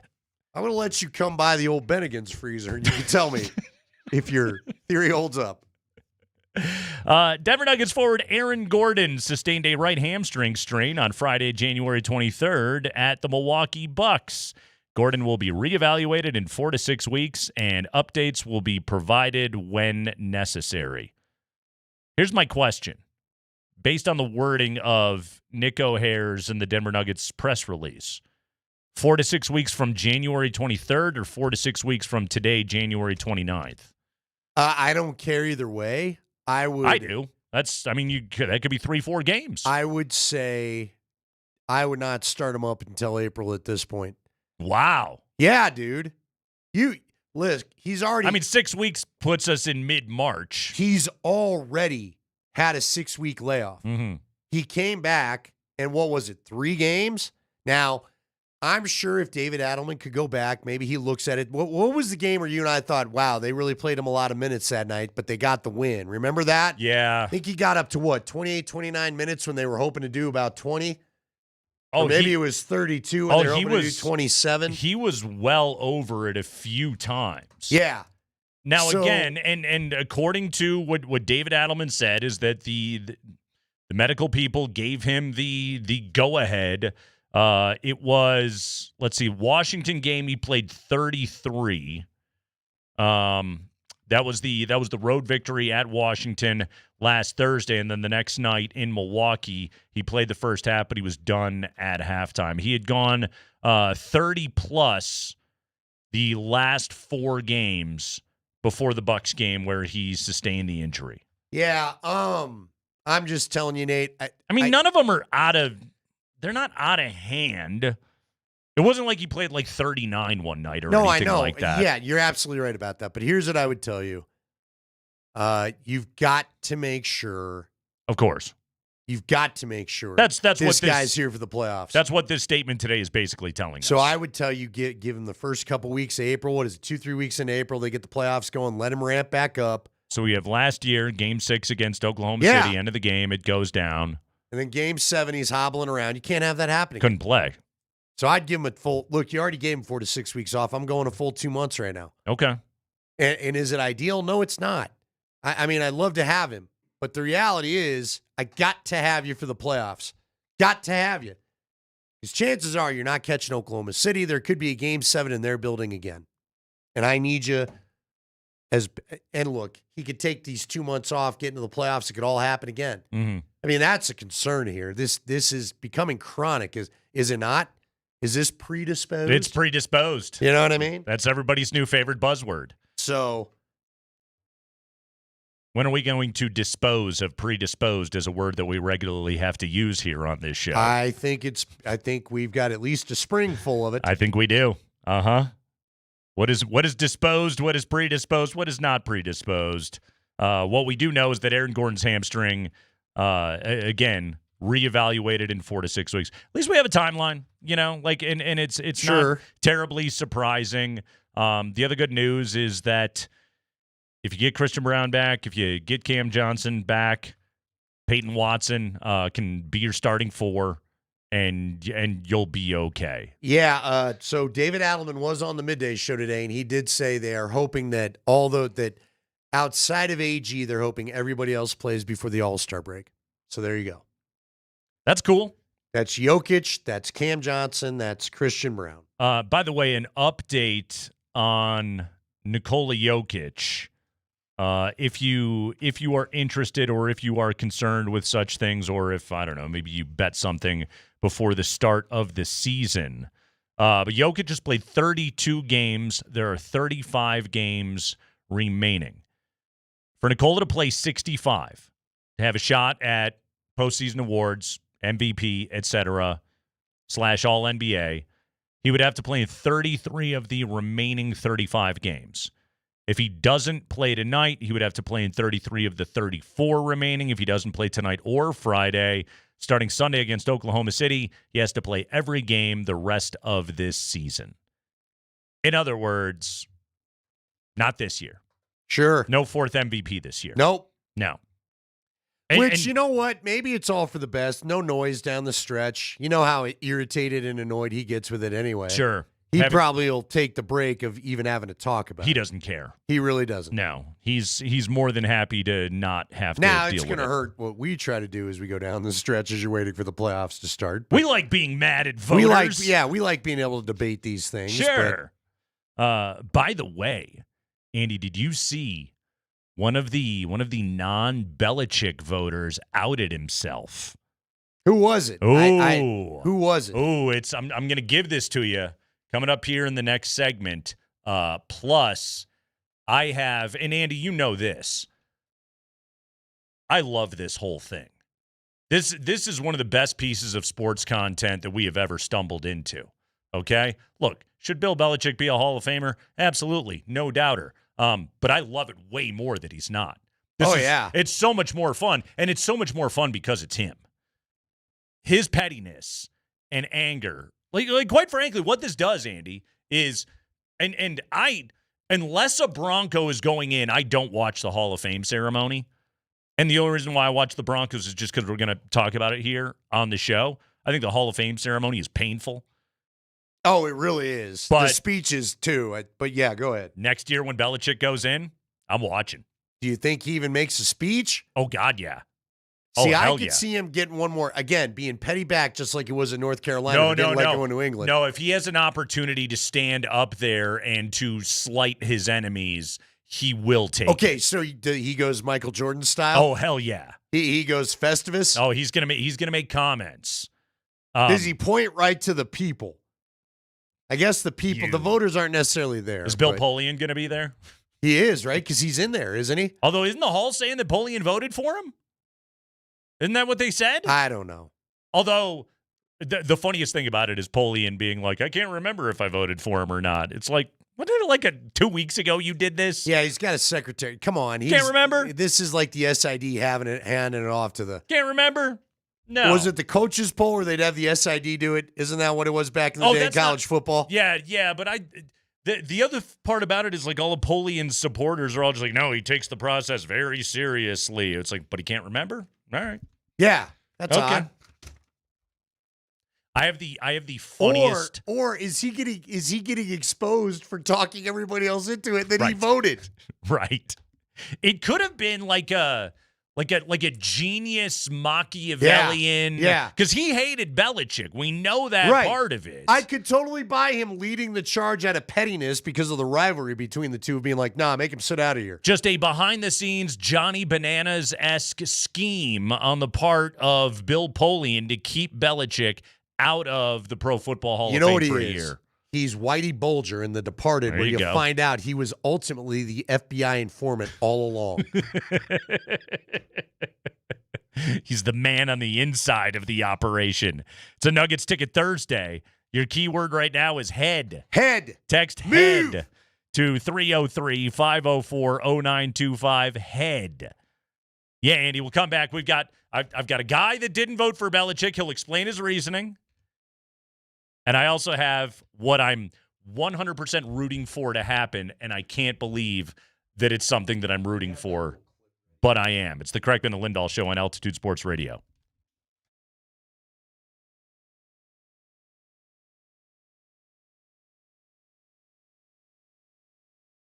Guys, Andy Lindahl for my friends over at the Rocky Mountain Men's Clinic. What are your goals for the new year? You know, I mean, it's the new year. I know you hear about this all the time.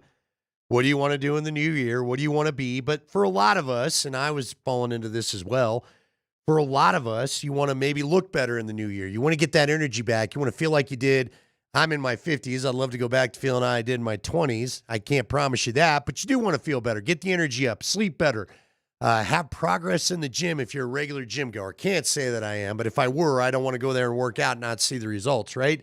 This all sounds like then you need to get on over to the Rocky Mountain Men's Clinic because they have got some great options for you. Not just low testosterone treatments, and they do have low testosterone treatments, but now you can combine that with body composition programs that feature GH peptides, NAD+, GLP-1, that's the Ozempic shots that I'm on, the generic version of those that I'm on, PDA, and more. They can help you boost your energy, support your metabolism, enhance your recovery, and accelerate fat loss. And I can tell you, I'm down 40 pounds since August with my guys over at the Rocky Mountain Men's Clinic. Low testosterone can cause a host of problems, can make you feel a little bit worse about yourself, can ruin the energy, the sleep, the concentration. Don't let this happen. Go get tested for low T and then see what else they can do for you. Again, the first visit's real easy. It takes 30 minutes for them to draw your blood. They'll draw your blood, and then in 30 minutes, you'll have your results. You're not sitting there getting tapped for 30 minutes. But no, you have the results in 30 minutes, and then you'll find out, do you have low testosterone or not? What else can they do? You'll have a T and a PSA test, and you'll talk to a Colorado licensed medical provider. Cost of that visit, $99. Get in there and see them today and get things activated. Get things jump-started for your goals in the new year. Couldn't be easier. Find one of their 5 locations here in Colorado, including Fort Collins on the Springs, great revamped location in Castle Rock. 720-440-7900. The number, RockyMountainMen'sClinic.com. Featured therapies are compounded and have not been evaluated nor approved by the FDA. Provider prescription required. See website for details.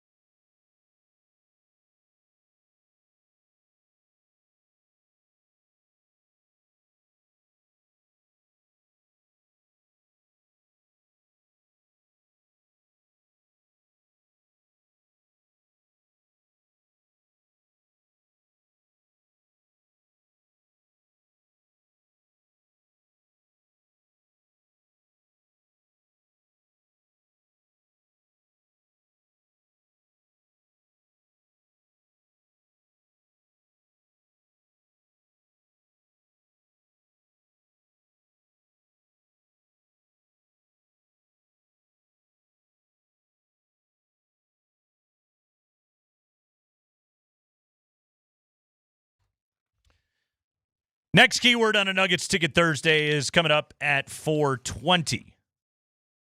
We're double dipping tonight with the Avalanche and the Nuggets. Tune into AM 950 starting at 4:30 to hear pregame coverage of the Avs and Canadiens powered by... We good? All right, got to send a text. Awesome. Okay. I'm alive. Tune into AM 950 starting at 4:30 to hear pregame coverage of Avs Canadiens powered by Ramos Law. The Nuggets welcome MPJ back to Denver with the Brooklyn Nets. Pregame starts at 6:30 powered by Ramos Law. That is here on Altitude Sports Radio 92.5. That's just Andy Snot in the background. God, is it that loud? Everything's loud right now. I found out that my fat guy shot's one of the rare side effects is congestion in your nose. Guess who's lucky to have it? So is that why you lost your voice for 2 months? I have no idea. Fat guy shots? Maybe. Okay. I can't say for sure. He got thin, but we can't hear a word he says anymore. You can't talk anymore, but no, I don't know about that. I think that was just laryngitis. Okay. You know me. I tend to talk too much all the time. All right, Andy. Let me tell you the funniest possible outcome that could come out of this Pro Football Hall of Fame thing. Because it's already hilarious that Belichick didn't get in and everybody's kerfuffled about it. Here's the next funniest thing that could possibly happen. Kraft gets in. Together? He's in this class. That's right. He's one of the 5, Andy. You're right. Robert Kraft could be going into the Pro Football Hall of Fame this year. And he would have been in the same category as Belichick, right? It's the contributor. Same category. It's the... And they had to pick 3 of the 5, right? Roger Craig, Ken Anderson, and Elsie Greenwood.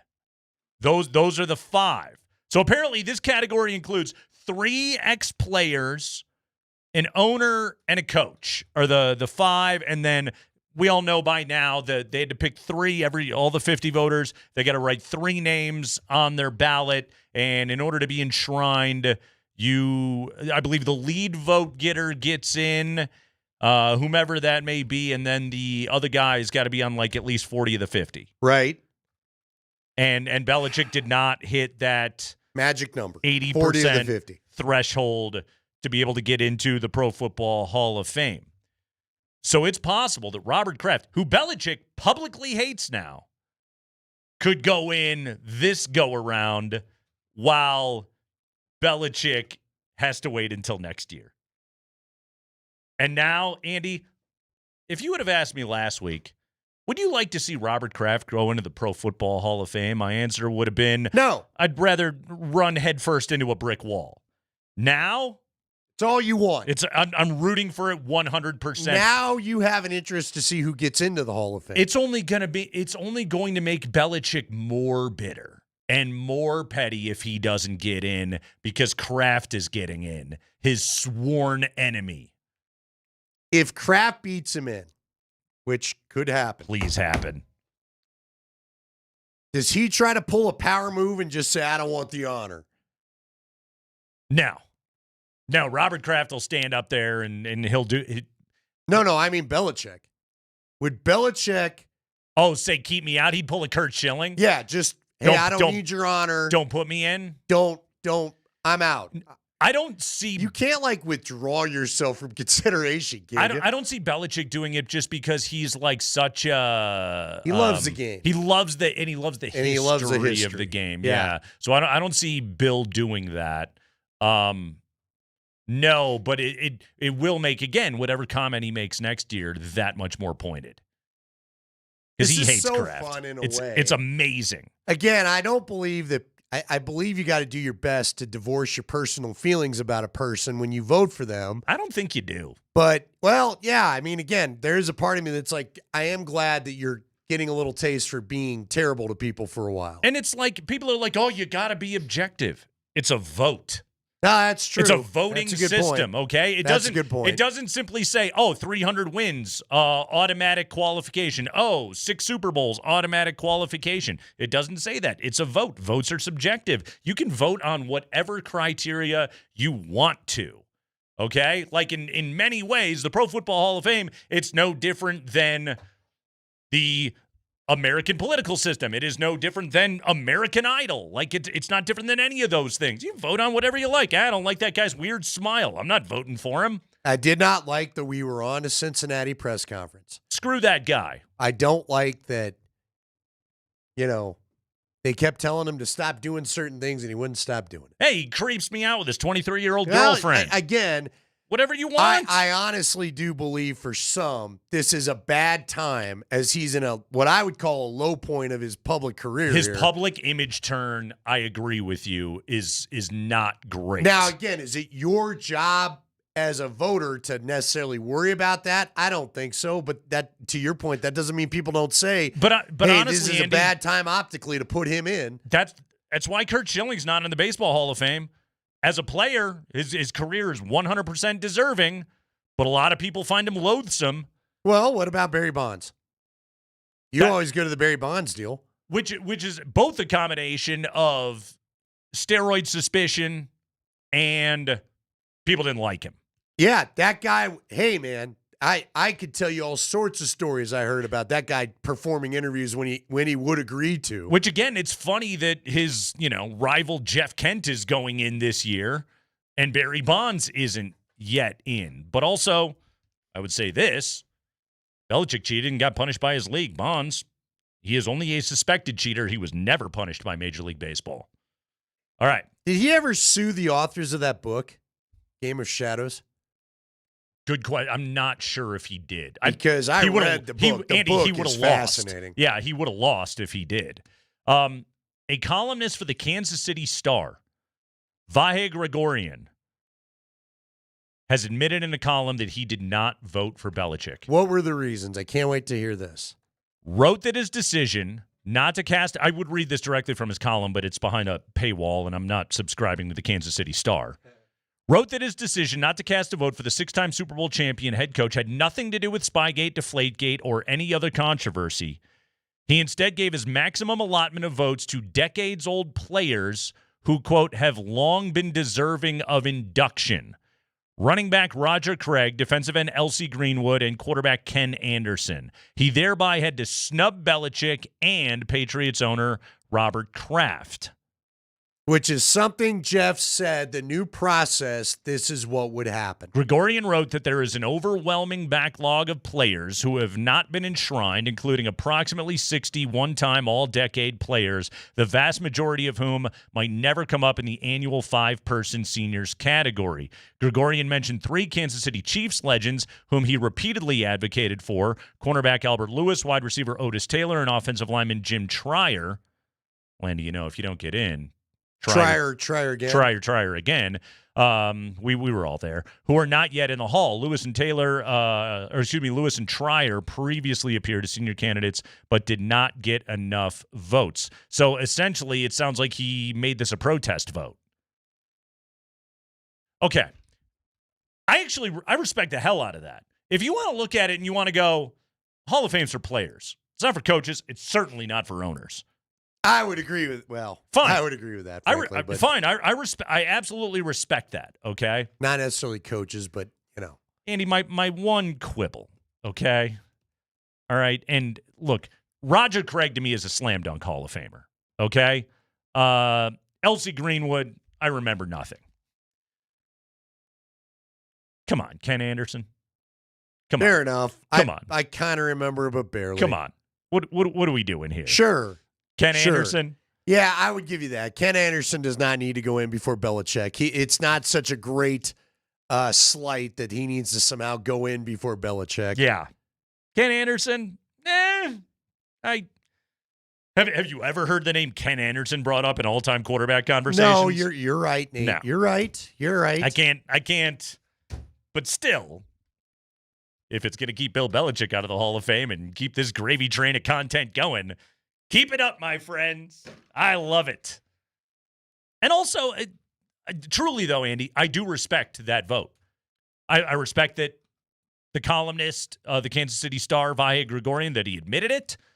And I respect that he's defending his decision and simply saying, hey, backlog of players, process sucks. I'd rather give my vote to them than give it to a couple of guys that just popped on this thing. Yeah. Plus, don't you assume if you're in that position and you're voting for the Pro Football Hall of Fame, don't you look at it, especially if you're like, I'd rather give my vote to these players, don't you look at it and you go, Belichick's going to get in anyway? Well, you do, and so you don't worry about it. Here's my other thing, though. What he wrote there, and I got to make the point quick. If everybody agrees and they all seem to as voters, and because Leggy said it too, there's a backlog of people that need to be in. Yeah. Why can't you do one big class, get everybody in, reset the starting line for everybody, and take it from there? Why? So what if you got 20 people at some point? Because Dion's or mad 3 of them. that mediocre players are getting in. Okay, fair enough, but guess what? Now you got to deal with that whole constituency of Dion going, well, if these guys are getting in, then I should have a different colored jacket. Okay, but Dion's in. Yeah. You know what I mean? Look, I understand your assertion with some of your contemporaries, but some of these dudes from the past, I've heard Jeff say LC Greenwood needs to be in there. Yeah. So put him in. Why the hell aren't they already in? Why isn't Mike Shanahan already in if you're doing coaches? Hey, Ken Anderson's from Batavia, Illinois. Played his college football at Sweet stash. Augustana. 6 stash. What is that, D3 Augustana? Wow. 76 years of age, Ken Anderson. Nice well, enough. though we got a lot of people saying no Ken Anderson that remember him. I saw him in that first Super Bowl against the Niners in the early 80s that I barely. You know what he is? He's on a lot of highlights on VCR quarterback. He does have a good stash. He also played quarterback in a borderline single barred helmet, which I miss. That's kind of rad. If you got a stash like that, you want the world to see it. It's the Kreckman and Lindahl Show on Altitude Sports Radio 92.5.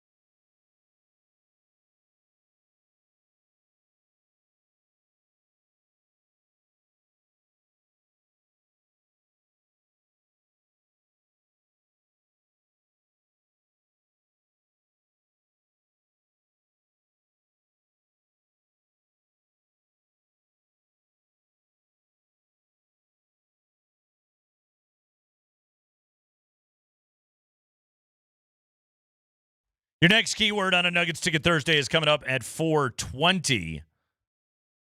In addition to our keywords for Nuggets Clippers today, you can win a pair of 100-level tickets to the Nuggets and OKC on Sunday night. Just go to altitudesportsradio.com/NugsTix to enter. We will announce the winner tomorrow. Andy, I gave this some thought today, and I believe this Broncos postseason run, all 2 games of it, all to the AFC Championship, ultimately falling short.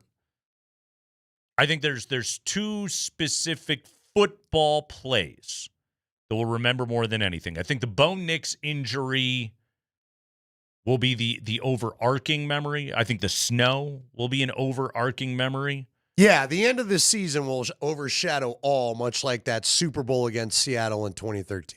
But in terms of football plays, to me, there's 2. Okay? Okay. One of them was in overtime of the divisional round game against the Buffalo Bills. Coming after him all out.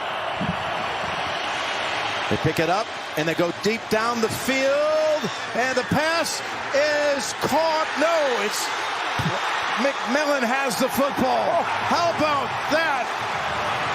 Jaquan McMillan. Game-saving play, Andy. Yeah, it caused a little controversy, too. Yes, but they got the call right. Yeah, yes. They did it quickly. Which seemed to bother people. Like, they got it right fast, and that they didn't like about it. Yeah, why was it so fast? He didn't survive the ground. Jaquan McMillan came away with the football. If Brandon Cooks comes down with that thing, it's a field goal and you're done. You're toast. But instead, Jaquan makes the play. It's, to me, Andy, it's the play of that game. The touchdown pass to Mims was spectacular. But the truly game-saving play was the Jaquan McMillan interception, where he came away with the football at the 20-yard line. You're inside of 40 yards. That's a chip shot field goal, and the game's over. Game-saving play. Okay? That play is, to me, the most important play of that game. Okay. Would you push for anything else? There were a lot. I mean, it was a great game. There were a lot of huge plays. No, you're right. Because if you don't make that play, you lose the game. You lose. That changed the fortunes completely. And then from that game feels like it was 2 years ago. I know, right? And then from the AFC Championship game, again, I know the coaching decision. People are going to be fired up about you should have taken the points on 4th and 1. But guys, the taking the points thing is a moot conversation if for not what happened. What was it? The very next possession for Denver. Each play is so huge, a turnover will be catastrophic. It's 3rd and 4.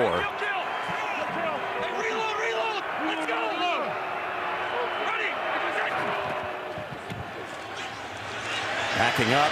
Oh, the ball comes out. Is that a fumble? Is that a live ball? It's picked up by the Patriots. Backing up. Did we get 2 backing ups at an ants on that call?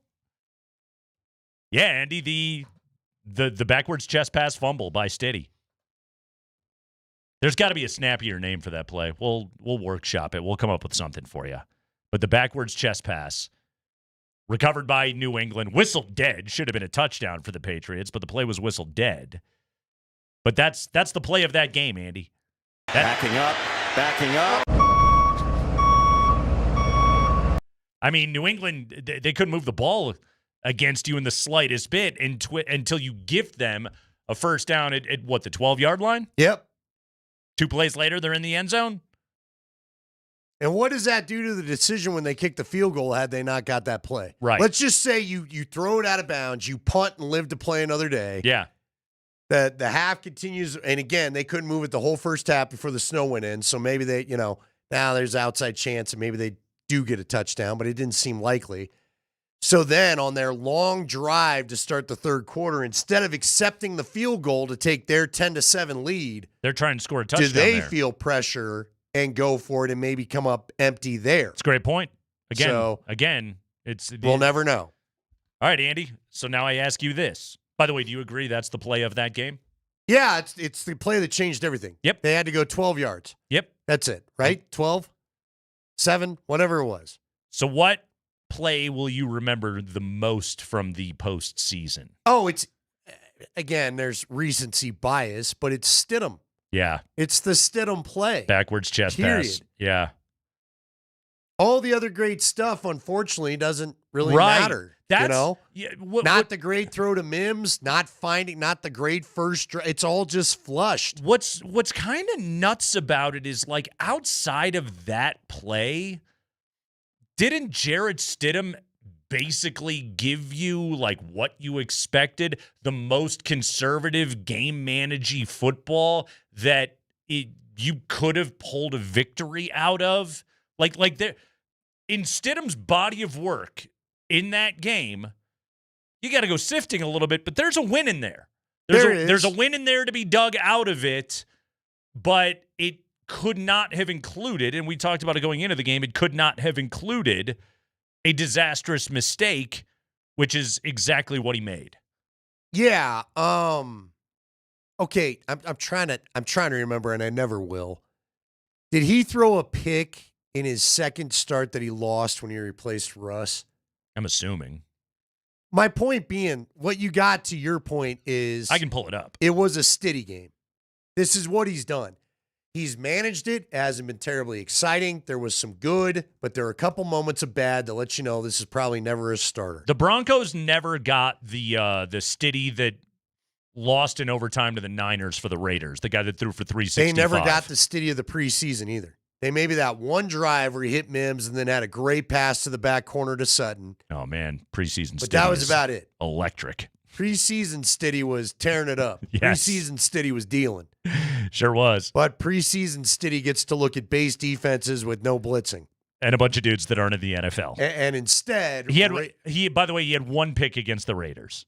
See, there you go. Yeah. You're allowed to throw an interception. Starters throw interceptions. You are, but again, he's going to give You're not you allowed to throw a backwards chest pass inside your own 20-yard line. But Stiddy will give you one mistake that usually is too much for Stiddy to then overcome.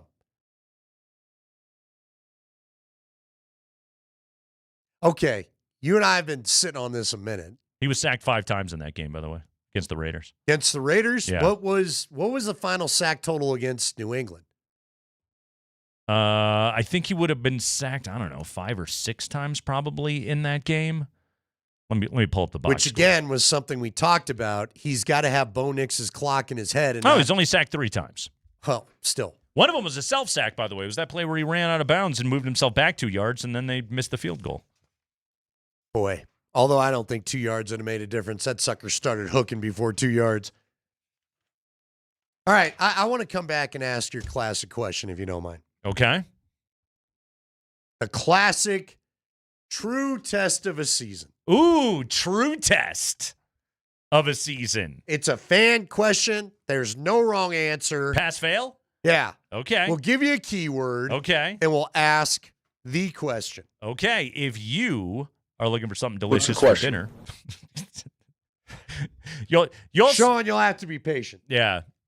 You also teased like 40 seconds too early. I did, but I don't know what else to do with you. That gives you time to do the read so you can get some what is today? Who do we have today? I don't want to get the wrong You people. really backwards chest passed that tease, Listen, Andy. hey, I wouldn't go that far. I would say I'm more self-sacked 2 yards out. Wasn't quite. You were Brandon Cooks not finishing the catch on that tease. No, I think that's way too rough. That was not a turnover. That was not a turnover. I went out of bounds 2 yards too early. I had to fill the time with making fun of your tease. That's what I had to do. Hey, might as well do a live read. If you're looking for something delicious for dinner, check out Golden Flame Hot Wings. Feed your flame at your nearest Golden Flame in Aurora, Parker, and 2 locations in Colorado Springs. Check them out at gfhwings.com. We've got a golden... You want to know what else is golden? What's that? Tease. It was a golden flaming tease. It's the Kreckman and Lindahl show on Altitude Sports Radio 92.5.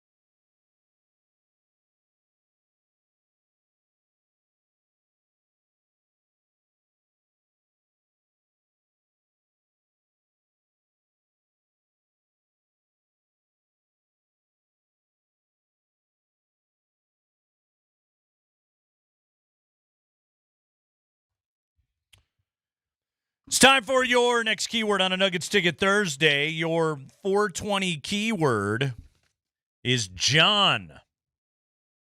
John. Text John to 303-504-0925. With an H? John with an H. You know, we were talking about that thing started hooking last segment. Now we have John.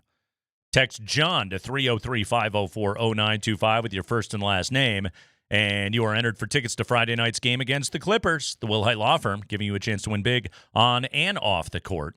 Visit wilhitewins.com. This hour's keyword is John. We will announce the winner at 5:55. Andy, a little bit of breaking news right here. Go ahead. Breaking NFL Go news. ahead. Go ahead. The Eagles are hiring Sean Mannion as their offensive coordinator. Yeah, how about that? Philadelphia going with the former Packers quarterbacks coach, former Oregon State Beavers star, Sean Mannion. He will be the next OC of the Eagles, replacing Kevin Patullo, who was dispatched after one season. So Davis Webb, he was requested for interviews with the Ravens, Giants, and Eagles. That is one fewer offensive coordinator opportunity outside of Denver now available to him.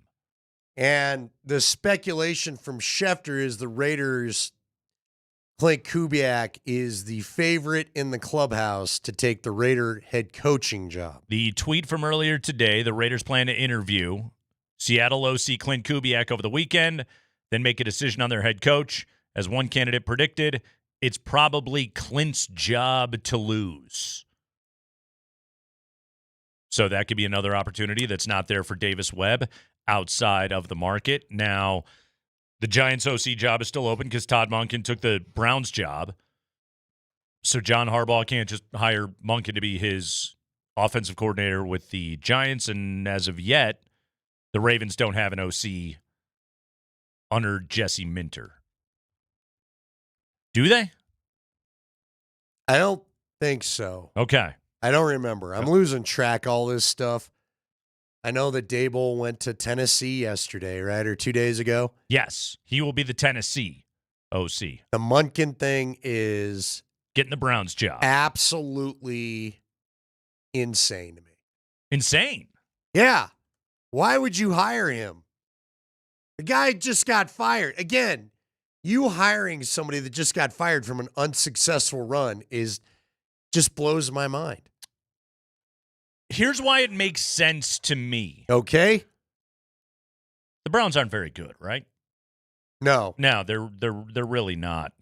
And they're still reeling from the Deshaun Watson contract hell. They're still reeling from every mistake that they can't possibly stop making. Todd Monken makes sense in the context of, like, you placehold for a couple of years, and then when we'll get our act together when all this is done. Once we clean house, we'll hopefully our job will be attractive, and everybody won't remove their name from the search, and we can get a better coach. But in the meantime, here you go. Go coach. Come have a job. Go coach Pro Bowler Shedeur Sanders. Sure. Yeah. Yeah, I think that organization is resigned to knowing they're not competing anytime soon. All right, so if Clint Kubiak gets the Raider job, does that put Vance back in the crosshairs for Arizona? Because the early buzz was it was Arizona and Clint. Right. And now what it feels like to me is that Arizona is over there like maybe holding out for Clint. The fact that they haven't just snatched up VJ. Like, let's put it this way. If they wanted Vance Joseph, they would have hired him yesterday. Right. He's been available all week. They would have hired him Monday, if they really wanted him. I don't think Vance Joseph's going anywhere. I think the prospects of Vance Joseph leaving, and unless a lot of people start saying no to Arizona, I don't think VJ's going anywhere. Well, I can't remember. One of the defensive linemen kind of let it slip. I saw on Twitter saying he started to say, well, with Vance coming back and well, if he comes back or something to that extent, where he kind of hinted that somehow the defensive guys know Vance isn't leaving. Right. So, yeah, I think there's probably something to it. And look, maybe Vance, I know people think this is crazy, but Legwold's told us a couple of times, Vance Joseph is going to be picky because he does not want to get stuck in a bad situation, basically like he inherited in Denver where he can't name his staff and doesn't have a QB and all that other stuff. You mean like Todd Monken getting a job Yeah, at the Browns? in Cleveland. Yeah. And that's, again, like, I don't blame him one bit. There's only 32 of those things, and they pay really well. All right, 303-504-0925. I have to hear this. So this is the completion of a Nate Kreckman prediction from literally the week before the season got going, okay? And we asked this about the Nuggets, so we're not just picking on the Broncos so people know. And frankly, I think sometimes you could ask it about the Avs, although it wouldn't bear fruit just yet in this season. The Broncos. By the way, they played like crap last night. Oh, the Avs. Yeah, man. That first period. Two of the last three games, they have not had anything in two of the first three periods. And then it's like they decide they don't really want to lose this game, so they try to catch up. That first goal that Blackwood let in was lame, but overall, I didn't think he played that bad last night. No, he wasn't that bad. He wasn't the problem. I need, and I know he got a goal. They have 18 shots? Yeah. Oh, they had 5 shots through like half the game. It was ridiculous. The first period, I saw like their expected goals in the first period. It was like the lowest of the McKinnon-McCarr era. And here's the other thing.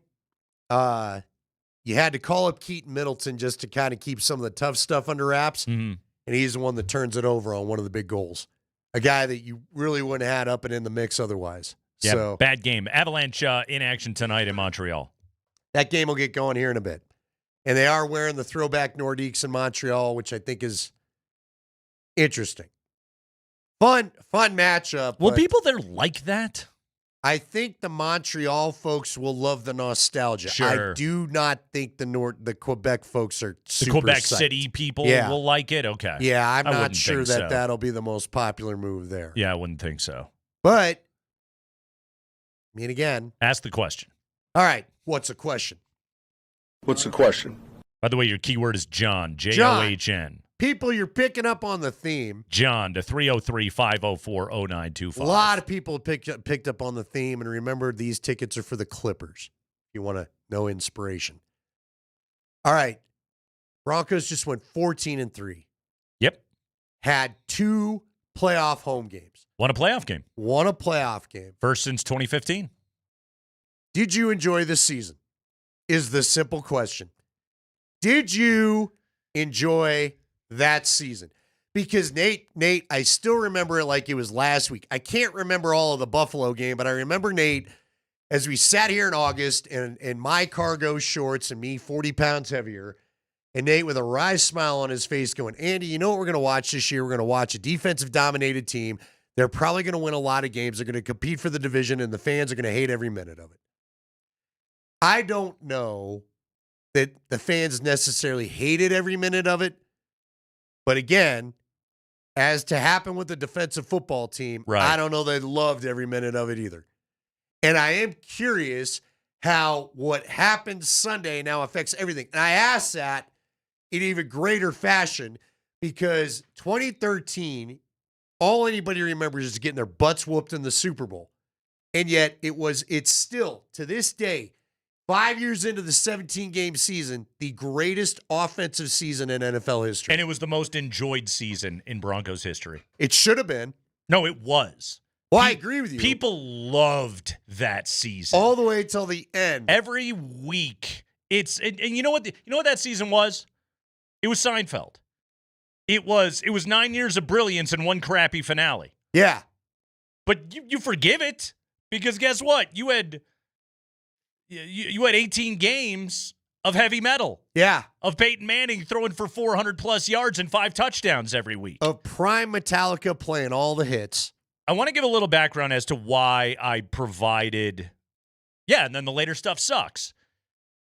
To your Metallica point. Or most bands. Exactly. They just get to a point where it's like, bro, don't make any more albums. You're good. Exactly. Yeah, no one's going to like it. I'll come to the show for the old stuff.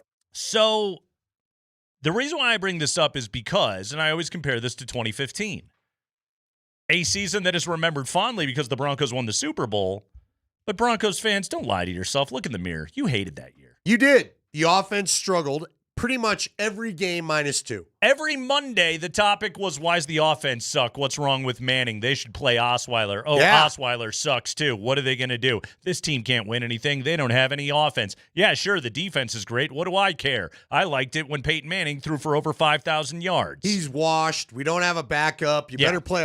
Again, the Osweiler whispers started long before Manning got hurt. Guys, I did talk radio. I had a show that entire year, and every Monday, the texts and the calls, back when we used to do that, were all, what the hell's wrong with the offense? Yep. Kubiak sucks. He can't figure it out. This is all bad. Okay? There were people that even after they won the Super Bowl were like, great, you won the Super Bowl. Kubiak still sucks. Okay? That's the way that people viewed that season. Here's why. Perfect text, by the way. I love it. I got to give you this. Cromulent is the best way to describe this Broncos season. See, Nate, you've influenced the people. I think that fewer people would say they hated this season than 2015. I would agree. Because there was a Tebow element to this one. Well, there's context to it, right? Like 2015 was, you had watched 2012 in the 11-game win streak. You had watched 2013 in the greatest offense in NFL history. You had watched most of 2014 when Julius Thomas is, on pace to break Jerry Rice's single-season touchdown record. Or was it Randy Moss? I can't remember. Either way, that when it came on the back of, number one, a ton of winning, and number two, really entertaining offensive football, which is what everybody loves. Everybody wants to get excited about a quarterback, and you couldn't be possibly more excited than what Peyton Manning was his first couple of years here in Denver. That made it so the scoring 16, winning games without scoring an offensive touchdown was dreadful to watch for people because the offense was brutal. And I used to go on the radio every week and be like, hey, yeah, the offense is awful. Let's talk about it, but let's talk about how good this defense is. I never took a call to be like, hey, I want to get on. I want to talk about how sick the no-fly zone is. You never got that. It was just people wanted to air their grievances about the offense. This season, though, it's, first off, you haven't been good in a decade. Yeah, you got in as the 7 seed a year ago, and you got your ass kicked. Okay, great. This year, it's 14 wins. A number one seed. Supplanting the Chiefs atop the division. Yeah, you beat them twice. That's massive. That is absolutely huge for a fan base that has been getting trounced by those guys. And now you get the victory. Did Nix take the big step forward you were hoping to see? God, no. No. In some ways, you could argue he was worse this year than he was his rookie year. But the winning and the 1 seed and the winning the AFC West and watching the Chiefs stumble, I think that was all enough within the context of it all to say I had a lot of fun because, hey, my team was good and relevant again. Yeah, but you know what was crazy about this? And I do think it was like what we saw out of Bo Nix in the offense certainly looked more sustainable than anything we watched in 2011, the Tim Tebow year. Oh, without a doubt. But it had a touch of Tebow feel to it because you kept doing these fourth quarter comebacks where you're like, guys, you can't keep dancing with the devil like this. No, you know what I mean? Eagles game, Giants game. There was absurdity all over the place. Washington game. And then you get thrown in there the Thursday night 10-7 against the Raiders. Yeah. You get the Christmas night game where your guys are playing, their guys are not, and you still don't run the score up on them, only to do it again against the Chargers the next week, again, when they don't play anybody and you do. Here's another thing that this season provided. When you look over the balance of it, and I certainly felt this, was like this season gave us a good episode every 4 or 5, right? Okay, yeah, I like that. You know what I'm saying? Like, yes. Because, and again, guys, the NFL's a TV show. That's how I view this thing, okay? The Dallas game was a great episode. The Green Bay game was a great episode. Philly game, Great episode. Frankly, the Giants game was a great episode Giants only because game, I can't believe the ending. Stunning ending. That was whatever Game of Thrones guy dying you didn't see coming. Red Wedding. Sure. Giants game. There All it day is. long. Okay? Yeah. Rob Stark gets it. Spoiler alert. Dallas game, to your point, Green Bay was the highlight episode of the season. Okay? Would you say Green? Yeah, you're probably right. Dallas is pretty good, though. Dallas is where I was like, all right, this offense is figuring it out. But the Packers were... You're right. They were a good. contender. They were. Cowboys were decent. Don't get me wrong. What hurt the Packer game for me was I would have liked to have seen, for the sake of evaluation, Micah Parsons stay in and Christian Watson not go down. Yeah. And then when they lost two of their best players, you just took them to town. It was also like it was win number 12. You're 12-2. You're now primed to get the 1 seed. To me, if I'm making like the emotional graph of the season, to me the Packer game is the high point until the Buffalo game. Except the high point only lasted for 45 minutes after the Buffalo game, and then it plummeted once everybody knew Sean walked back in. that Nix was out, which is wild writing for the season. And Andy, you can tell me, I don't have the board up, but I'm assuming people are saying they had a good time with this year. Yeah, as I look, and I can tell you this, I had a good time with this Broncos season. I really did. A lot of people are saying they enjoyed it more than not, but a couple of people have said they didn't like it at all. Okay, and that doesn't surprise me. Look, I think there was more to love out of this in 2015. Here's the thing about 2015 that I think made it stressful that doesn't exist right now. You knew Manning was at the end, and it could have been more clear. Yeah. And I know people talk about him maybe playing another year. I was never in that boat. I'm like, this guy, you better get it done. He needs to hang it up. He needs to go do something else. He and Kubiak, they found a mutual respect for each other. Manning's never loved this offense. Yeah, he couldn't move.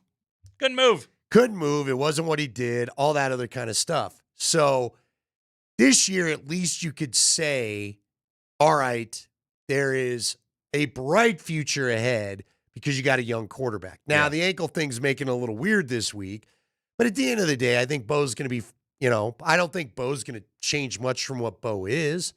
I think he'll still be able to run. I think Bo's still got stuff to work on. You know I what think else there's is stuff you got to get better at. Bo Nix is a compelling character in the show. Bo Nix is whatever he is, the debated lightning rod of the series. If you want to squint and see a great quarterback, you can. You can. If you don't, if you're big arm guy, he ain't going to do it for you. You'll see he never will. Middle of the road NFL quarterback, and that speaks to a second year guy that was inconsistent this season. The highs were high, the lows were low. You were still 14-3. 14-3. You still beat Buffalo. And he was good that day. 2 months without a loss. He was good in a playoff game. The legend of Bo Nix continues to grow because of how he played that day against Buffalo, throwing for 279 and 3 touchdowns, including the game tire to Marvin Mims. Yeah. Or I suppose what would have been the game winner, and then they went down and kicked the field goal. There's a lot of ins and outs to that game. A lot of what have yous. I think it was a great Broncos season. Do you think so? You don't think what happened in the great Broncos season and enjoyable Broncos season with some really let's call it this Andy, definitely some skip tracks on that album. And will it avoid the stink of the loss at the end of the year because Bo did not play? It gets an automatic. Like, had Bo played in that game and it went somewhat similar. Oh, it gives you an automatic out. Would that not have made it all feel different? But because Bo does not play. If Nix plays, we're in the Super Bowl. A lot of people were texting that to us on Monday. If Nix plays, we're in the Super Bowl.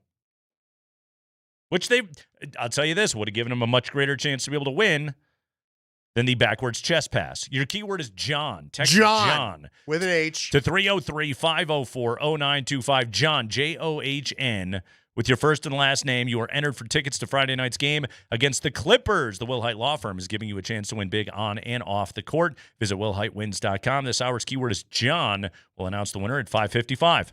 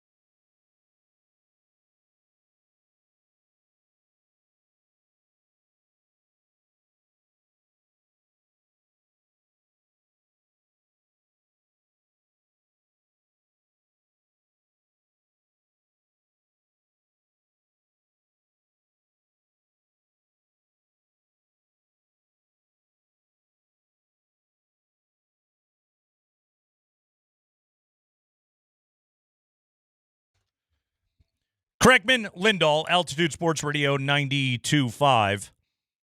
Andy, are you excited about the Protector of the Year award? I am not, but yes.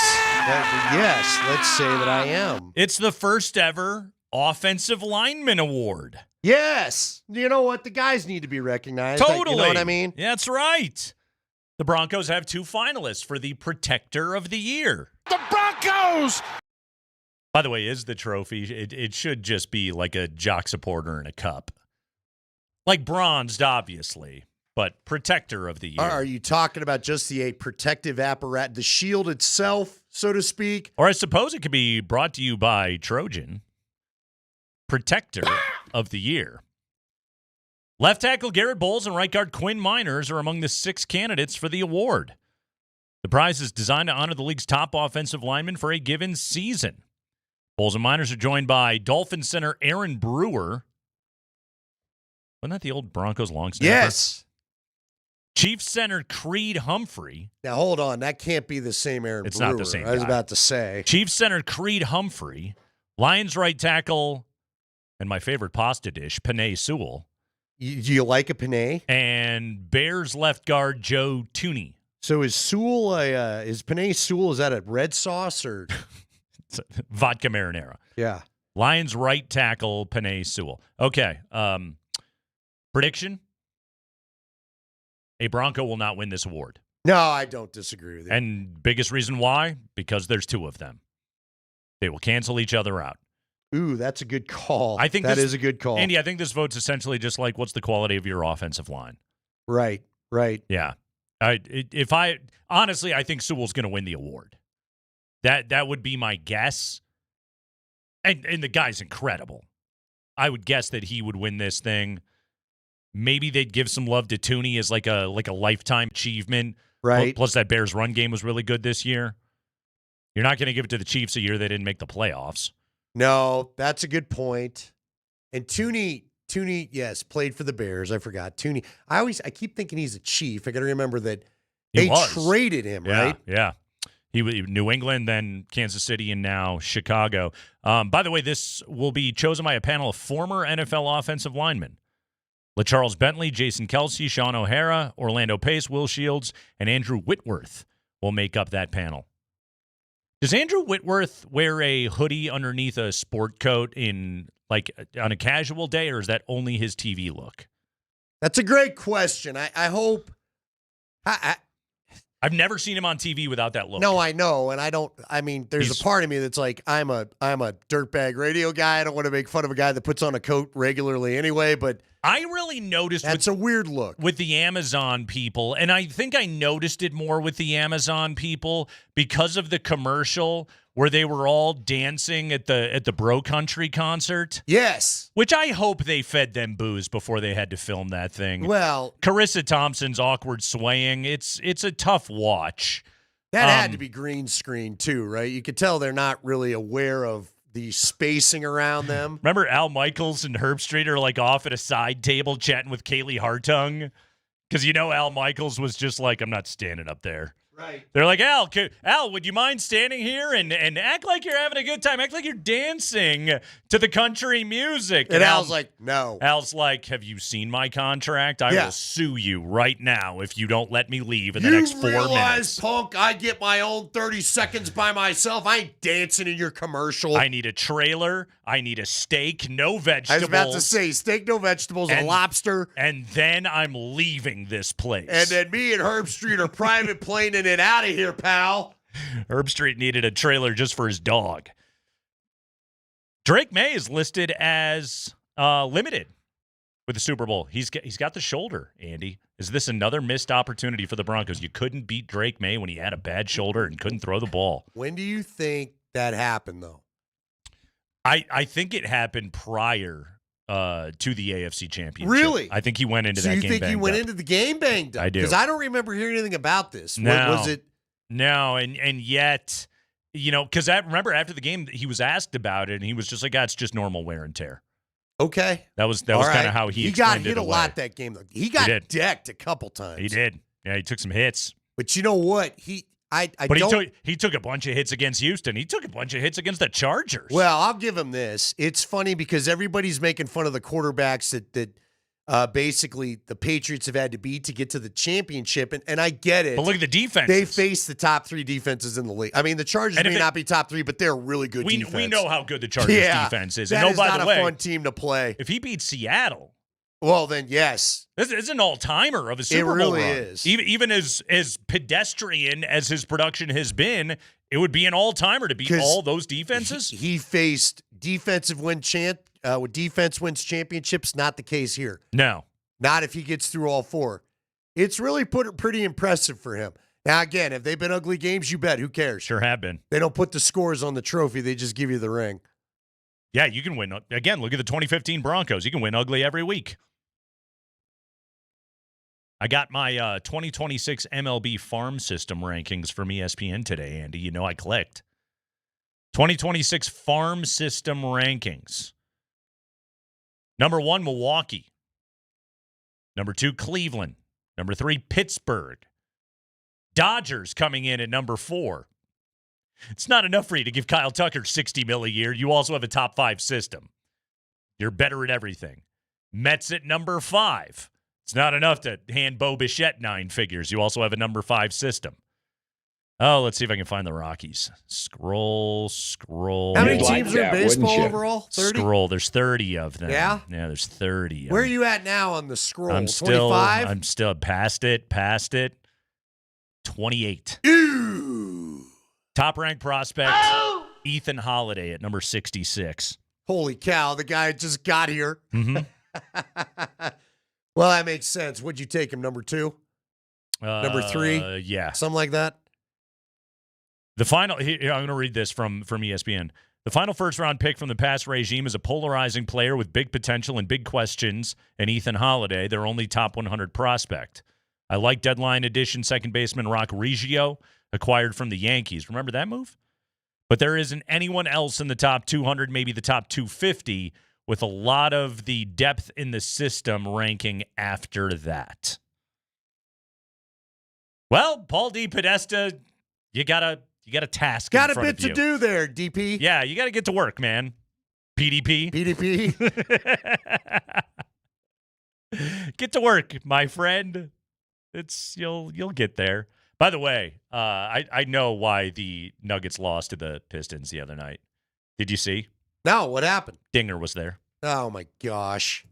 I forgot. You're right. Dinger was there. I forgot about that. He was. It's so were 3 of the Rockies or 4 of the Rockies, and only nobody really knew who they were. And the one guy looked like he was like, "Get the camera off me, please." Spilborgh's shot the free throw before the game. He made it. He nailed it. Yeah, he did. He did a good job. Hey, Spilly's high major. Like he's excellent. Spilly might still be a better player than any of the guys that came from the team. Rest of the organization's got some work to do. Spilly's probably got a few swigs left in him. It was really awkward too, because we're at the game. I took my 8-year-old daughter. She was psyched that Dinger was there. She oh my goodness. Kids love Dinger. Hey, we got 2 mascots. Hey, twirling his head. Look how funny he is. Jeff Kingery hated Dinger, but the kids love Dinger. He is a large. I mean, look. He's beloved to small children. Yeah, they nailed the target group. The problem is he's so massive when he goes anywhere. It's a bit of he's a better door than a window, to borrow something from 5th grade. He's got a giant ass. A hockey butt. Also, if you're going to try and get his attention during a game and yell his name, you really got to enunciate. Enunciate everything. Hit that D. Don't be drunk, please. Dinger. Yeah. We had that mild controversy a couple of years ago. That was one of the dumber ones. It really was. Some poor drunk guy just being like, "Hey, yeah." Just trying to get the dinosaur's attention. Just try to get his kid a picture with Dinger, and you're mistaking it for a horrible word. It sounded. I gotta be honest with you. On the TV copy, Andy, it sounded troubling. I heard dinner, but it all goes back to food. I with want you. some dinner. It always does. You're watching a crap game. You might as well. It's the Kreckman and Lindahl show. We got the 5 biggest stories of the day from around the NFL. More coaching stuff is happening. Plus, Andy, Sean Payton, he's got a new gig. He's got a second job. He's been selected for a committee. I didn't know people set out to be on committees. I didn't either, especially Sean Payton. Let's do this next.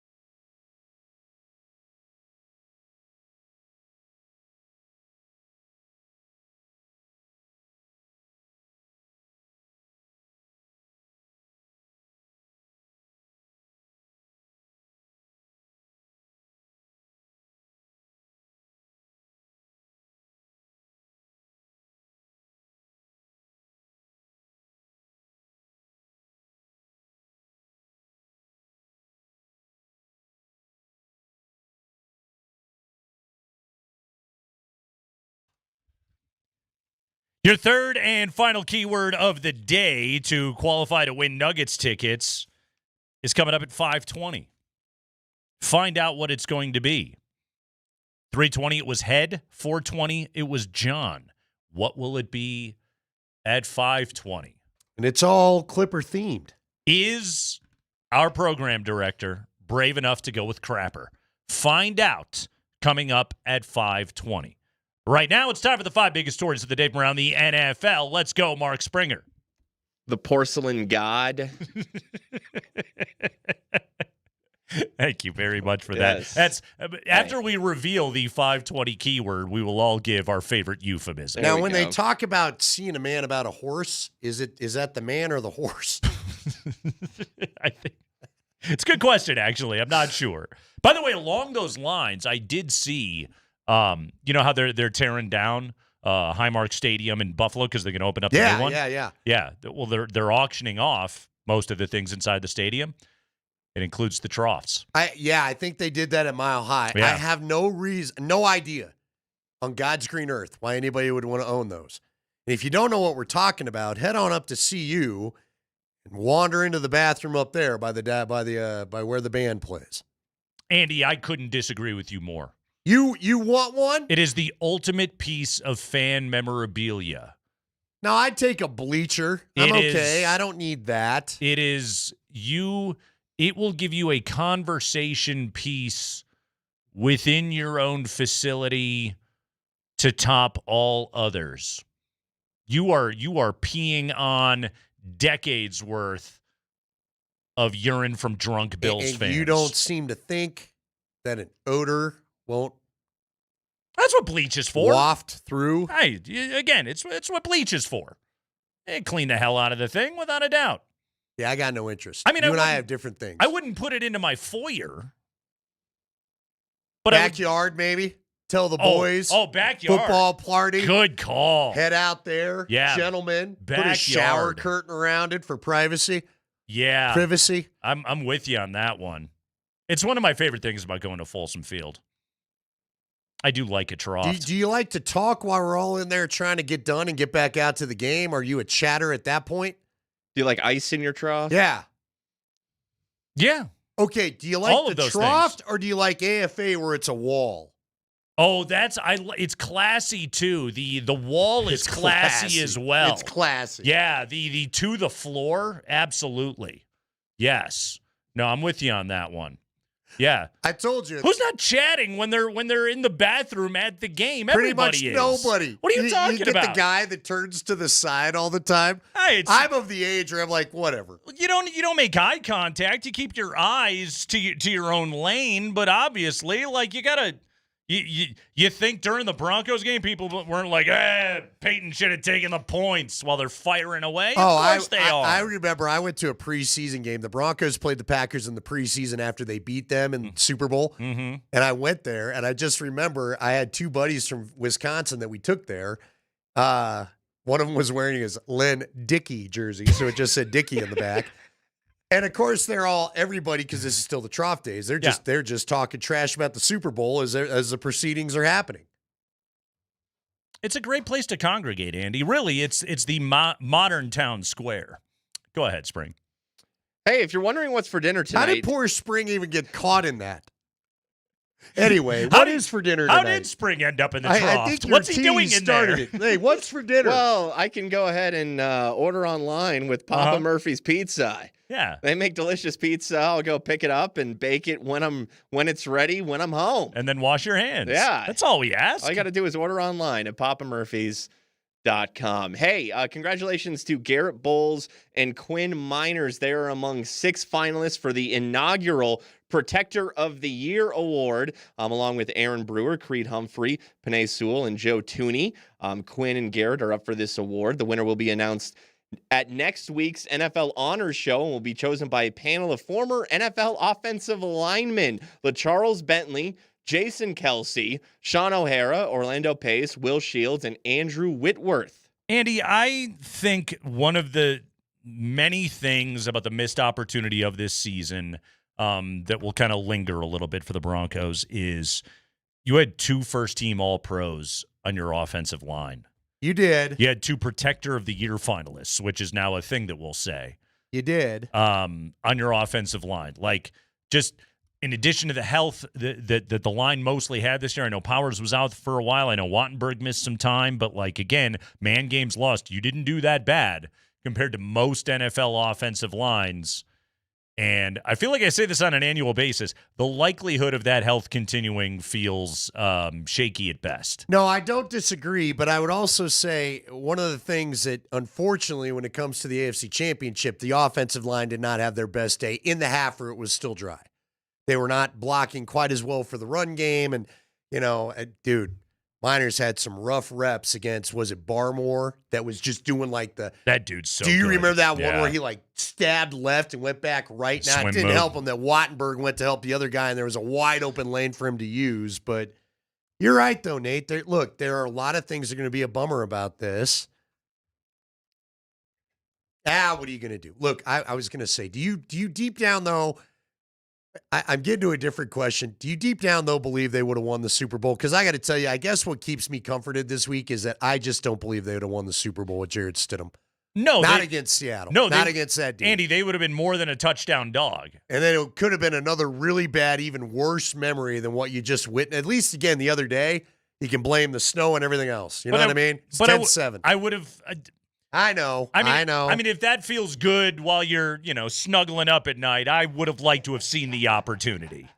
I would have liked to have seen them get a chance. Well, you're carrying your beer into the old John to hit the trough. Well, it's a process. It goes in this way and then it goes out this way. See, I am so scarred from that last Seattle Super Bowl. Sure. I do not need to see them lose to that team again. I just don't. Go ahead. Hate the Seahawks enough. Go ahead, Spring. High five. Hey, Sean Payton and Mike Vrabel are returning to the NFL Competition Committee, presumably replacing former Dolphins GM Chris Greer and former Steelers coach Mike Tomlin. Andy, the NFL putting Sean Payton, of all people, onto a blue ribbon league committee. It is. Is it maybe the most blue ribbon committee? I mean, this is the committee I feel like we hear the most about. They deal with this on an annual basis. We're hearing about what the competition. Remember, they're the ones that talked about the tush push. Yep. They're the ones that talked about the kickoff rule. This is a significant committee. So let me ask you this. Is this the power of Greg Penner? Good point. Because I think Greg Penner is rising to power. I think the Penner-Walton group is rising to power very fast in the NFL community because of the sharp business people that they are. And I think everybody wants a little of the secrets. It's because of how much money they have. Well, yeah, but also remember, Jerry Jones could not vote this guy. They could not vote the Penner-Walton group in fast enough. Right. When he talked about it at the owners' meeting. Yeah, get these gajillionaires in here. We need these people. It's one of the few people that actually has made more money than he did. Well, and he kind of hinted. I'd like to get a few secrets on that. New facility, new stadium. Yeah. They're giving the NFL every shiny new thing that the NFL likes to get. So yeah, it's no surprise at all that quickly they're rising in prestige within those circles. But I'm just saying, I don't think, with all due respect to Tom Benson and his widow or whoever's running the Saints, I don't think they get Sean Payton appointed to the committee. No. I think Greg Penner's saying, hey, I kind of like my coach on this. Yeah, and Sean's got a lot of thoughts. That's probably one of those things where Sean can go to Greg and be like, hey, I'm pissed off about a lot of things in this league. Yeah, why don't you help me a little bit? Let me have my voice. Or maybe be heard. Greg just said, I'll tell you what, instead of telling me, I'm going to put you on a committee of people that will discuss it with you. Let me make a call. Go ahead, Spring. High five. The Raiders are going to have a second interview with Seahawks offensive coordinator Clint Kubiak on Saturday. It appears it's his job to lose. Speaking of things that the competition committee needs to change, the way that coaches are hired in this league is so idiotic. Let the season end. Oh, yes. The whole season. Yes. The Super Bowl is over. You are not allowed to fire anybody until after the Super Bowl. And then by then, have at it. but that allows coaches that are in the postseason to not have any distraction as they go through that process. And here's the other thing about that, Andy. Like if these organizations were forced to hold their water for a minute, would they all maybe stop firing their coaches? Yeah, I think it'd be one of those things where it would help you. An ounce of restraint. Yeah. You know what I mean? Yeah. Because, again, Cleveland, you just hired Todd. You now went from Stefanski to Modkins. I'm sorry. I like Stefanski better. Do you think that Terry Pegula, after watching Josh Allen crying in the locker room, would have fired Sean McDermott the next day? If somebody gave you Sean McDermott's resume and was like, hey, he won 12 games and he won a playoff game and look at all these great successful seasons he's had, an AFC championship and all this kind of stuff, you would have been like, well, that guy's not going to get fired. Yeah. And yet there he was. Speaking of the Raiders on this. And by the way, real quick on that point. Yeah. If you don't want NIL people, if you don't want the players transferring out middle of the season, why would, I mean, the coaches, it's the same thing with the coaches. It's not fair to them. It's not fair for everybody to not get the same chance to be able to say yes to a job or whatever and start right away. Right now in college basketball, you've probably caught wind of this. The big controversy is dudes that have played in the G League. Yeah. Going back and playing in college. Guys that have played professionally overseas are now playing college basketball. Because there's finally money in it. And there's court cases, and they're finding eligibility for these kids, even though if you ask the schools, you're like, what year in school is he? And they're like, we don't know. We don't care. They're not students anymore. Exactly, because the kid's been playing professional basketball. And I heard an interview with San Diego State head coach Brian Dutcher, who's a super sharp dude. And Dutch's perspective on it was really interesting. He just went, you know what? Make it as screwed up as humanly possible. It's the only way we're going to fix it ever. It just has to keep getting worse. Sure, I'm with you. And I don't know what the bottom looks like, but it somehow has to keep getting worse. Well, I don't know how you can hit any more bottom than some of the crazy coaching switches we've seen this offseason. So I looked this up. Do you know who the last Raiders coach was, Raiders head coach, that lasted at least 5 seasons? John Gruden. No. He got 4. 98 to 01 before he bailed and went to Tampa. Oh, wow. So it wasn't even the most recent stint because of his email controversy. The most recent, I think he got fired in that was like his 2nd or 3rd season. Was it Art Shell? It was Art Shell, 89 to 94. That's the last time the Raiders had a head coach last at least 5 years in the job. And what's wild is before that, like Tom Flores, John Madden, like they had a lot of stability. To put it in perspective for people, that because Art Shell was the coach twice, I think another stint in the 2000s. Yeah, he was Grover Cleveland. To put it in perspective of what you just pointed out there, his stint was before the Broncos won a single Super Bowl. Think about that. 89 to 94. They had not won a Super Bowl yet. And that's the last time the Raiders had a coach. That was the last time they had a 5-year coach. Yeah, last at least 5 years. That's crazy. Yeah, I think Gruden the second time got canned. I think it was during his 3rd year, during his 3rd season. He didn't make it, and they had to go with Rich Bisaccia. I just wonder why the Raiders have sucked. That's your 5 biggest stories of the day from around the NFL. We got one more note that we'll hit on the other side. It tees up a great NFL list that I saw today, Andy. Bill Barnwell of ESPN ranking the coaching hires of the last 5 years. That means the Broncos are on there twice. How did they do? I'll tell you next.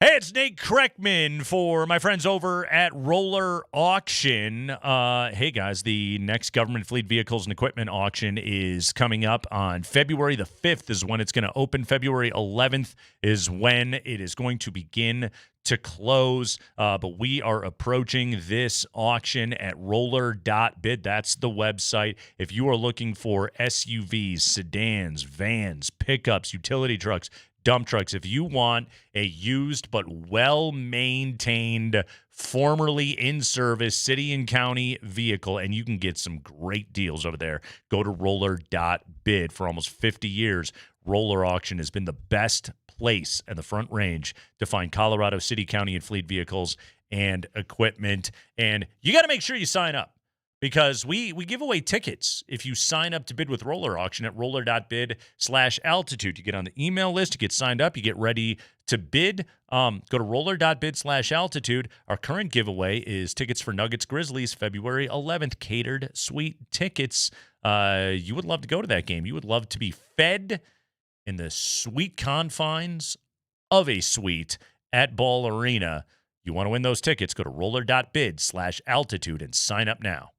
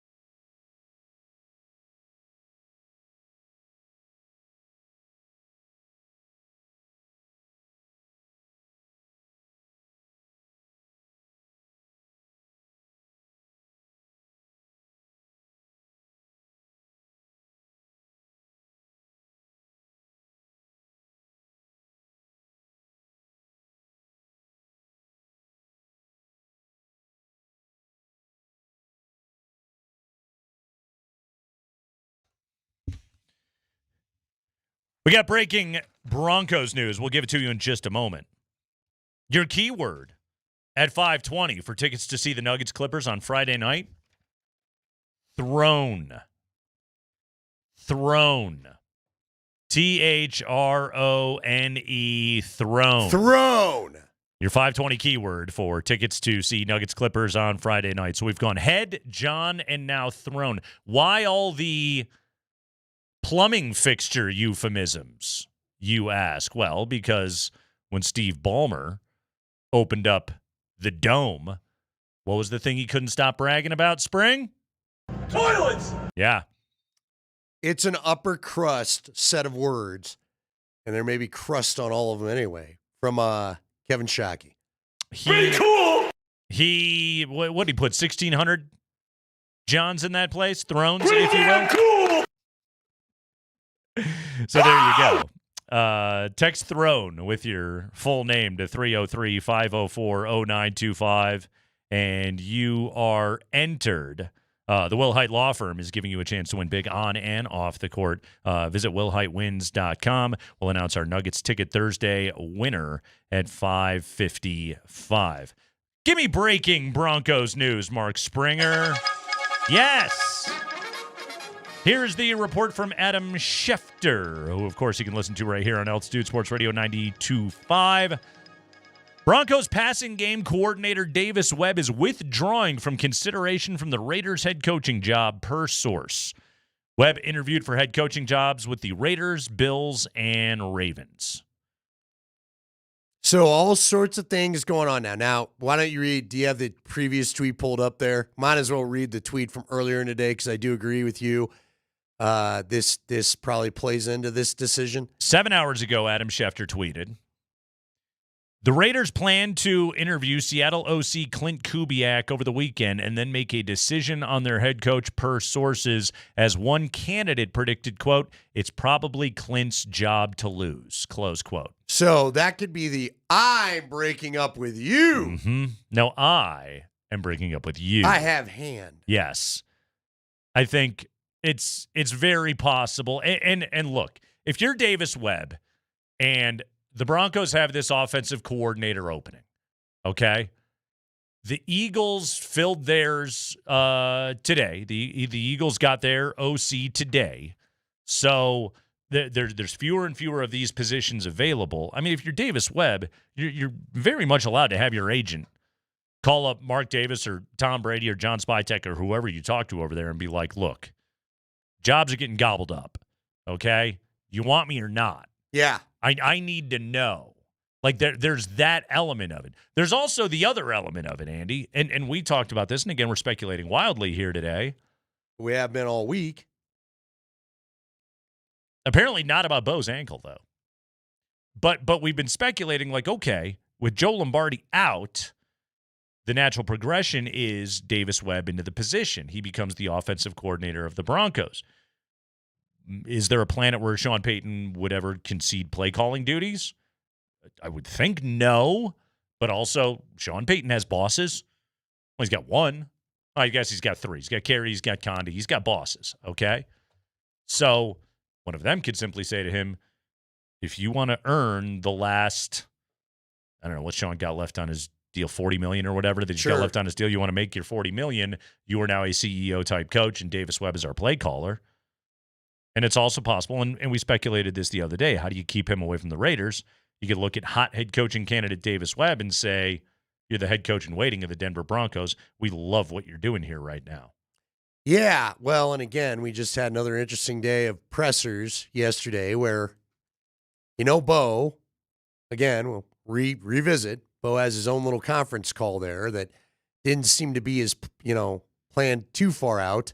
Yeah. DMac brought up some great points in cross where we did hear from George Payton and Sean Payton on Monday.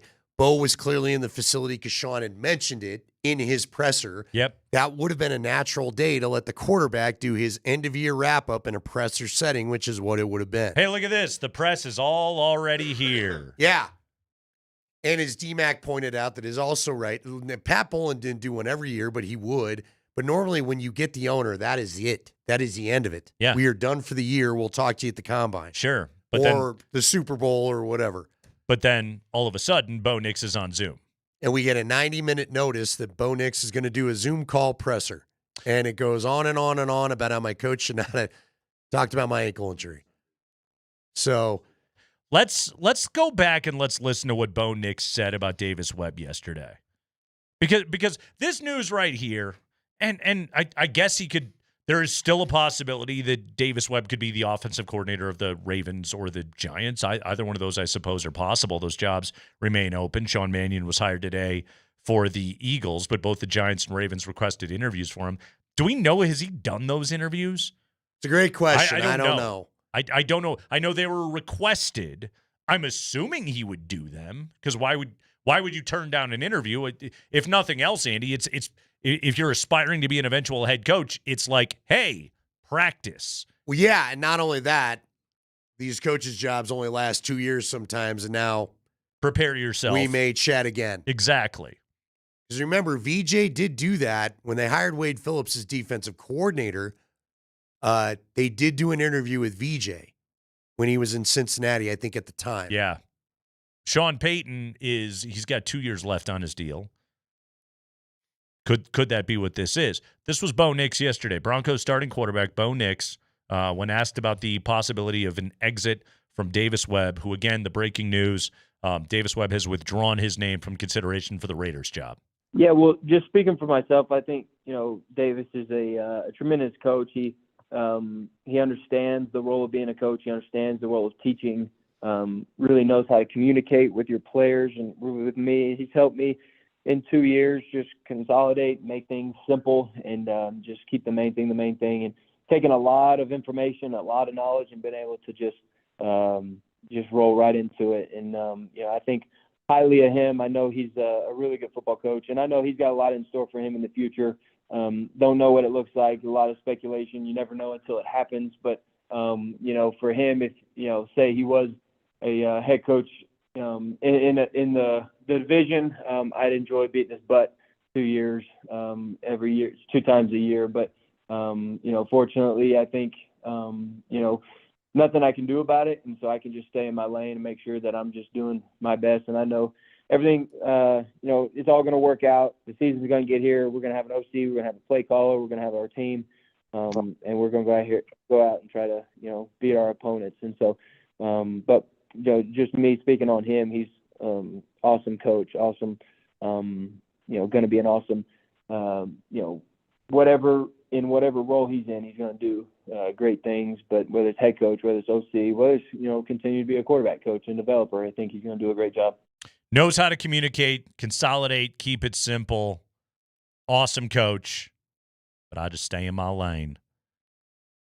Andy, how much with the events of this week, the predisposed versus not predisposed, Sean Payton versus Bo Nix contradicting media appearances, how much would that have illuminated for Greg Penner and George Payton and whatever voice he has in these discussions, and for Kerry and for Condi, etc.? How much would that have maybe made to them it very clear the buffer of Davis Webb between Sean Payton and Bo Nix is more valuable than ever?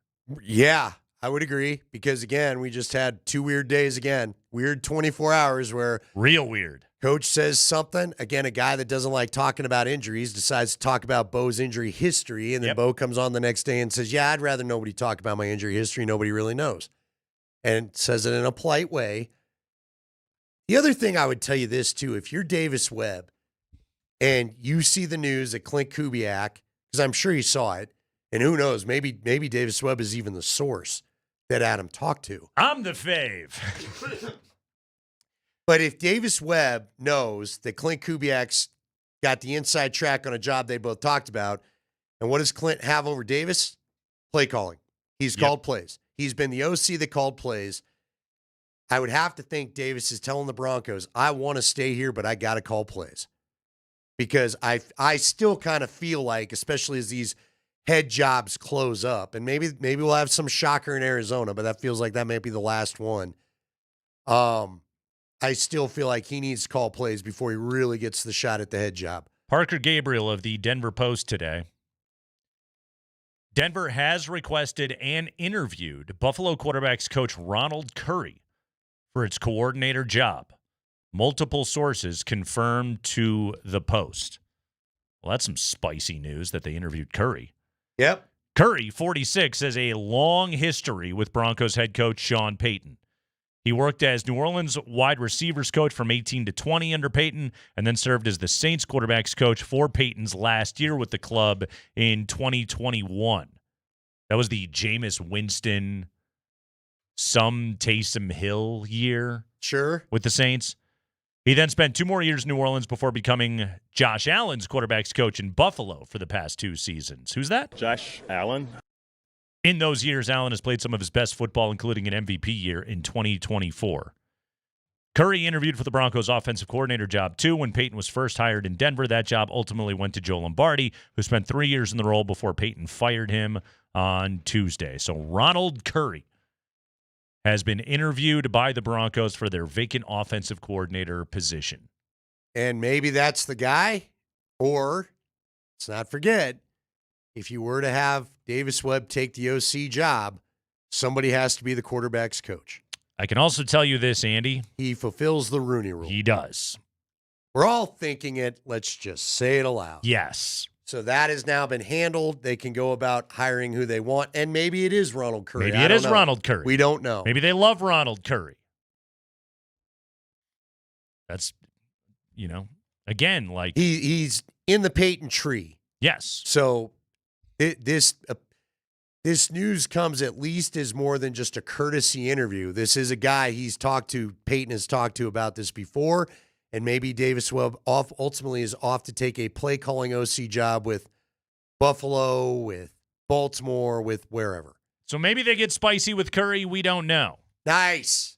Or perhaps it's Davis Webb's job, and he's simply waiting in the wings to be able to take it. We're waiting for another interesting press conference. You think Bo Nix has told Greg Penner, make sure Davis gets it?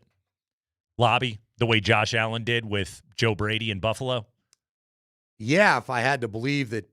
What we understand about Bo Nix and Davis Webb, yes, I would think that he's probably said a few words in his favor. He was in some rooms, Andy, that department-wise, you don't normally see him.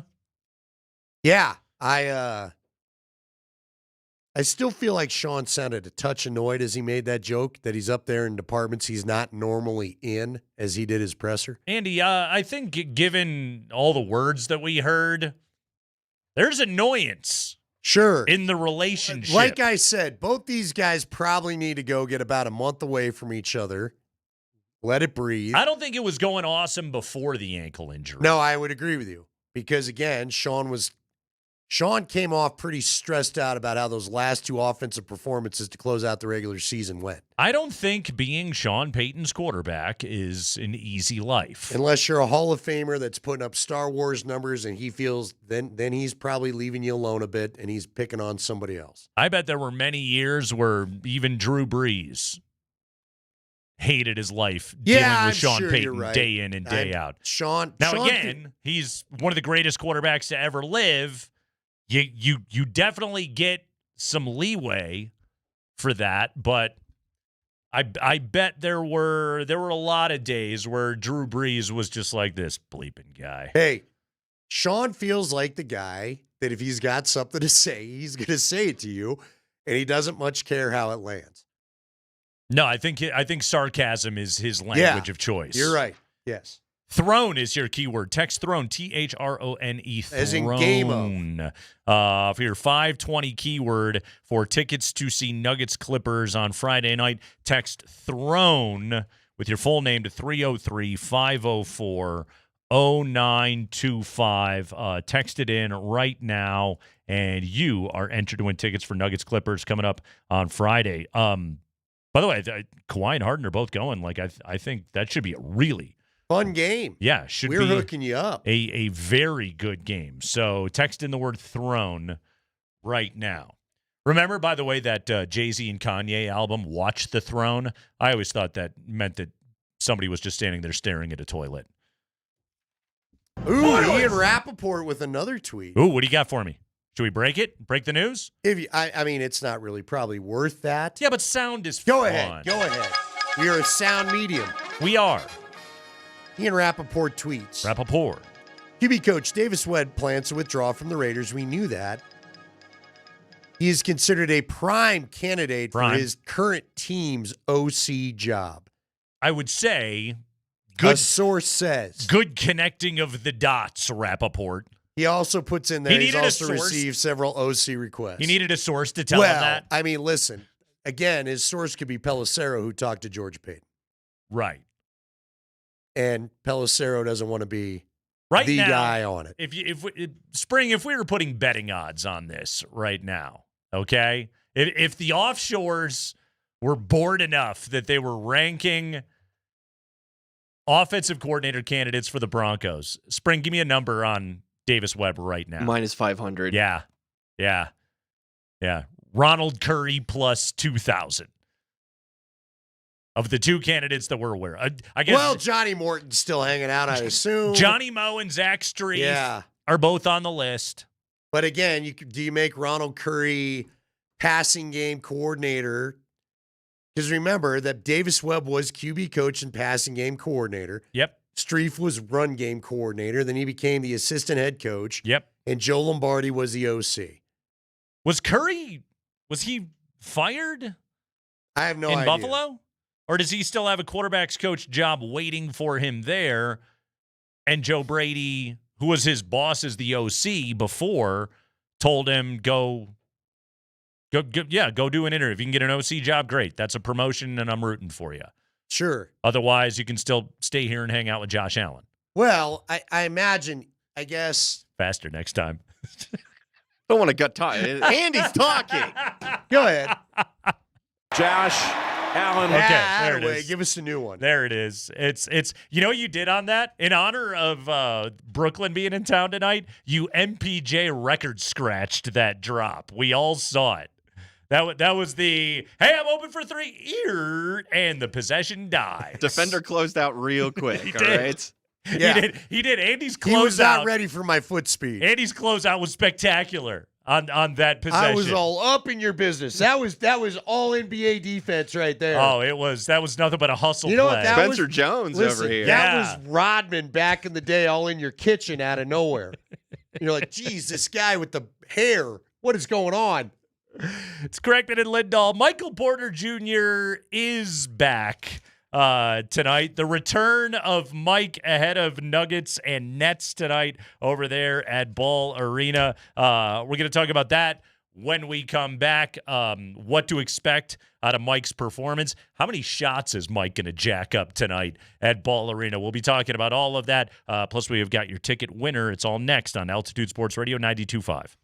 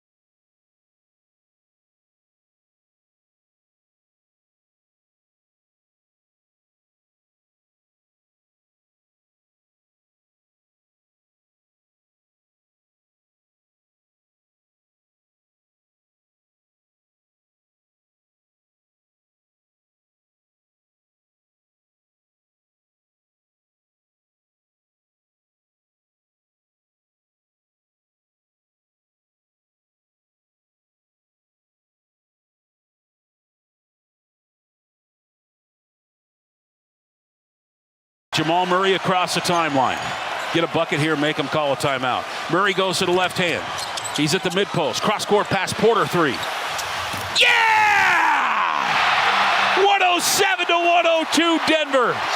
Less than 4 minutes to go in overtime. Tonight, 7 o'clock, you'll listen to it right here on Altitude Sports Radio 92.5. The return of Michael Porter Jr. Mike played very well the last time the Nuggets and the Nets got together a few weeks ago there in Brooklyn. By the way, that was one of only 2 victories for the Nets in their last 13 games played. But Michael Porter Jr. makes his return. He's averaging 26 a game, career high. He's under contract for 2 more seasons. I will be stunned if he doesn't get moved at the deadline. I would certainly think that Porter is out of there, but I suppose they could do it in the offseason if they wanted to. But in the very least, Andy, we do get the return of one of the core 4. Michael Porter Jr. is back tonight. You know what we ought to do tomorrow? And I'd be curious to see if you think he falls in this category. MPJ, of course. Mm-hmm. We ought to do a list of lightning rod athletes. Would you call him a lightning rod athlete in this town? Once upon a time, yes. But he kind of stopped being that, right? Like he became dependable. Because No, I know. Because he played all the time. But there was a lot of debate, and we heard the debate last year because we all knew. You and I talked about it many a time, as did most of the station. If anybody was going to get traded last year to free up room to do what the Nuggets did with the bench, it was going to have to be him. He was the only realistic one. But we also talked about it in the context of who's going to give up anything of value to take his contract. Right. But people either wanted him gone or wanted him to stay. I mean, Andy, people are mad that he's gone. I was stunned when he got traded. I truly was. I didn't think anybody in the NBA would give up valuable assets and take on his contract with his back situation. Honestly, like the Nuggets found the one team. Now, and there was a Denver connection to help it along, right? Yes, but you have to remember, like at the time, because Brooklyn's in a full-scale rebuild. At the time, though, like it didn't look likely that he would be moved because of his contract. His contract looked like an albatross. You were paying him a max, even though he really wasn't a max player. He was your third at best or 4th option most nights. Speaking for myself, I was resigned to Mike being here this year. Now, to his credit, he goes off to Brooklyn. His durability has continued. He's answered many questions about his physical durability since all of the surgeries.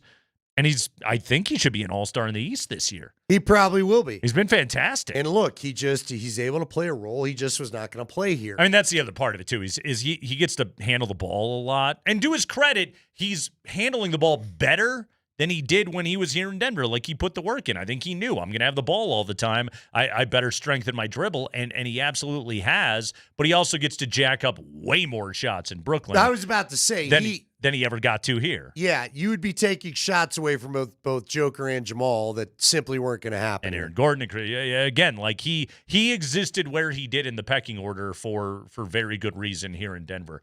The lightning rod thing, I thought he was more controversial earlier in his career when Malone didn't want to play him. Sure. And the attitude was, well, you got to put him out there and you got to live with the mistakes. And then Malone would go, they hunt for him on screens. They switch onto him on every single possession and they score. What do you want me to do? I can't keep losing games like this. Yeah, I guess for me, the lightning rod guy, and maybe we're not speaking the same terms. Maybe we are. People either love, like Drew Lock was a lightning rod guy. You either loved him or you hated him. Will Barton was a lightning rod guy. Yeah. People either wanted him gone many a times are like, look, the guy's a better player than you're giving him credit for. Yeah. And I think, quite honestly, there's some times, too, where you said, hey, look, MPJ is a better player than you're giving him credit for. Fair enough. Oh, with Mike, here was the problem with Mike. It was his contract. Yeah. He was a piece you would have liked to have kept at like give me the Christian Brown number, right? Perfect. There you go. If you're paying him that. But you looked at it and you went, he's hamstringing the cap. There's nothing, they're so afraid of this second apron. And it's because of Mike's contract, and his production just doesn't match what he is as a player. And the reason why I back off of Lightning Rod, and maybe I'm just thinking about the way we talked about him his last year here, was I had come to peace with what Michael Porter is. What he is, what he was, what his contract was. Now he makes that contract in Brooklyn. And he makes his return. They're going to do a tribute to him tonight. I'm sure he'll get a nice round. I think it'll be a massive ovation for him tonight, and it should be. I mean, you start putting up clips of his performances against Phoenix, against the Lakers. I know he was terrible in the finals against Miami, but you put up his. He had some really nice games last year too. He did. He was very good in we played the shot in OT against OKC. Like he had some big time games in that series. Michael Porter Jr. should be celebrated tonight, and I know this. I don't. For me, it's not even like, is it going to be good? No, it's going to be great tonight, and he should get a massive, massive ovation tonight. Everybody that was a member of the original championship should never buy beers again in town. Also, right? So to speak, he's beloved. Like, his teammates still love him. Oh, yeah. Hell, he was there. He showed up at the game. Right. What was that?